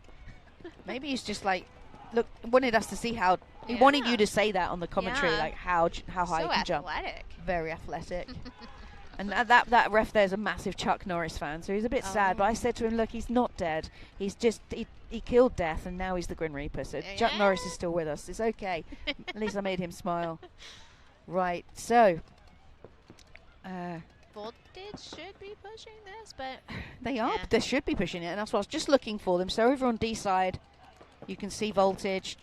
But the problem is they got to push Snake side. Yes. I mean, you've blown out Snake side. If you read the field properly off the break, this is just like paintball IQ. Field awareness. This is where you go. Yeah. Like if I was Snake corner now for Voltage, go. Like, you know, because she's getting pinned in cross field. 19 seconds. All you need to do is put her in and go. If you knew, she's obviously not confident enough to know what's just happened. And I get that. It happens sometimes. Sometimes it's scary. And it's easier to say for us up here in the... Always easier. Always easier. But also, we've been there, done that, got the T-shirt. We, you know.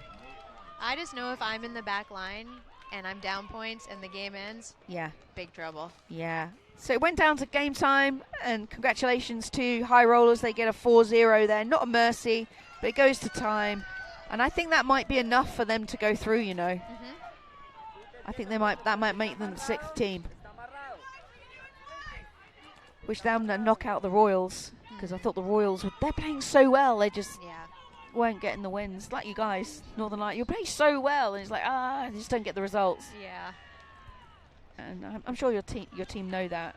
They do play really well. Then we go, why aren't we winning? Yeah, I think Hannah Urquhart is an incredible little player. She is. Yeah. So here we go. Nevermore's on your screens. The purple jerseys, double up the home. Laura McGowan on your screen here. Immortal Angels. Oh, I like that move. Jumped over there into the and getting the kill. D-side. She's going for it. Why not? 3 seconds left on the clock.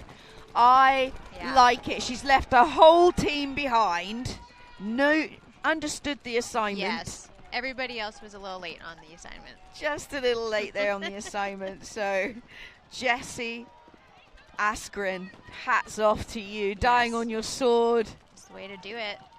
I mean, keeps a little pride. And Angels, when they look back on this, it's like, you got to go with your teammate. You got to look at the time. What do you have to lose? Shit, that was a brilliant move. And I love that. I live for that stuff. Yeah, look, she's covered in paint, but hats off to Jessie Askren. Love it. Yeah, I'm just looking down on the pits, but here we are. So we just finished the penultimate bracket here for the WNXL. So I'm just going to have a look here, see what the schedule. Got a number of brackets left here on the Premier field. So we've got coming up next, Newbies versus Clutch City Oilers and Preferred Mob with Louisville PB Leagues. PB Leagues went down, and now my iPhone is doing the same thing. And should get an Android. I should get an Android. And Louisville Asylum. So apologies about that. They're coming up next. The next bracket, the semi-pro, and then the final WNXL Pro bracket is the Heroines versus the Baltimore Nevermores. And I think the Nevermores are already through. Yeah. They've won. They've done well. Yeah. So yeah, the Heroines on a 3-0 against the Nevermores will be a good match. And Voltage, Immortal Angels, so it's a pride match for them too. And it might upset High Rollers if there's a mercy killing. So some interesting stuff coming down here on the Saturday, waiting for Sunday Club. And then the final bracket today is New Jersey Jesters against Newbies and Texas Demolition against Hurricanes SP. Nice. So Erin, thank you so much for being our guest up here again. And I'm sure we'll see you at the next event. And Northern Lights, I think they're going to win their match next event. They have to. I'm going to put money on it. They're going to. Okay. They're absolutely going to. So we're going to go to adverts now. We'll be back soon with...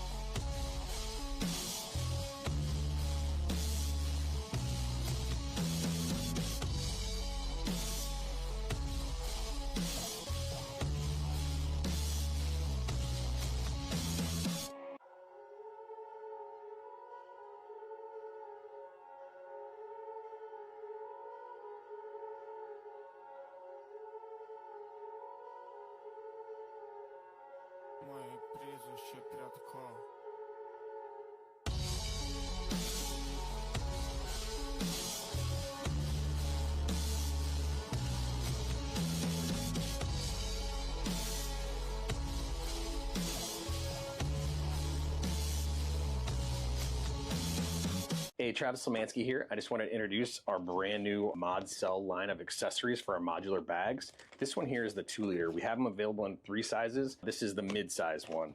So what's great about it is it's made out of a 840 denier nylon material. It's TPU coated, so it's like perfect for keeping clean. It gets wet or dirty or whatever.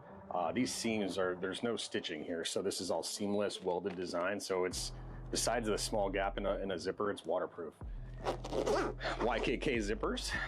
You can easily access the inside right here. This is a little spot for a key leash or pens or something you might need quick access to. On the outside, you can put a boarding pass or passport or something like that. I have one sort of packed out here. Shows that perfectly fits like an iPad mini, great for travel like that. It does have easy to grab handles on both sides. So if you do have it in your carry-on bag or your backpack or something, you can grab it pretty fast and easy. There's a shoulder strap, which is included. You don't have to use it, but if you wanted to just carry this, it's the perfect little mobile organizer. So you can see in here, you have a spot for anything you might want to take with you, charging cables or Advil or whatever, charging blocks. So it's kind of how I keep mine packed out. This will be perfect for fitting in the back of a seat back. in an airplane. Just kind of sits there, opens, faces you, so you can get at your stuff really easy and just close it up, throw it in the bag. Available on infamouspaintball.com, available on fndn.com. So again, this is the mod cell in the 2-liter. Trav Szymanski here. Here to talk to you about our mod cell. This is actually the 5-liter mod cell pouch. We have 3 different sizes, 5, 2, and a 0.5. So this is the largest one we make. What's special about this one is it has our mag mod system. So you've seen a lot of the Fidlock magnetic snaps on our bags. So whether it's the Storm Vault, the M6 waterproof backpack, the any of our carry-on or large rollers or any of that stuff, this stuff will just click right on, and then you just give it a little jiggle they're in different directions, so you gotta kind of jiggle it to get it off, but that way it doesn't come off too easy when you're moving around. Has a great external pockets you can get at your keys on a nice little key leash right there. Also great for pens and things that just small items you want to get to, but keep them stowed away. This is an 840 denier nylon. It's also, if you look at it, this is all welded seam, so it's not stitched. This is a waterproof bag. Minus the actual zipper here, you could almost completely submerge it. YKK zippers. It's got grab handles on both sides. It does come with a shoulder strap if you wanted to carry. Welcome back to the Premier field here for the Tampa Bay Open. I'm Shelley Farmer, your commentator for this semi-pro X-Ball men's matchup. We have Newbies and Clutch City Oilers. Clutch City Oilers on your screens. Nice wide dogleg move. It's break and free into the snake. They looked great yesterday, the City Oilers. But they, as I say that, they lose 2 off the break on the Doritos side. So opened up Doritos side nicely here for the Newbies. Newbies, serious contenders. They've been working their way up the ranks here in the divisionals over the coming years, and here they are. And in the semi-pro, as they now hit the 50, Snake 50. DeVivo, number 11, shooting crossfield. See if he can clip this Snake 3 player. He can't quite see it because he's blind to the can. He can now, as he puts a lane in. It just misses him. Oh no, he got him. He got him. First point. First shot. Got him. Crossfield. Nice work here for the Snake player as Newbies lose their home player. So it must be from that Snake 2 or the Snake corner. Snake 2. Snake corner. City Oilers takes a walk. It's been shot. So which frees up the Snake 2 player to go in the center. Oh, and Oilers get shot again. So Newbies doing the work, forcing City Oilers, Clutch City Oilers to concede. So first quick point there on the board for the Newbies. So it's a quick turnaround after that WNXL match. And so a little bit different format here for the semi-pro if you just tuned in now. Onto our channel on the Major League YouTube. So the format here is Mercy 5, 15-minute games, and unlimited paint. As I look at Preferred Mob and Louisville Asylum. And Preferred Mob and Louisville have not yet been on this field, like the Newbies. So they're sharing it with Infamous, because there's 31 teams in this division. So this is the one that's being broadcasted. So those back home, fans of both teams, Preferred Mob's first point out, all 5 alive. 2 in the home, 1 in Snake 2. And all 5 alive for Asylum. They lost 1 off the break and they just lose another. So I'm not sure if that was a penalty. I'm just blind to that side of the field. So it's Preferred Mob just lose their Dorito 2 player. So that's 4-3 in Preferred Mob's favour. 4-3. And Asylum have Snake 2, the Snake corner, and Dorito 2. So nice spread of the field for Louisville to turn this into a defensive play for them. They might turn it around. Just have to get one kill and it'll be a 3-on-3. It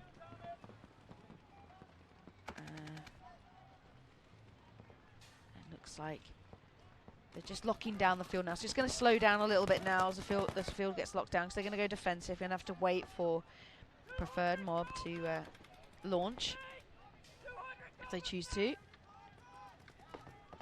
There's a 1 minute 30 of gameplay has already passed. And I'm just going to see this. This is all about this battle. Whoever wins this battle, I think, will win the point. Snake 3 and Snake 50. No movement on the D side, they're just looking inside, cutting down the field. Everyone knows the snake is a real threat here on this field layout. And he's gonna... The good news is he didn't have to kill him, some of his teammate did from the snake corner. And it didn't last long as he pushed into Snake 3, their Snake 2, and Asylum now fill the Snakes 1. So only Snake 1 and Dorito 3 for Asylum. But number 22 here for Preferred Mob doing the jobs, gets the Snake player, and then trades with the final player left alive for Asylum.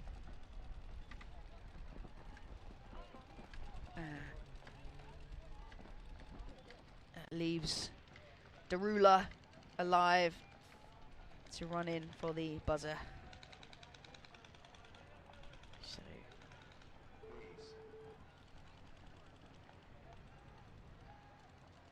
There we go.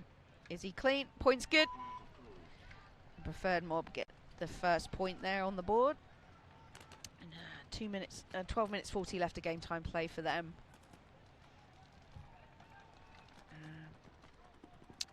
Darula. It was the number 22 for Preferred Mob actually doing the work. Got a 2-pack there when it looked a bit static.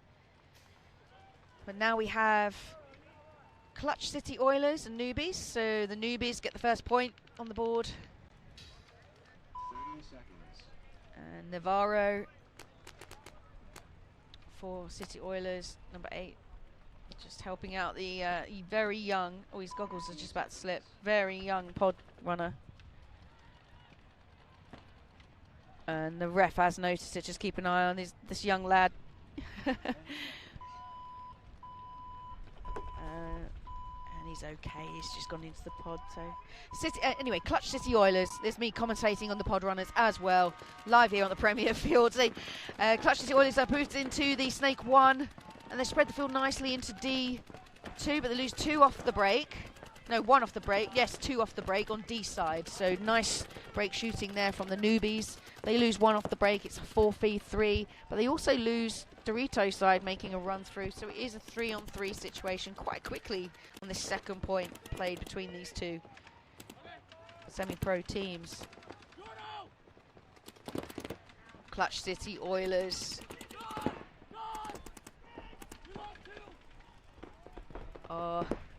Sitting in Snake 3 and Snake Corner. Snake Corner just got clipped out, so it's just Chapman here for Clutch City Oilers in the Snake 3 and just gets taken out by the Newbies player and forces Clutch City to concede the point. And Newbies once again gets a point on the board. Really quick point that one, just under, I think just under a minute of gameplay. Doesn't leave a lot of time for Asylum and Preferred Mob to get ready, but they are ready. They looks like they've got strong rosters, long rosters. So Darula, the 2 Darula brothers wearing number 3 and number 8, and Gross. I was going to say Gross, so I'm sorry if I completely destroy your surname, but I'm going to go with Gross. Killsman, number 44 for Preferred Mob.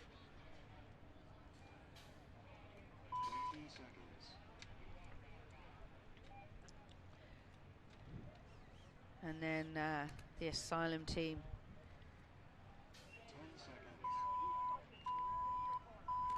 Williams and Johnson here, looks like they're playing the home.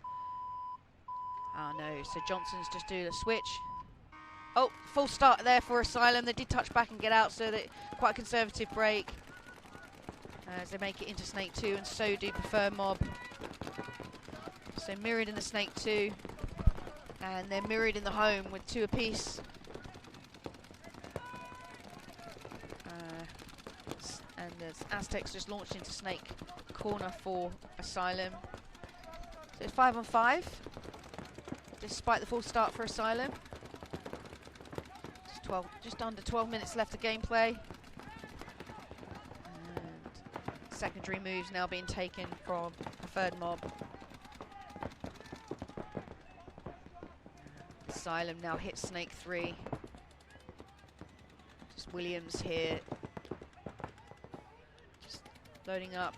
And he's been supported by the Snake corners, just loaded into Snake 1.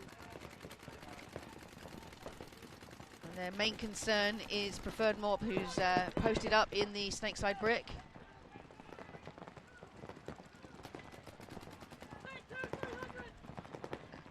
And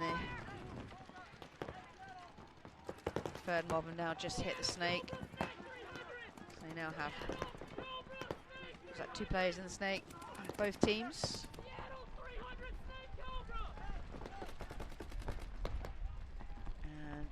Good comms here from Williams in Snake 3. Just reading the field. Letting the Dorito 2 player know. Dorito 2 is locked on the Snake side. So they've got the field locked up at the moment.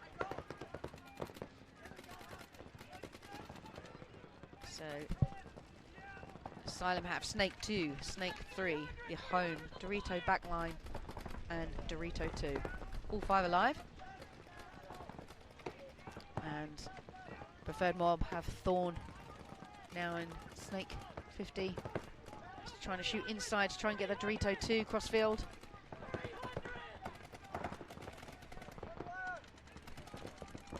Just missed that shot just now.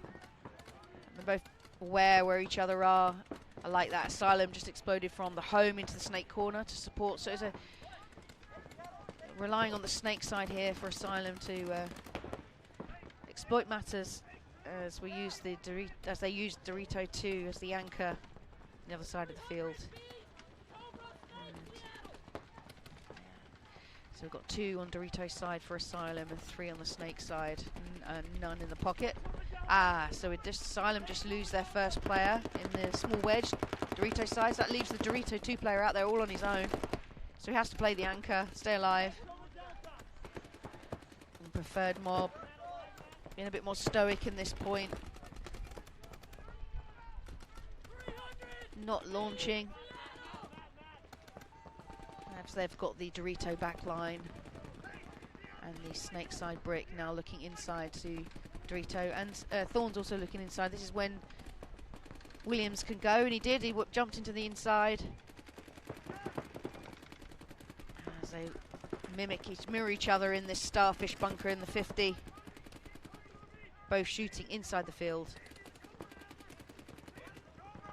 And completely mirrored here in the Snake. Oh, here we go. A little bit of a move. Nice inside moves. And then he traded, but also got picked up by the Snake 2. The Snake 2 player got taken out by his mirror, which meant that Asylum won the battle down Snake side.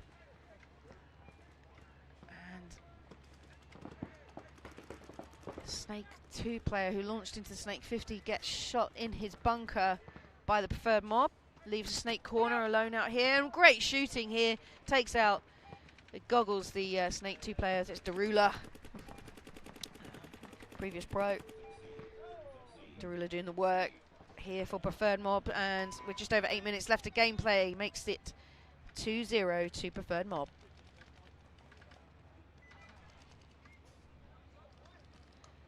The Clutch City Oilers just being gun checked as they come in. Both teams being gun checked on the second point. So on the Premier field, we've had like 2 hot guns, not many. Only 1 hot going over 300 foot per second that's been found, and the other gun, illegal gun, was shooting more than 10.5 balls per second, so was in the wrong ramping mode, which is illegal here for the NXL rules. And the head ref is just talking to one of the players. He's talking about the loaders being an illegal colour. But just wanted to check the colour is loader, because there are illegal colours. You can't have yellow or like a yellowy green on your clothing, because it matches the colour of the paint. So interesting conversation just going down there. Anyway, back to Newbies and Clutch City Oilers. Newbies lose their centre punch player off the break. Leaves them with 4 alive on the back line. Clutch City Oilers, all 5 alive off the break. And they've made it already into Snake 2, posted up down the line, but there's no Snake threat at the moment. He can go all the way. So the Snake corners are slightly inset, so if there's no other Snake mirrored in, you can just go. So that's why you see the teams either hit the Snake or together or not. So as soon as you see the Snake threat, it's getting the Snake. So you have that options there to shoot down the line. So you've seen quite a few back players find themselves in Snake 2 because of this field layout from the corner. And if you're a versatile or number 2 player, it's kind of been one where you'd be finding yourself mostly in this field. That or Dorito side wedge. A lot of teams have been utilising the centre bunker and then going on their bellies and crawling into the little wedge on the Dorito side 50. So there's a really nice lane there on the Snake 2. So Snake 2 is the bunker behind this Clutch City player who's in Snake 3. There's a real nice cross shot there on that mini bunker D side. It's a much slower point than before. Snake 2 being kept honest by Dorito side. Clutch City Oilers, who is, you can just see the line. He's coming out, so you can't quite see it from the camera line, but he was just shooting that down on Dorito 3. Yeah, like a blind lane there. So all teams now locked up on the field. And Clutch City mirrored in the Snake corner. And that's Snake 3 just shooting the line, just waiting. You can see the shadows now starting to cast on the bunkers. They slightly give away. So you look down there on the right hand side of your screens, you see Snake. So there's a slight shadow change. Get used to these. You can kind of tell whether there's a person in that bunker or not. But it's easy for me to say from this camera angle.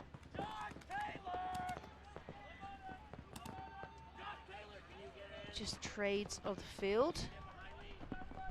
How you can play paintball, bit of paintball IQ. You see Clutch City Rollers are in Dorito 2 and Snake 3.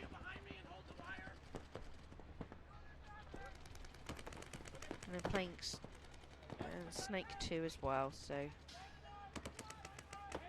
they've got Snake 3 and Snake 2, the little wedge on the top of your screen, and Dorito 2, and the home, which is the back bunker.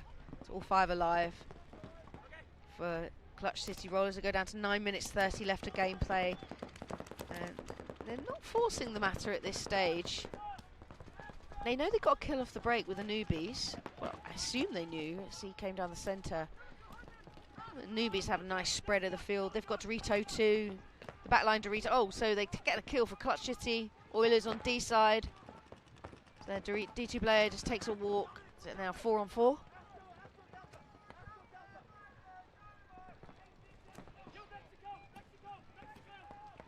As Clutch City now push into the bunker on the castle, so he's going to hit his belly. So when I see the cleats this side, I know that he's gone on his belly and he's crawling the beam into that small wedge. And that small wedge has there we go. That small wedge has a fantastic lane on Snake 2, and the Snake 2 player here on Newbies is just waiting for him. Wow. And he's got to check out his profile. He's gone in nice and tight here. He's come back. He's come back. He didn't fancy that, Clutch City, so he's just came back.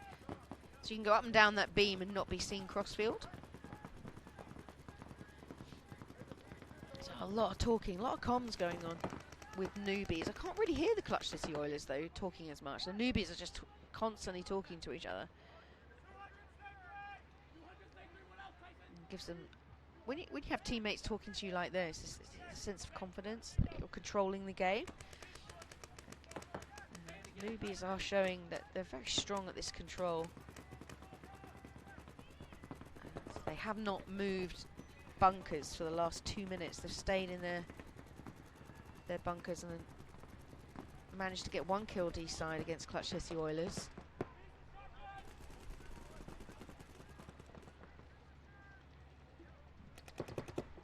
I think this Clutch City player, it's all down to this player in the centre really to push. All that on the 2 Snake players, but Clutch City now have Dorito 1 from the wedge, just bumped over. So you've got the Dorito 1, that centre wedge on the end of the castle, and then Snake 3 and Snake 2 for the Oilers.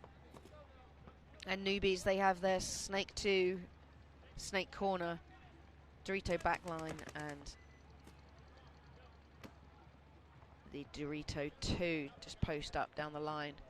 So no movement now for a good 3 minutes. It's a very slow point here. This just usually happens most tournaments. It's not, the field layout will just slow down when the players start realizing the nuances that come about from certain shots and where you can lock down a lane and prevent a move. But we're just seeing some movement now. Newbies retreat into Snake 1. And Clutch City now just bounce into Dorito 2. And the centre player got on his belly and went into the little wedge on the inside. And he got him. So Newbies got that player. Snake 1 here. Nice place. Sometimes you can just retreat like that just to get the angle. And playing very slow, methodical, yet clinical paintball here for the Newbies. Clutch City Oilers in the Snake. These 2 stacked up in the Snake. It's really down to them now. They got spread of the field. It's a 4 against 3. Again, another minute has passed. And Newbies, because they're 2-0 in the lead, they don't need to force the matter. As the time is ticking for Clutch City Oilers. And so something should happen in the next minute of gameplay. And no one wants to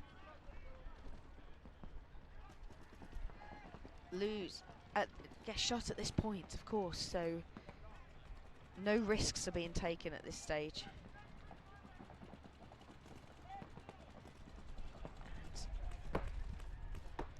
And that is affording a very long point. Oh, and the risk was taken there. Clutch City Oilers, I think the Snake front player just knew he had to do something.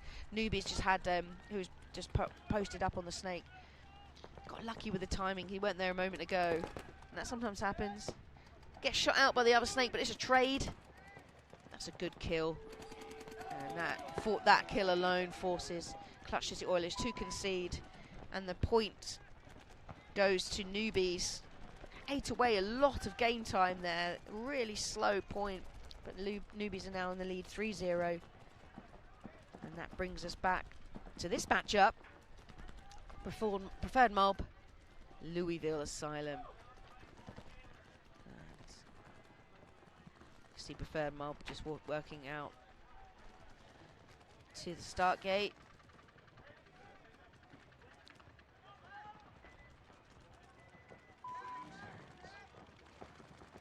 Derula again, arguably their best player on the team, number 8. Just waiting there on the home, and then his brother, number 3.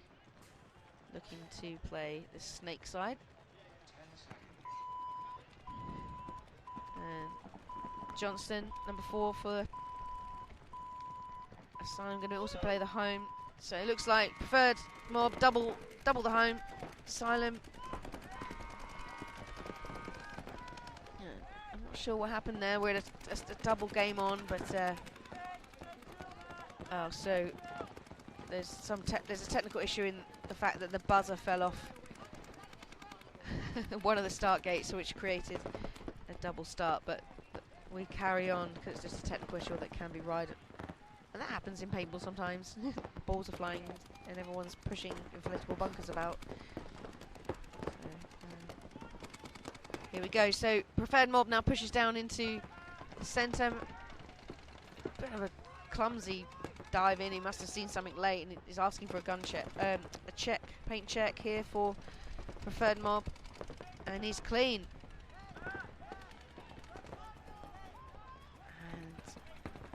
While that was happening, preferred mob have just filled the snake. Just down the ladder.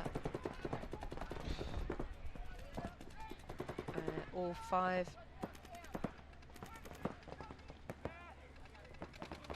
All 5 alive here for preferred mob. 7 minutes left of gameplay. And Lana playing the snake 50, but he's got to watch out for this post. This player's just posted up here in crossfield, and the ref's just checking the snake 2 player here for Asylum. So they've got snake 2 and the snake corner, and Asylum lose a centre player. So I think it was Lana that got the kill.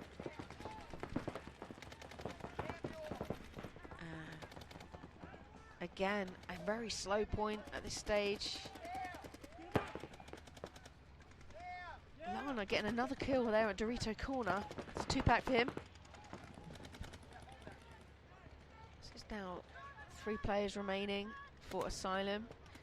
They have Dorito 2, the snake side brick, and the snake side brick's just moved into the snake 50.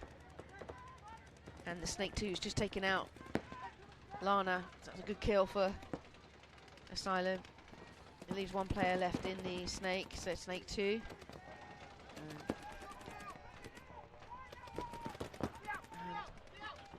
And great shot there for preferred mob. Snake 2 player took out his mirror. That leaves just 1 snake for Asylum in the 50. Darula doing work here. Number 3, Darula.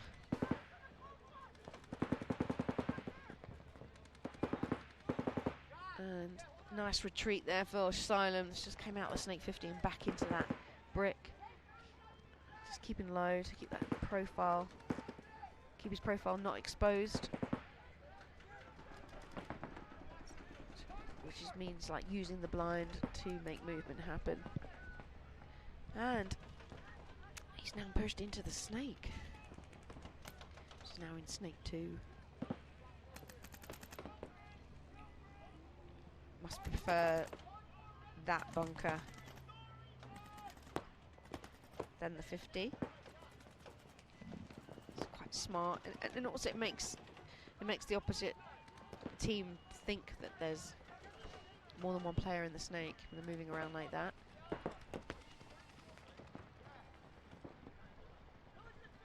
Sweet. Another slow point as the field seems to be locked up. The field of play and this field layout is so well drilled now. It's got to be an opening, and preferred mob have utilised that by moving into the Dorito wedge. See if they can get the kill on the snake 2. As Asylum are now in Dorito 3. Preferred mob now moving to snake 3 to get the bounce shot on the pin. So there's a on the snake 3 here. There's a bounce shot on that pin to get the small wedge. And great shooting there from the little wedge. Just pinched the player, just trying to sneak up the middle. So Dorito 3 just stood up to try and shoot over the pin to return the lane, but wasn't able to get the kill against Derula. So the two Derula brothers here. As Preferred Mob lose their wedge player. So it's a 2-on-2, I believe. It could be a 2-on-1. I'm just trying to... So we've got... Derula have got the Snake 3, and these brothers got the Snake corner. They've just locked up, one on the lane, one on the cross. And Asylum have Dorito 3. And I can't hear another gun, and I can't see movement, so it is a 2-on-1. And Asylum have got to go. They're just ticking down to 2 minutes 30. It's a 2-on-1 situation. I wouldn't want to have a 2-on-1 situation against the Derula brothers. They don't have to do much. He's got to go. He's got to come to them. And they got the shot. There must be another player over there for Preferred Mob. Because that...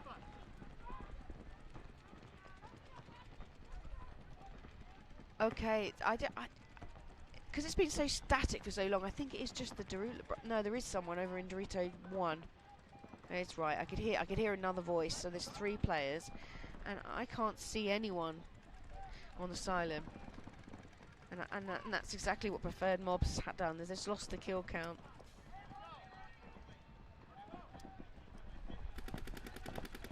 No, Asylum haven't conceded. Oh, they have now. It's a very strange pause in that play, but 3 players left alive for Preferred Mob. As they get another point on the board, that makes it 3-0. Very long point again as we move into the 4th point here for Clutch City Oilers and Newbies.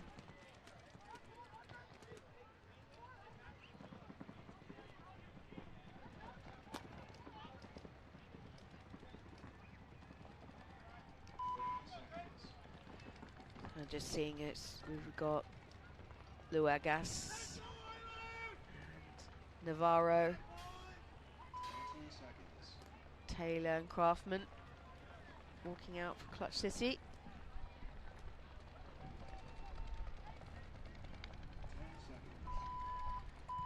And Newbies will be on your right. Let's see if Clutch City Oilers can get a point back here. Plenty of time left on the clock to do so. Oh, they lose a player off the break. Clutch City are down 1 player immediately. And all 5 alive here for Newbies. As Newbies push Dorito side all the way into Dorito 2 and then backed up by the Dorito backline bunker. Exploded from the home. A double movement there, exploiting the player down for Clutch City Oilers. And Clutch City Oilers are now in the Snake. A good kill there for Clutch City. There's Newbies lose a player. And the Snake corner has now entered the Snake 2. And the Newbies have moved into the Dorito 50 to spin the guns of Clutch City. They lose 2 new players, so there's just 2 players left for Clutch City. They have the Snake corner and the Snake 50. And whoa, nice move here, the Snake player over the top. Yes, that's great paintballs we want to see.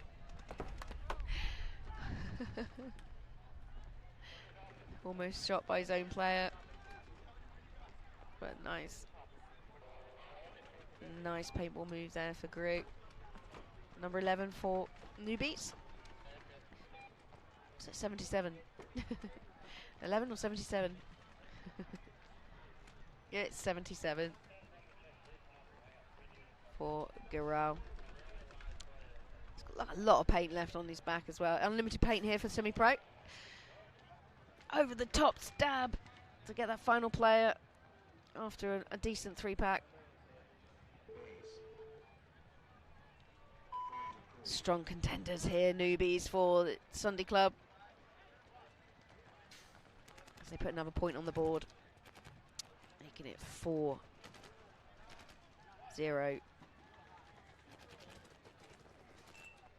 Not a lot of game time left now for the Asylum to come back. They're down 3 points. And it'll be interesting to see what they're gonna do. Preferred Mob confident that Asylum can't get a comeback.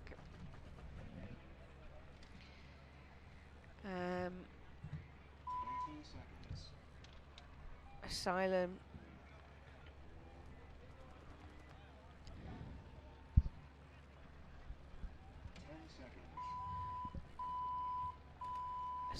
I'm just up here with the crew, and they're just showing me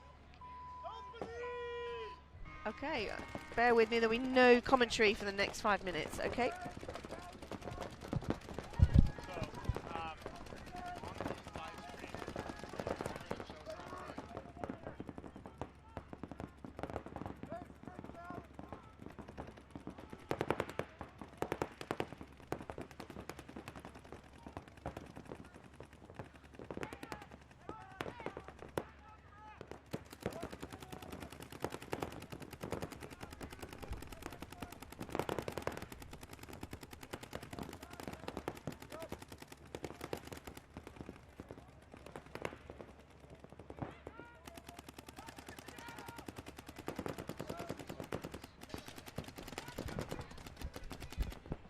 I'm back, and so the crew have just handed me over a player, so I can now do eliminations for you back home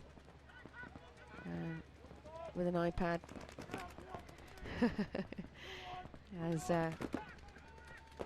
As we go through the game, so Preferred Mob now have 3.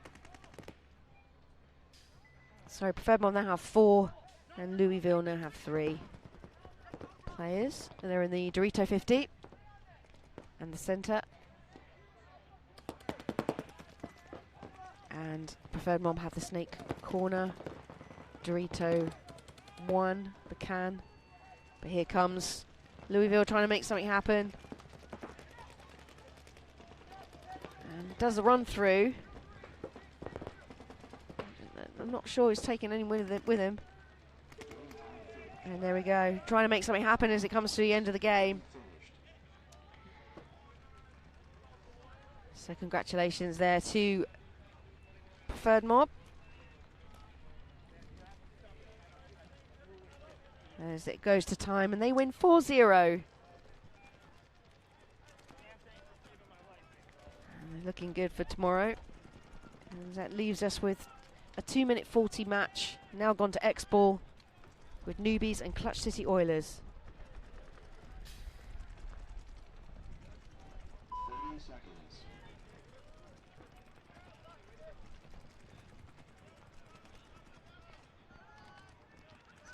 Clutch City Oilers are potentially can get more points on the board here for a spread as we're going into Saturday evening.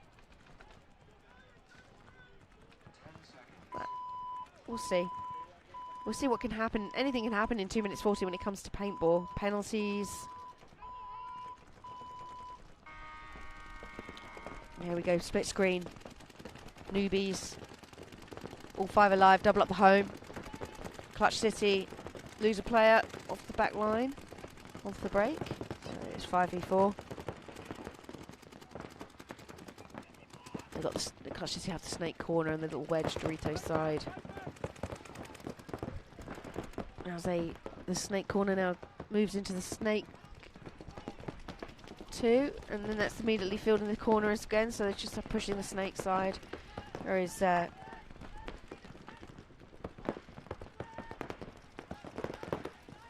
Newbies have snake 2 and the brick on the inside, home and snake corner. They're all looking D side.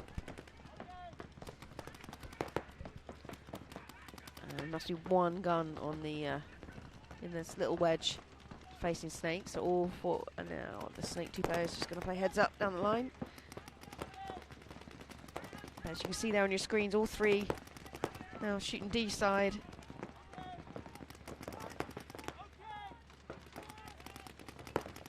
home quite confident, just standing over the bunker, just watching what's going on. Everyone's quite tight. You can see Clutch City Oilers have the snake 2, the snake corner, the little wedge. They're mirrored in the wedge, both teams, on the D side. Still 5v4.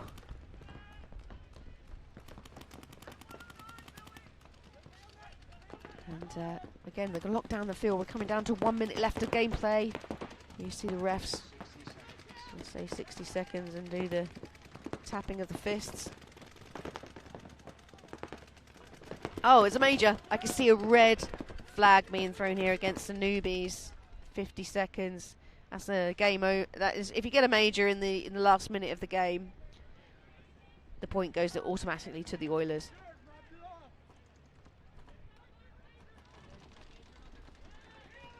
I'm just going to find out for the viewers back home what the major was for. What was the major for? What was it for? Oh. So I just spoke to the ref who called the major penalty. So he got shot in the hand and then rubbed it into the dirt, which is playing on with a hit and trying to conceal the hit, which is a major immediate red flag. And because it's under 60 seconds, it's a the point goes straight to the City Oilers.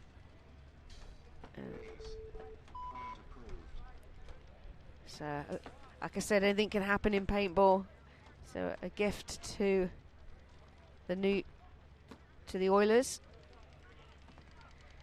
with 50 seconds left of gameplay. So here we are. I'm Shelley Farmer. We're live here on the WNXL field. So we just had a pause in commentary just then because we've got a new gadget that's come up into the booth, where I'm able to I'm going to reset it now, but on an iPad here I can just do the kill count for you. Not that I've got anything else to do, but I'll keep it up to date as best as I can for you semi-pro fans and friends and family that are watching back home. And I hope you're enjoying the broadcast here on the YouTube for Semi-Pro X-Ball and the WNXL. And that's coming up next. A final bracket, the WNXL. And it will be the Heroines versus Baltimore Nevermores. And Thunder Valley Voltage with the Immortal Angels. So stick with us. 50 seconds left of this match. And then adverts, and then come back to us for the WNXL. As the last bracket of the prelims, Showdown. Very soon. So that was scheduled for 4:05. So we are ahead of time here on the Premier field. So we can't start too early, just to make sure all the teams are here on time. But scheduled for 4:05 for the WNXL final bracket, the prelims. And then the final game here on the Premier field today is 5 PM local time. We'll see another semi-pro X-Ball team.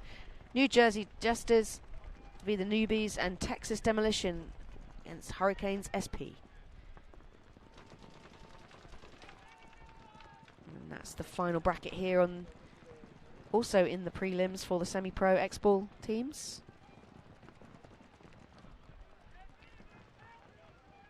And a large timeout here. That must be a technical timeout. And it was just because the refs were making a decision on the major penalty. So Newbies will start with 4 players because of the penalty on the previous point. So here we go. Newbies, 4 players on your screens. Clutch City Oilers. 1 player at the back fell over, trying to break out into the Dorito back line, but they also filled the Snake 15. So there are 1 player down off the back. And it's 4v4 now. Clutch City Oilers lose another one and a penalty.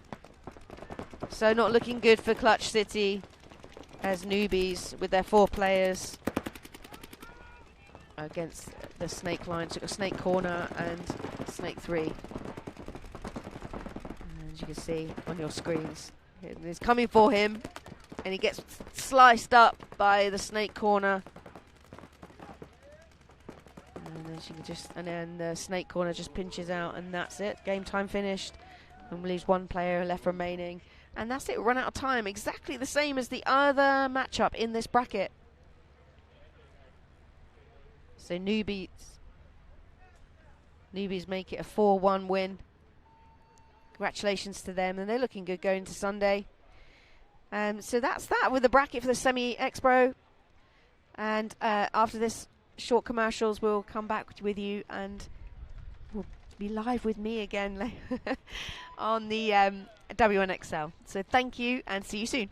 Before Paintball Fit could finish one of paintball's greatest comebacks, they had to be tested. They started as the worst team in professional paintball, outgunned, humiliated, and kicked out of the division. Their first attempt at a comeback ended up in a 1-point heartbreaker.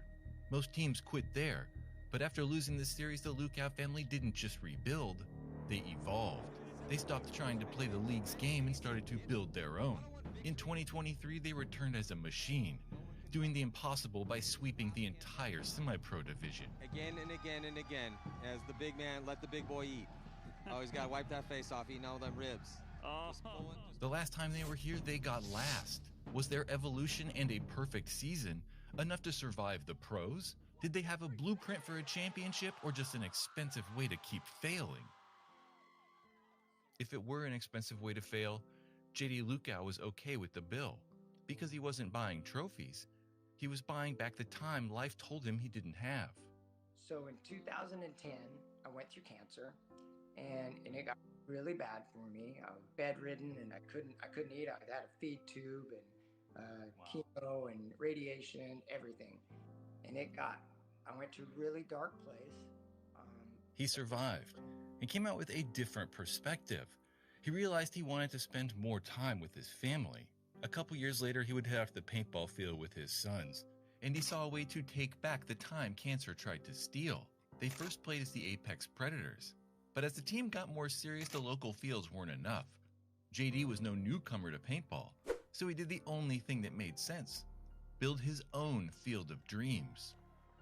They weren't just building a place to play, they were laying the literal foundations for Paintball Fit. FIT stands for Family Integrated Team, and it starts with the Lukauts. JD the father, Sarah the mother, and their 3 sons, Colt, Brody, and Johnny. The precision of their game wasn't born in a playbook, it was born in the manual labor of building the field itself. And because they owned it, it meant they could spend more time on the field than anyone else. Playing as Paintball Fit, they stormed through the divisional ranks. In Division 4, they played 3 of the 4 tournaments and won all 3. The next year in Division 3, they won 4 of 5. Right by the other guy, still spins around and gives it to him. Is he hungry yet?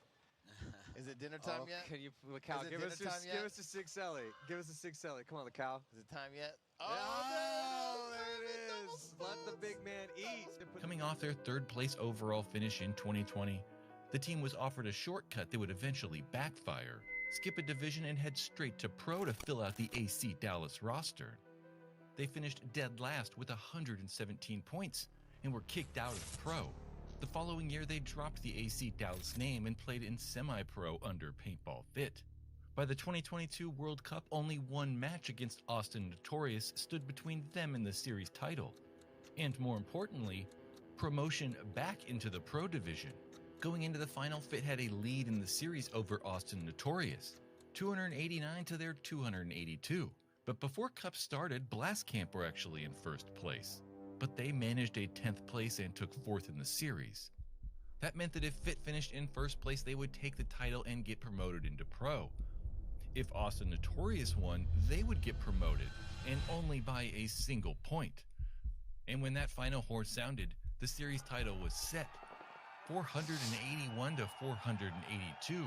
Notorious were World Cup winners and paintball's newest pro team, by only a single point. Coming off the loss in 2023, Fit recalibrated and started a run like the sport has never seen. They beat Blast Camp in the finals at every single event, sweeping the entire semi-pro division and taking 1st place every time. That perfect season finally got them an invite back into the pro division. Great job, Colt Lucal and all the boys. Oh, he's counting to 5. You see him? He said 1, 2, 3, 4, 5.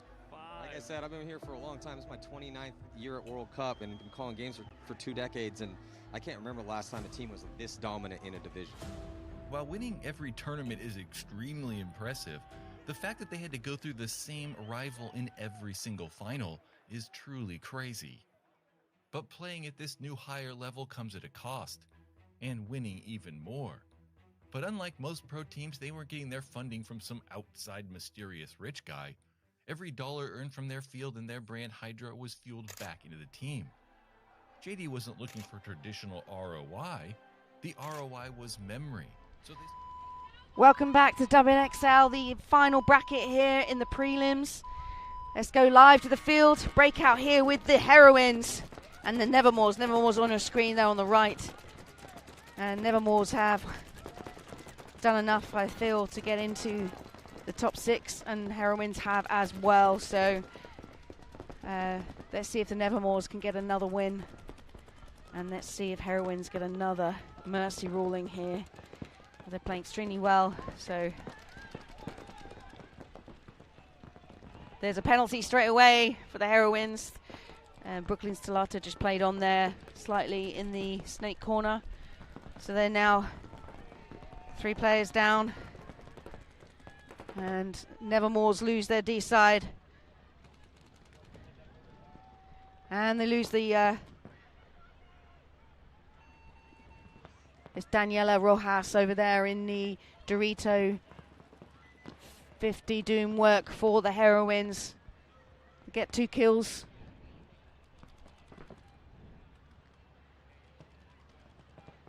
As there's 2 players left remaining for the Heroines. We're trying to see who that is. It looks like it's a Chica, Alicia Valdividia, and Daniela Rojas.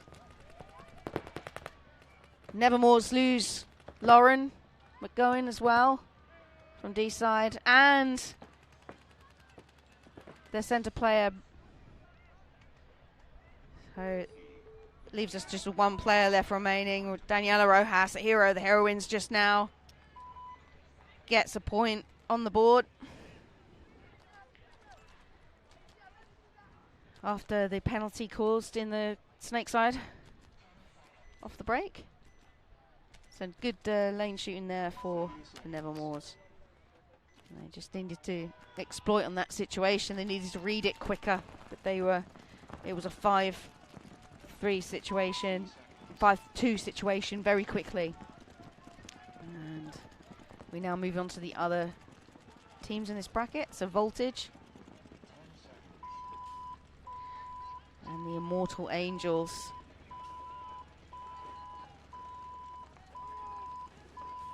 Here we go. So the Angels on your screens, pushing Dorito 1 all the way into Dorito 2, Dorito 3. Yeah, Dorito 2 off the bat, and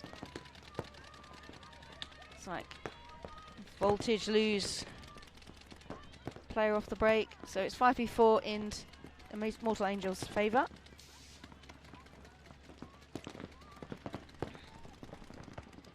As Andalyn Blanco here has the snake too. And it looks like the Voltage players are pushing into the snake 50. And loving the work, asking for a check. Cat Marshall gets taken, diving in, so good work there. So Voltage down another player. As it looks like we have remaining Andalyn, aka Tita Blanco, in the snake 3, shooting the line. And Angels have the snake corner. And the Dorito 2 and the Dorito backline. And then they have a good spread of the field, the Angels. 96 here, the player for Voltage.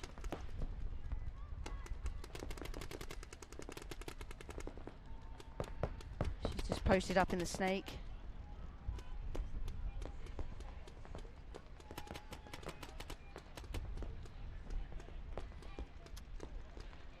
Yeah, so Anderlin now sneaked into these 50. Nothing. I'm not seeing much from the Angels now in order to press the matter.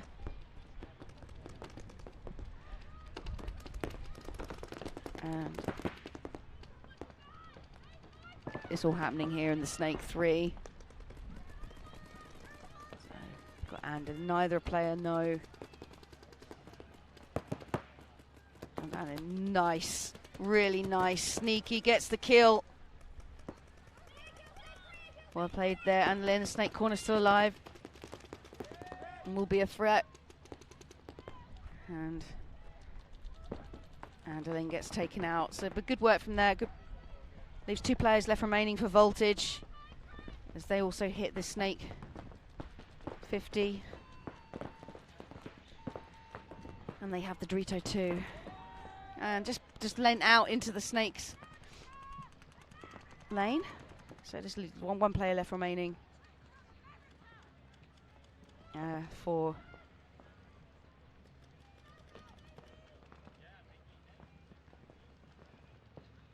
Voltage, and it's all going to go down on the Dorito side. You see Immortal Angels there in the Dorito 50. As Angels now hit the snake 1. So they have the Dorito 50 and snake 1.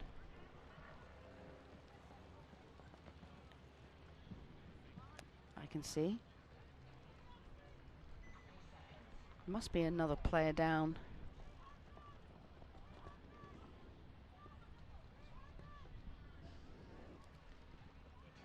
Possibly lost a player off the break.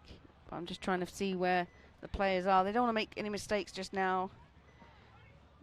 Angels and Voltage just coming down to 4 minutes left of play in this point. They only have 5 pods. It's different to the semi-pro, remember. They have unlimited paint, so that allows you for a slower game. So if there's a slow game on the WNXL, it's them conserving paint. So there's less paint in the air. Here come the Angels now, pushing them out on the snake side.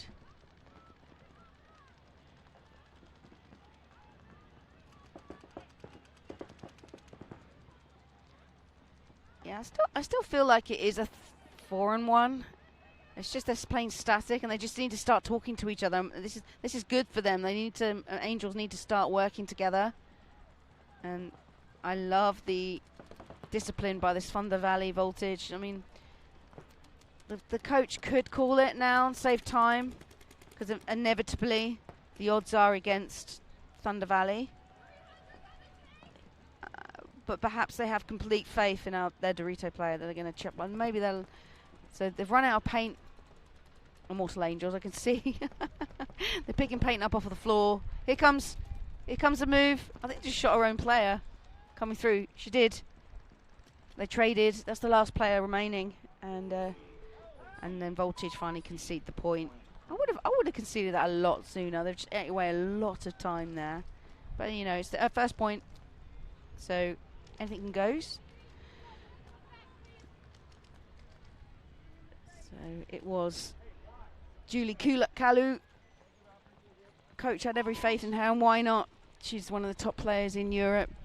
Plays for the French international team, and she's just been picked up by outrage over in France, or outrage Valence, as they say. And yeah, well played to her. She's just kept.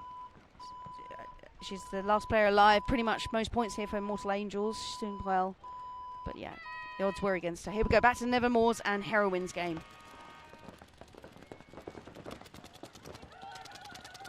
Nevermore's lose 2 players off the break. It's a great lane shooting here from the Heroines. Both teams wearing like purple, actually, as jerseys at this event. The Heroines choosing the purple jerseys, and they'll pick a different superhero for each event, which I love. It makes it really exciting for them. Sponsored by Committed Paintball and Twister. Really cool gear. So they've chosen K-pop Demon Hunters as their superheroes for this event, hence the purple jerseys. So Nevermore's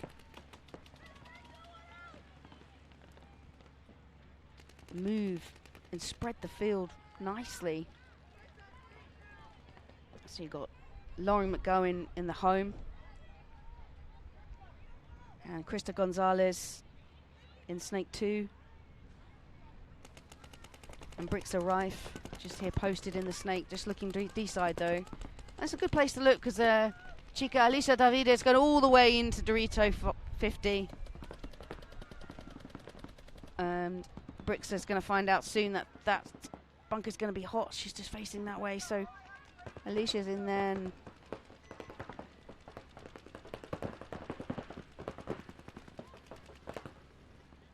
Katie Kelly just working the space, protecting herself over the Brixa Rife, just got taken out there by Alicia Vavidia.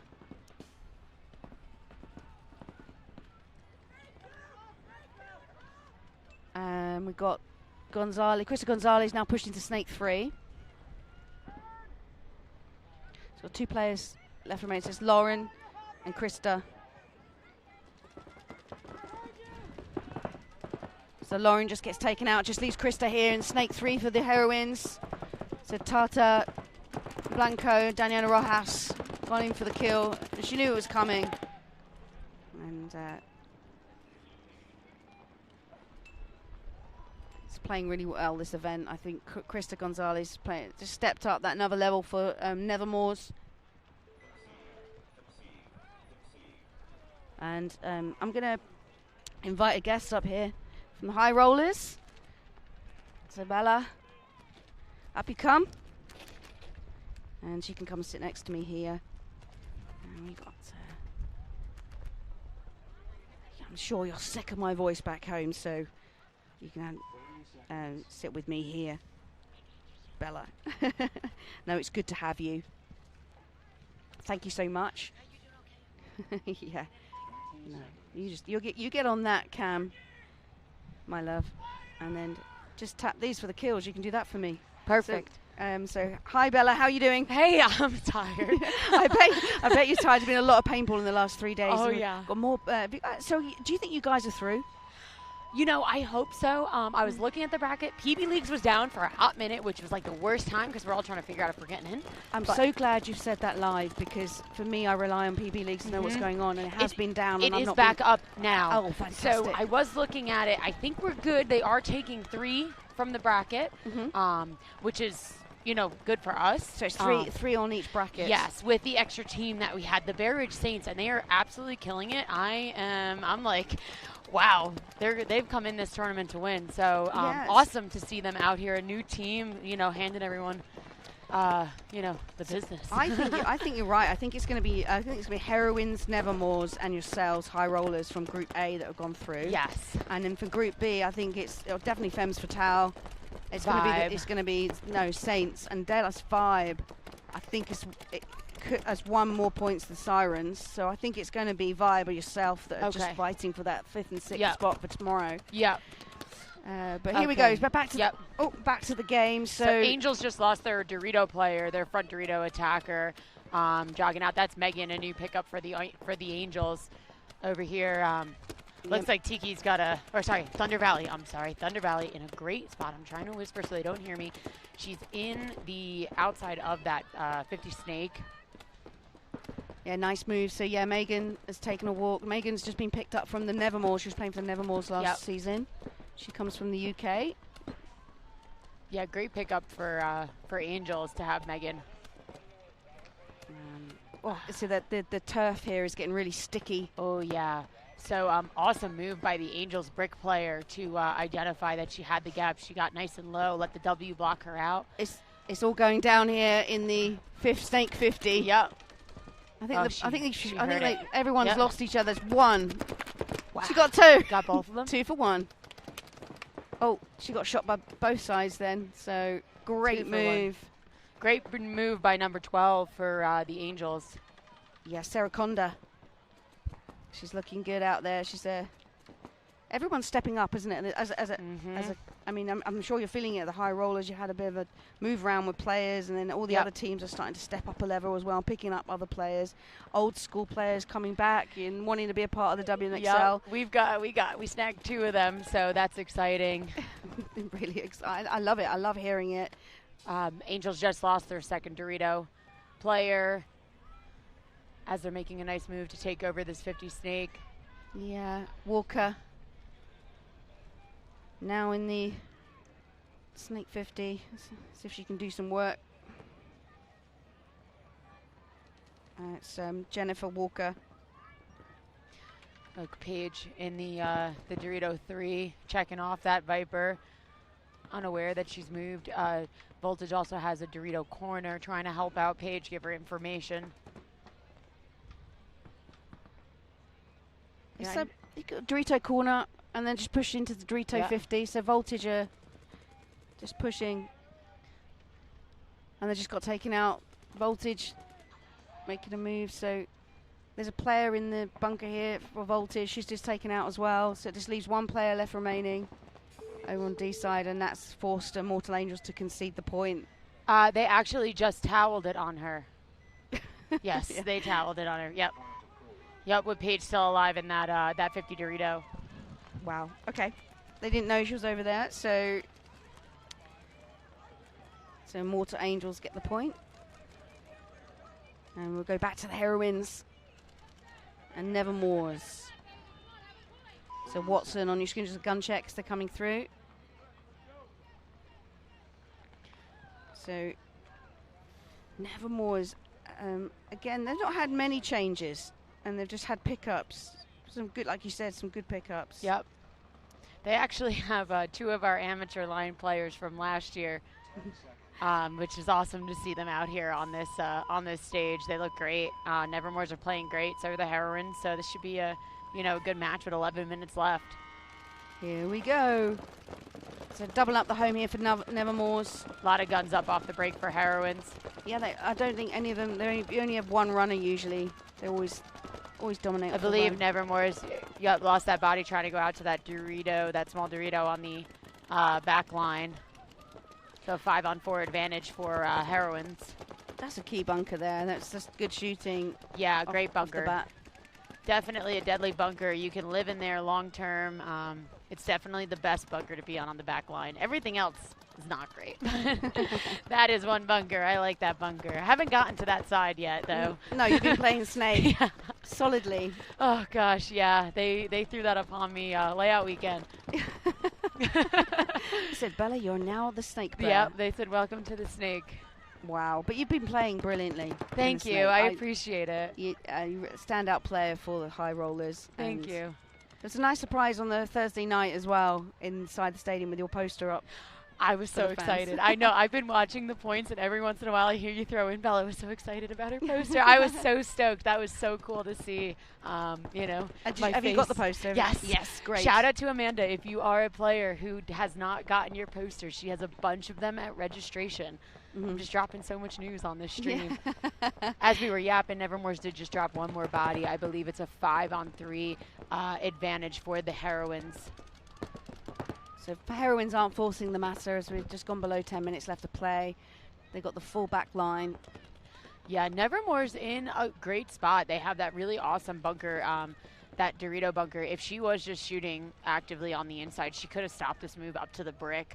But she allowed Alexis to get up there, which is deadly for them. But Nevermore's do have that Dorito 3, which is a good bunker as well, to kind of push the issue, needing these points. Alexis Laser is just pushed into this Snake. Brick is just having a gunfight with the Snake corner for Nevermore's. Yep. And great wrap from the Snake corner on the center player. Yeah, gets the kill. It's it Ray. Yeah. Just taking out their new pickup, Ray. Yep. That was a nice wrap from Brixa. And then a nice fill into the Snake as well. Yeah, she filled into the Snake. She wrapped on Ray, got the kill, and then put Alexis Laser in, and then it was able to go into Snake. So I like that clinical paintball. And Alexis knows where she is, so she's now in Snake 2. She's just shooting the line. And as good, Heroines aren't forcing the matter at all. And I mean, Nevermores do have the Dorito 3. So Alexis Laser gets the kill. Just against Krista Gonzalez. So Krista. Oh, I'm sorry. It was Krista Gonzalez. I'm so sorry. I was giving Brixa credit. Good job. Hey, Krista, that was a great move to wrap on that center. You know, unfortunate death down the wire, but you know, just leaves Nevermore's Dorito player as well. Sorry, they're in the Dorito 3 and the Dorito 1 as Danny starts pushing down from the Snake 50. Yeah, so Danny just gets clipped crossfield by the Nevermores. So their Dorito 1 just take out Bonk. So they lose 2 players, Heroines, and Nevermores on 3. So it's a 3-on-2 situation. And just over 7 minutes 30 on the clock here for the WNXL. Final bracket, the prelims. And just looking at the groups again, Bella. So Group A, it had Heroines, High Rollers, Nevermores, Voltage, and Immortal Angels. And I believe Heroines are already through, and Nevermores are already through. Yep. And then I believe yourself, High Rollers, are going to squeeze through too. I believe so too. And Nevermore's just lost their Dorito 3. Okay, so here comes the Heroines. I think it's Nana. Blanco. Yep, just leaves the 10, the Dorito 1 alive. As Brooklyn's wrapping from the Snake 3 to get that kill. And they're just going to walk it down slowly.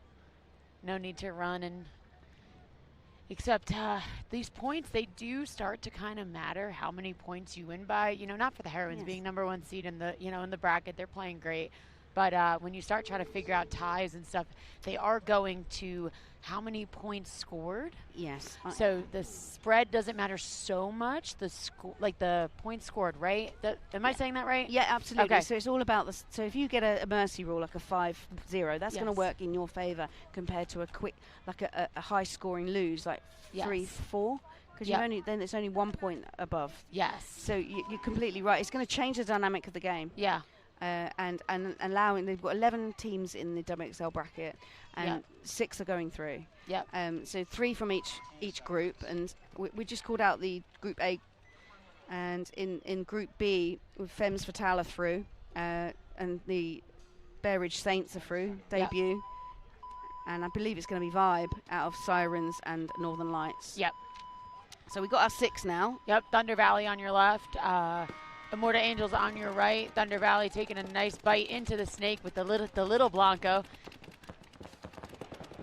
And she's clean, but Thunder Valley does lose their one going wide on the Dorito side, where they do have a good position up in the 20 Dorito, as Immortal Angels also make a big move out to the Dorito corner, and then off the break to this inside W on the Snake to look inside to try to shut down that Dorito side.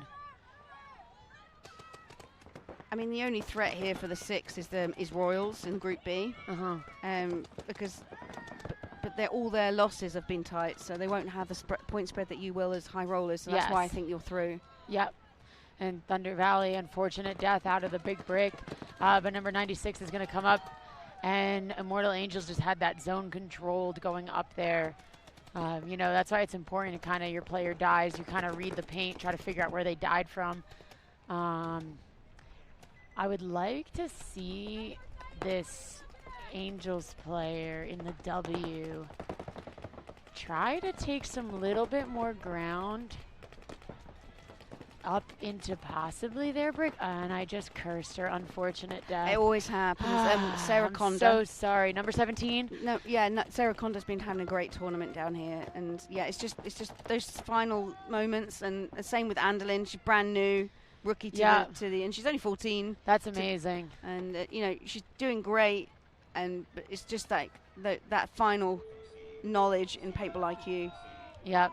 And Thunder Valley decides to towel that point. Smart with the field presence of the Immortal Angels. They were kind of just locked in, not needing to really push so much. You know, it was a smart towel by Ricky, get those girls' spirits up. They're a great team. We just played them. They were playing great. They were. They were playing really great. We definitely knew once once they got wide, we expected them to be, you know, in these 50 bunkers, definitely. You still 4-0'd them, but it was just long points. Long points, yes. You know, and I mean, they were great. They, you know, kept us very honest. We definitely were not able to play sloppy against them. All right, so back on the field, we have Heroines versus Nevermores. Heroines up by 3 with 6.5 minutes left. Double snake run, and we're still going. Wow, and Nevermores. That little Eisenhower? Caitlin with a big run into the snake 3 off the break against the Heroines. Heroines lose a player off the break, so it's Alicia, and yeah, tiny Caitlin. Yep, that was amazing, Caitlin. I'm so proud. Good. Just get low. Perfect. Get into the spot. Yep. And Nevermores are up in the Dorito 3. Great positions for Nevermores. Caitlin knows the shot here on the low inside of the 50 snake. Brooklyn Stellato has just joined her in the snake. She's now in snake 2. Yep. And she's just been protected behind. She's got a snake corner. And Katie Kelly just pushes the width into Dorito corner. Yeah, Caitlin just missed that shot. She's zoning up on it. She hears. Oh, Heroines lose another body. So Nevermores have Dorito 3 and the Snake 50, so they've got the real estate against the Heroines. Yep, and then number 2 on the Dorito side just bumped up into the 20 to help support her 30. Going to take over that inside look. I would like those Dorito players just to communicate a little bit more that her 2 is behind her. I don't know if she did or not, but they're both on the same zone. So young Caitlin here, number 33 for Nevermores. She's only 14. Doing work out here. Yep. Yeah, she's playing brave, playing strong. She looks amazing. He just killed Brooklyn on the heads up in the snake. Yes. It's 2-pack now for Caitlin. Yep. I'm sorry, Heroines, you are great, but this is my little child. No, I love this girl. I'm so proud of her. And wow. Is she going to get another kill here? Yeah, she does. Amazing kill from Caitlin Eisenhower to kill the snake brick. That's Haley coming back to the WNXL this season with the Heroines. And Caitlin just gave her a welcome. Yeah, she just took out Haley Laver, experienced player. Wow. And Nevermores. Oh, they're so desperate to get to the field. They trip over on the way in. Drop their gun. Caitlin Eisenhower, MVP of that point. Oh my God. Roller every point. Every point. Delmar better put that girl back on the field. She definitely wants to come win this set. Wow. Well done, Caitlin. Is it Eisenhower? I'm just Eisenhower, yeah. Yeah. Yeah, Nick and Sarah should be proud of that kid. She's been putting the work in. I just talked to her parents before I came up here. They were so happy for her. I'm so happy for her. She looks great. You know, I saw her through a lot of learning curves. We'd had a lot of time with her, and she's playing. That set was awesome. And which field do you play out from? We play out of Quick Shot in New Jersey. Oh, nice. I think it's Chemung. Don't quote me. I think it might be Chemung, New Jersey. Okay, nice. So it's like South Jersey. But yeah, Caitlin played on our amateur team last year. But a great pickup for Nevermores as we move back to the Immortal Angels and Thunder Valley Voltage.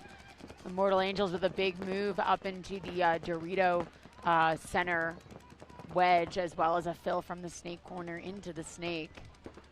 I believe we are in 5-on-5 right now, as that W on the Dorito side was getting checked, and she's clean. So Voltage. And they just lost that Dorito W, as I said that. Nice. Yeah, so Voltage need this point, really, to make it a game. I want them to. Yeah. There's 4 minutes 20 left on the clock. They've got time. They could do it. They just need to get on their feet, dominate a little bit more, and make something happen. Yep. They've got nothing to lose at this stage. Neither teams do. So I'll get a bit spicy. Yep. And go for it. Well, they got Paige Vassar. She's the Spice Queen. I missed that girl, but she's been playing great herself. So.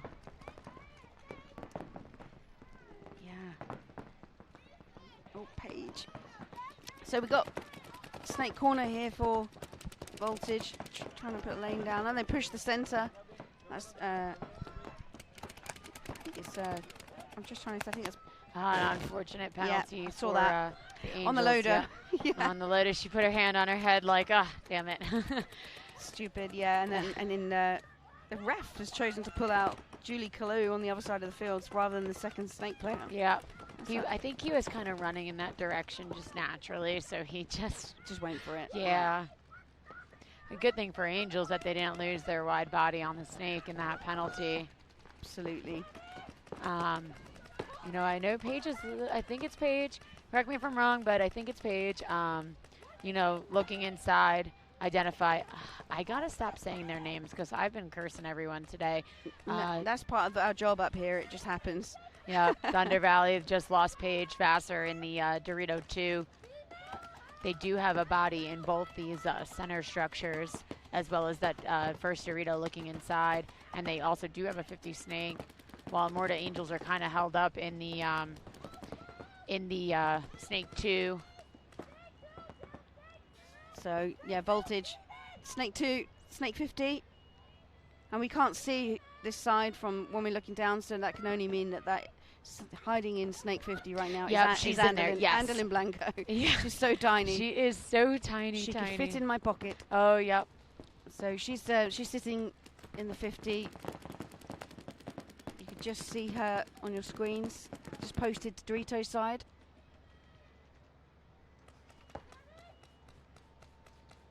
And Little pop going the down. top from Archangels in the snake 2 to try to just see what's going on. Just 2 minutes left of gameplay. Yep. Thunder Valley wants his points. They got to, you know, start making moves. I don't know where the other Angel's body is. I know one was pulled out on the penalty, one from the penalty. They lost one on the break, so it should be 2 bodies. I think she's in the Dorito wedge, just on the inside of the 50. So that wedge on the end of the castle, Okay. sitting in there. Oh, now I see her, yes. So yeah, it's quite blind to us up here because we've got the can in the way. Yes, and she Thunder Valley just lost another body on the Dorito side from that Dorito trap on the inside. So just going down towards the 1 minute. Yep. Good kill there from Andalyn Blanco. Just to take out the Angels player that was in that wedge. That just leaves the Snake 2 alive. And now it's only a minute remaining. 60 seconds. We got to think of 1-on-3 here. There's still another one. They got the crowd cab. It's Mercedes Walter. Mercedes Walter's hunting as she's gone into the brick. Got that kill. And she's got another kill there. Mercedes Walter with 40 seconds left. Angels are, and then it's going to get Andalyn. I don't know if that was a spin. I would have said that was a spin, but Andalyn got away with that. And it was a trade. So would that be a no point? Game stopped, yeah. I believe that would be, yep, no point. No point. There's no players left. No players left. All players eliminated on the field. Yes. So that's it, no point. And then there's some bit of time left, so I hope to see something quite aggressive. Yep. On that final point as we go back to the Heroines and the Nevermores. So it's 3-1 in Heroines' favour. And Nevermore's got the last point. Yep. They played really well. So it's Brittany Reed on your screen. And they have rolled out Caitlin again. Yep, they sure did. So Caitlin Hausenhower did the work and got a 4-pack in that last point. Yep. Against the Heroines. So our teenagers are doing really well in this event. Yeah. The future is bright. I was saying the Women's other Pro. day, I cannot wait until these girls are like 18, 19 years old. It's going to be, this division's going to get very tough. It's brilliant.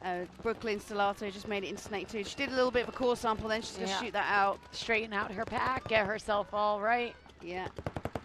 Yep, diving without paint in the hopper. That's kind of been the move. Well, the paint is so fragile, and it's kind of what I do if I'm running out, but I don't do it as much now. Not now. I'll play the home. I believe that might have been Sony trying to get to the Dorito 2. Just got shot out on the inside, and her back Dorito player just took over that spot, which was a great move, a great read for Nevermore's Dorito player. An unfortunate death for her as well. I really liked the idea. But when you got Katie Kelly popping the top of a brick, just watching everything. Nevermore's lose 2 on the do side. Yep. Yep, they lost their first one. And then the second one came up, tried to fill that 20, and unfortunate death as well. Brooklyn trying to get more paint in her loader in the Snake 3. A good move out from the home into that first Dorito for Nevermore's. I'm just watching Katie Kelly here on the Snake brick. She's just commanding the field. Yeah. She's a true leader for the Heroines. Daniela Rojas has just bumped in from D2 into 3-3. I just cursed her. If that was Caitlin Eisenhower, I'm going to hug her after this match. It has to be. It can only be Caitlin. Can only be Caitlin. Awesome kill for the Nevermores. Yeah, Caitlin just took out Katie Kelly as I was just praising her. Yep, her that comms. is a very important kill for the Nevermores to get Katie Kelly out of that brick, popping the top, just watching everything, just being a general on the field. So that just leaves Brooklyn Stellato here in the Snake 3 and Raylan Burns in the home. Yep, and then you got Danny is in the 30. So we got another player for Heroines, or was that it? We might have another player on somewhere. Can you see? Is there anyone on the wedge? Oh, yep, in the Dorito, the W on the Dorito side behind this can. Sorry, guys. There's some blind spots for us. Yeah. Yep, and another kill here for Heroines on the D side. So that's 2 players left remaining for the Nevermores.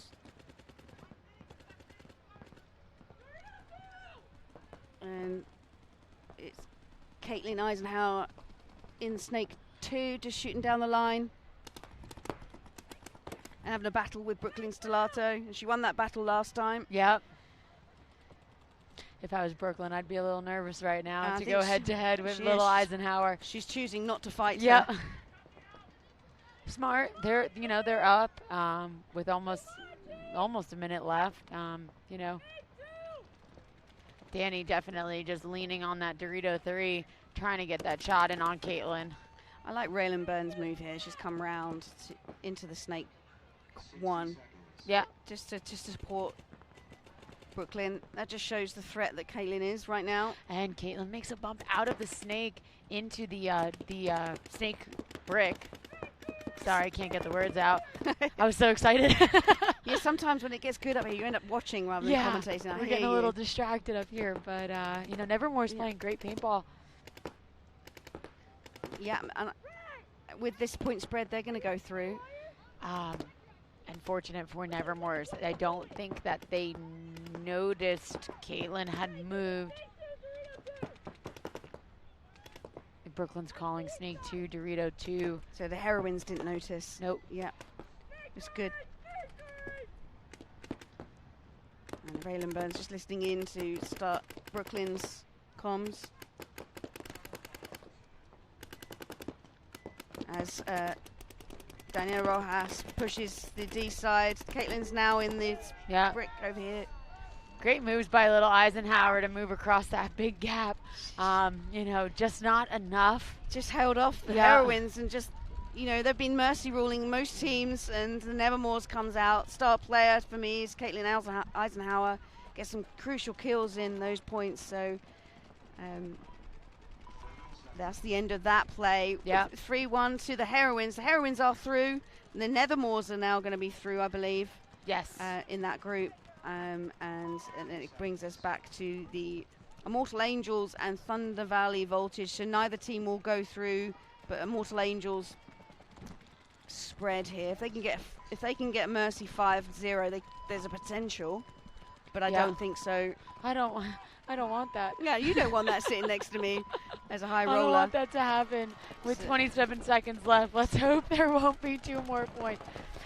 Both teams just running for it. Runs past. This is chaos for the refs. Yeah, so absolute chaos. 1 and 2. So there's 4 on 4 all over the place. 4 on 3 for the Angels.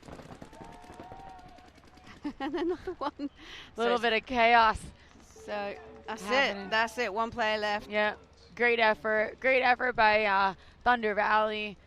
Great playing by the Angels. That was an awesome set. Awesome way to close. I love a little violence at the end in 27 seconds. Both teams want just more.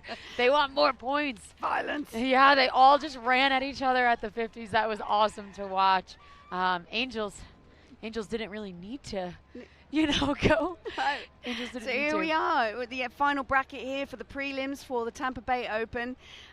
We've been live all weekend. I'm Shelley Farmer. This is Bella Elazaj. Elazai. Elazai. Yes, it's hard. It's a silent J. It is, yes. Now I know. I've been Yes. butchering your name all weekend, but I'll just indicate, let's just call you Bella. So That's Bella okay. has been playing brilliantly for High Rollers. You've been a Thank you. fantastic commentator. Thank you for coming Thank up you, thank you. and supporting this. So it looks like, I think High Rollers might be through. I hope so. Let's It's all cross our down to fingers. that point We're spread. crossing our fingers. But I'm looking up the hits now, and before we leave for the final bracket here for the semi-pro for the men's, Group A. Yep. Heroines, High Rollers, and Nevermores. Yes, I think through. we might be the third in though. So I think it might be Heroines, Nevermores, and then us. And then Group B, Yep. Femmes Fatale, Bear Ridge Saints, Yep. and Dallas Vibe. Vibe. Yep. So, unfortunately, the teams that have been knocked out in Group A is Voltage and Yep. Immortals, who we've just seen play. Yep. And then in Group B, it's going to be the San Francisco Sirens, the Royals, and the Northern Lights that will be going home. Okay. I forgot today. that they have one more. Yeah, 11 I was like, teams. 3 teams. Wow. Yeah, so the Royals, we could always been a question mark. They've been playing so well, they just didn't get the wins. Yeah. And they've been very, very high losses, and because of the point sprint, it's not going to support them going through. So Yeah. High Rollers, I think you're through. So let's Let's see. hope so. That's the Shelley Palmer's take down on the Italian going through the weekend. Shelly is doing so much work up here. She's got a whole book. She knows everybody's names. She's got circles. She's got kill counts. Do you know what? It's not just about the notes, and I'm a complete stationary nerd. It's the stickers that I get from the girls. Wait, I have another. Hold on. So I've already got I one. have more stickers. It's a high no, roller this sticker is, there. So this is a better I'm just sticker. Well, it's not a collecting better these stickers. sticker, but this is an additional. Then I've got 3 high This is roller Elevate. stickers. Oh, Elevate. Got I'll your take tanks it. and I'll rags. take it. And then Diana, always the best. My jersey has never ripped, ever. Okay, so. Diana jerseys. Yeah. That's going in my book. Yeah. Absolutely. Thank you so much, Bella. Well, thank you for having me. That's the end of the prelims here for the Tampa Bay Open. We go live tomorrow morning for the last 6 for the WNXL here for the 2026 season, the 5th season for the WNXL. Thank you, Bella, for joining us. Thank up here. you. Thanks for having me. And we'll go to the short commercials. We'll be back shortly with the semi-pro men's final bracket here on the Premier Field. Before Paintball Fit could finish one of paintball's greatest comebacks, they had to be tested. They started as the worst team in professional paintball, outgunned, humiliated, and kicked out of the division. Their first attempt at a comeback ended up in a 1-point heartbreaker. Most teams quit there, but after losing the series, the Lookout family didn't just rebuild, they evolved. They stopped trying to play the league's game and started to build their own. In 2023, they returned as a machine, doing the impossible by sweeping the entire semi-pro division. Again and again and again, as the big man, let the big boy eat. Always got to wipe that face off, eating all them ribs. The last time they were here, they got last. Was their evolution and a perfect season enough to survive the pros? Did they have a blueprint for a championship or just an expensive way to keep failing? If it were an expensive way to fail, JD Lukau was okay with the bill because he wasn't buying trophies. He was buying back the time life told him he didn't have. So in 2010, I went through cancer, and it got really bad for me. I was bedridden, and I couldn't eat. I had a feed tube and chemo and radiation, everything. And I went to a really dark place. He survived and came out with a different perspective. He realized he wanted to spend more time with his family. A couple years later, he would head off the paintball field with his sons, and he saw a way to take back the time cancer tried to steal. They first played as the Apex Predators, but as the team got more serious, the local fields weren't enough. JD was no newcomer to paintball, so he did the only thing that made sense: build his own field of dreams. They weren't just building a place to play, they were laying the literal foundations for Paintball Fit. FIT stands for Family Integrated Team, and it starts with the Lukau's. JD the father, Sarah the mother, and their 3 sons, Colt, Brody, and Johnny. The precision of their game wasn't born in a playbook. It was born in the manual labor of building the field itself. And because they owned it, it meant they could spend more time on the field than anyone else. Playing as Paintball Fit, they stormed through the divisional ranks. In Division 4, they played 3 of the 4 tournaments and won all 3. The next year in Division 3, they won 4 of 5. Right by the other guy, still spins around and gives it to him. Is he hungry yet? Is it dinner time yet? Can you, Cal, give us a 6 Ellie. Give us a 6 Ellie. Come on, Cal. Is it time yet? Oh, there it is. Let the big man eat. Coming off their 3rd place overall finish in 2020, the team was offered a shortcut that would eventually backfire. Skip a division and head straight to Pro to fill out the AC Dallas roster. They finished dead last with 117 points and were kicked out of Pro. The following year, they dropped the AC Dallas name and played in semi-pro under Paintball Fit. By the 2022 World Cup, only one match against Austin Notorious stood between them and the series title. And more importantly, promotion back into the Pro division. Going into the final, Fit had a lead in the series over Austin Notorious, 289 to their 282. But before Cup started, Blast Camp were actually in 1st place. But they managed a 10th place and took 4th in the series. That meant that if Fit finished in 1st place, they would take the title and get promoted into Pro. If Austin Notorious won, they would get promoted, and only by a single point. And when that final horn sounded, the series title was set. 481 to 482. Notorious were World Cup winners and Paintball's newest pro team, by only a single point. Coming off the loss in 2023, Fit recalibrated and started a run like the sport has never seen. They beat Blast Camp in the finals at every single event, sweeping the entire semi-pro division and taking 1st place every time. That perfect season finally got them an invite back into the pro division. Great job, Cole Lucal and all the boys. Oh, he's counting to 5. You see him? He said 1, 2, 3, 4, 5. Like I said, I've been here for a long time. It's my 29th year at World Cup and been calling games for 2 decades, and I can't remember the last time a team was this dominant in a division. While winning every tournament is extremely impressive, the fact that they had to go through the same rival in every single final is truly crazy. But playing at this new higher level comes at a cost, and winning even more. But unlike most pro teams, they weren't getting their funding from some outside mysterious rich guy. Every dollar earned from their field and their brand Hydra was fueled back into the team. JD wasn't looking for traditional ROI. The ROI was memory, so they started shooting 100 cases a weekend. $5,000 practices were becoming their norm. Since they weren't going to be buying players and didn't want to get embarrassed in the pro division, they resorted to something a little bit unorthodox, playing 5-on-7s. Against the extra bodies, the lanes closed and the field became a wall of paint. This forced the guys to hunt for those 1% gaps, the tiny fraction of a second where someone's reloading or a barrel dips. They were training their brains to process information at a higher pace than the rest of the league, so by the time the finals rolled around on Sunday, playing against 5 guys would feel like slow motion. In all pro sports, winning has a price tag, but most teams are spending their money on the wrong things. The top level is dominated by the mercenary model. High-budget super teams flying in legends from different time zones. Their cost per point is just astronomical, while those elite teams like Impact gather for a few weekends of practice, fitter at the field 3 times longer. They live only minutes from their private field, and they took every dollar those mercenary teams spent on flights and funneled it directly into the team. And this is where some of the fans started calling them robots. But not because they were stiff, because they were too smooth. In pro paintball, the breakout is the most critical part of the game. It's where matches are won and lost. But this is where Paintball Fit dominated. 3 seconds after the buzzer and 2 of your guys were already walking off the field. Every move is crisp, every shot purposeful. They were the modern successors of Dynasty's homegrown roster and Red Legion's clinical discipline. They were too consistent to be lucky. By 2024, the World Cup final was a collision of 2 different ideologies. Paintball Fit on one side, the other, Edmonton Impact, the New York Yankees of paintball, bought and paid to do one thing: win. With 70 seconds left in regulation, Fit are staring down a 0-2 deficit.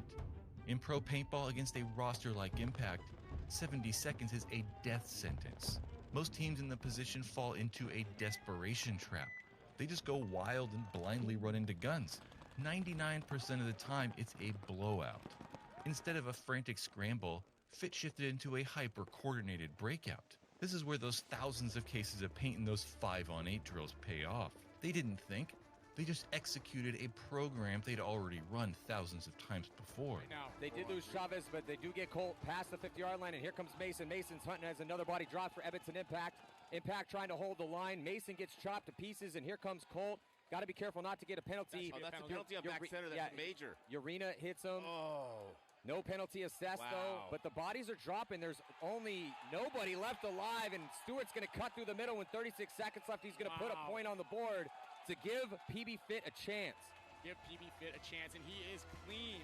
They score once, and with the entire season on the line. Oh, got to be careful not to get a penalty there, as Stewart is going to have enough time with just 3 seconds left as he hits that buzzer and the crowd explodes, and we're going to have a tie game. It's going to be 2-2 heading into overtime. That's two majors Impact's gotten away with at the end of this game. Fit dominated the overtime, getting into front positions and making it a 4-on-2. But that real statement came when Cyrus Gehringer dunked on Nick Laval. 3 years ago, Fit were the worst team in pro paintball. Now they just beat a lineup of veteran superstars in the finals at World Cup.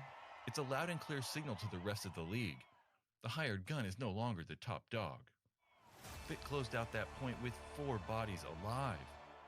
And it had been 23 years since a homegrown roster had paintball's biggest prize. No asterisk, no controversial call, just a 70-second miracle created by a machine that refused to break. Winning World Cup didn't mean the journey was over. It meant the bill for all that hard work was finally going to come due. By the start of 2025, the Texas machine was humming. They had won World Cup and a system that had finally felt like it achieved its goal. For the first time in years, Fit weren't trying to keep up. They felt untouchable. In the offseason, every team studied the Fit blueprint, trying to find a fault. But as it turned out, that fault came from inside the house. When you're going 100% for years, playing 3 times more than anybody else, and shooting 100 cases of paint at practice, something is bound to go wrong. And on the eve of the 2025 Tampa Bay season opener, Что-то случилось с ним. Что случилось?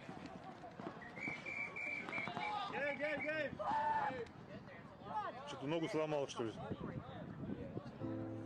that physical toll of practice had finally caught up with Colt Lukow's knee. The MRI confirmed the worst, ACL and meniscus tear. He went from leading on the field to leaning on crutches in the pits. So the question about 2025 wasn't about winning. It was about whether Fit could survive without their field general. It was a stress test to find out if that system was strong enough to survive without the man who helped build it. That evening in Tampa, the narrative was written. Without Colt, Fit are cooked. Across the field stood San Diego Dynasty. They're no mercenary team. They're the original blueprint. In every way, they are the highest standard in paintball. For over 20 years, they've been the benchmark. The team that proved that a core group of friends built on chemistry and feel could beat everyone. Beating them wasn't about proving Dynasty wrong. It was about proving that their way of doing things was still the right way. And then now you go against Dynasty, and it's one of those things that it's not like personal against them, but it's personal in our own legacy. Right now we're going into this, and it's keep proving people wrong, right? It's all those podcasts, all those comments, even back to our semi-pro year that we first coming into pro last year, right? Like all that stuff that's been said, will be said, or anything of that nature, it's still ringing into our guys. We're still feeling like we have to prove people wrong. We're not satisfied at all. So it's very personal in our own goals that we got to prove people wrong and prove ourselves right, prove that the hard work is going to prevail, and go out there and show the world. For the first half of the match, it was a battle, tied 3-3. But as the 7th point began, Fit shifted into a new gear. It started off the break.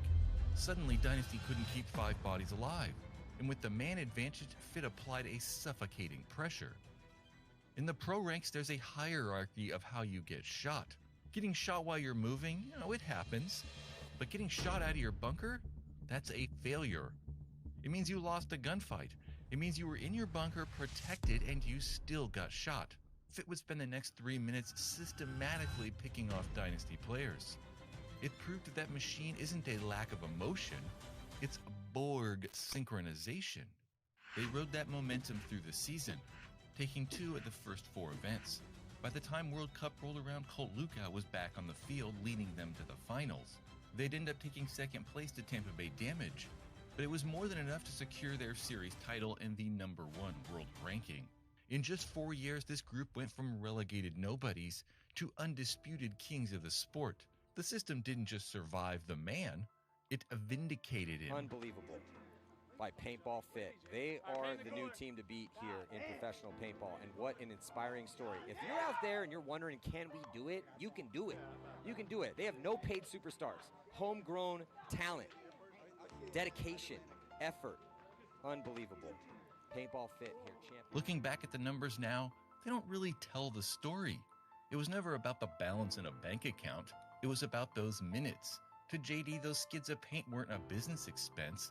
They were the price he paid to build memories with his sons and the brothers they picked up along the way. It turns out it wasn't an expensive way to keep failing. Their 2024 World Cup win and that 2025 series title are proof. It still was and still is a blueprint for a championship. Of all the top teams at the first event, Tampa Bay Damage will be the odds-on favorite to win, as they swept through the World Cup last year undefeated, and they have made no changes to the roster this season. Their talent and leadership is top tier, and they are bringing 12 bodies to the event, so they will have depth. Their snake side is the best in the league with both Alex Goldman and Keith Brown, and their backline is also elite with Marcelo Margot and World Cup MVP Jason Edwards. Damage has no holes in their line across the field, and they could go on a run in 2026.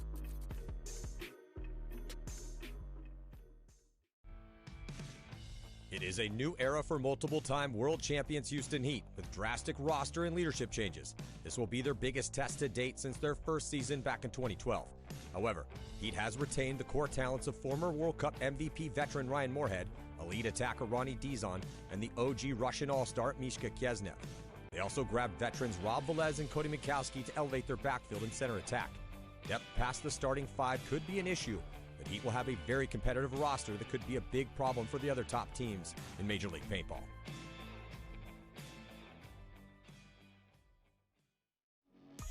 Superstar squad Edmonton Impact will be a threat to win every event they play this year, as their roster is full of all-stars. But they are starting the season with injuries to Brandon Cornell, Justin Cornell, and Tyler Panilio. Good news for Impact is that even with the injuries, they still have massive depth in every position, and they should be able to quickly get into the form that saw them win the 4th event in 2025. With the deadly new pickups of LJ Parrish, Chad George, and Connor Kelly, Impact continues to have arguably the deepest roster in Major League Paintball.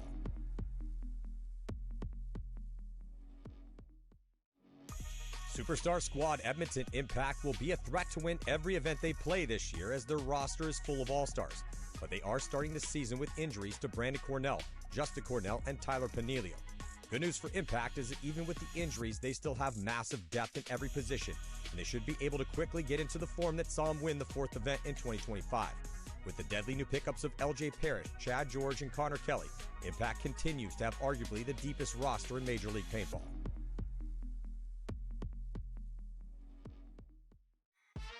Red Legion is one of the most aggressive squads in Major League Paintball by far, and one of the longest-running teams in the game. Their hyper-aggressive game plans are hard to predict, and they found success the past few seasons, winning 3 events and a series title the past 2 years. Sergei Sonaiskov, Kirill Peridny, Pavel Karslev, Justin Rabakov, and Alexander Burtnikov will be the core starters, and they could be in any bunker at any time. And the pickup of Corey Hall will give them veteran experience and more depth in the backfield. Most likely, Red Legion will be hunting for another win on Sunday afternoon in Tampa.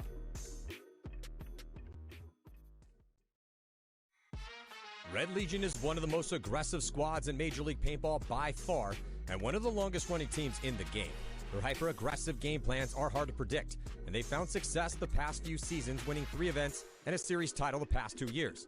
Sergei Sonaiskov, Kirill Peridny, Pavel Karslev, Justin Rabakov, and Alexander Burtnikov will be the core starters, and they could be in any bunker at any time. And the pickup of Corey Hall will give them veteran experience and more depth in the backfield. Most likely, Red Legion will be hunting for another win on Sunday afternoon in Tampa.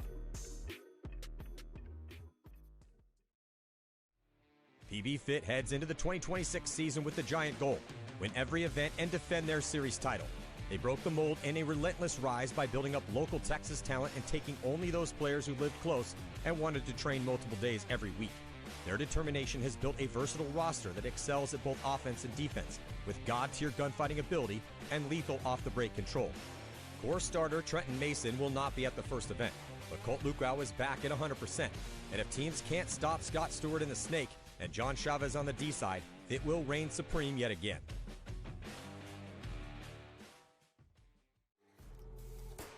The name has changed slightly, but the player and leadership core of Tauntaun's arsenal still makes them one of the most potent squads in Major League Paintball.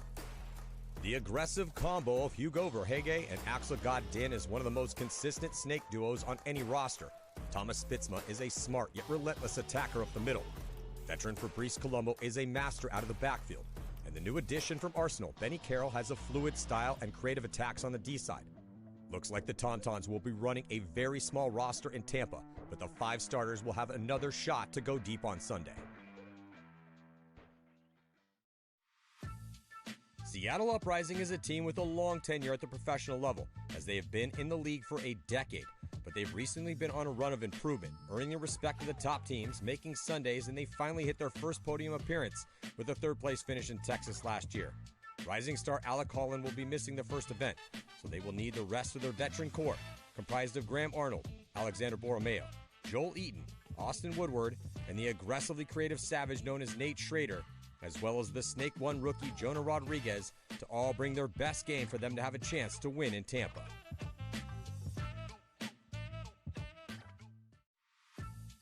Seattle Uprising is a team with a long tenure at the professional level, as they have been in the league for a decade, but they've recently been on a run of improvement, earning the respect of the top teams, making Sundays, and they finally hit their first podium appearance with a 3rd place finish in Texas last year.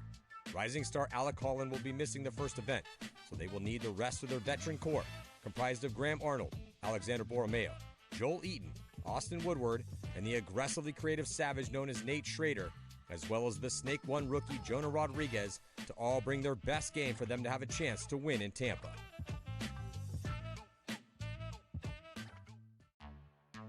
Former world champ San Antonio X Factor enter the Major League Paintball season as a top. And welcome back. We're live here at Tampa Bay Open on the Premier Field. I'm Shelley Farmer, your host here for the Semi-Pro X-Ball and WNXL. I have with me a very special guest. This is Walker from Carbon. Hi, Walker. Hello. Thank you for having me up here. I just flagged you down earlier today. It was perfect. Yeah, no, you can help commentate at World Cup. It's excellent. So thank you very much. It's the final bracket here on the Premier Field. So, and it's one of the final prelims games because there's 31 teams in the semi-pro, and they've been spread over a number of fields. So not everyone's had live coverage, but New Jersey Jesters had a couple. They had one yesterday and now, and then Newbies earlier on today also had some coverage. So I think Jesters need this win. Newbies had a good win earlier on today. So in this bracket, we also have Texas Demolition and Hurricanes SP. It'll be interesting to see this matchup here. I mean, the Newbies have been playing phenomenal, and they got a real deep roster as well. I think they're a Twister team. Saw they got some fresh guns over there too. But the Jesters, been around forever, honestly, forever. And if they can put this together, then I think that they got a chance to move into Sunday. So should be a spicy little match. Yeah, Jesters a huge organization, New York area, or the East Coast here in the USA. Here we go. So New Jersey Jesters on your screen. Nice breakout there. He's all clean, asking for a quick little check. Looks like it's 5-on-5. A bump from the Aztec snake side into the snake corner. Takes a hot bounce right off the top of his noggin, but he's clean. There's a Bispo here in Snake 2 for New Jersey Jesters shooting crossfield.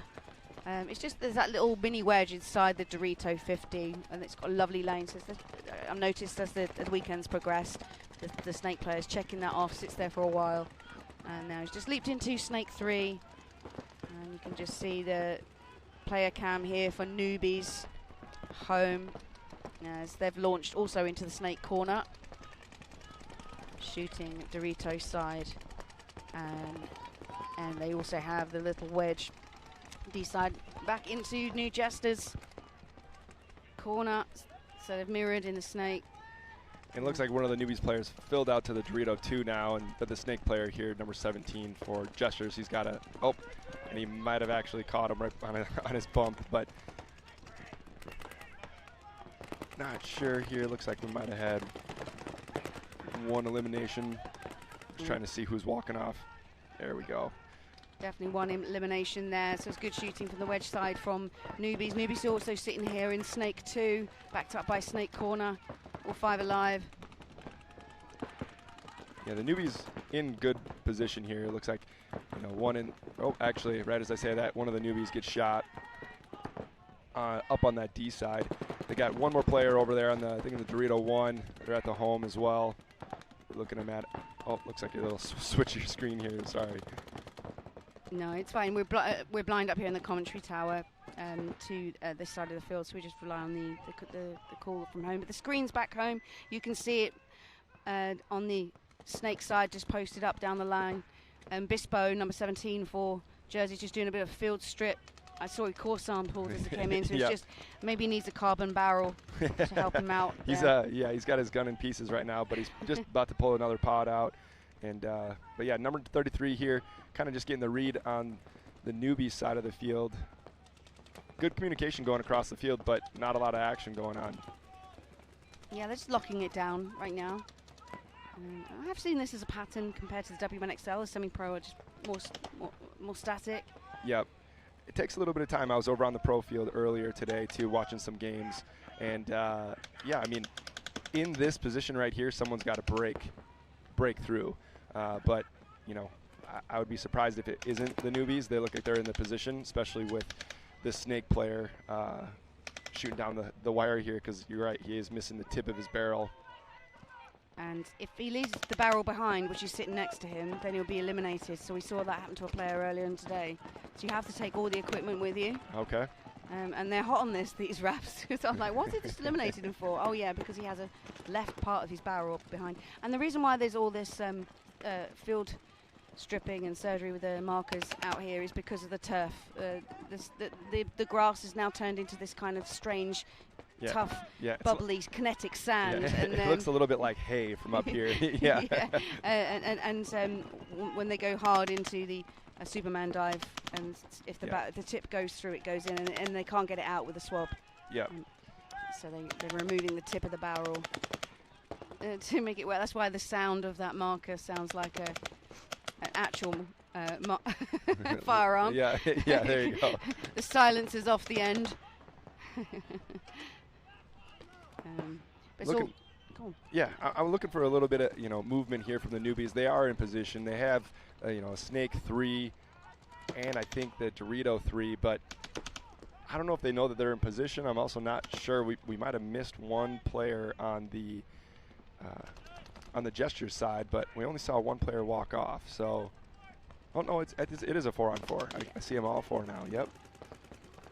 We're trying to get the read on up here too. And it's different. Like they've all been static in their bunkers now for a good minute, so that happens. Like you kind of lose them because they go into super profile mode as well. Right, right. And we can lose them up here from our field of vision. And you got Jesters here, just trying to get the crumbs across. It's all happening D side because they're getting a bit fidgety. Yeah, but one of the Jesters players does move up into the D3. There's a Dorito 3 for the Newbies players here, so look for maybe a heads-up battle going down on the Dorito side. Maybe that'll change up the game. Yep, just as I say that, New Jesters, New Jersey Jesters are actually straight up down the D side right now, and they do shoot. I think that's Damian Vasquez on the D side. They're going to shoot one more player out of the home for the Newbies. Jesters doing well here, just in a matter of seconds, taking 2 players, so it's now 4 against 2. Just the snake side left for the Newbies.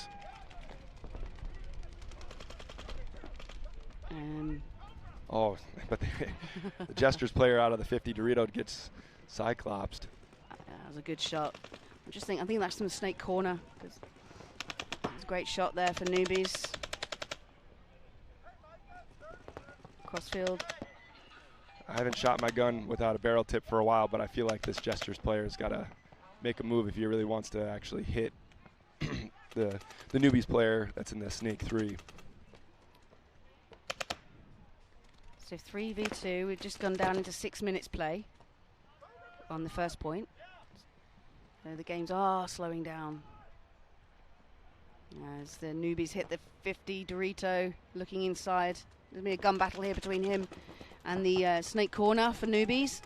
And I think he's been hit. Yeah, no, it wasn't him, it was the Snake 2. Which forced Newbies coach to concede. That was a long point, but I mean also very well thought out. I mean, methodic point from both teams. Yeah. I think that the Newbies were actually in position there. And that was the vibe that I got from up here. Yeah, I felt like they had the steer of the ship earlier on in the point. And, you know, around about 4 minutes in, it turned its tail. And just over a 6 minute point there. So yeah, up next we got Texas Demolition against the Hurricanes semi-pro team. Have you heard a lot about the Hurricanes, all the the new rebranding, the contract killer stuff they got going on? No, tell us about it and tell the viewers back home. Yeah, I'll try to fit in as much as I can, but there's a gentleman, his name's John Brinkman. He's running the squad. I think his son is actually out here playing too, but really cool new facility. They're going to have practices there. You can stay on site. Excuse me. Yeah, it's pretty rad. Yeah, I like that. But super cool, and they got a whole new, contract killer style product line coming out, which should be kind of cool to watch. Contract killers have they went quiet for a while. It's nice when they're back. Yep. I love the branding. Okay, so it looks like all 5 alive for both teams. We got a ref checking this up in the 50 player for Texas Demolition, but it looks like he's clean. He's all the way up in the Dorito side, but I think both teams in the Snake now. Yeah, both in Snake 2. 2 players walking off for the Hurricanes. Yeah, the back line just getting clipped here, and 2 players for the Texas Demolition. So 3-on-3. 3-on-3 position, like you just said, and I think that they still. I believe that Texas Demolition still has a 50 player, but I'm not sure if they, his own buddy, number 81, knows that, and he just gets clipped through the inside from that mini win. Yeah, another little goggle shot. Paint's looking in. It's 007. There's James Bond there in the middle. He's playing number 007. Yeah. He's just playing that snake brick for Demolition. So it's a 2-on-3 right now, and I don't know. I think that was just a little bit maybe sloppy on the Texas Demolition part. So you can see on your screens the Demolition player sitting in the wedge on the inside of the Dorito 50. It's posted on the opposite Snake 2. There's a really nice lane in there, and most teams are opting to take that bunker in order to exploit the position and eliminate that player. Honestly, I don't even know if they know that he's there, but maybe they did see the ref check him on the break. But yeah, he's going to look inside, and even if he's got a trap set, there's a guy that's right in front of him. And he can wrap. He can wrap. He kind of probably can hear him, and he's probably not sure whether he's in the wedge or in the 50. Right. That's number 32 for. Yeah, and if 007 here goes up the gut, he's going to get stitched up by this this player that's set up shop at the inside, this mini win. He's just looking for the kill on the Snake, but if he doesn't, yeah, he's got to get back to a bunker here, especially with the 2 other players. Nobody saw the move. And he's bumped here into Snake 3. Great moves on both sides of the field for Texas Demolition. As Demolition come down the D side. 2-pack on the Dorito side. Nice. And they're going to clear out the field. That was impressive. Great move on both parts, honestly. Yeah, on both wings. So, yeah, the Snake player here, 007, James Bond, doing his thing, going in, going sneaky mode in the middle and then bumping back and jumping into Snake 3. Bateman, 32. Yeah. Other team's going to concede. Doing work. Excellent job. But, yeah, I thought for a second they were going to get a penalty on the Hurricanes because the player looked like he kind of spun in that Dorito 3, but I think he was just shocked that the player went on the outside. So, again, another not so long a point, that one, as we go back to the Newbies and New Jersey Jesters team. So they swap sides as this 15-minute game. Yeah, the Jesters are a DLX team. Saw them shooting some of the new Luxes down there. They're sponsored by GI Sports, Vape Ranger, and JS33. Some super cool dudes, like we said, that they've been around forever. So I think that this is maybe a breakthrough year. I mean, how cool would it be to see those guys go pro, for example? Would be huge. If they come through the ranks as well, like so. Oh yeah, they got a real deep program as well. That's incredible. Yeah. So.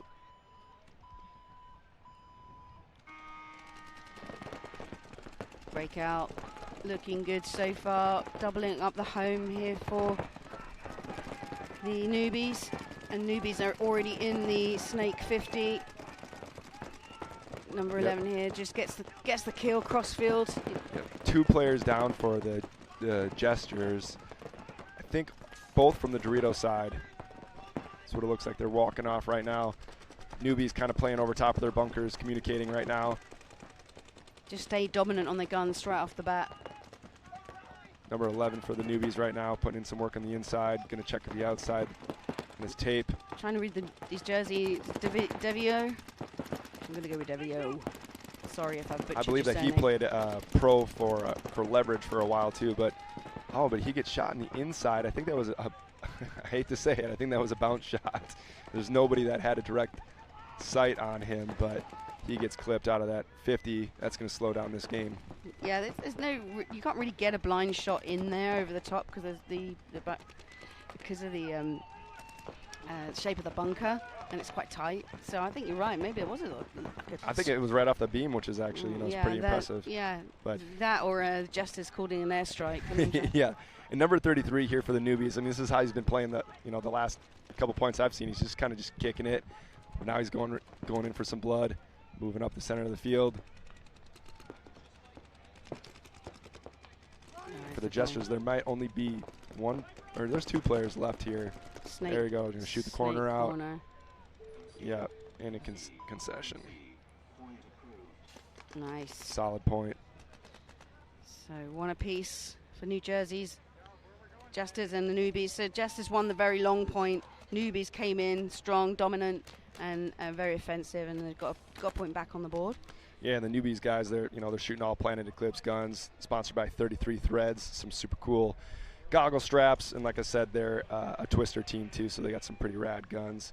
I think they actually have the Revo bottoms, it looks like, too. Sponsored by Quick Shot Speedball, Pro DNA, and PocketCherries.com. I really like this wide shot that we've got here. I mean, it covers all the bunkers. I mean, you can't tell who the players are, but you can kind of see that the Snake corner here is inset. Yep. And the same. Yeah. And yeah, they've got a Snake corner cam, Startgate cam. Here we go. Ooh, early break for the Hurricanes, but he does get out clean. He tagged back up. 5 live for the Hurricanes, and 2 off for Texas Demolition, it looks like, maybe on the Snake side.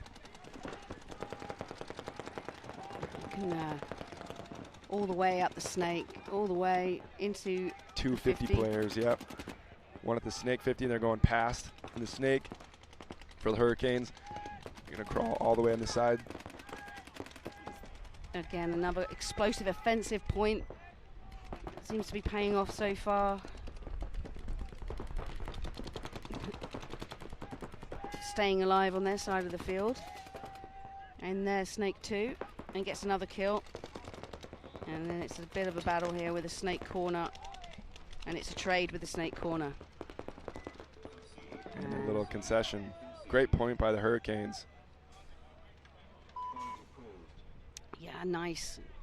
I think Plan executed.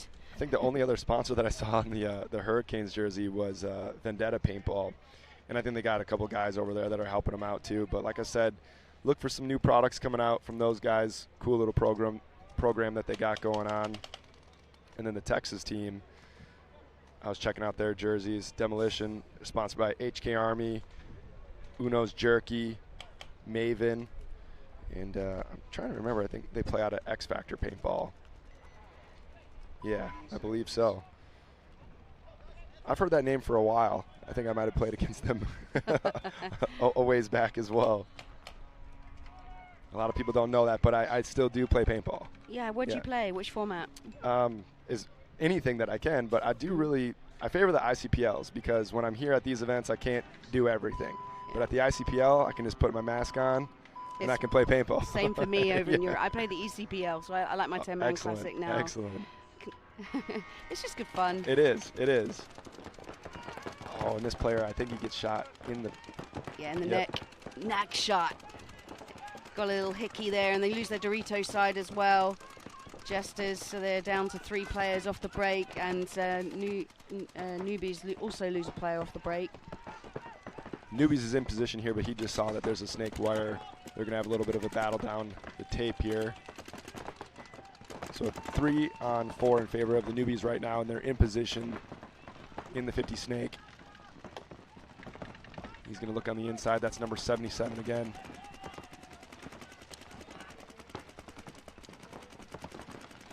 Player for the Newbies going to fill out to the Dorito side. 2 on the Dorito side, 2 on the snake side for them. They got a good spread. So snake cam. We've got the 50 here for Newbies. And the field layout, you can see it's inset, the snake corner. It's more of a launch pad, really. Yeah. To get into the snake. It is. I see a lot of people rounding it too off the break. And on your screen right now, this player number 77 for the Newbies, he's trying to kind of figure out. He's got people bouncing paint all over in the inside. He just wants to stay alive right now. Maybe a little bit of communication, but you can kind of see on your screen that pin that's right behind him. There's shots coming right in there. They're bouncing all around. That's why he's kind of got his head on a swivel. And you can't. Is there a bounce shot here onto the snake 3 into that? I believe so from somewhere. I'm not exactly sure. I think it's from the snake the snake brick. When you're standing up high. I think that's the. But there's obviously not one there. But then, yeah, there's not many, but there are a few bounce shots on the field. Not like the previous layout of the World Cup. There's loads of bounce shots. Right. Oh, we lose another player here for Newbies on the back line, Dorito. Now we're looking at a 3-on-3, and it looks like the Jesters are kind of in motion in Dorito 1 right now. He looks like he's maybe ready to do something over there. Still a little bit of a snake battle going on, and the snake player for the Jesters, he's actually doing a little bit of surgery on his gun again. Not sure what he's got going on, but player behind him did fill out, so he's got some more support in his corner. And the Newbies, they have Dorito 2, the Snake 50, and Snake Corner. There's another elimination here for the Jesters. They're down to 2 players, Snake Corner and the Snake 2. However, the Snake 2 player, like you said, is a field strip and core sampled again into this.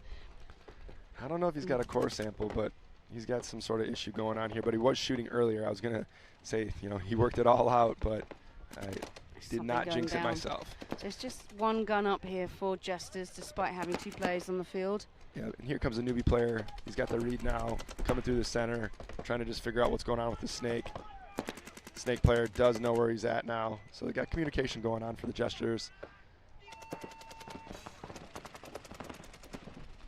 And just posted up. I mean, they've got 3 minutes, just over 3 minutes, 45. This game time. They don't need to rush it. It's in their favor at the moment for body count, 3-on-2. I think the wise move would be to spread the field now for Newbies, which they are doing. They just filled from Dorito 2 into Dorito 3. I don't know if they knew that they shot that player on the Dorito side, in all honesty, but now it looks like the Newbies are at the 50 Dorito complex, and they are starting to spread the field. A little bit of a tactical retreat going on, too, but they're on the Jesters side of the field now, right? Yep. Yeah, it's what I call a slingshot. You come from inside out to come around, rather than going across. I love it. Use Slingshot engaged. Yeah.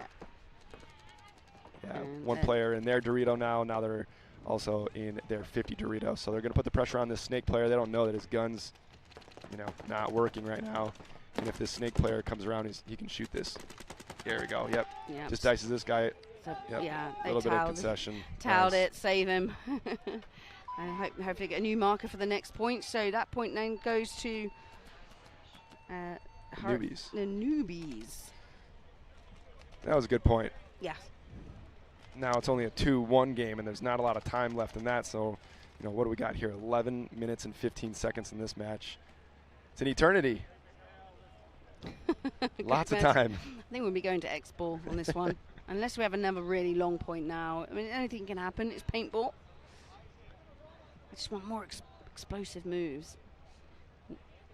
The long points are not as entertaining.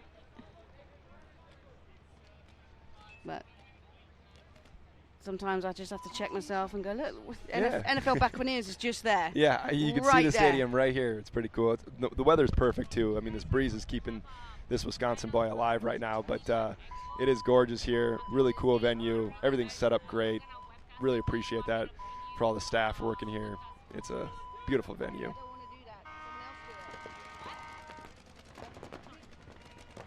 Aggressive breakout for Demolition. One player gets shot off the break on the Dorito side. Looks like 5 alive for the Hurricanes. Another player going off for Demolition. They are now in the 50 snake. Oh, they're going to kill one of the Hurricanes players up the gut. This player here for Demolition has got to be careful. He's piecing up some Hurricanes, which is awesome, but there you go. Now he just falls down into the bunker. Realizes he's got some competition down the wire. And one of his buddies doesn't even know, as he goes through, that there's still some players still alive on the Dorito side. I like the look of gold guns. What is that make? I'm just trying to look. I think it's a... I can't tell, but I believe it's a Planet gun. Yeah, it does look like a bit like a CS3 in gold. With an old R2 like that. So they got a heads-up snake battle going on right now, and either one of these guys isn't going to give it up. But there we go, launch pad. Got to make sure there's not a penalty there. And they're going to call that clean. So there's one player left on the Dorito side. He's coming through right now, and he's going to get pieced up from Demolition.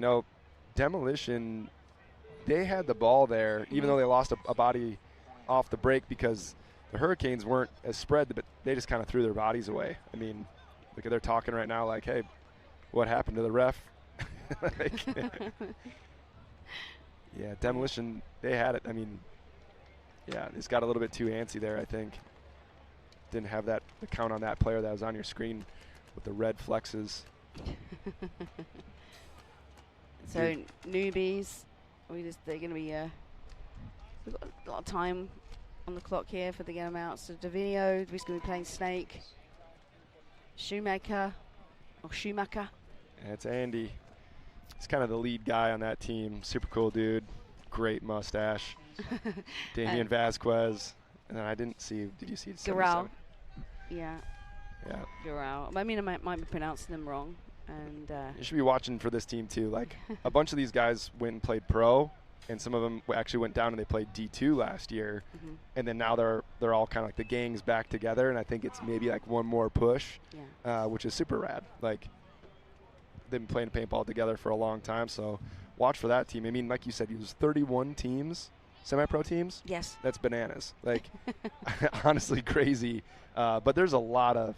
There's no one team that I look at where I'm like, oh, this is going to be the team this year. There's no paintball fit where I think that, there's going to be consecutive wins going on. I think this is going to be a really crazy year. There's a big battle between Blast and Paintball Fit before, Blast is in the semi-pro here. So they got a big roster change. I don't know, but they were playing here earlier today. Yep.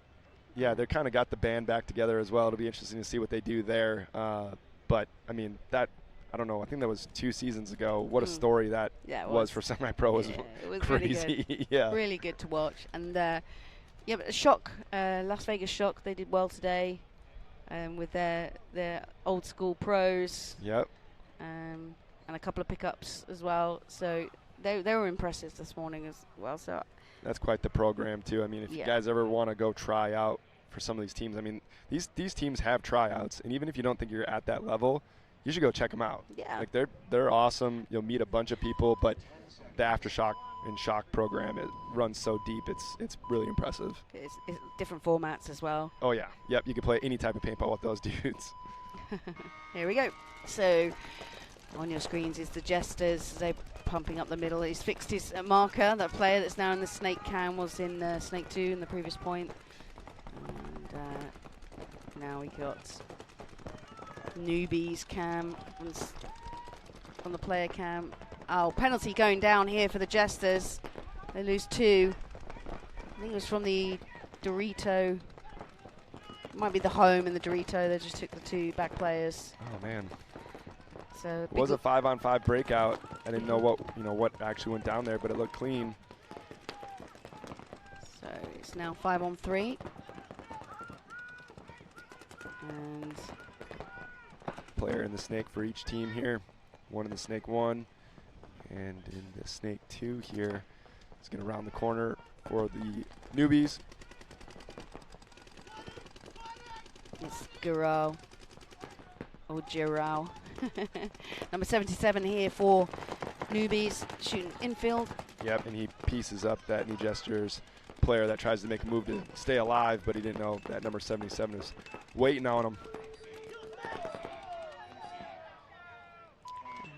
Newbies looking good there. Force the concede for New Jersey Jesters. Newbies are looking good. And we've still got just under 10 minutes left of this game. And Hurricanes. We've got Rayborn, Bateman, Sens, Abasa. I didn't even mention that they're a die team by the looks of it as well. I listed off a whole bunch of their sponsors, but they're walking by with those new I3s. They're shooting, I don't know what the DMs they got in their hands, but a bunch of different ones. And Hurricanes got Staley, Williamson, Raffield. Yeah, they got taped up guns too. Something looks like hiding some new guns. Not going to say what the word on the street is. You guys can look it up on the forums. Nice. So here we go. In the red jerseys, Hurricanes SP, the semi-pro team for the program here of Hurricanes, as they bounce their way into the Snake brick. They also have Snake 2. They're going to shoot one player for Texas Demolition, walking off from the Snake side. And they're just going to get all the way up into the 50 Snake here. That looks like it's number 5 for the Hurricanes. Dowden. Good comms, pauses Snake 2, straight into Snake 50. Now cross shot on the little. Oh, wow, and he just missed that cross shot. On the little wedge on the D side.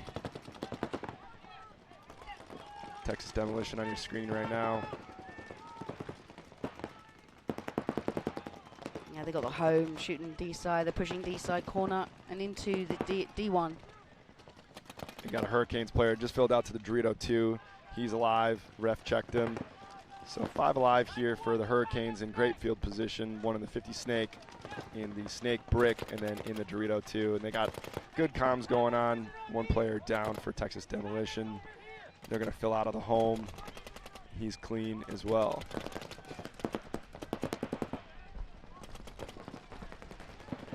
Yeah, it's all locked down right now.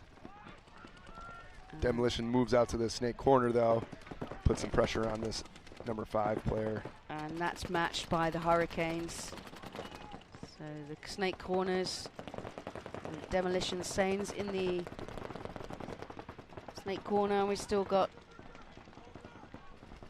the Hurricanes Snake player posted up on that Snake player.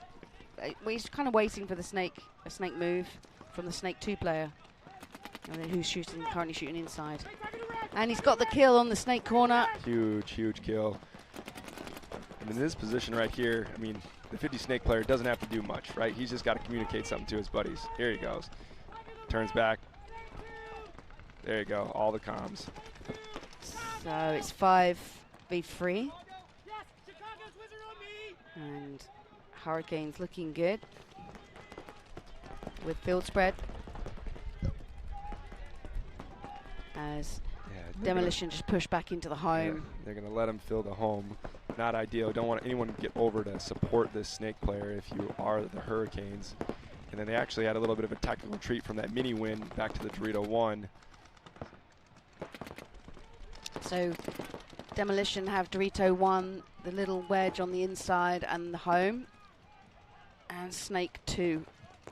If they do they have Snake 2 here as well? Yeah. And it looks like they have 4 alive. Is that right? Yeah. Yep. Yeah, 1, 2, 3, 4. I think I had the count wrong. Sorry, everyone at home. That's all right. It's easily done up here. It's just as blind to us up here sometimes when they're all tucked in. And Dowden just almost got clipped there. He's ducked back in here on the Snake 50. He's good on the comms. Yeah, he's asking for where the other body is. He said, "Where's the third body?" So he's got the count wrong too. Unless it's not a media person sitting over there, is there? Like throwing us off completely. I don't believe so. They have a player in the Dorito 1 that's been poking his head out. They're in the mini win, they're in the home, and they're in the Snake 2. Exactly, that's what I see. Yeah. Yep. And for the Hurricanes right now, they got 2 bodies stacked up in the Dorito 1 and Dorito 2, which I don't love that on this layout right now. They kind of need to make something happen and just communicate. But the player back here that's on your screen, 99, he's kind of just feeling it out here too. He's not really sure what he should be doing. Just about 6 minutes left of the game. Yeah, breaking down right now. Not a lot of paint in the air considering it's unlimited. Yeah, it's very true. Yeah, it's quite quiet. I mean, we're getting that with the WNXL because it's only the 5 pods. Right. But not. That's the first time I've seen Yeah, watching the pro games, I tried to go over there and commentate. My microphone didn't really work, but I had a good time. But yeah, you had a good time with Todd and Massey. Yeah, I like listening to those guys. They're pretty cool dudes. But yeah, there's different gameplay developing right now because this guy's still got 4 pods on his back. And we both just listened to his comms. Really good comms for a Snake player. And he gets caught. Cyclops straight. Excellent shot by a Texas Demolition player, yeah. Yeah, the Snake 2 player.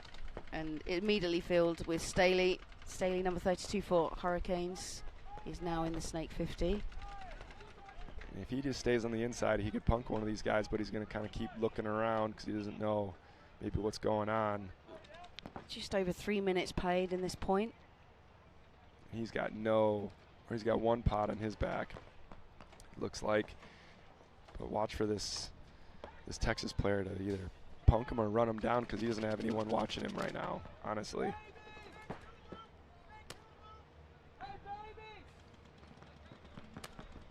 So it's all gone static again. So the Hurricanes have Dorito 2, Dorito 1, the Snake corner and the Snake 50.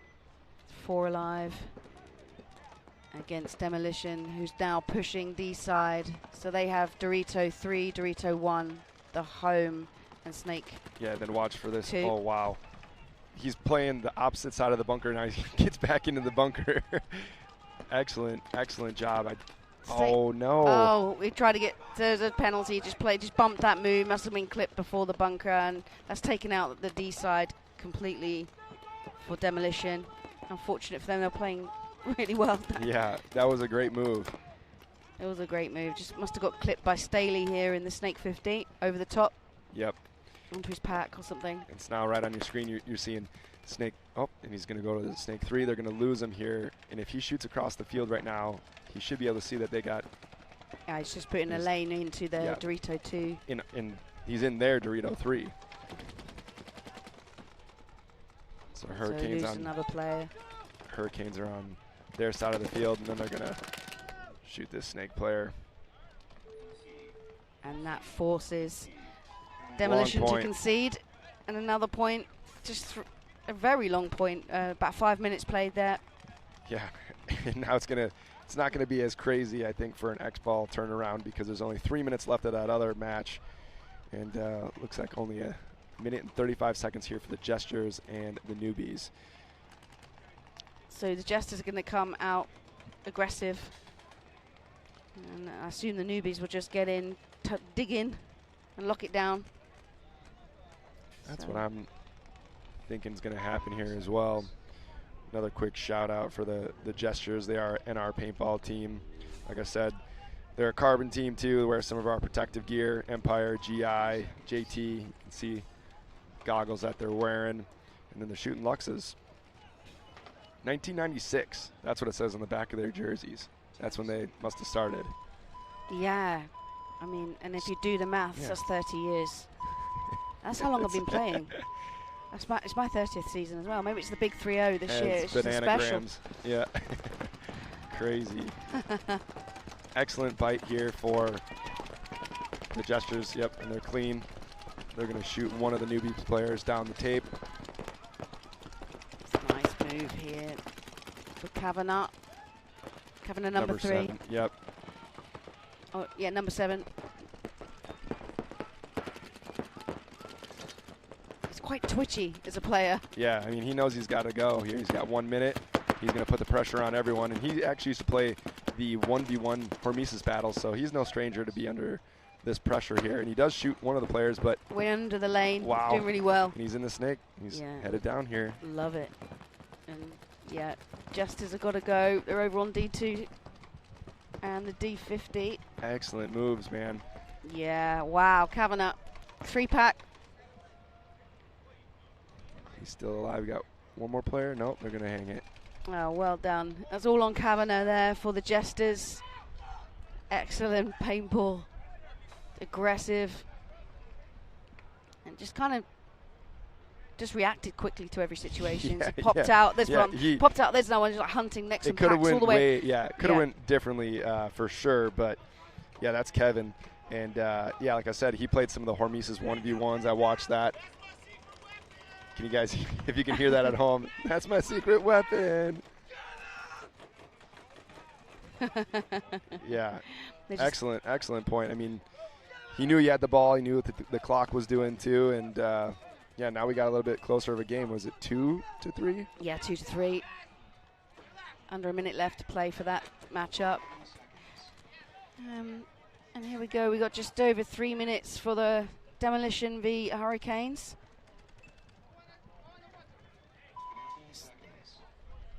So how's it going at this event for Carbon? Anything exciting? Yeah, we just released our 250, so our 250 ball capacity DRV, and actually a bunch of the teams are using them out here, working great, selling a bunch of them. Check them out. Nice. I might have to come over to the booth and have a look at it. Yeah, really proud of the product. I want a new loader. Yeah. It's been a while since there's been some new loader technology. Exactly.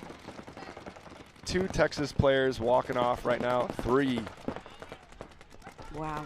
With 5 alive. Great breakout from Hurricanes. And they've immediately conceded the Demolition, make it 4-1. So it's just a not good breakout there for them. Yeah. Mercy 5 in this format. And look at this now with Newbies and Jesters. Only 34 seconds left on the clock. Let's see what Jesters pull out. It was a quick little turnaround for them too, so let's see if they're all ready to rip here. Newbies look composed. And Snyder looking stoic, and they've got Roningen. Have they thrown out Kavanagh? Yeah, they have. My secret weapon. So Kavanagh's just rolling out now. It looks like, I'm not sure if that was an intentional concession for Texas Demolition. Oh, I see. So the previous point, someone... They're going to have a little talk here, but maybe they'll play this point. Looks like they're going to play this point and then maybe figure that last situation out. Newbies on your screen here against the Jesters. 34 seconds. Yeah, here we go. So Newbies all the way into Snake 2. Delubio doing the work. Big kill there for Newbies against Jesters. They're going down to 20-second play. And that's 2 Jesters players going off. One's just running the wrong way towards the other pit. 5 alive here for the Newbies in position. 8 seconds left. Yeah, this See if looks there's like anything it's crazy going. happens. Yeah, it's Newbies. Newbies get the win. Too little, too late. Kavanagh still made his way all the way into the 50. Yep. He followed up his boy. Looks like number 18. Nice. Newbies successful there. And I want to say the Newbies are 4-0 now. I think yeah, so. The Newbies are through absolutely into Sunday Club. I mean, how could you, with all the results they've had, Yeah. they've got to be through out that 31. Yeah. Yeah, they're real contenders. They're playing really well. So they're through. And it brings us back to this Hurricanes Demolition match. Hurricanes are 3 ahead. And there's just under 3 minutes left of gameplay. Yeah, so let's see. Let's see. Yeah, I believe that the Newbies are 4-0 now. Top of their bracket, ranked number 2, if my score sheet right here is correct. Big win. They're going to get a bye. Here we go. Oh, double knee slide on this turf. That was ouch. Slick. Yeah.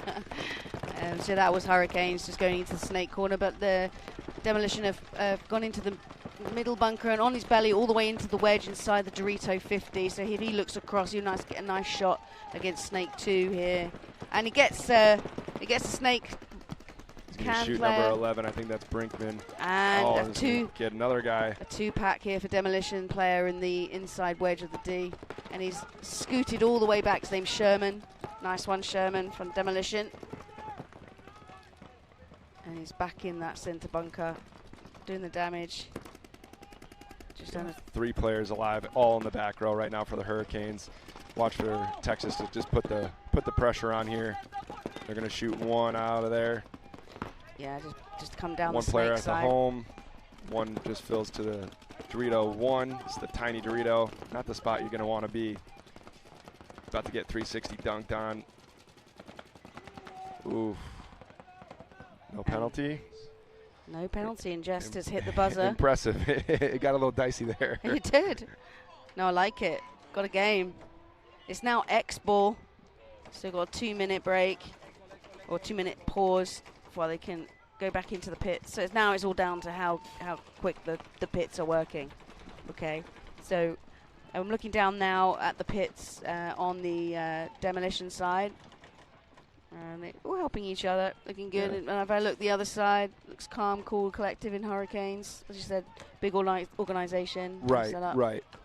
Yeah, they got plenty of staff over there. A lot of guys all suited up. So, yeah, they're wiping all their stuff off. But this is the final bracket here. I hope you've enjoyed your day here for the 3rd day of the Tampa Bay Open. Live here outside the Raymond James Stadium. How are you? I've had a fantastic day. Good. I love paintball. I get to sit here and talk about it constantly. You do a great job. You do a great job. A lot of people, they might not know, but you do this all the time in Europe. Well, I did. For the Millenniums. So I was the one of the anchors for 5 seasons in the Millennium season. That's crazy. I actually shared on my socials on Facebook this morning a photo from 10 years ago where I was commentating with players that are still playing now, like pro players. Tyler Harmon. Not a lot of turnover on some of these. 10 year, decade later, we're still here. Yeah. And I just feel very honoured to be invited here to commentate on the semi-pro and the WNXL. That's awesome. I mean, my main passion right now, having played for so many years and retired from playing internationally competitively, is to just grow the women's game, and that's what we're here for, and we have. And I'm just truly excited about the WNXL. I've been talking about it all day, that we've got like 3 or 4 really strong teenagers in the league, and it's just seeing the future of paintball in the women's side. It's just going to grow and grow. And if you're a female player now watching and you really want to try it out, there's going to be local fields. And if you can't find a local field, then I'm free. There's many players that you may know, and the good thing about the paintball community is everyone's welcoming. And if you want to give paintball a go, just reach out, and you can do so. Even if you just put in the chat here on the YouTube chat. Just say, I want to play. I'm sure someone will pick that up, find out where you are, and find your local field. It's certainly growing. I mean, from being at World Cup a couple years ago when the WNXL actually started, just how many more women were coming. It's like, you know, now we're developing women products, you know, specific is the sizing, and you know, now we have a fitting room over at our place sometimes too. It's just like, it's super cool. It's super cool. And now there's families coming more. I think it's a really good thing for the sport. I'm super excited about certain shoe brands that are now bringing out cleats that are suitable for women. So because all the ACL injuries that you see in soccer, and they're making moves for women's in sport, which is fantastic. So we go back to this tight point. It's 1 minute 36, and Demolition lose a player off the break. All 5 alive for the Hurricanes. Got a player here going into the Snake 007 up to Snake 2. He's got a buddy number 15, Sherman, right with him up in the Snake brick. Hurricanes players just kind of taking their time. Yeah, they've got the center can and the Dorito back line and the small wedge Dorito side. So, and the Snake corner. And looks like the Snake 2 as well. So nice spread of the field for the Hurricanes. It's going to be very difficult to break them down. 1 minute left to play. Yeah, and this Texas player, 007, just doesn't keep low enough in the Snake as he rounds to the Snake 3 and gets clipped in his pack. So 2 players down for Texas Demolition. So 5v3 in Hurricanes' favor. And you can see Texas player here, number 15, looking to go through. He wants to go. I don't know if he knows. Going to do an explosive move. No. He went hunting, and the Snake 2 player picked him off, shooting inside, and the Snake 2 player stays alive. So it came to nothing, but that's what we needed. They need to punch through. So Demolition. Correct. Yep. Lose their one more Demolition player. Player on the Dorito back line. Just the Snake corner around. Run down by number 99. Do-si-do gets his player, hits the buzzer, gets another point on the ball, which is essential now with the point spread for Hurricanes. It looks like 5 alive for him too. Oh, that looked nice. It looked really good for them. Very strong against Demolition. Point approved. So 5-2 in Hurricanes' favor, and they're looking good as well. They're going to, game finished. They're not going to play 5 seconds. No. I think anything over 6 they may ask, but under 6 seconds, nope. Just asking for trouble these days with these boys. So, there we go. That was the last bracket of the day. And if you want to catch up on all the results, just head on to the Instagram and Facebook pages for the Major League Paintball and NXL. And rather than me reeling through them again, I'm sure you had enough of me talking today. So I'm Shelley Farmer. I'm live up here with Walker on the from Carbon. We're here on the Premier Field. That was the last bracket of the day. Pure paintball from WNXL and Semi-Pro. Thank you for joining us, and we'll see you again tomorrow morning for Sunday Club. Perfect. Let me know if you guys want me to come back up here. Maybe I didn't do a good job. We'll see. You're always welcome, Walker. I appreciate it. All right. We'll see you in the morning. Good night.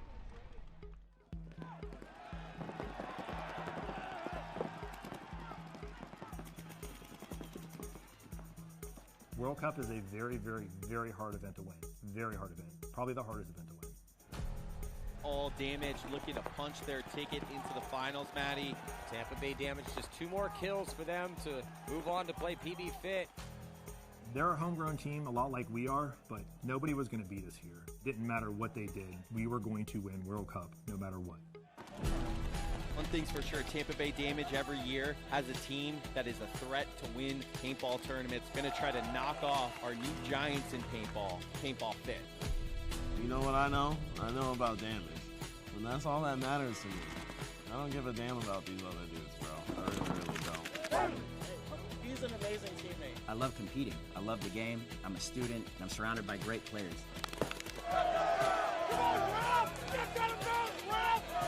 He had his challenges too throughout the season and what he went through, and I obviously had mine. And for us to overcome all that and kind of put it in everybody's face in the league and come out on top.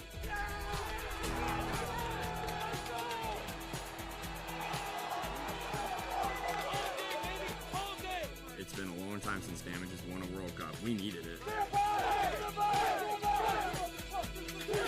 go, Damage! Let's go, Damage!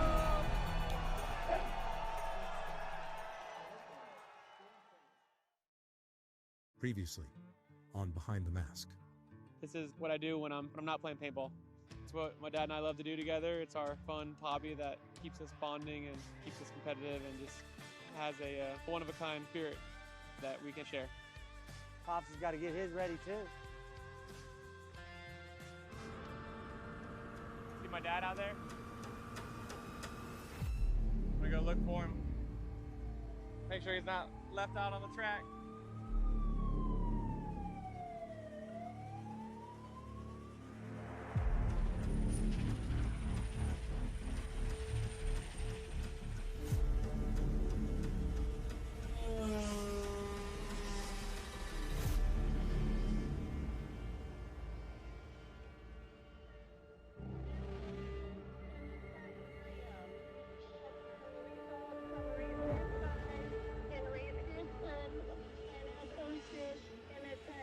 That's what can happen out here. Hopefully the guy's alright. Is that you? Yep. Is this what the helicopter came for? No, that was another one. But yeah, there was two at one time, 2 wrecks at once. In the same, practice, you know. Jesus. And then I know that I saw the guy get out of the ambulance for this one. He's okay. Oh, is okay. That's he's older guy, so it was more caution. Yeah. More than anything. Yeah, this is. That's, hopefully, was this a flip? Yes, Not sure. A multiple flip. Holy shit. Yeah, that's the risk of it.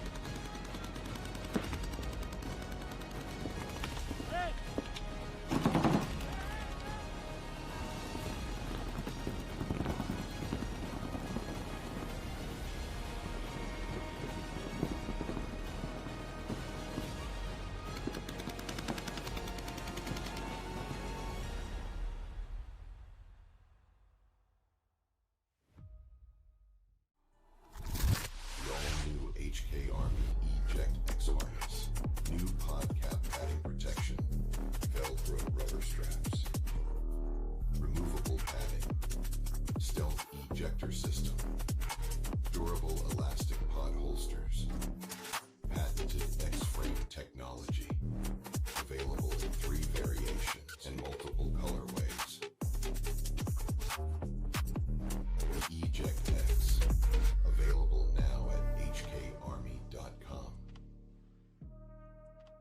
Drop that shit.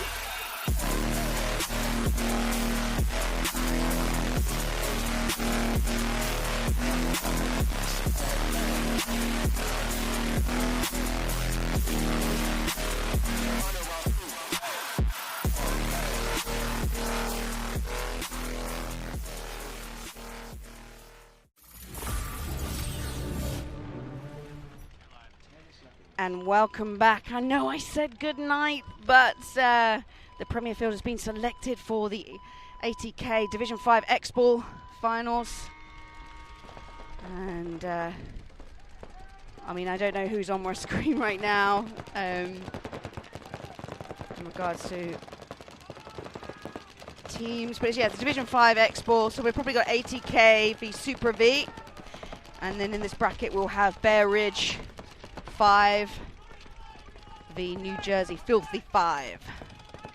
Big programs, obviously. We've been seeing Bear Ridge with the Bear Ridge Saints in the WXL and New Jersey Filthy.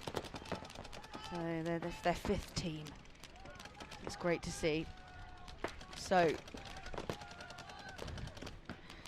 this particular format is 10-minute games, Mercy 3 for the X-Ball. It looks like ATK have already lost a player. Just ATK to your left and Supra V to your right. And Super V seems to had a check. And it's all clean. They just do the snake 3 at the moment and the snake block mirrored, and they just got another kill here. Super V crossfield. Looking good. Now it's just gone a bit static as on your camera you can see Super V just moving across the field. And just almost 2 minutes left of this point. 2 minutes played of this point. Got the kill against Super V down the snake. And just trying to see how many players we've got remaining here for Super V. Help you guys out back home. Thank you for tuning in again. I appreciate you all.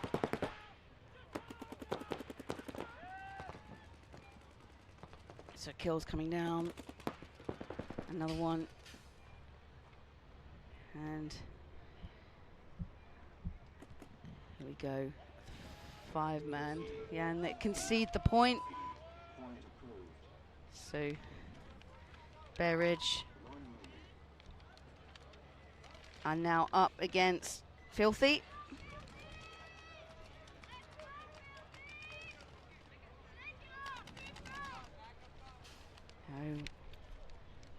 Rostered players here as I'm just catching up with them. So yeah, these the Division 5 X-Ball. As I said, 10-minute games, Mercy 3. So New Jersey Filthy 5 on your screens. Live on YouTube, Major League Paintball, with the Raymond James Stadium in the foreground. Big moment for these teams. And then we got Bear Ridge 5 in the green jerseys. This on the right side of the field.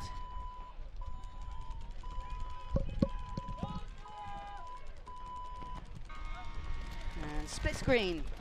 And off the break. So New Jersey lose a player off the break, as do Bear Ridge. And they use their snake corner as well. That's a 4-on-3. Oh, and they also lose. So it's a 3-on-3 situation.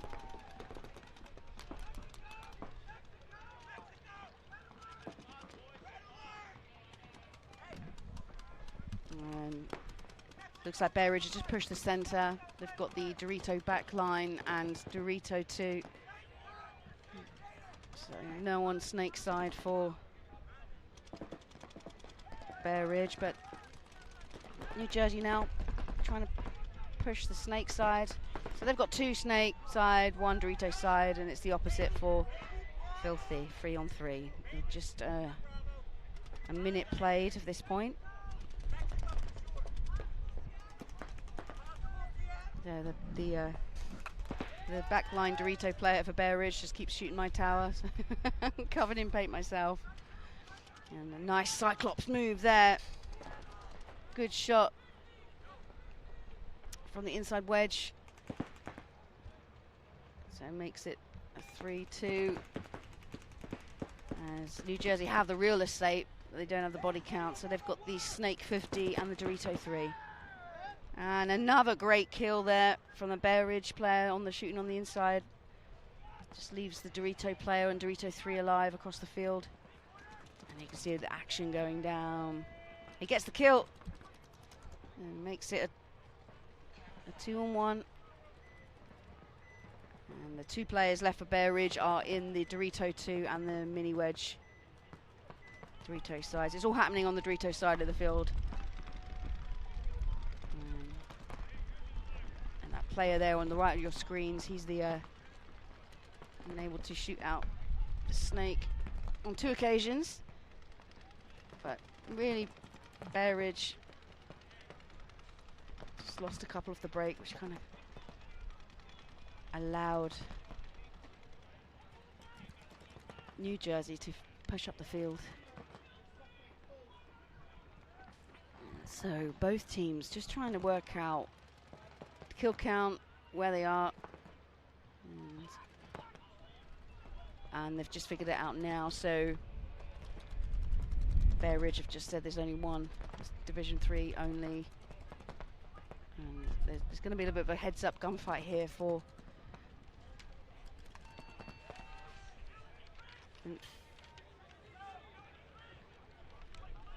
Filthy.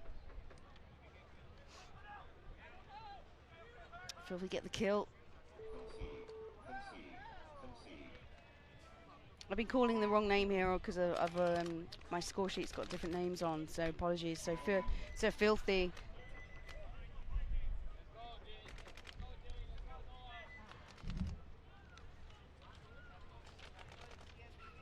So now we're back to Super V and ATK.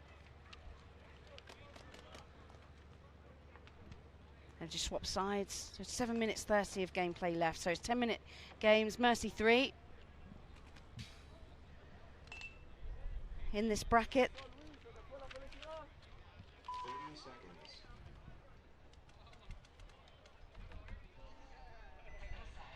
And Super V will count in the camo jersey, camo green jerseys.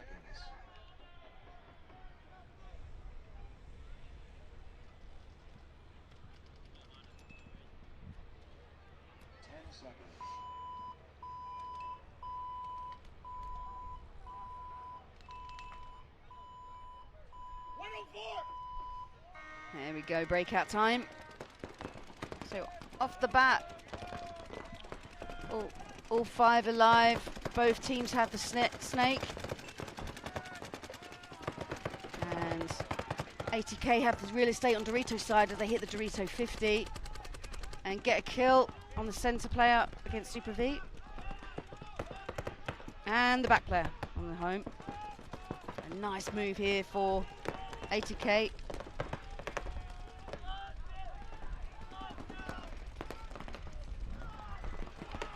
So it's 5-3-3 in ATK's favour. They've got the Snake 2 and the inside Snake brick and the home.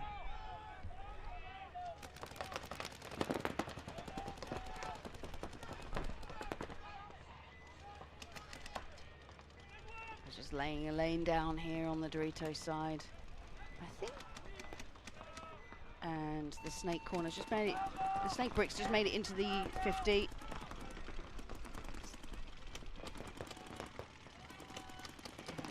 So ATK can capitalise now with the 5 players and they get another kill. Dorito side, so these 2 players remaining just here on the Snake side, so the Snake 2 and the Snake brick. And the Snake brick is tucked right in with laning the D side.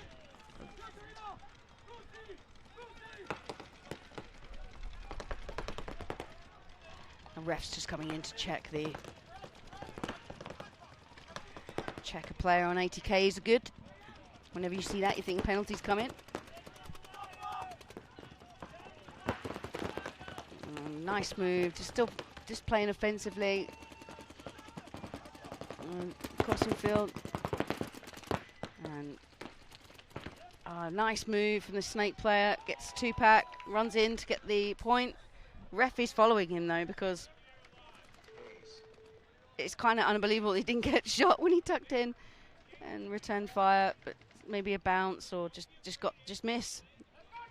And he loved that. Pumped. And 80K get the point.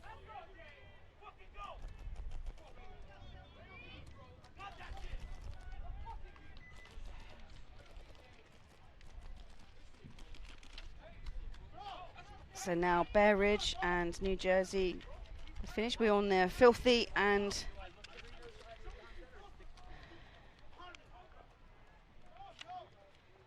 yeah, so New Jersey Filthy versus Bear Ridge.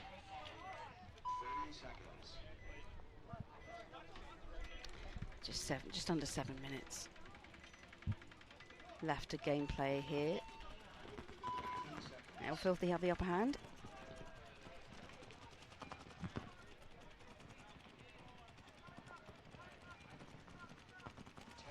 So Filthy in the green jerseys.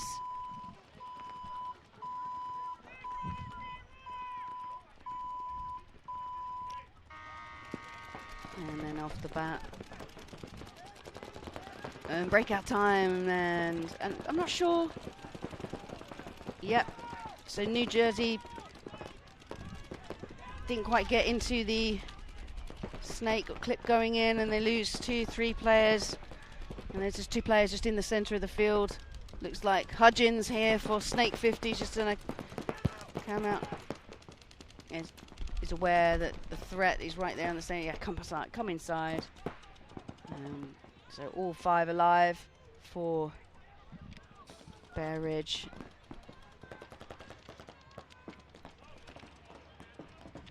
Sorry, for New Jersey.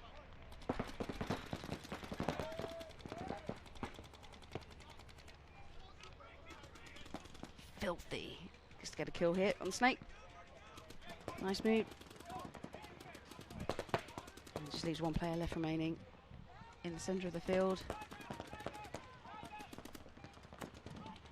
As it's Fink here in the Snake 50, just looking for the player, but he's now moved into the Dorito 3 and it gets taken out. So there's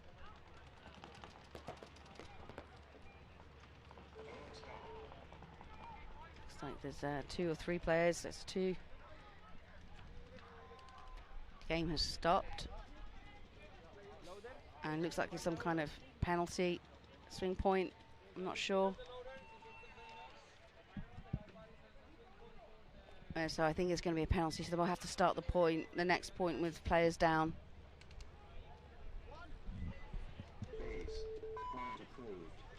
So immediate point goes to Filthy.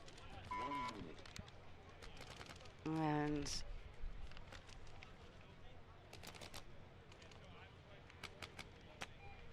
we're back to 80K and Supra. They swap sides.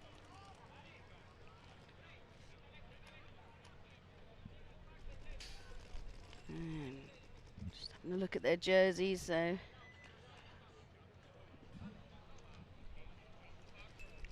it's difficult to see in this light. There they are on the start gate. Black writing on black jerseys. Difficult to read.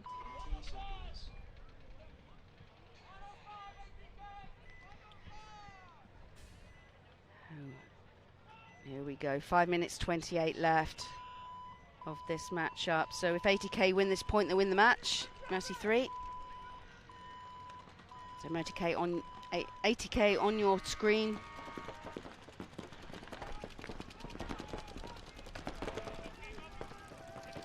And made it into Snake 2 alive. No core sample. That's kind of what you need to do. And same. Made it into Snake. It's a nice real estate here for 80K. All 5 alive on both teams.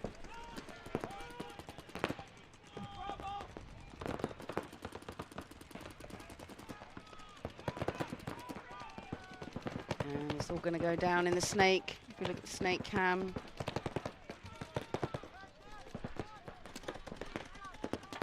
The expectation. Still all 5 alive as the snake corner's just moved into the snake. Super V. And 80K get a kill crossfield. Super V lose their Dorito side offensive player.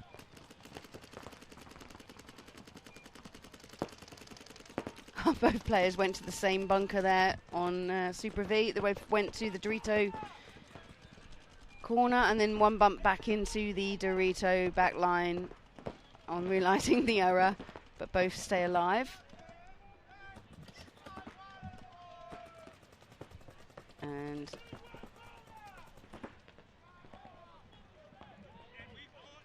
this snake is so tense as we've gone just under 4 minutes left of gameplay.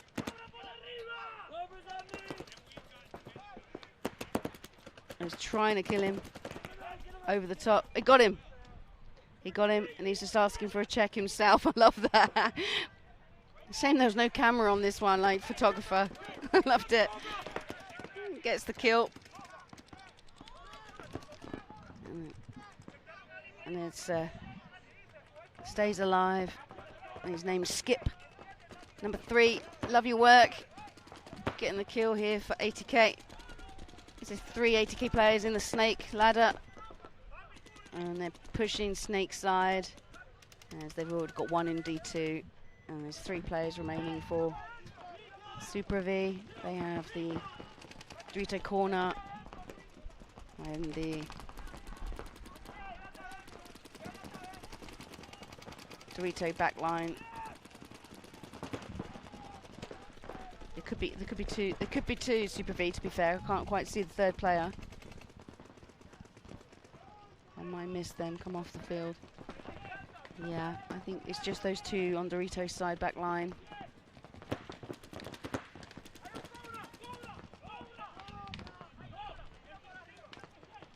So 80K. Good comms between them, just like trying to establish the kill count, just like I was. There's 3 players that have been killed by them. And the 2 players remaining are in that D side. So they're just working this out. And they've got all the time in the world, like 2 minutes. They're already 2 points ahead, so they don't have to force the matter. But Super V have to. And he can go all the way down the snake if he wants to. All the way. I'd go all the way and just pop up at the end. Yep, he's now into there. That's it. I would keep going. And that's another kill. There's just 1 player remaining. It's not going to last long here. And Skip said, I killed all 5. He might have done. He's enjoying his paintball here. And just letting the time run down.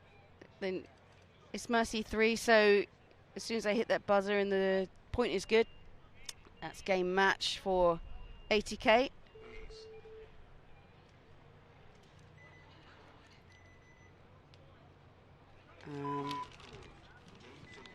That's that game finished in this bracket. It's Division 5 Export if you're just tuning in. Shelley Farmer live on the Premier field. I believe. I'm not sure whether this is a semi-finals or not, but they've just moved some of the divisions around just to make this work and move forward because there's been some delays on other fields. It's my pleasure to commentate while you're on here.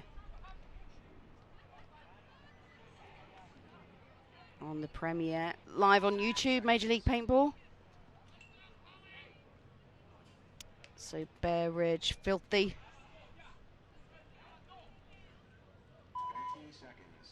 And New Jersey. I just think the Bear Ridge is on the right and it's New Jersey Filthy on the left, so it's just the graphics the wrong way around. And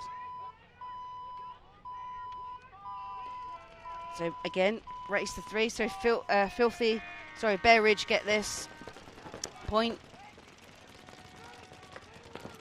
Let's game a match. So let's see if New Jersey Filthy can get That's 2 down already. So that's looking good now for Filthy.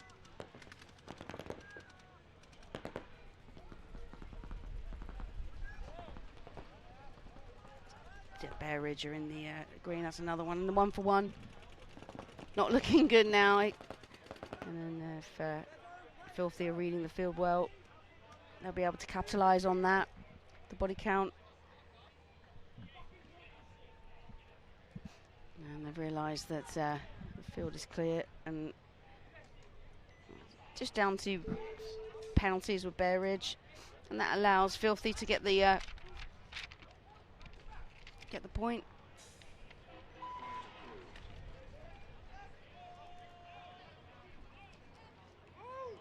And here we go.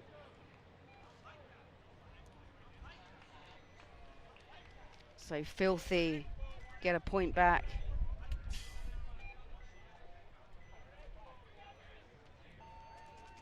Against Bear Ridge. As we're going into 2-minute break in the pits. And while we're up here, I'll just give you a recap on the WNXL. And so in Group A, we had the Heroines, High Rollers, Voltage, Immortal, Angels, and Nevermores. In Group B, we had Femmes, Fatale, Dallas Vibe, San Francisco Sirens, the Royals, Northern Lights, and Bear Ridge Saints. And Bear Ridge coming to the WNXL bracket as the new team for the 2026 season, and has made some upsets, beating Dallas Vibe and the Royals, and going 4-0 into Sunday Club.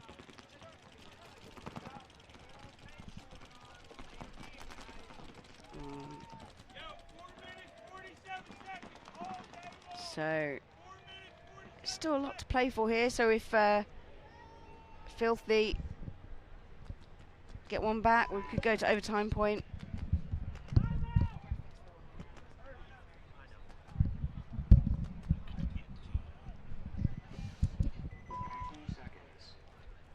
Yeah. So outcome Bear Ridge. Bear Ridge has just asked for a timeout. So it gives them an extra minute just to sort themselves out. It's important to them. Just had a few penalties in that last point, so I just want to make sure they're ready before they go again. Perhaps they're concerned for old shots on them, etc.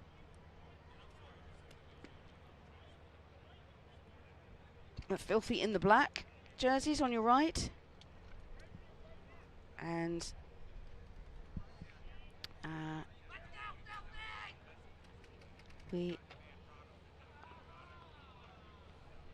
so going back to WNXL, I was just explaining that who's gone through. So on the Group A, it would have been the Heroines, New Jersey High Rollers, and Baltimore Nevermores. On the Group B, it will be Femmes Fatale, Dallas Vibe, and Bear Ridge Saints through to Sunday Club.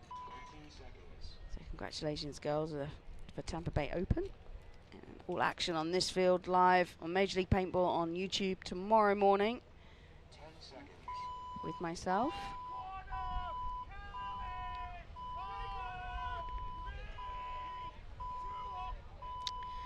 So on your screen right now is Filthy. Filthy making a big it doesn't quite make it out alive, but Bear Ridge lose 2 off the break. So it's 4v3. Big moves here from Bear Ridge down the snake.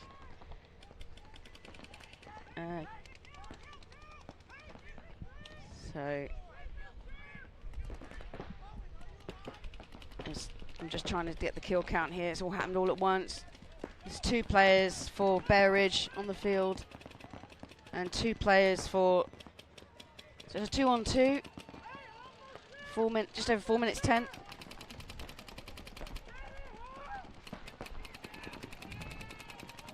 So 2-on-2. Well, penalty just came down. Oh, yeah, you're right. So there's one snake player here left for Filthy, and I don't think they know he's there. And they're just going to walk past him. There we go on the snake cam. Yeah, it's a 1v1 and they've both gone past each other, but the snake player is completely unaware. Yeah, he's nonchalantly walking in, and then the snake player in down here. If you just go to snake cam.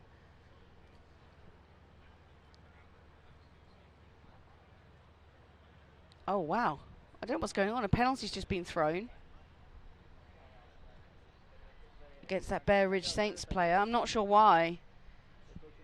It's just told. Ah, right, okay, I'm just getting told by the head ref that the pits were talking to him off field, letting him know that the snake player is still alive. So the ref has just gave him the penalty and he's out. And that just leaves this snake player completely unaware what's really going on. Cleared field and, yep, so Filthy. Get a point back on the board, makes it a 2-2.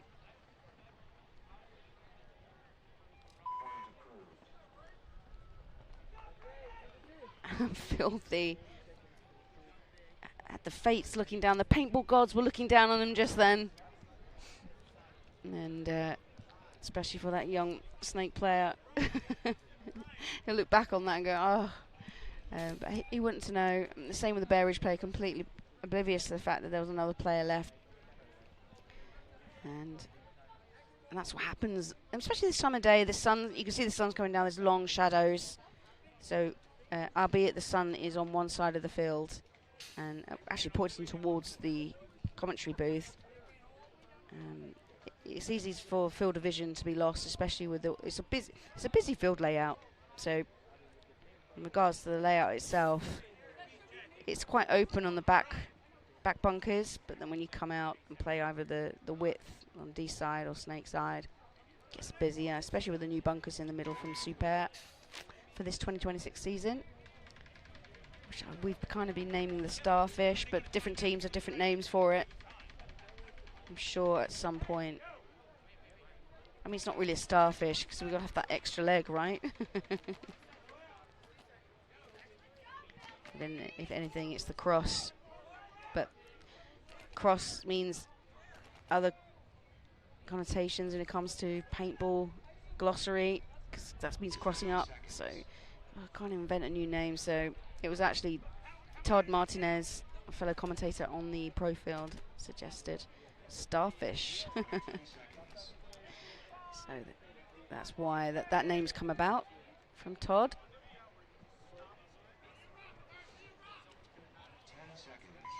And here we go. So Filthy on your left. Just ignore the graphics on the above. So Filthy on your left, Bear Ridge on your right.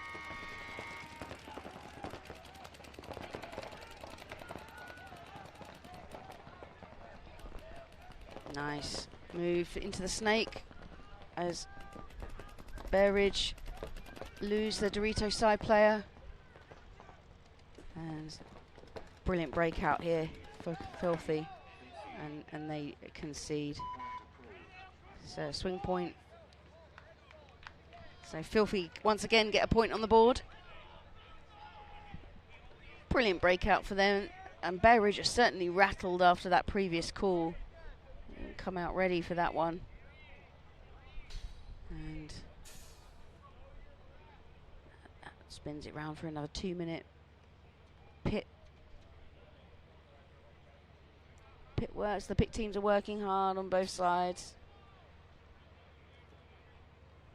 And it's just working into the evening now. And I'm just looking to my right, and we're in the shadow of Raymond James Stadium. It's pretty special. And thank you to the NFL Buccaneers for hosting the very first NXL inside an NFL stadium. It was very exciting for all players. Many goosebumps. I was very lucky and was invited up onto the pirate ship. So, not being from the US, I do follow NFL, love sports, but didn't really follow a team. So I think now, just because of the connection and the fact of being in the pirate ship, I'm going to be a Buccaneers fan going forward.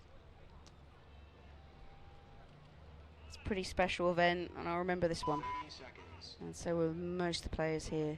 I hope you enjoyed the coverage on YouTube Live on the Thursday evening. So we still got a lot of paintball tomorrow. It's final day tomorrow here for the Tampa Bay Open. 10 seconds. It's going to be a warm one tomorrow. It's going to be it's Florida anyway, but it's going to be hotter than usual for this time of year. So be interesting to see how tomorrow pans out with paint, etc. So here we go. So Bear Ridge on your left. This Bear Ridge on your cams right now. And New Jersey Filthy on the right. Both teams 5 alive.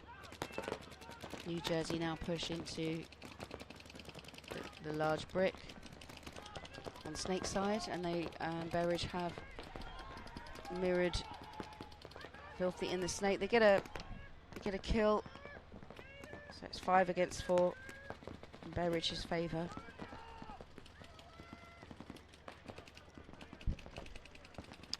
And that allows Filthy to push up the Snake. They're in Snake 3. Losing another player, so looking good for Bear Ridge here. Let's get a point back. And all Filthy need to do is just dig in and just stay disciplined. As we're going down to 1 minute gameplay. As soon as we hit 1 minute, Bear Ridge will probably push. And Bear Ridge quite expecting Snake player. 60 seconds left of gameplay. And Bear Ridge are going. As soon as I said, like, what a kill. Like it. And got taken out eventually, but big move. That just stops any kind of counter-attack. Filthy just turning it around now with the offensive players. So victory is in their hands if they just got under 30 seconds left of gameplay in the lead. So New Jersey Filthy 5.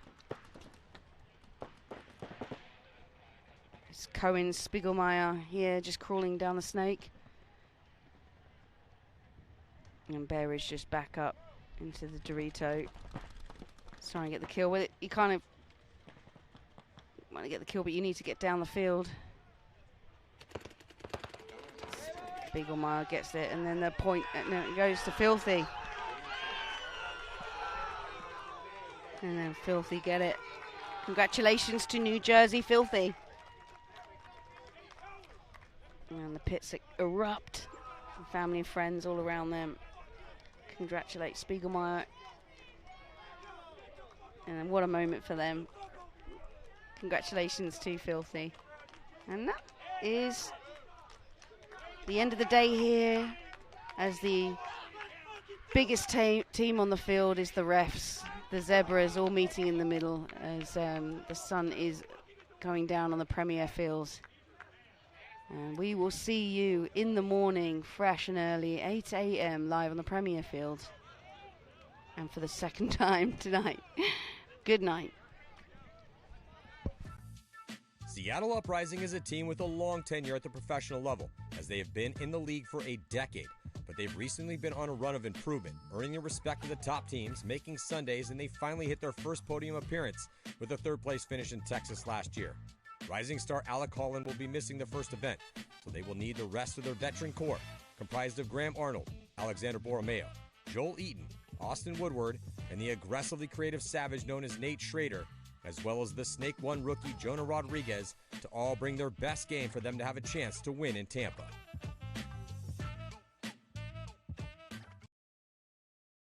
Run through the bracket of death.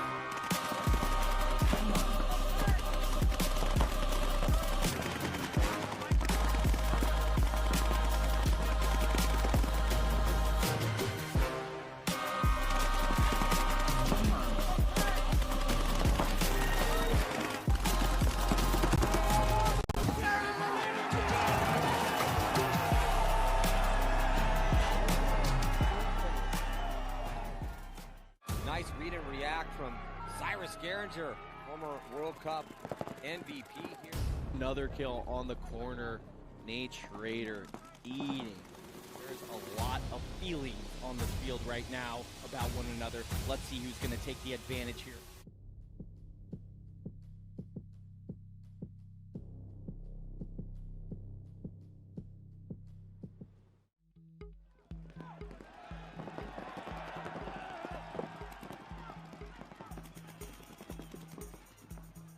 World Cup is a very, very, very hard event to win.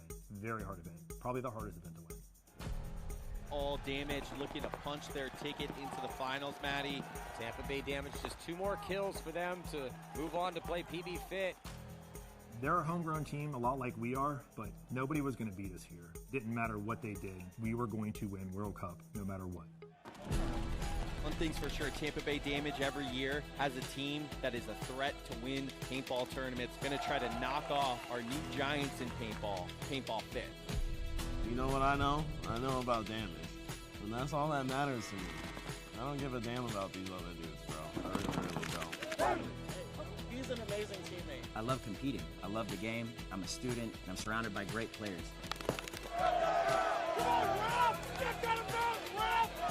He had his challenges too throughout the season and what he went through, and I obviously had mine. And for us to overcome all that and kind of put it in everybody's face in the league and come out on top.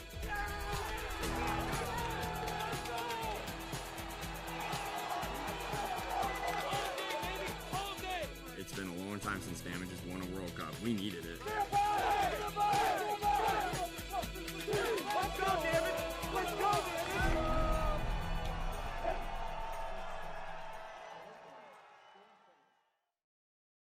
Previously on Behind the Mask. This is what I do when I'm not playing paintball. It's what my dad and I love to do together. It's our fun hobby that keeps us bonding and keeps us competitive and just has a one-of-a-kind spirit that we can share. Pops has got to get his ready too. See my dad out there? I'm gonna go look for him. Make sure he's not left out on the track.